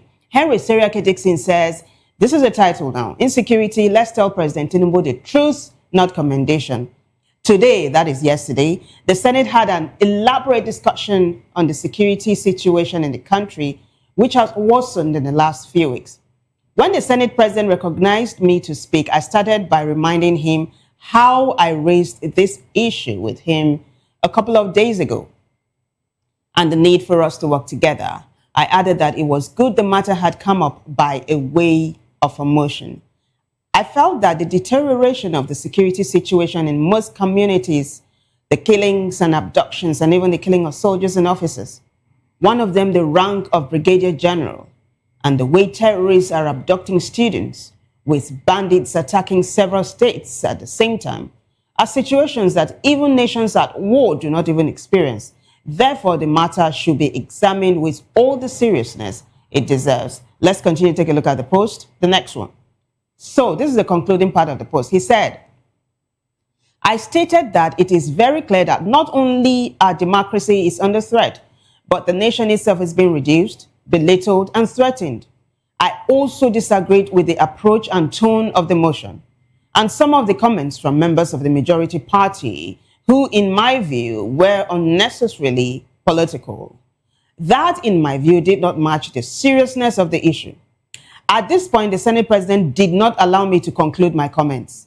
But what I was saying was that, yes, I have said several times, the entire nation is under attack and we must all unite to address this challenge. I do not agree with the request in the motion, supported by the majority of speakers from the majority party, that the president and the government should be commended. I disagree with it. Take a listen, guys. Bayelsa West, and I rise to make a brief contribution to this discussion on a very serious issue. Yesterday, you will recall, Mr. President, that out of concern, I raised this issue with you, and you said this motion was being considered. So I'm happy that the deputy leader has brought this. But let me observe, just as the way Senator Abaribe also touched on that briefly. Please, this is one of the most trying periods that our country is facing. Even in battle times, in war times, it's not easy to lose a brigadier general. It's not easy to lose a brigadier general. Even in battle times, it's not easy to see this mass of communities being displaced, harassed, taken hostage, and people killed in several parts of our country. Our democracy, right before our eyes, is being rubbished. Our country, right before our eyes, is losing prestige and respect, and is endangered by the day. So this is a very serious motion. And I want to briefly object to the way and manner some of the comments from the other side have been on this very serious issue. This is the Senate of the Federal Republic. Sorry, no, please. I'm coming. Let me make my views, please. You will learn, but which other side? There is only No. There is only one side. The mover of the motion. I'm coming. Before I say, please. The mover of the motion talks about. This was Senator Dixon.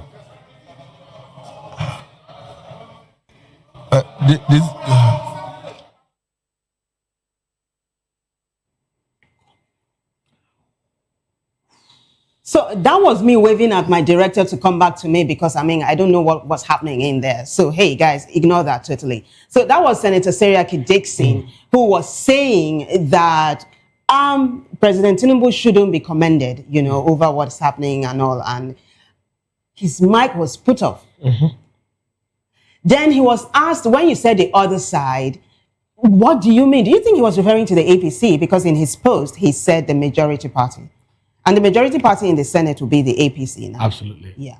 So absolutely, that's exactly what he's saying. And the Senate president is actually looking at this from the point that we are all representative of the country, and there should be nobody who should actually be seen, you know, as, you know, the nation doesn't have to see us as a divided house, right? We're taking a position, and this position has to do with, you know, our collective voice, and whatever it is we are saying as one house. So for him to use the word a divided house, I mean, for him to use the word, it signifies that the house is actually already divided. Did he say divided house? No, he just said the other side. That's what I'm saying. If you use the other side, that means you are saying the house is divided in voice. Well, he did not necessarily say that. Let's not add to what the other side. Well, he said the other side. But in his post, he mentioned categorically the majority party, and I take it that's the APC. He also seized the opportunity to tell his, you know, constituents on X that he disagreed with the way the motion was raised and the unseriousness that was attached to it. So let's see how you want to say something. Yeah, I mean, this is the part of the whole, you know, security issues that we have that I don't like. It is glaring what we have. We have a very big problem in our hand. This is not the time to play politics.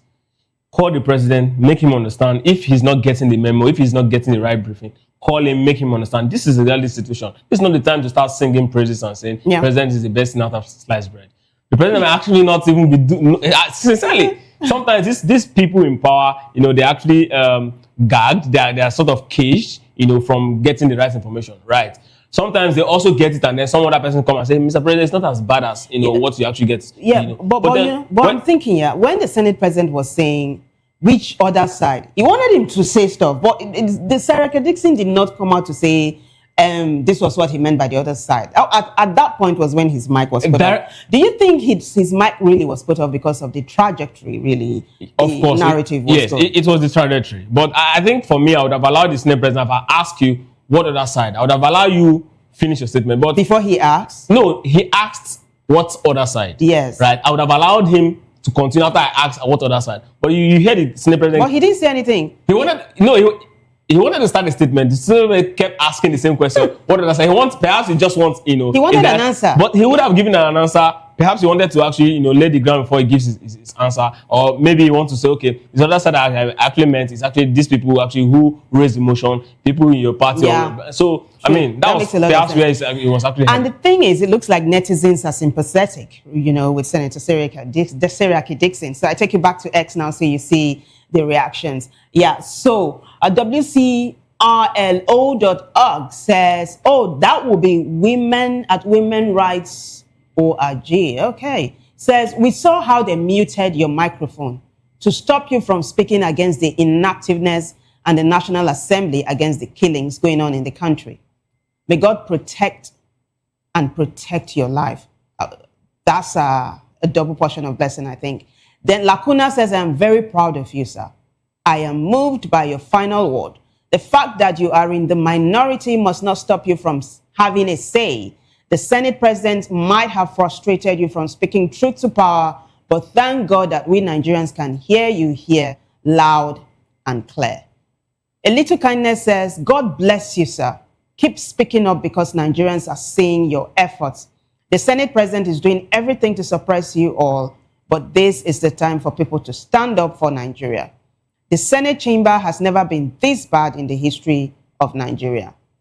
And Kadede says, but he was fast asleep at the meeting he held with the service chief, or was that AI? Do you blame anyone calling Nigeria a disgraced country? It's terrible where Nigeria finds itself, and this president knows where the buck stopped because he told Jonathan. Now, let's take a look at what one of the respondents said about Senator Seriake Dixon being in the minority. Yeah. That will be the second That would be the second post. Lacuna, The response. the yes, second lacuna. response. That would be lacuna. Mhm. That thing that flashed on the TV confused me a little bit. We have not gotten to that hashtag. That's supposed to be hashtag Kogi. If the technical team can work with me, I'll appreciate it. Thank you.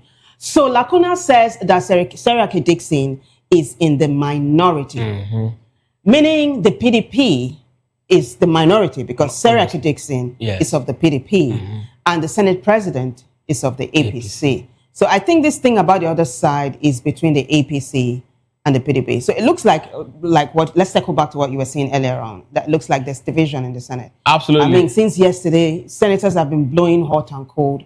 We saw Senator Barry saying, look, President Tinubu, you need to step up. Call the army to investigate the people that had called off the troops before the abduction. And then we saw the senator representing KB South who said, look, we know who they are. Let's walk the talk. And so this talk is continuing. It looks like stuff is happening in the red chamber. Absolutely. Yeah. You know that in democracy, they always say the minority will have their say and the majority will have their way.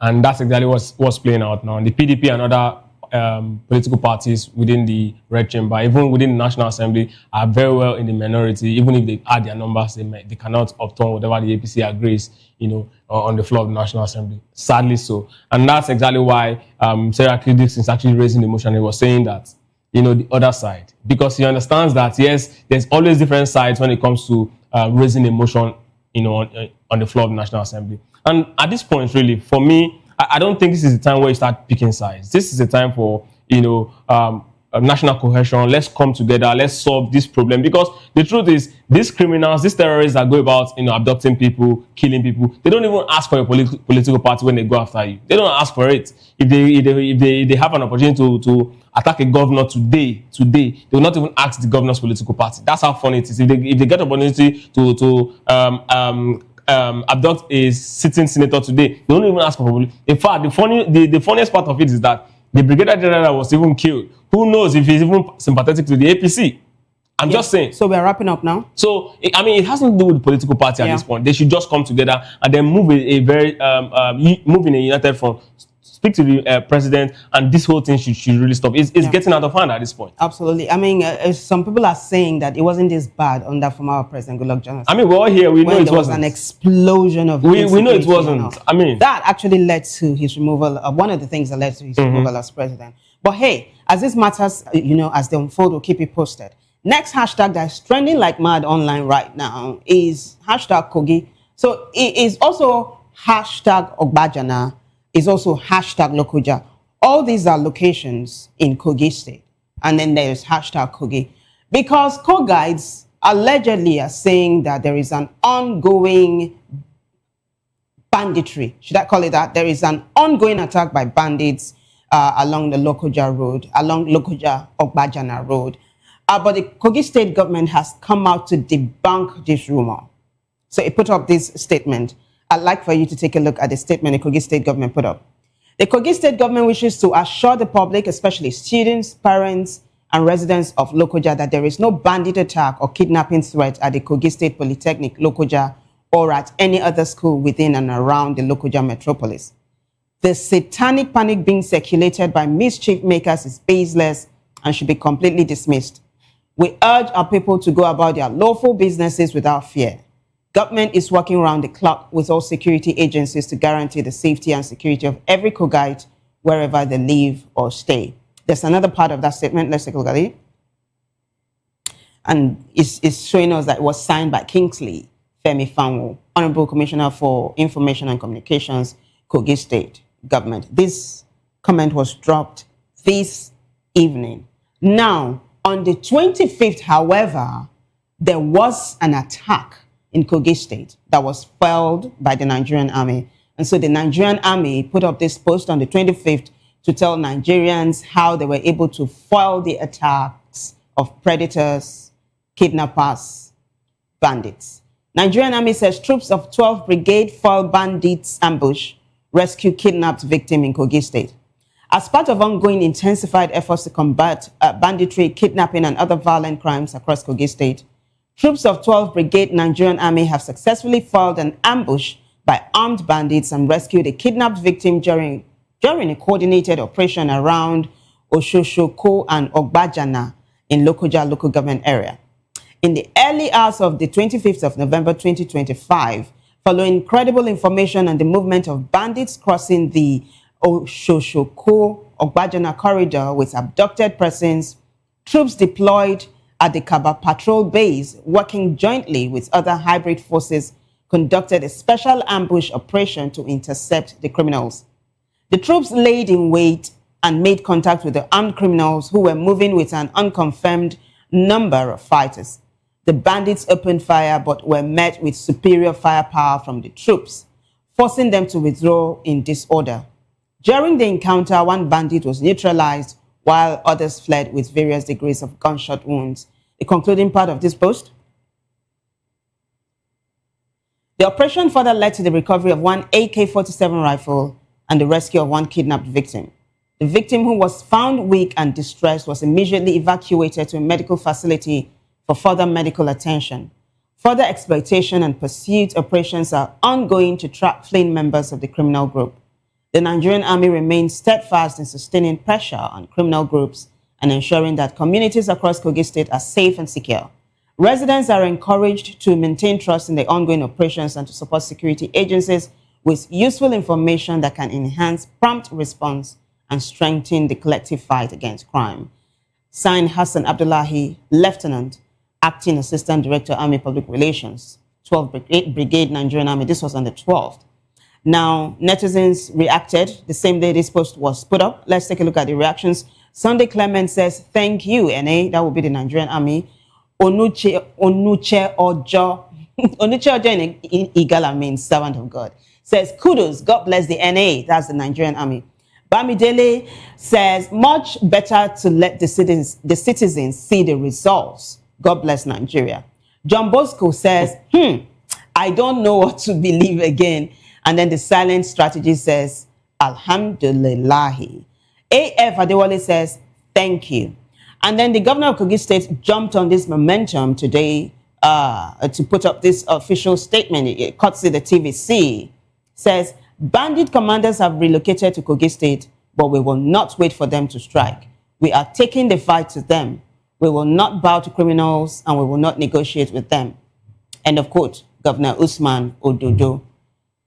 That's the governor of Kogi State. All right, Kechuku, your thoughts before we wrap up this particular hashtag. So, two things. The way the Nigerian Army actually put up that post, that's exactly how you put Elaborate. That's how you put up a rescue operation. Not the way you tell me, I mean, no arrest, no gunshot, no this one, no that one. That's exactly how you say. Which is what netizens are demanding. This is what rescue sound operation, like. Yeah. Even if you're lying. I mean, this is what it sounds like.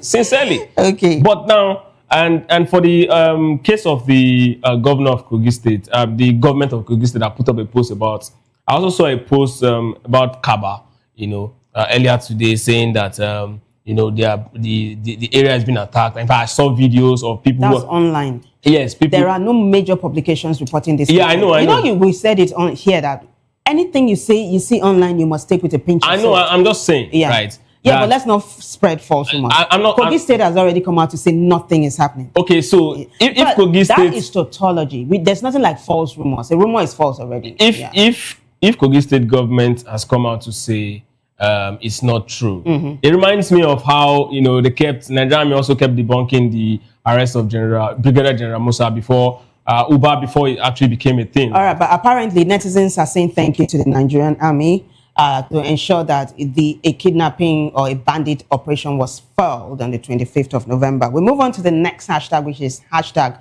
Jonathan. So former President Jonathan, Goodluck Jonathan, was in Guinea-Bissau as an election observer and was trapped in the country yesterday when a coup actually happened. This coup happened in Guinea-Bissau. The president was arrested, the major opposition leader of the elections, because an election took place and the opposition leaders were crying foul, and then the elected president also said he was president. So it looked like there was unrest in Guinea-Bissau. The military took over. Goodluck Jonathan was there. He was trapped in the country, but the federal government has come out today to say that he is safe and sound and he has been evacuated from Guinea-Bissau. It's actually a breaking news because there was so much chatter online about former President Goodluck Jonathan being trapped. The Cable has that particular post. I just wanted for you to take a look at it. FG says Jonathan safe, evacuated from Guinea-Bissau after military coup. The federal government says former President Goodluck Jonathan is safe and has departed Guinea-Bissau after a military takeover in the country. In a statement on Thursday, Kimiebi Bienfa, spokesperson for the Ministry of Foreign Affairs, said Jonathan left the country on a special flight alongside members of his delegation. Former President Goodluck Ebele Jonathan is very safe and out of Guinea-Bissau. That's a quote. On Wednesday, military officers in the Portuguese-speaking country announced a takeover, suspended the country's electoral process, and declared they will be in control until further notice. Control until further notice. Yes, control of the government. Like you rightly said, the election happened, just like what we saw in Cameroon. The opposition leader actually declared himself winner.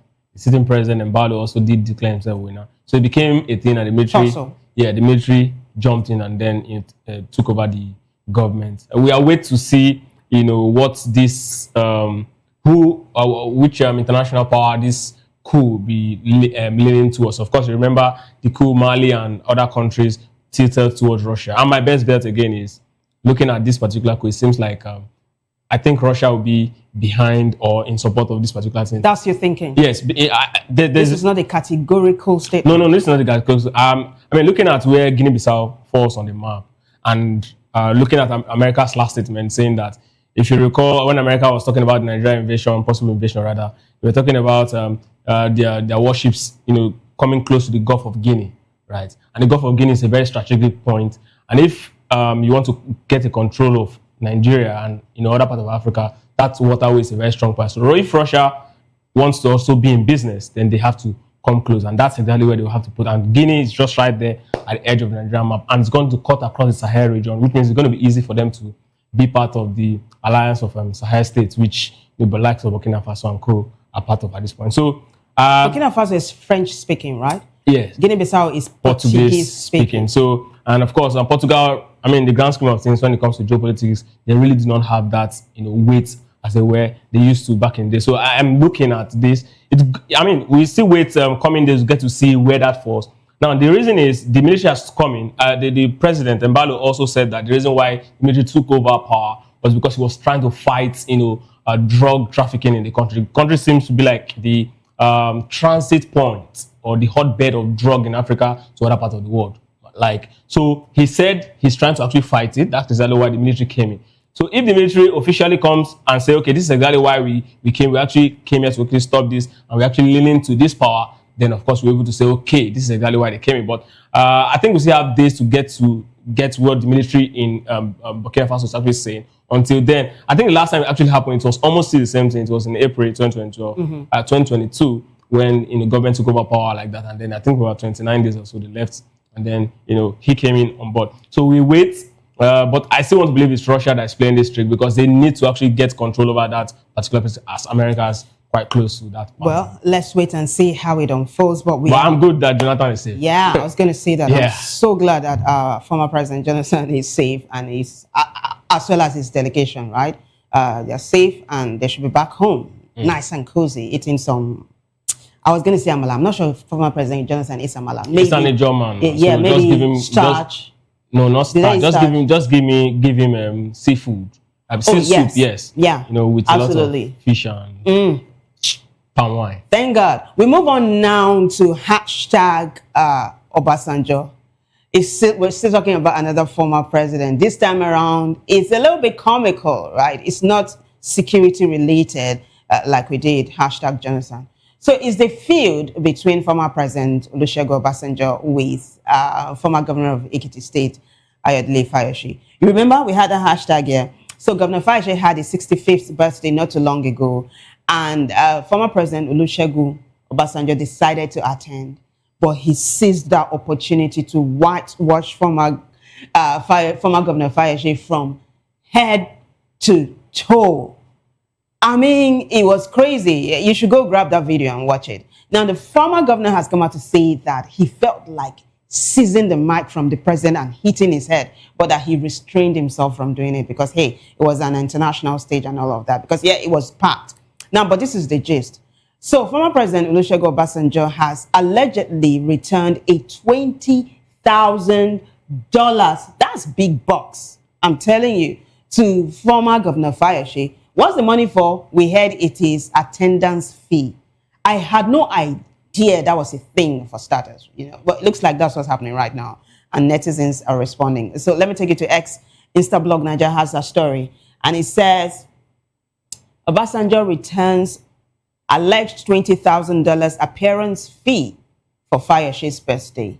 Ex-Ekiti Governor Ayo Fayose has confirmed that former President Olusegun Obasanjo returned the $20,000 he allegedly received for attending Fayose's 65th birthday. The return follows Obasanjo's earlier statement that the money will be sent back, noting that he had not even opened it. Fayose explained in an interview with AF24 News that 2 weeks before his birthday, he reached out to several people he had political disagreements with. He stressed, however, that his call to Obasanjo was not an apology. According to Fayose, Obasanjo welcomed him at his home days before the celebration and assured him he would attend despite another engagement in Rwanda. At Obasanjo's request, Fayose said he prepared funds to cover the former president's travel logistics. Okay. Let's see the next part of the post. So, this is the concluding part of the post.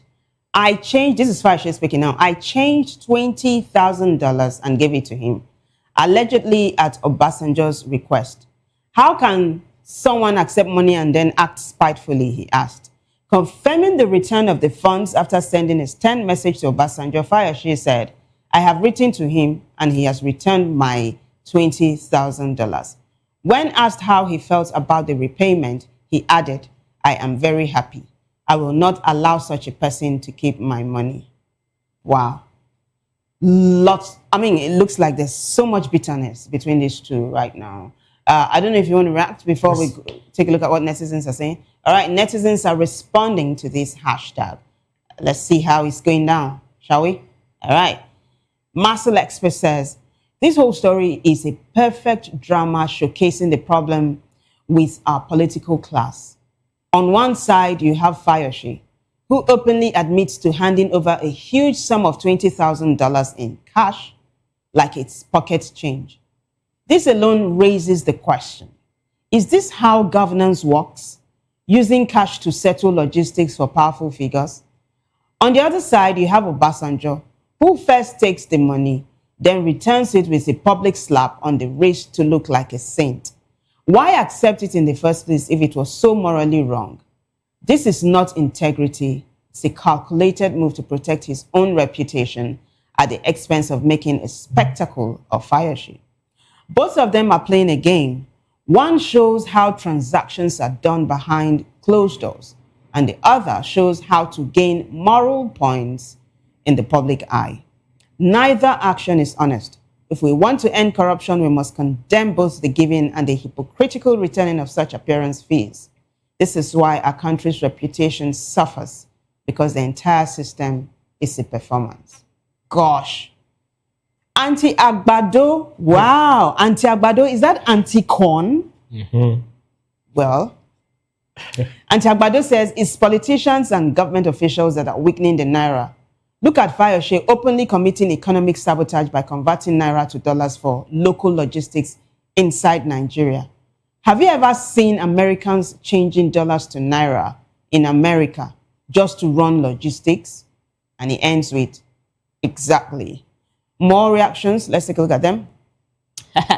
Uche is a girl says, why are they fighting like a married couple? More? Right. Omo Alafi says, he pay people to attend in birthday party.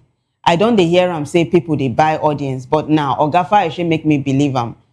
And then Geralco says, Baba no they ever change. That's why I love him. Speaking the truth to your face. You think because of the envelope he's going to side you? No. Once a general, always a general. Mazi Uche says, Obasanjo returning the money shows patience and integrity, because respect for elders and private resolution of disagreements matters. And making such issues public only fuels tension instead of healing old wounds.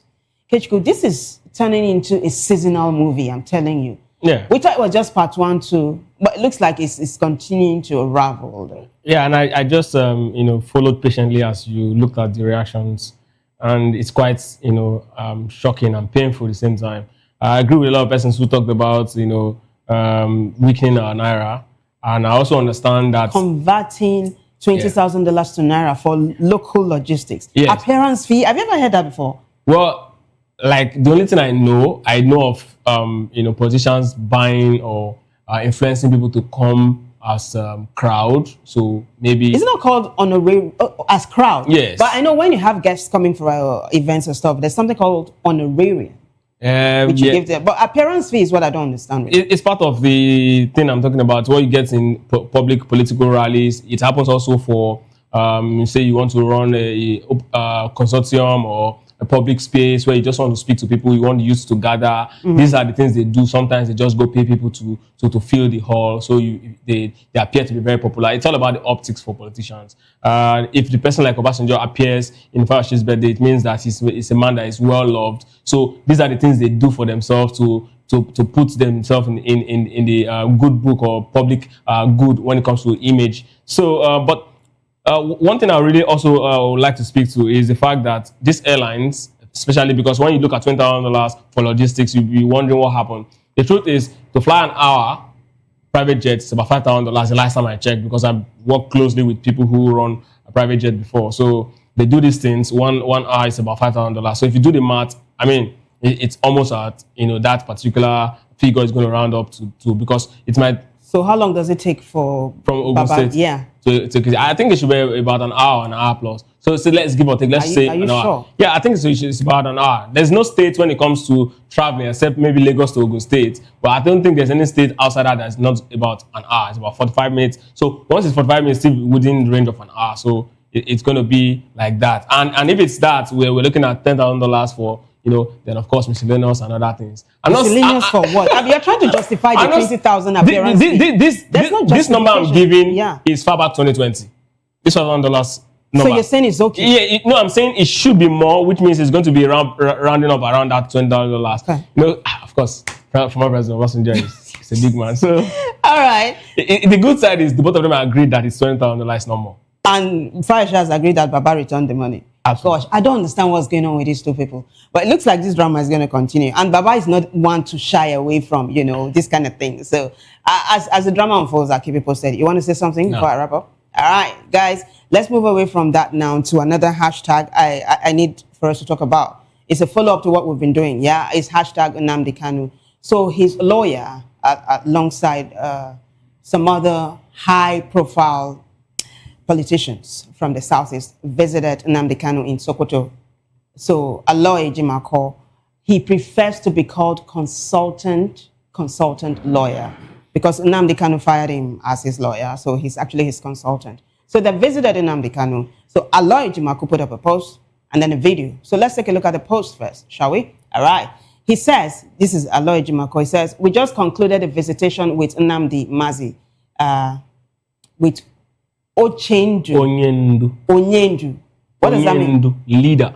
Oh, okay. Let me just stick to Nnamdi Kanu. We just concluded a visitation with Nnamdi Kanu. Among the delegation is Honorable Obi Agwocha, who also met with the leader yesterday, after which the Igbo community here gave us a fraternal reception. We shall visit hashtag MNK again tomorrow, and more delegation is on the way. Take a listen, guys.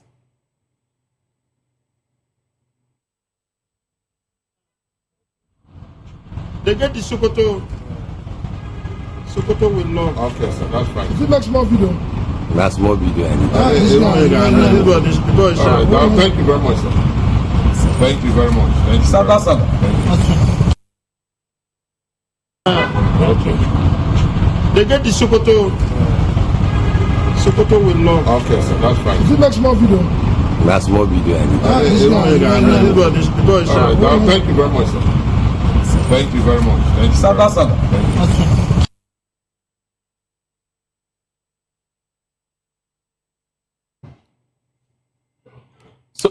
So basically, I mean, the guys, the lawyer and the lawmaker, and of course, other persons, this brother, they were actually just talking about, paying him a visit, and obviously they will definitely come again to visit him, like you rightly read. But before this particular, post, I also saw a post of Nnamdi Kanu's lawyer before Ejimako, the one that was fired alongside Barrister Michael Zekome SAN, who also put up a post, and he said that and suppose that any rush to an appeal for Nnamdi Kanu's case is going to hit the brick wall. So he said the very first thing that they need to do is to meet. He was talking about high Igbo people, top politicians, and people who really have influence to actually decide on the situation, and then go into getting the very best of hands to actually handle his case. He said that Nnamdi Kanu's case was poorly handled by amateur. That's exactly the words he used, and that they messed up the case, and that if such persons are actually allowed to continue, it's also going to become a problem. So perhaps maybe this is the very first step, meeting, and of course, let's get to see the level of persons that will join, when it comes to this meeting, and then before we see the level of lawyers. I mean, a lawyer is very close to the family, aside being a lawyer. So he has always, Nnamdi Kanu even calls him special counsel. That's what he called him before he became this consultant. So let's see what the visit tomorrow will be. And of course, trust us here on Hashtag. Definitely bring it. Absolutely. But there's something, right? Somehow, a post put up by Nnamdi Kanu's wife a few days ago is making the rounds. Looks like she's not in bed with the lawyers. Why don't I pull up that post for you? Yeah, that's Uchechi Oku Kanu, the wife of Nnamdi Kanu. This was the post she put up on the 21st when Nnamdi Kanu was moved to Sokoto. Look at how many views this garnered, 1.3 million, right? This is what she said. Information reaching me about 3 hours ago, that will be on the 21st, is that my husband has arrived Sokoto prison. Those who went to see him today did not give me any update on his transfer. Rather, they ran to social media to broadcast it. If you all do not sit up and behave in a civilized and professional manner, I will stress you with my stress. And I promise you, you will be stressed. Enough of your theatrics. Be warned. I'm shocked. What does this mean? That was the same words Nnamdi Kanu's lawyer, Ifeanyi Ejiofor, the one that was fired before these guys jump on board, used. Enough of the theatrics. Is he together with Nnamdi's wife? Very well. These are Nnamdi Kanu's lawyer, Ifeanyi Ejiofor, the former one, and the wife. And of course, some persons are very much close to the IPOB. But it's so who is that directed to? Which of the lawyers? Of course, he's talking about Ejimako, and that's exactly what. And you said Ejimako is the person Nnamdi Kanu refers to as special counsel. Special counsel. So is he not together with his wife?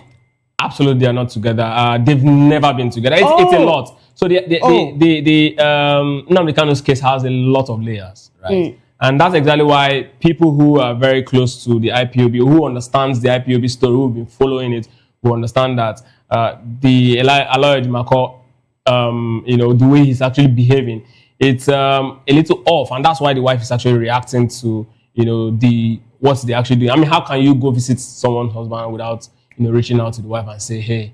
And the brother is also there. It's. Would you say she's been really involved, as in heavily involved through this whole process? Has she been coming to visit? Has she been to her husband's place all the while he was incarcerated in Abuja? There seems to be a gulf between the two. So what? I mean, remember when Mandela was in prison? It was Winnie Mandela that was telling the people all what was happening until after Mandela came out of prison and they split, and all. So what? It looks like Nnamdi's wife is not really okay. So the last I heard of her, she's actually said she's visited. But the last I heard of her visiting, she was talking about her fears that she noticed that a lot of, like she's a mark. Some persons are actually following her, so she had to actually stay back. So the best she can actually do is to converse, through a third party. Yeah. And she really never came out this strong. All the Wi-Fi. Those are strong words. Yeah, all the Wi-Fi Ejiofor was, the one who was actually managing the Nnamdi Kanu's case. And after Ifeanyi Ejiofor actually left, then this disconnect actually came. That's why she's actually been talking, but not this strong about how the things has been going. And I can understand the lawyer is not giving her feedback, but the brother, that's exactly where the issue is, because the brother is also there. And I mean, the two of them, the brother is in that picture. Two of them were there, and it's expected that one of them should actually reach out and say, hey, to their in-law. My sister-in-law, this is exactly what's going on. Your husband is fine, but I mean, this is what it is. Sometimes, maybe they. So there might be some tension in the family. Yeah, obviously there's this tension. If there isn't, I mean, she won't be coming out to actually speak like this. The way she's. Do you think she might be speaking more in the days to come? She has always been speaking. Okay. Like always been speaking, but not because there's this fraction. Even while Ifeanyi Ejiofor was actually handling the case, there's this tension between Ejimako and Ifeanyi Ejiofor. At that time, Ejimako was actually handling only IPOB's case, and now it later swapped where Ejimako was actually handling Nnamdi Kanu, and then the other one was handling IPOB, which means you just go any IPOB member that was arrested, they go for bail and all of that. So there was tension of who is actually there's this rivalry it has always been, and that particular issue within the lawyers' rank actually the leadership of IPOB actually tilted towards Ejiofor for some reasons. And then that's exactly why the wife also, tilted. But then the brother is always the brother, and he's definitely going to hold a lot of weight, and then a lot of persons also queued behind him, and that's the likes of the lawyer. And so that's why she's actually coming out, and she's, at this point, there's no father-in-law, there's no mother-in-law that she would run to, so she's actually had to just speak the way. I just hope they resolve the family issues and, find a way for the young man to have his own peace. Yeah. On that note, we'll wrap up that hashtag Nnamdi Kanu. Last but not least for today is hashtag Priscilla Ojo.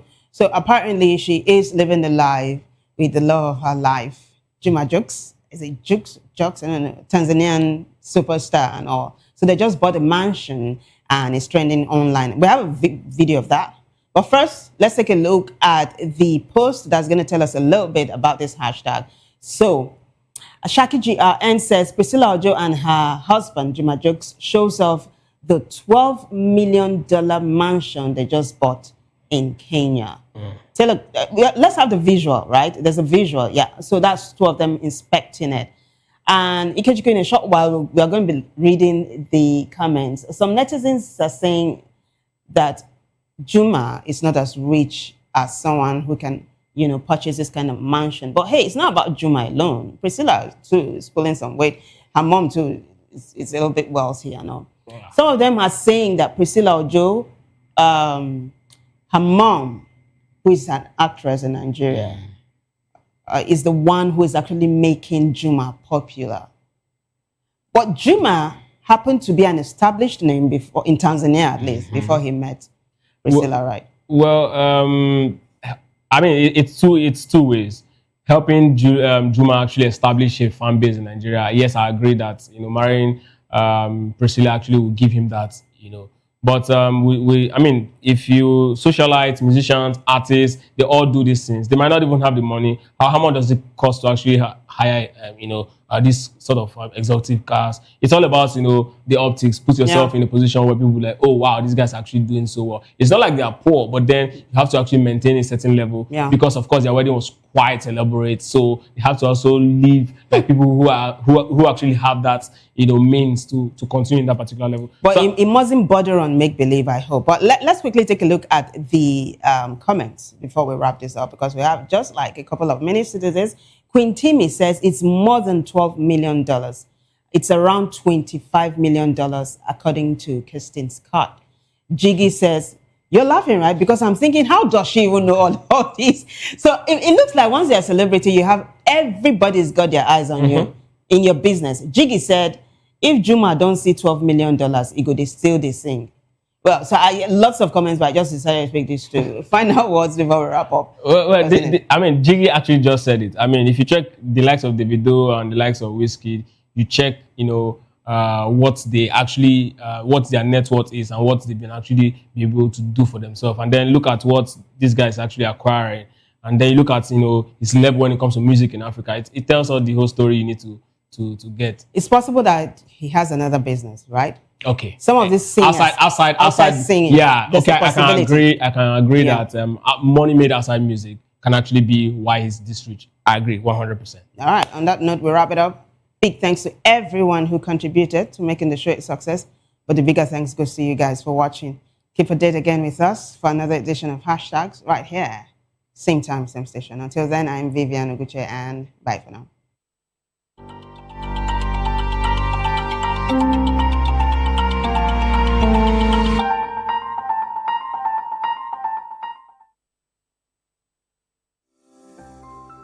VOP TV.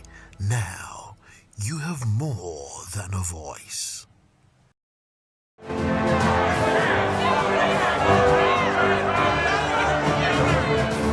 Do you want your voice to be heard? Do you know that you matter in the scheme of things? The People's Voice, the show where ordinary citizens take center stage as we discuss the biggest stories that affect you and I. With you in mind, we facilitate lively discussions, debates, and interviews on the topics that matter most to you and I, from social justice to economic empowerment, education to healthcare, governance, and more, tackling tough topics and amplifying your voice. Join the conversation and make your voice count. The People's Voice. Make your voice count. This is Health Check, your weekly guide to better living, smarter choices, and trusted answers. From everyday wellness to urgent health issues, we've got you covered. Health Check, only on Voice of the People television, where your health has a voice.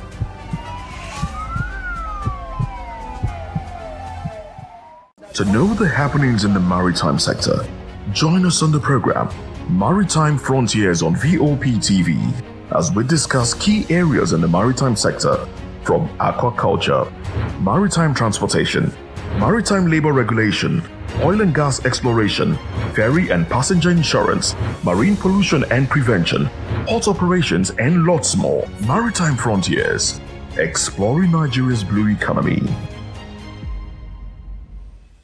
This is African News on Voice of the People television, where we don't just bring you the news, we bring you Africa's heartbeat, the policies that shapes our world, and the economy that determines our future. African News on Voice of the People television. Stay with us. In a world where truth is the ultimate power and opinions scream the loudest, it's time to wade through the noise. Hunger no get tribe. Hunger no get religion. And scan the human interest and trending topics that matter. Stay tuned to The Issues, your plug to the stories making the buzz, from politics to science and technology, social justice, and more. Let's tackle the tough questions and expose the truth. The Issues on Voice of the People television, Mondays to Fridays, 8 to 9 p.m. The Issues. Don't just react, understand. We encourage you to click on the like button and subscribe to our YouTube channel. We are Voice of the People TV. Also follow us on all our social media platforms. We are at VOPTV Live. Visit our website www.vop.ng for fresh and trending news. Also watch us live on SLTV channel 264. VOP TV, Voice of the People television.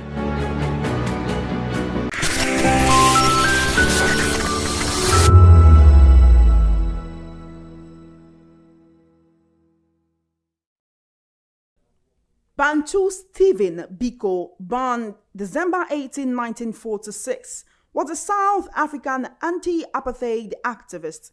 Ideologically an African nationalist and African socialist, he was at the forefront of a grassroots anti-apartheid campaign known as the Black Consciousness Movement during the late 1960s and 1970s.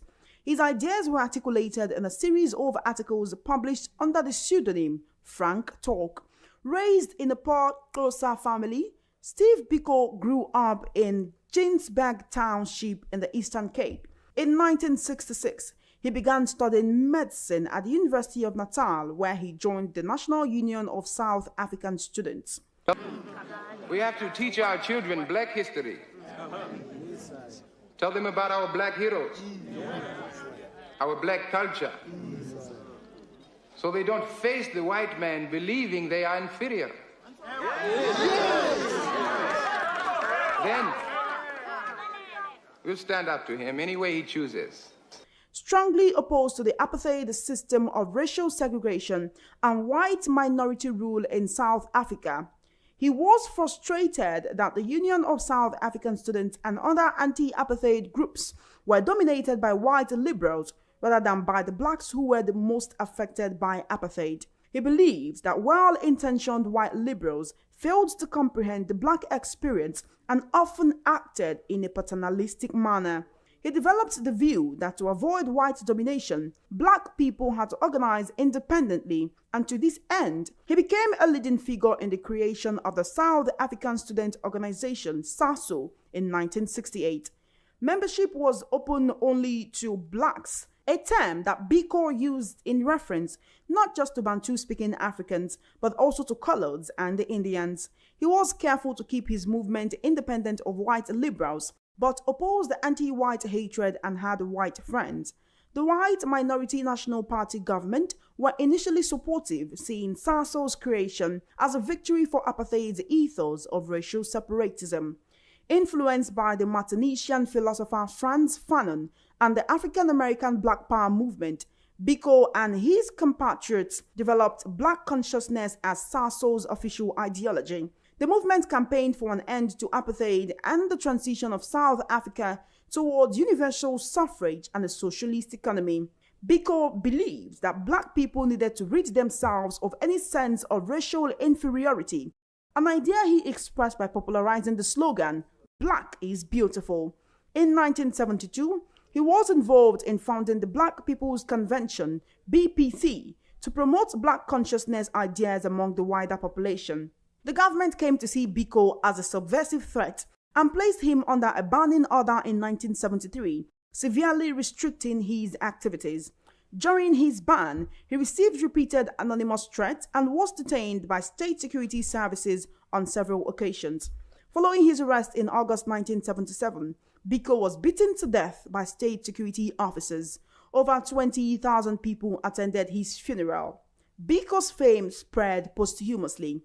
He became one of the earliest icons of the movement against apartheid and is regarded as a political martyr and the father of black consciousness. His political legacy remains a matter of contention.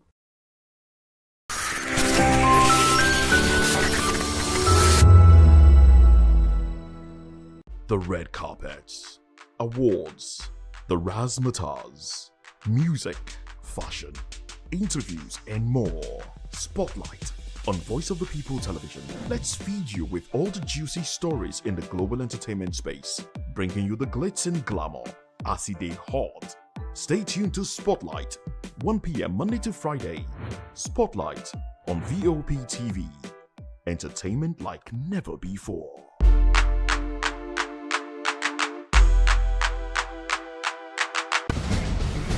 Join us as we drive into the world of politics through insightful interviews with prominent political figures, both serving and former governors, ministers, senators, legislators, party chieftains, activists, and analysts. Get first-hand information into the decision-making processes that affect our daily lives. Highly engaging one-hour program that brings political discourse into focus.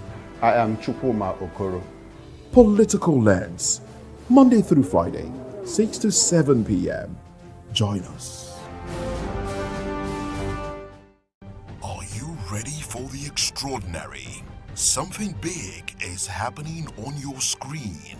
Introducing VOPTV, now streaming on SLTV channel 264. From breaking news to captivating conversations, news analysis, giving you all sides to the story. We break in-depth discussions on the issues that matter, from politics to sports, entertainment, and lifestyle. VOPTV on SLTV channel 264. Join us as we redefine what television means to you.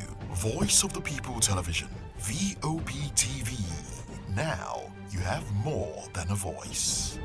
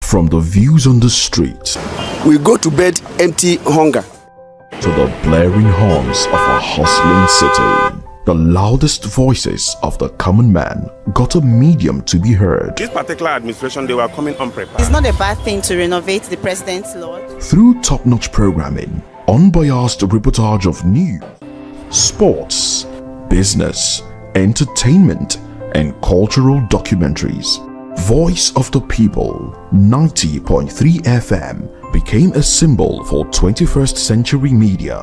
And now, a new baby is born. Voice of the People Television, VOPTV, youthful, full of vigor and penchant for excellence in the continent's media space, exposing the wrongs, applauding the rights, dissecting the news without fear or favor, through factual and accurate stories and contents. Corruption kills three things that makes a society. Representing the interests of the people and giving them a voice. Voice of the People TV is here to stay towards building a fair society. VOPTV, Voice of the People Television, truly a voice for the people. Behind every broken desk lies a broken promise. Education shapes the nations. But who is...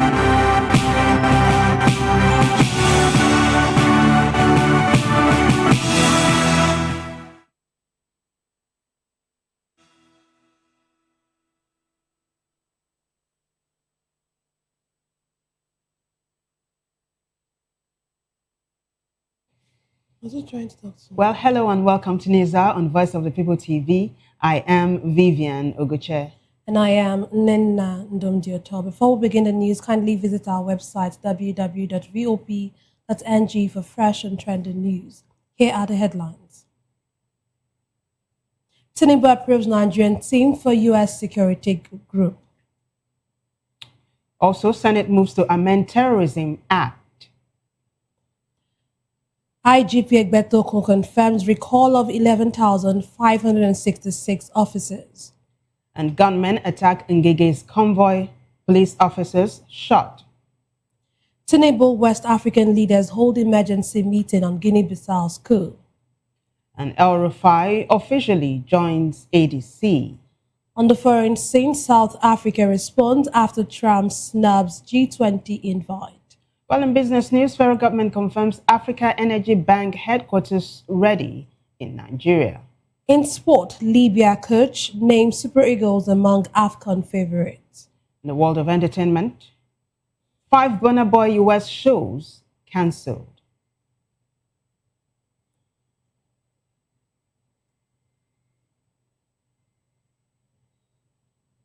Now the news in details. President Bola Tinubu has approved the Nigerian side of the United States-Nigeria Joint Working Group to strengthen collaboration on security challenges.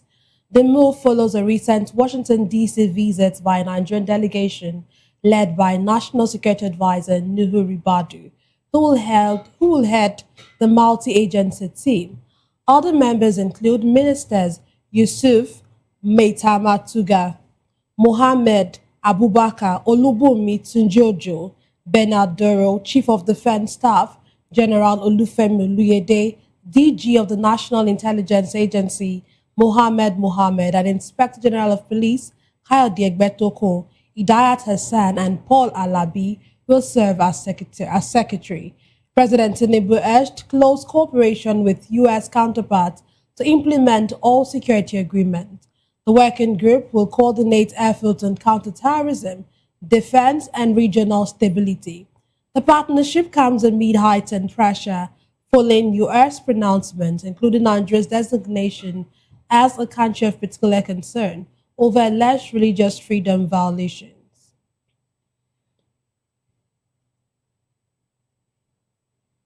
And now the Senate has begun the process of amending the Terrorism Prevention and Prohibition Act as lawmakers today passed an amendment bill through first reading. The bill, sponsored by Senate Leader Ogbeyemi Bamidele, follows last week's heated debate on insecurity, where senators pushed to classify kidnapping as terrorism punishable by death. The amendment seeks to strengthen the legal framework and impose tougher penalties amid rising nationwide security concerns. Meanwhile, the Senate has set up an 18-member ad hoc committee to investigate the implementation of the Safe School Initiative, with Senator Orji Kalu appointed chairman. This follows concerns over how funds for the program have been used, despite continued attacks on schools. The committee, formed after additional prayers by Senators Adams Oshomole, has 4 weeks to report back to the Senate.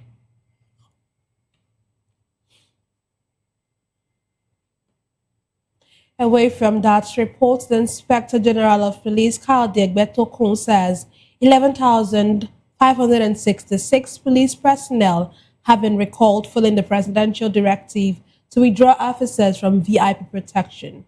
Speaking at a strategic officers conference, the IGP said the recalled officers already being redeployed to undeserved communities.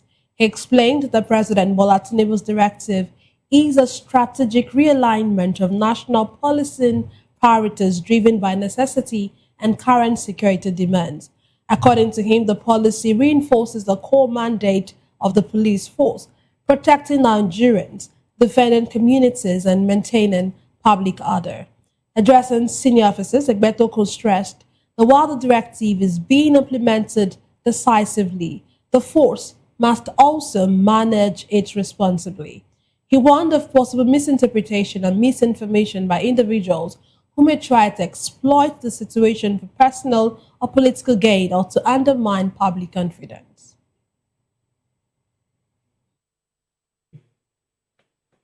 Yes. Yes, we have already withdrawn 11,566 personnel. We have given directives for that. I have seen some things posted on the social media, misleading. People are quoting figures. Figures, I don't know where they got their figures.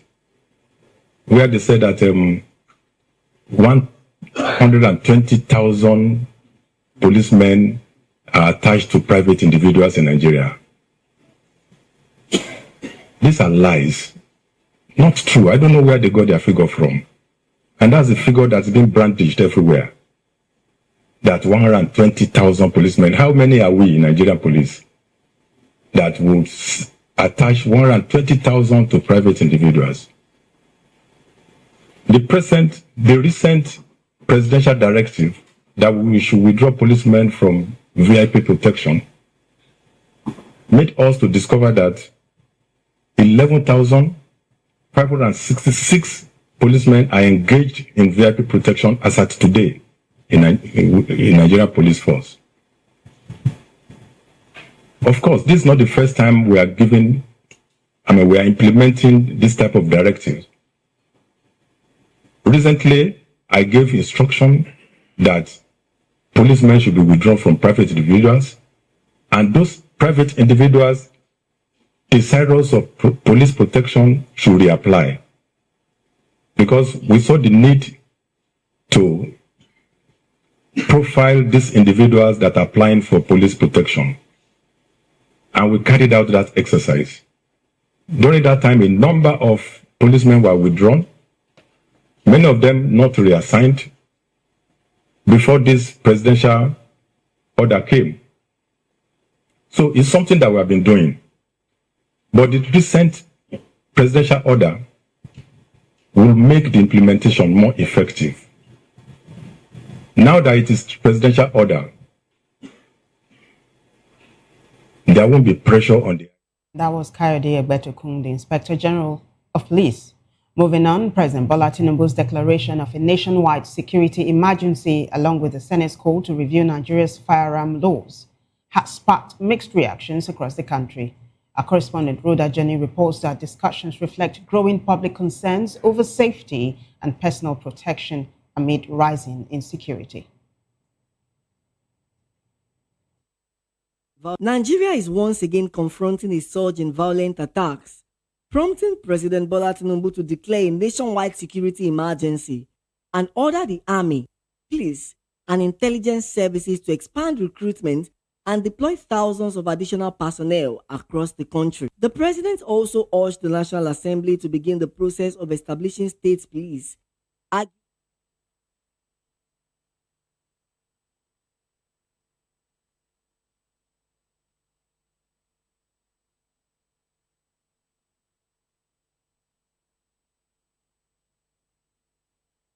Responsible for recent abductions in Kwara and Kebbi states. In response, presidential spokesperson Bayo Ononuga defended the government's approach, insisting that no ransom was paid, while explaining that security agencies avoided direct confrontation with the bandits because the abducted victims were being used as human shields, making rescue operations too risky. As Voice of the People TV, we are on the street to hear what Nigerians think about the rising insecurity and the government's response. Let me even start from individual, the masses. Whenever we see any suspect or any strange movement, we need to report the issue to the security officers. We are hearing that all those our leaders, they are the one that causes all this thing to fight for one position or the other. Within ourselves, our government, they need to do something. I think it's a welcome development if we go for state policing. I think that should help us in terms of security. Let every governor be in charge of their states. Then if something happens, a governor cannot give authority to the commissioner of police. They want to first of all get instruction from above, their IG. So I think that's what he said I like. Let's get a state policing. As individuals, are things that we can actually do to stop the issue of insecurities. We need to always learn to watch each other's back. That's number one. And government itself really needs to tighten some loopholes within the within Nigerian securities. Now the right time for him to declare anything. They are just deceiving us, you know, it's not proper. They are killing us up and down. Even now, they've now come to Kwara, so it's better they do something reasonable. With the security emergency now in effect and calls for state police gaining momentum, all eyes remain on how the government will respond quickly and whether these new measures will curb kidnapping, banditry, and other insecurity crises ravaging the country. Matthew Oguswada, reporting for Voice of the People Television. Well, we apologize for that mix-up. That was Matthew Oguswada right here in Lagos, talking to residents who are calling for stronger protection, faster government response, and an end to the surge in crime. Let's take you to Edo State now, where Rhoda Jenny reports on the same issue. Have continued to trail President Bola Tinubu's declaration of a nationwide security emergency, with residents in Edo State describing the measure as necessary in view of rising insecurity. They said the announcement should lead to concrete steps that improve safety in towns and communities. Residents note that the key expectations are stronger police presence, faster response to incidents, and initiatives capable of rebuilding public trust in security agencies. The national state of emergency is long awaited. It's a step in the right direction, and they should take more steps. The state police is inevitable at this time. Creation of state police, so that it can provide good administrative jurisdiction to manage policing and internal security affairs. If the government is sincere to do so, it could be better than even requesting for foreign country. So the sincerity, it is what we Nigerians want. That due to the declaration of the state of emergency now, let's see actions, so that when we see action from the all parastatals of whether police or whatever, so let them come out and do their job, so that we, the commoners on the street, will be safe. Men should say something, let them come out to do it. It's not only when you say something, it will be published on the paper, radio, and this. They will go and relax. No, things continue happening. The Senate's separate call for a review of the nation's firearm laws to allow responsible citizens own guns has also sparked debate. Some residents believe regulated access could offer self-defense support, especially in areas with limited security patrols. Others insist that without strict checks, training and monitoring, easing gun access could heighten risks. There should be total discouragement. No man should be allowed to carry firearms except you are totally screened, mentally in every area. That yes, you are well fit for games. It's not good. The government should make some other suggestion, you understand, for us to train some other army, that is the army, not we serve, because we don't know how to carry gun. If you give me gun, I cannot make use of it. If that will bring solution to what we are looking for, okay. But the gun they are going to own, is it the same thing as the one all these Boko Haram people are using? Because we see Boko Haram. The development adds to ongoing discussions about how best to address insecurity across the country. In Benin, Rhoda Johnny, Voptvlive News.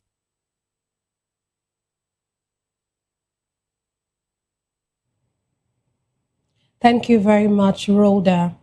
Elsewhere, unknown assailants attacked the convoy of former Anambra State Governor Chris Ngige along Nkpo Nobi Road in the Idemili North local government area. Ngige was not in the convoy at the time, but a policeman in the pilot's car was shot and his gun and uniform were taken. The attackers were reportedly dressed in police and army uniforms.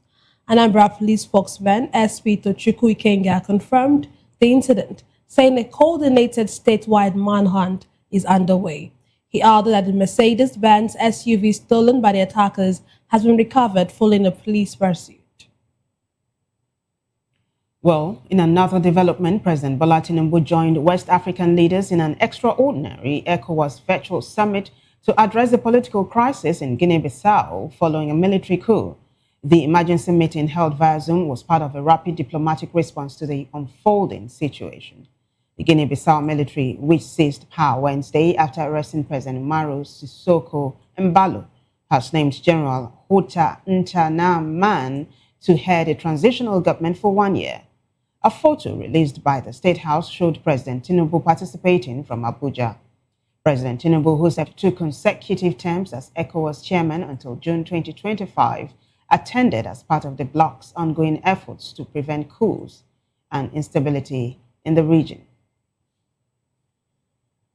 Meanwhile, the federal government says former President Goodluck Jonathan is safe and has left Guinea-Bissau following the military coup that toppled the government.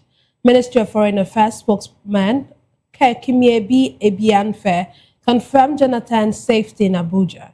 He had been in the country leading the West African Elders Forum election observation mission during last Sunday's elections.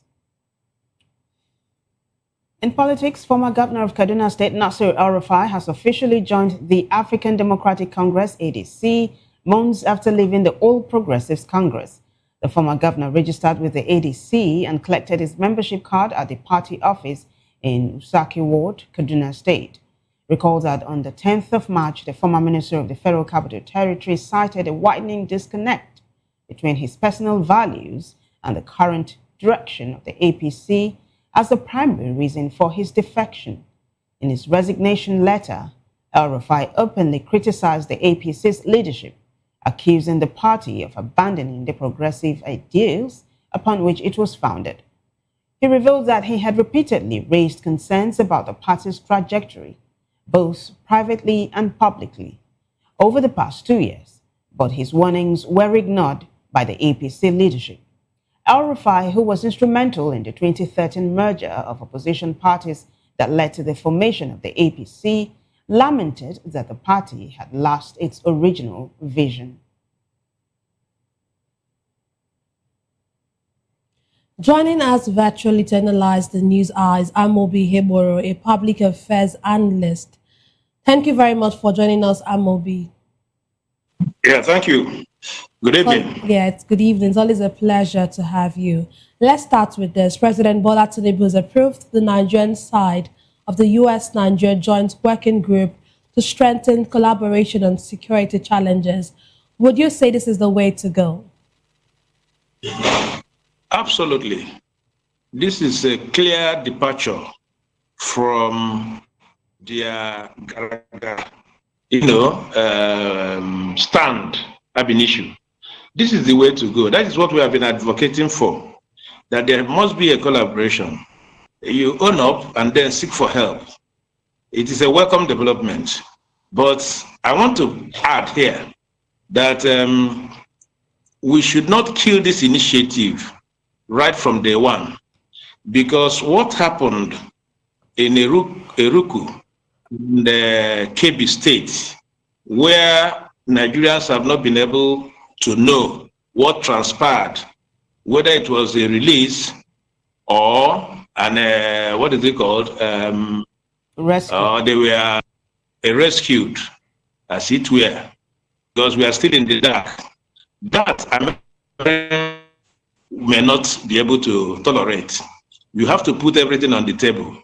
This Nigerian attitude towards bandits or terrorists, will cause bad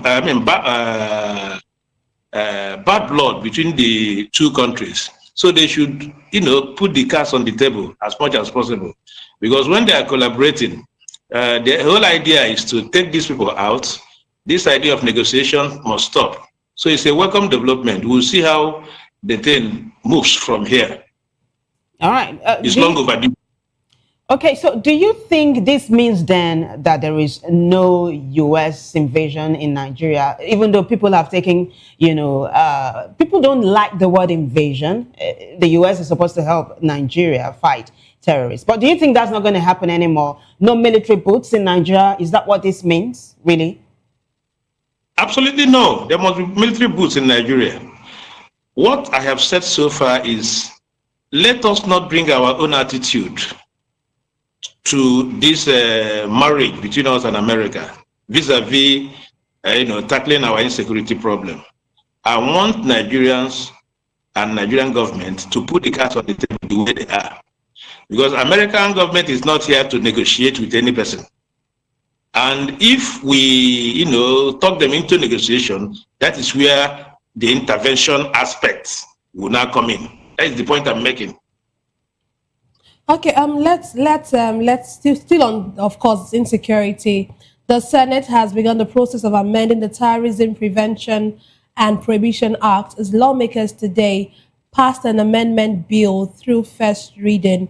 Do you really think that classifying terrorism or making terrorism an act, do you think is going to in any way help our security? Like again, it is long overdue. As at last 2 weeks, American Congress, they were discussing Nigerian people people here were doing other things. It's now like the legislature and the executive have woken up. Fair enough. All these things put together, there must be a concerted effort between the executive and the legislature with a view to finding a lasting solution to this problem. So I see everything working together to be able to solve this problem. It is a welcome development, like I said, and let us see where all this will take Nigeria to. Okay, so the amendment seeks to strengthen the legal framework and impose tougher penalties amid rising nationwide security concerns. So there have been this talk about nomenclature. Bandits being called bandits when they are carrying out acts of terrorism. Nigerians have come out to say that, look, you must call a spade a spade. That's on the one hand.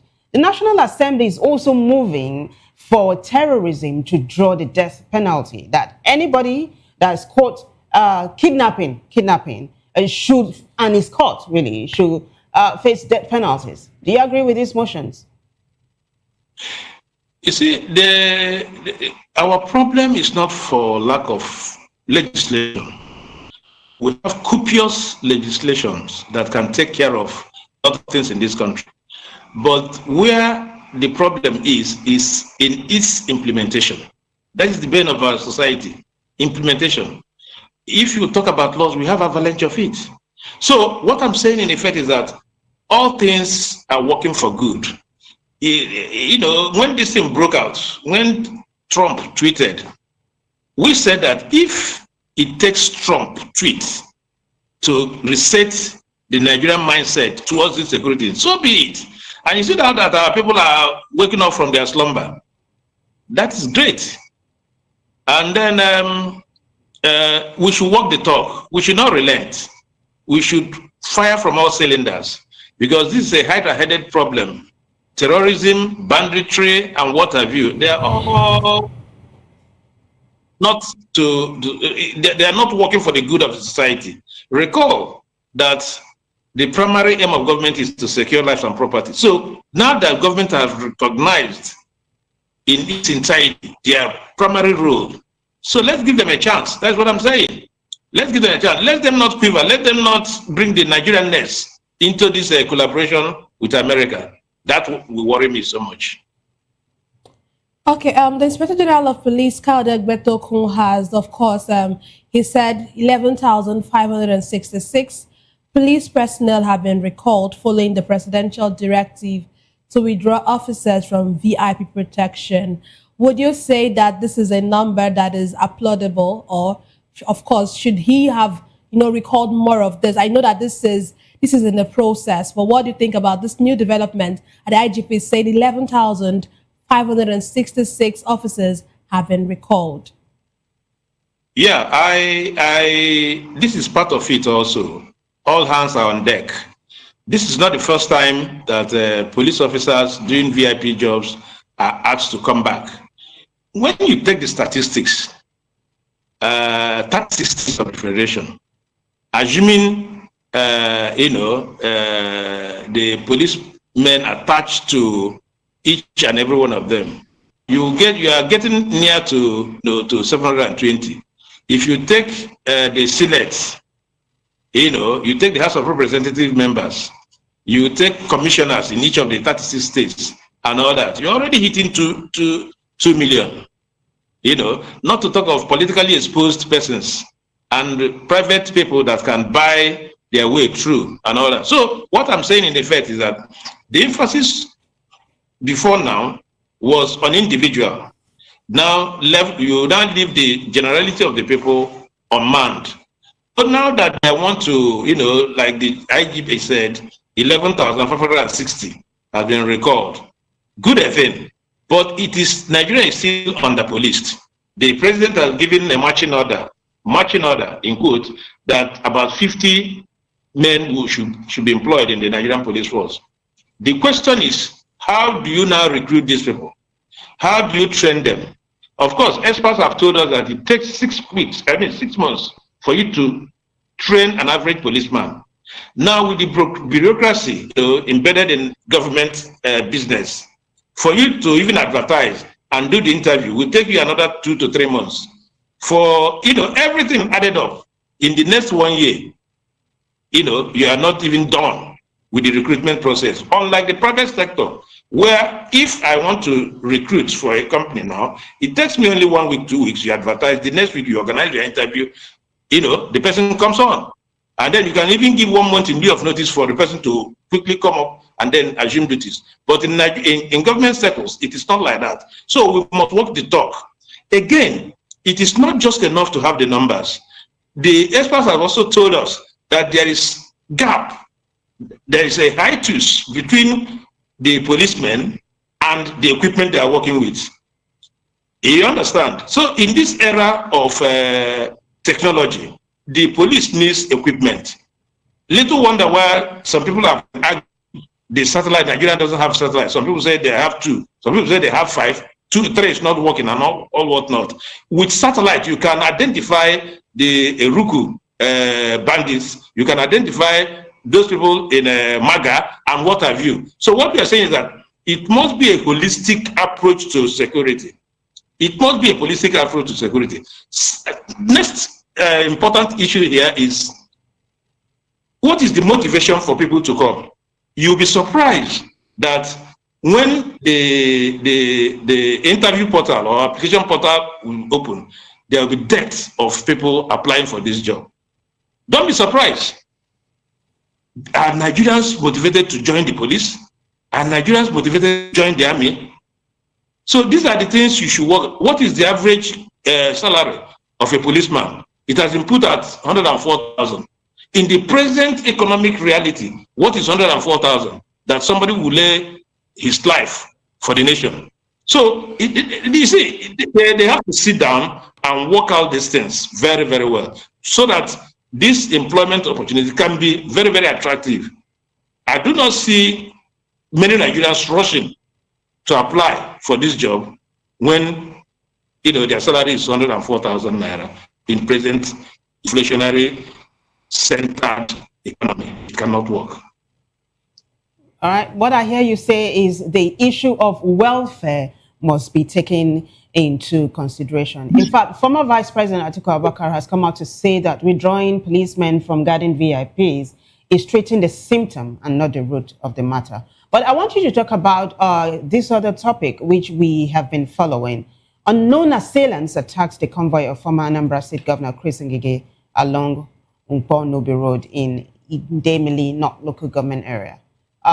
The senator was not in the convoy at the time, but the policeman in the pilot car was shot and his gun and uniform were taken. But the police has said that the attackers were reportedly dressed in police and army uniforms. Does this raise any kind of alarm in your mind right now? Of course, yes. Down east, what we were facing was unknown gunmen and all that. And then since the specter of insecurity has risen, one will not be surprised to hear pockets of gunmen attack in the east and all that. So Nigeria is one. And then people also believe that, the more the thing spreads within all the nooks and crannies of this country, the better for them. So all hands must be on there. The east is not safe. The south is not safe. The southwest is not safe. The north central, the northeast, and northwest. So this insecurity is, is a wake-up. What is happening now is a wake-up call. There must be a holistic approach to this insecurity problem. Before now, the southeast was a hotbed for government operations. All of a sudden, the thing came down abysmally, and then people were able to move around, and all that. Now it's like it's resurfacing. So all hands must also be on deck to checkmate, the onslaughts on the average citizen. Thank God the former governor and minister was not in the vehicle. And all that. My heart goes to the policeman that sustained injury. And good thing the vehicle has been, recovered. So I think the police should put their foot on the ground and begin to know how to track these perpetrators so that it will act as a sufficient deterrent to future people that can get into this fray. The thing is that banditry, terrorism, and non-gunmen, it's like there is an ecosystem built, a transaction built. It's economical. It's not commercialized. So people find it very, very easy to enter into this crime because they are not sufficient deterrent. So that is why the issue of National Assembly, or particularly the Senate, coming up with a legislation is a welcome development. We must treat these vices, very seriously, head on. Because it's not, this is our indoctrination. Before somebody can enter into terrorism, banditry, or non-government issue and all that, the person has been, ideologically reorientated, kind of. So if you are telling the person to come out of this type of problem, this type of situation, the person will not listen. So it needs government to come up with a strong legislation that can stem the tide. The tide is rising. Okay. Our President Bola Tinubu has joined West African leaders in an extraordinary ECOWAS virtual summit to address the political crisis in Guinea-Bissau following a military coup. And one would say, why is we have so much in our country at the moment? Should our president be weighing in on a discussion that is not even supposed to be our business? Would you say that President Tinubu, yes, we know that he has served as 2 consecutive terms as ECOWAS chairman, but don't we have bigger problems in our hand right now than getting involved in Guinea-Bissau's issues? Yeah, thank God he's no longer the chairman of ECOWAS. He's just a member. I do not think there is anything wrong with Bola Tinubu participating in the meeting, But what should bother us is, the West African sub-region. What is going on in the West African sub-region should bother even Nigeria, because a lot more countries are taking, going towards military rule. So what was the problem in Guinea-Bissau? Election disputes. You see, elections are very volatile issues. The opposition leader and the incumbents, both declare themselves winner. And then the military has to come into, solve a problem, so that the country will not degenerate into chaos, like they said. So it's a wake-up call. We are trying to learn lesson from our sister countries in West African sub-region. I do not think there is anything wrong with Bola Tinubu participating in that meeting 1 or 2 hours. We have a lot of problems. He may also be able to garner one thing or the other from their conversation in that meeting. So that does not, Nigeria will not stop working because there is insurgents and all that. I think in the recent past, about 1 week now, he has stepped up, his attention towards insecurity. Now, when we are talking about insecurity, they will almost always, parade as if it does not matter. Now that Trump has spoken, they are taking it seriously. So be it. So I do not think there is anything wrong with his participation, but more critical is the internal problem of this country that he must fix. He must fix the internal problem of this country.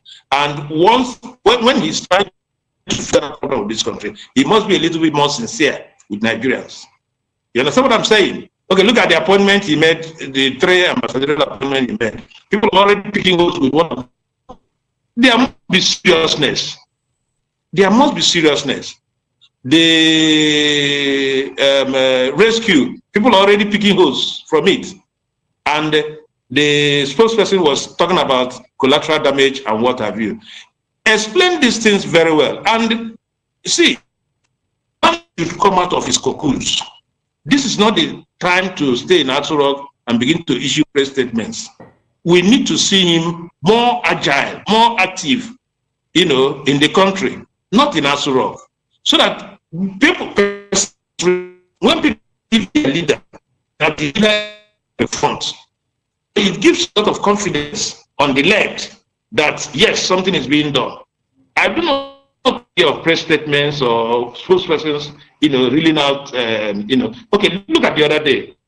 They said somebody talked about banning of grazing, open grazing. The next day, the FG denied such this. That is why we said it must come from the president himself. The president should do more. Have you wondered? Have you looked at Zelensky of Ukraine? The man is everywhere. He is in a war situation and it's everywhere, giving inspiration to his countrymen and women. That is the kind of thing we expect from Mr. President in this much time, of desperation in this country. Because if we don't handle the Nigerian situation very carefully now, it can snowball into something else. So the country is in a delicate balance. We are at a tipping point, and we need somebody that can resonate that interest, that followership, that can galvanize Nigeria to be able to fight these insurgents.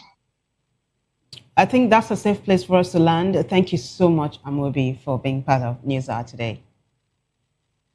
You're welcome. Thank you very much. Thank you. We have been speaking with Amobi Heburu. He is a public affairs analyst. And on the rest of the bulletin, Lagos State has launched activities for World AIDS Day 2025 under this year's theme, Overcoming Disruption, Transforming the AIDS Response. The Lagos State AIDS Control Agency says the theme reflects challenges the state faced this year, which disrupted community HIV services. Our correspondent reports.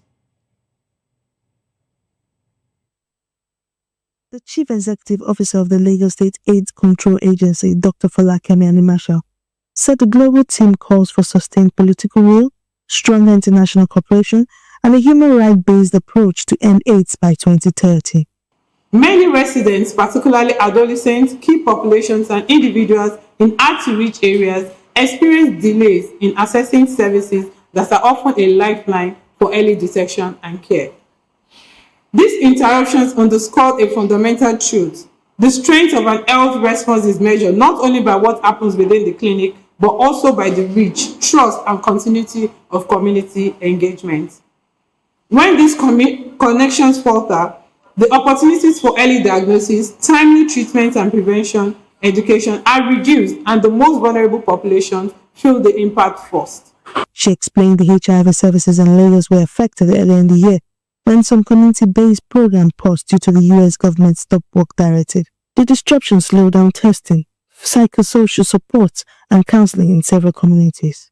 Adolescents, key populations, and residents in remote areas were the most impacted, as community structures often serve as the first point to access to HIV care. Alaska says community networks, peer educators, youth advocates, faith-based groups, and civil society organizations quickly adapted through door-to-door sensitization and mobile testing. They restored outreach and linked newly diagnosed individuals to treatment. As part of this year's World AIDS Day agenda, Lagos State AIDS Control Agency has organized a series of activities designed not only to commemorate the day, but also to inspire, inform, and actively engage Lagosians in the HIV and AIDS response. Each event is carefully planned to foster awareness, early detection, and strengthen community resilience. HIV awareness and prevention efforts have been strengthened through religious leaders, market women, in-school platforms, and social media initiatives targeting the youth. The ongoing statewide HIV testing campaign remains the central activity of our commemoration. It ensures that residents across LGAs and LCDAs know their HIV status, support early diagnosis, facilitate timely linkage care to care, and sustain treatment adherence. This campaign reaches communities where health and social support are most needed. From January to September 2025, Lagos recorded an estimate of 160,000 residents living with HIV, out of which more than 147,000 are currently on antiretroviral therapy. Testing numbers, however, dropped sharply, with only 222,000 tests conducted, less than 30% of the previous year total.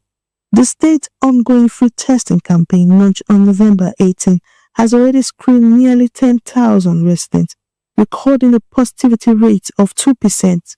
Women and young adults aged 20 to 35 have shown the highest turnout. As part of this year's World AIDS Day activities, Lagos has lined up a religious engagement, a novelty match, awareness work, empowerment programs, and a stakeholder symposium to deepen awareness and reduce stigma. From Alausa, I am Monica Ogolo, reporting for VOP TV.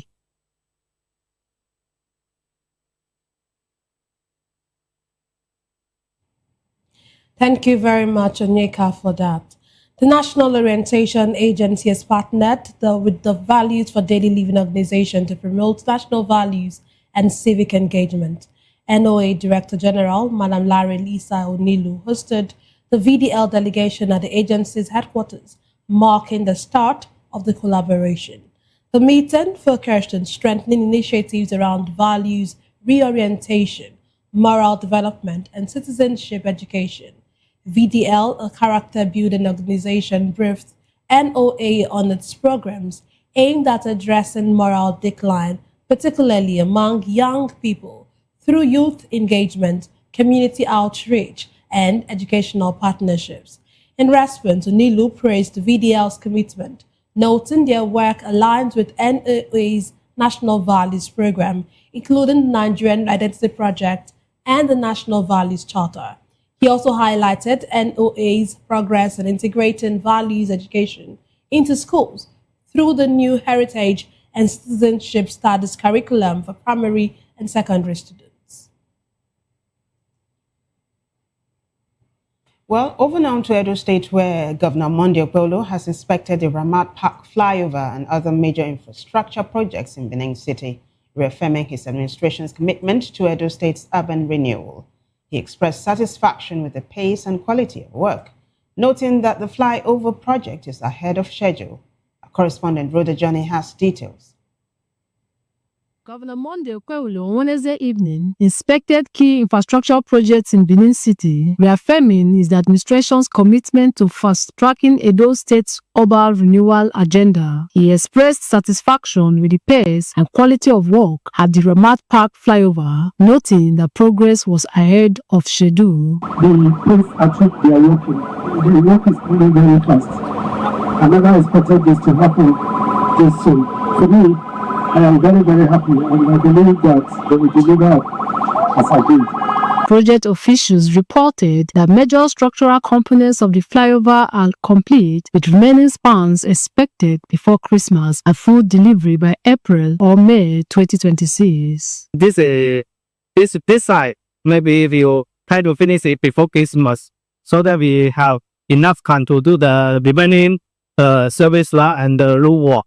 I think we'll try to finish it by April, highest May. In May, you'll finish it.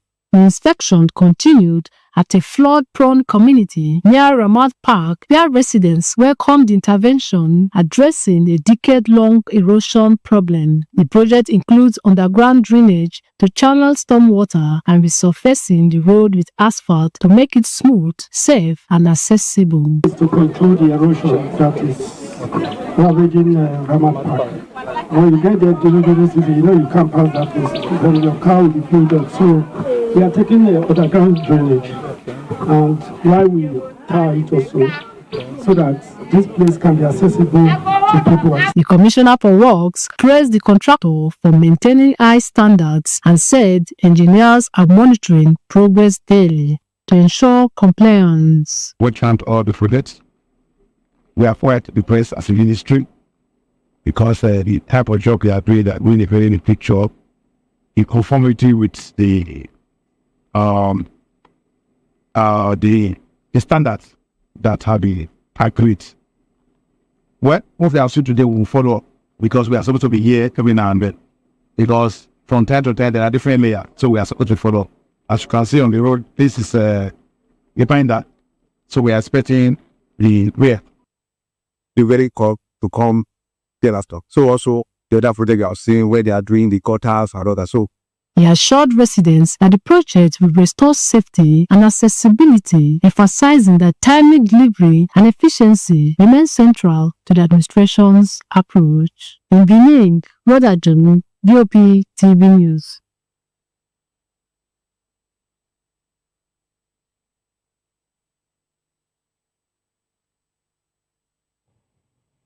Thank you very much, Rhoda. We now move on to the foreign scene. South African President Cyril Ramaphosa has called U.S. President Donald Trump's decision to bar South Africa from next year's G20 summit in Florida regrettable. Trump said South Africa refused to hand over the G20 presidency to a U.S. embassy representative at last week's summit in Johannesburg. Presidential spokesman Vincent Magwenya said South Africa should now accept there won't be a reset in relations with the U.S. despite recent diplomatic effort.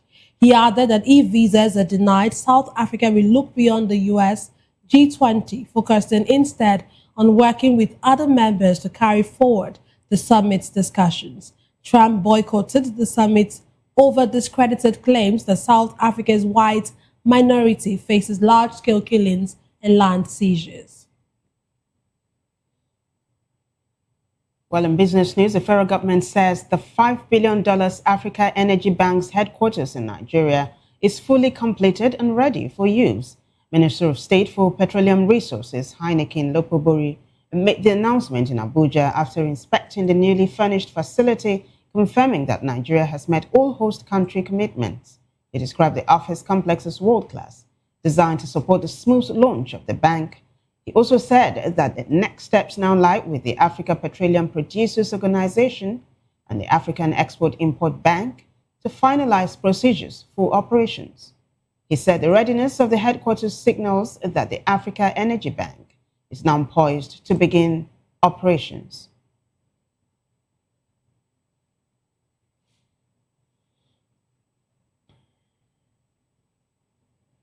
We now move on to sport. Libya head coach Accuse has named Nigeria's Super Eagles among his favorites for the 2025 Africa Cup of Nations.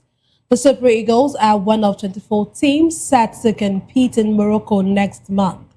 Nigeria reached the final in the last edition but lost 2-1 to host Cote d'Ivoire. Cisse, who led Senegal to their first AFCON title in 2021 and was runner-up in 2019, included Nigeria among 5 favorites for the upcoming tournament. In the world of entertainment, 5 major shows on Burna Boy's No Sign of Weakness tour have reportedly been cancelled.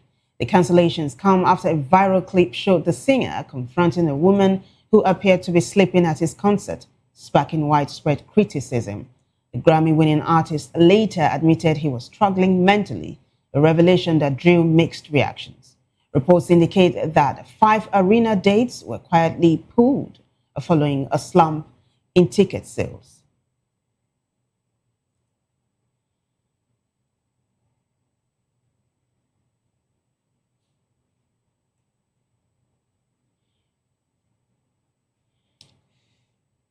Well, that wraps it up for us in News Hour. But before we go, a quick look at the headlines. We told you that Tinubu has approved Nigerian team for U.S. security group.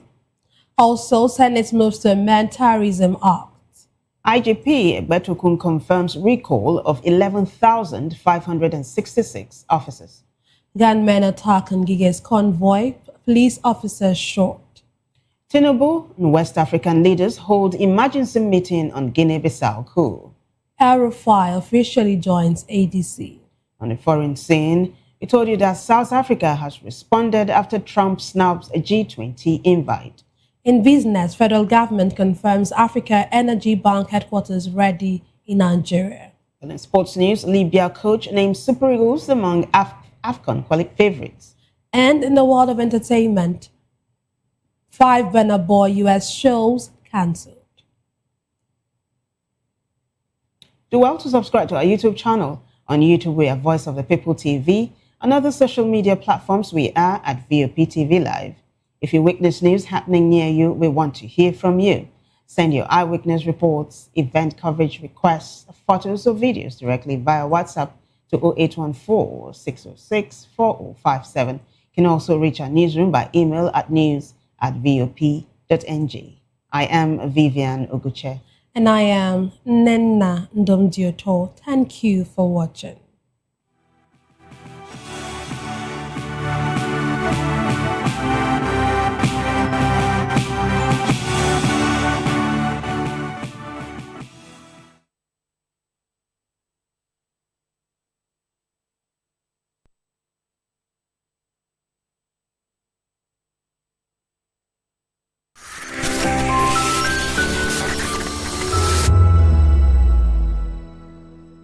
We encourage you to click on the like button and subscribe to our YouTube channel. We are Voice of the People TV. Also follow us on all our social media platforms. We are at VOPTV Live. Visit our website www.vop.ng for fresh and trending news. Also watch us live on SLTV channel 264. VOPTV, Voice of the People Television.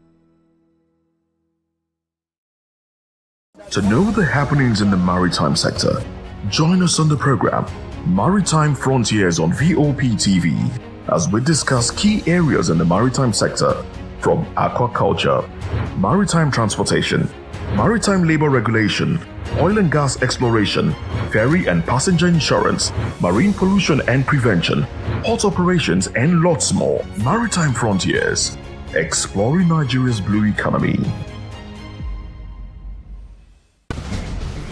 Join us as we drive into the world of politics through insightful interviews with prominent political figures, both serving and former governors, ministers, senators, legislators, party chieftains, activists, and analysts. Get first-hand information into the decision-making processes that affect our daily lives. Highly engaging one-hour program that brings political discourse into focus. I am Chukwuma Okoro. Political Lens, Monday through Friday, 6 to 7 p.m. Join us. In a world where truth is the ultimate power and opinions scream the loudest, it's time to wade through the noise. Hunger no get tribe! Hunger no get religion! And scan the human interest and trending topics that matter.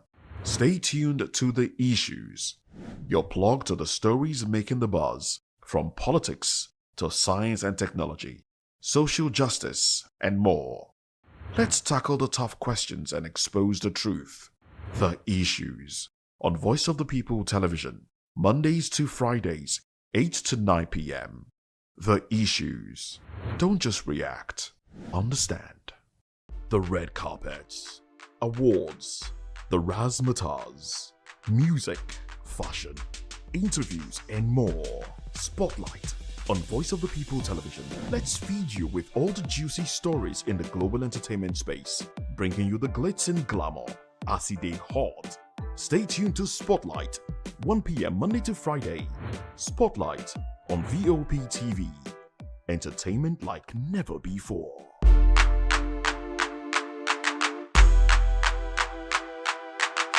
Are you ready for the extraordinary? Something big is happening on your screen. Introducing VOP TV.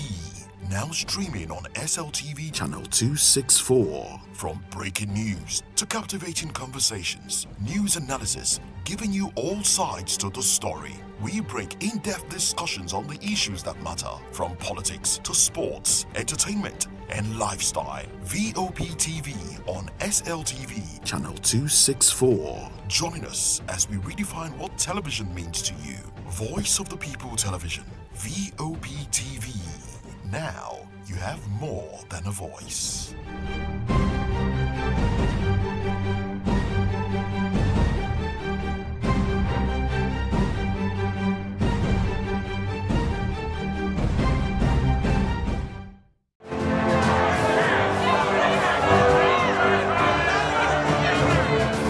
Do you want your voice to be heard? Do you know that you matter in the scheme of things?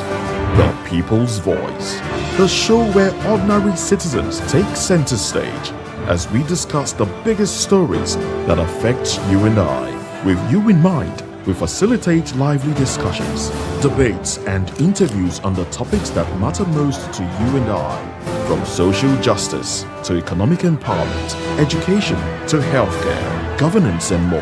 Tackling tough topics and amplifying your voice.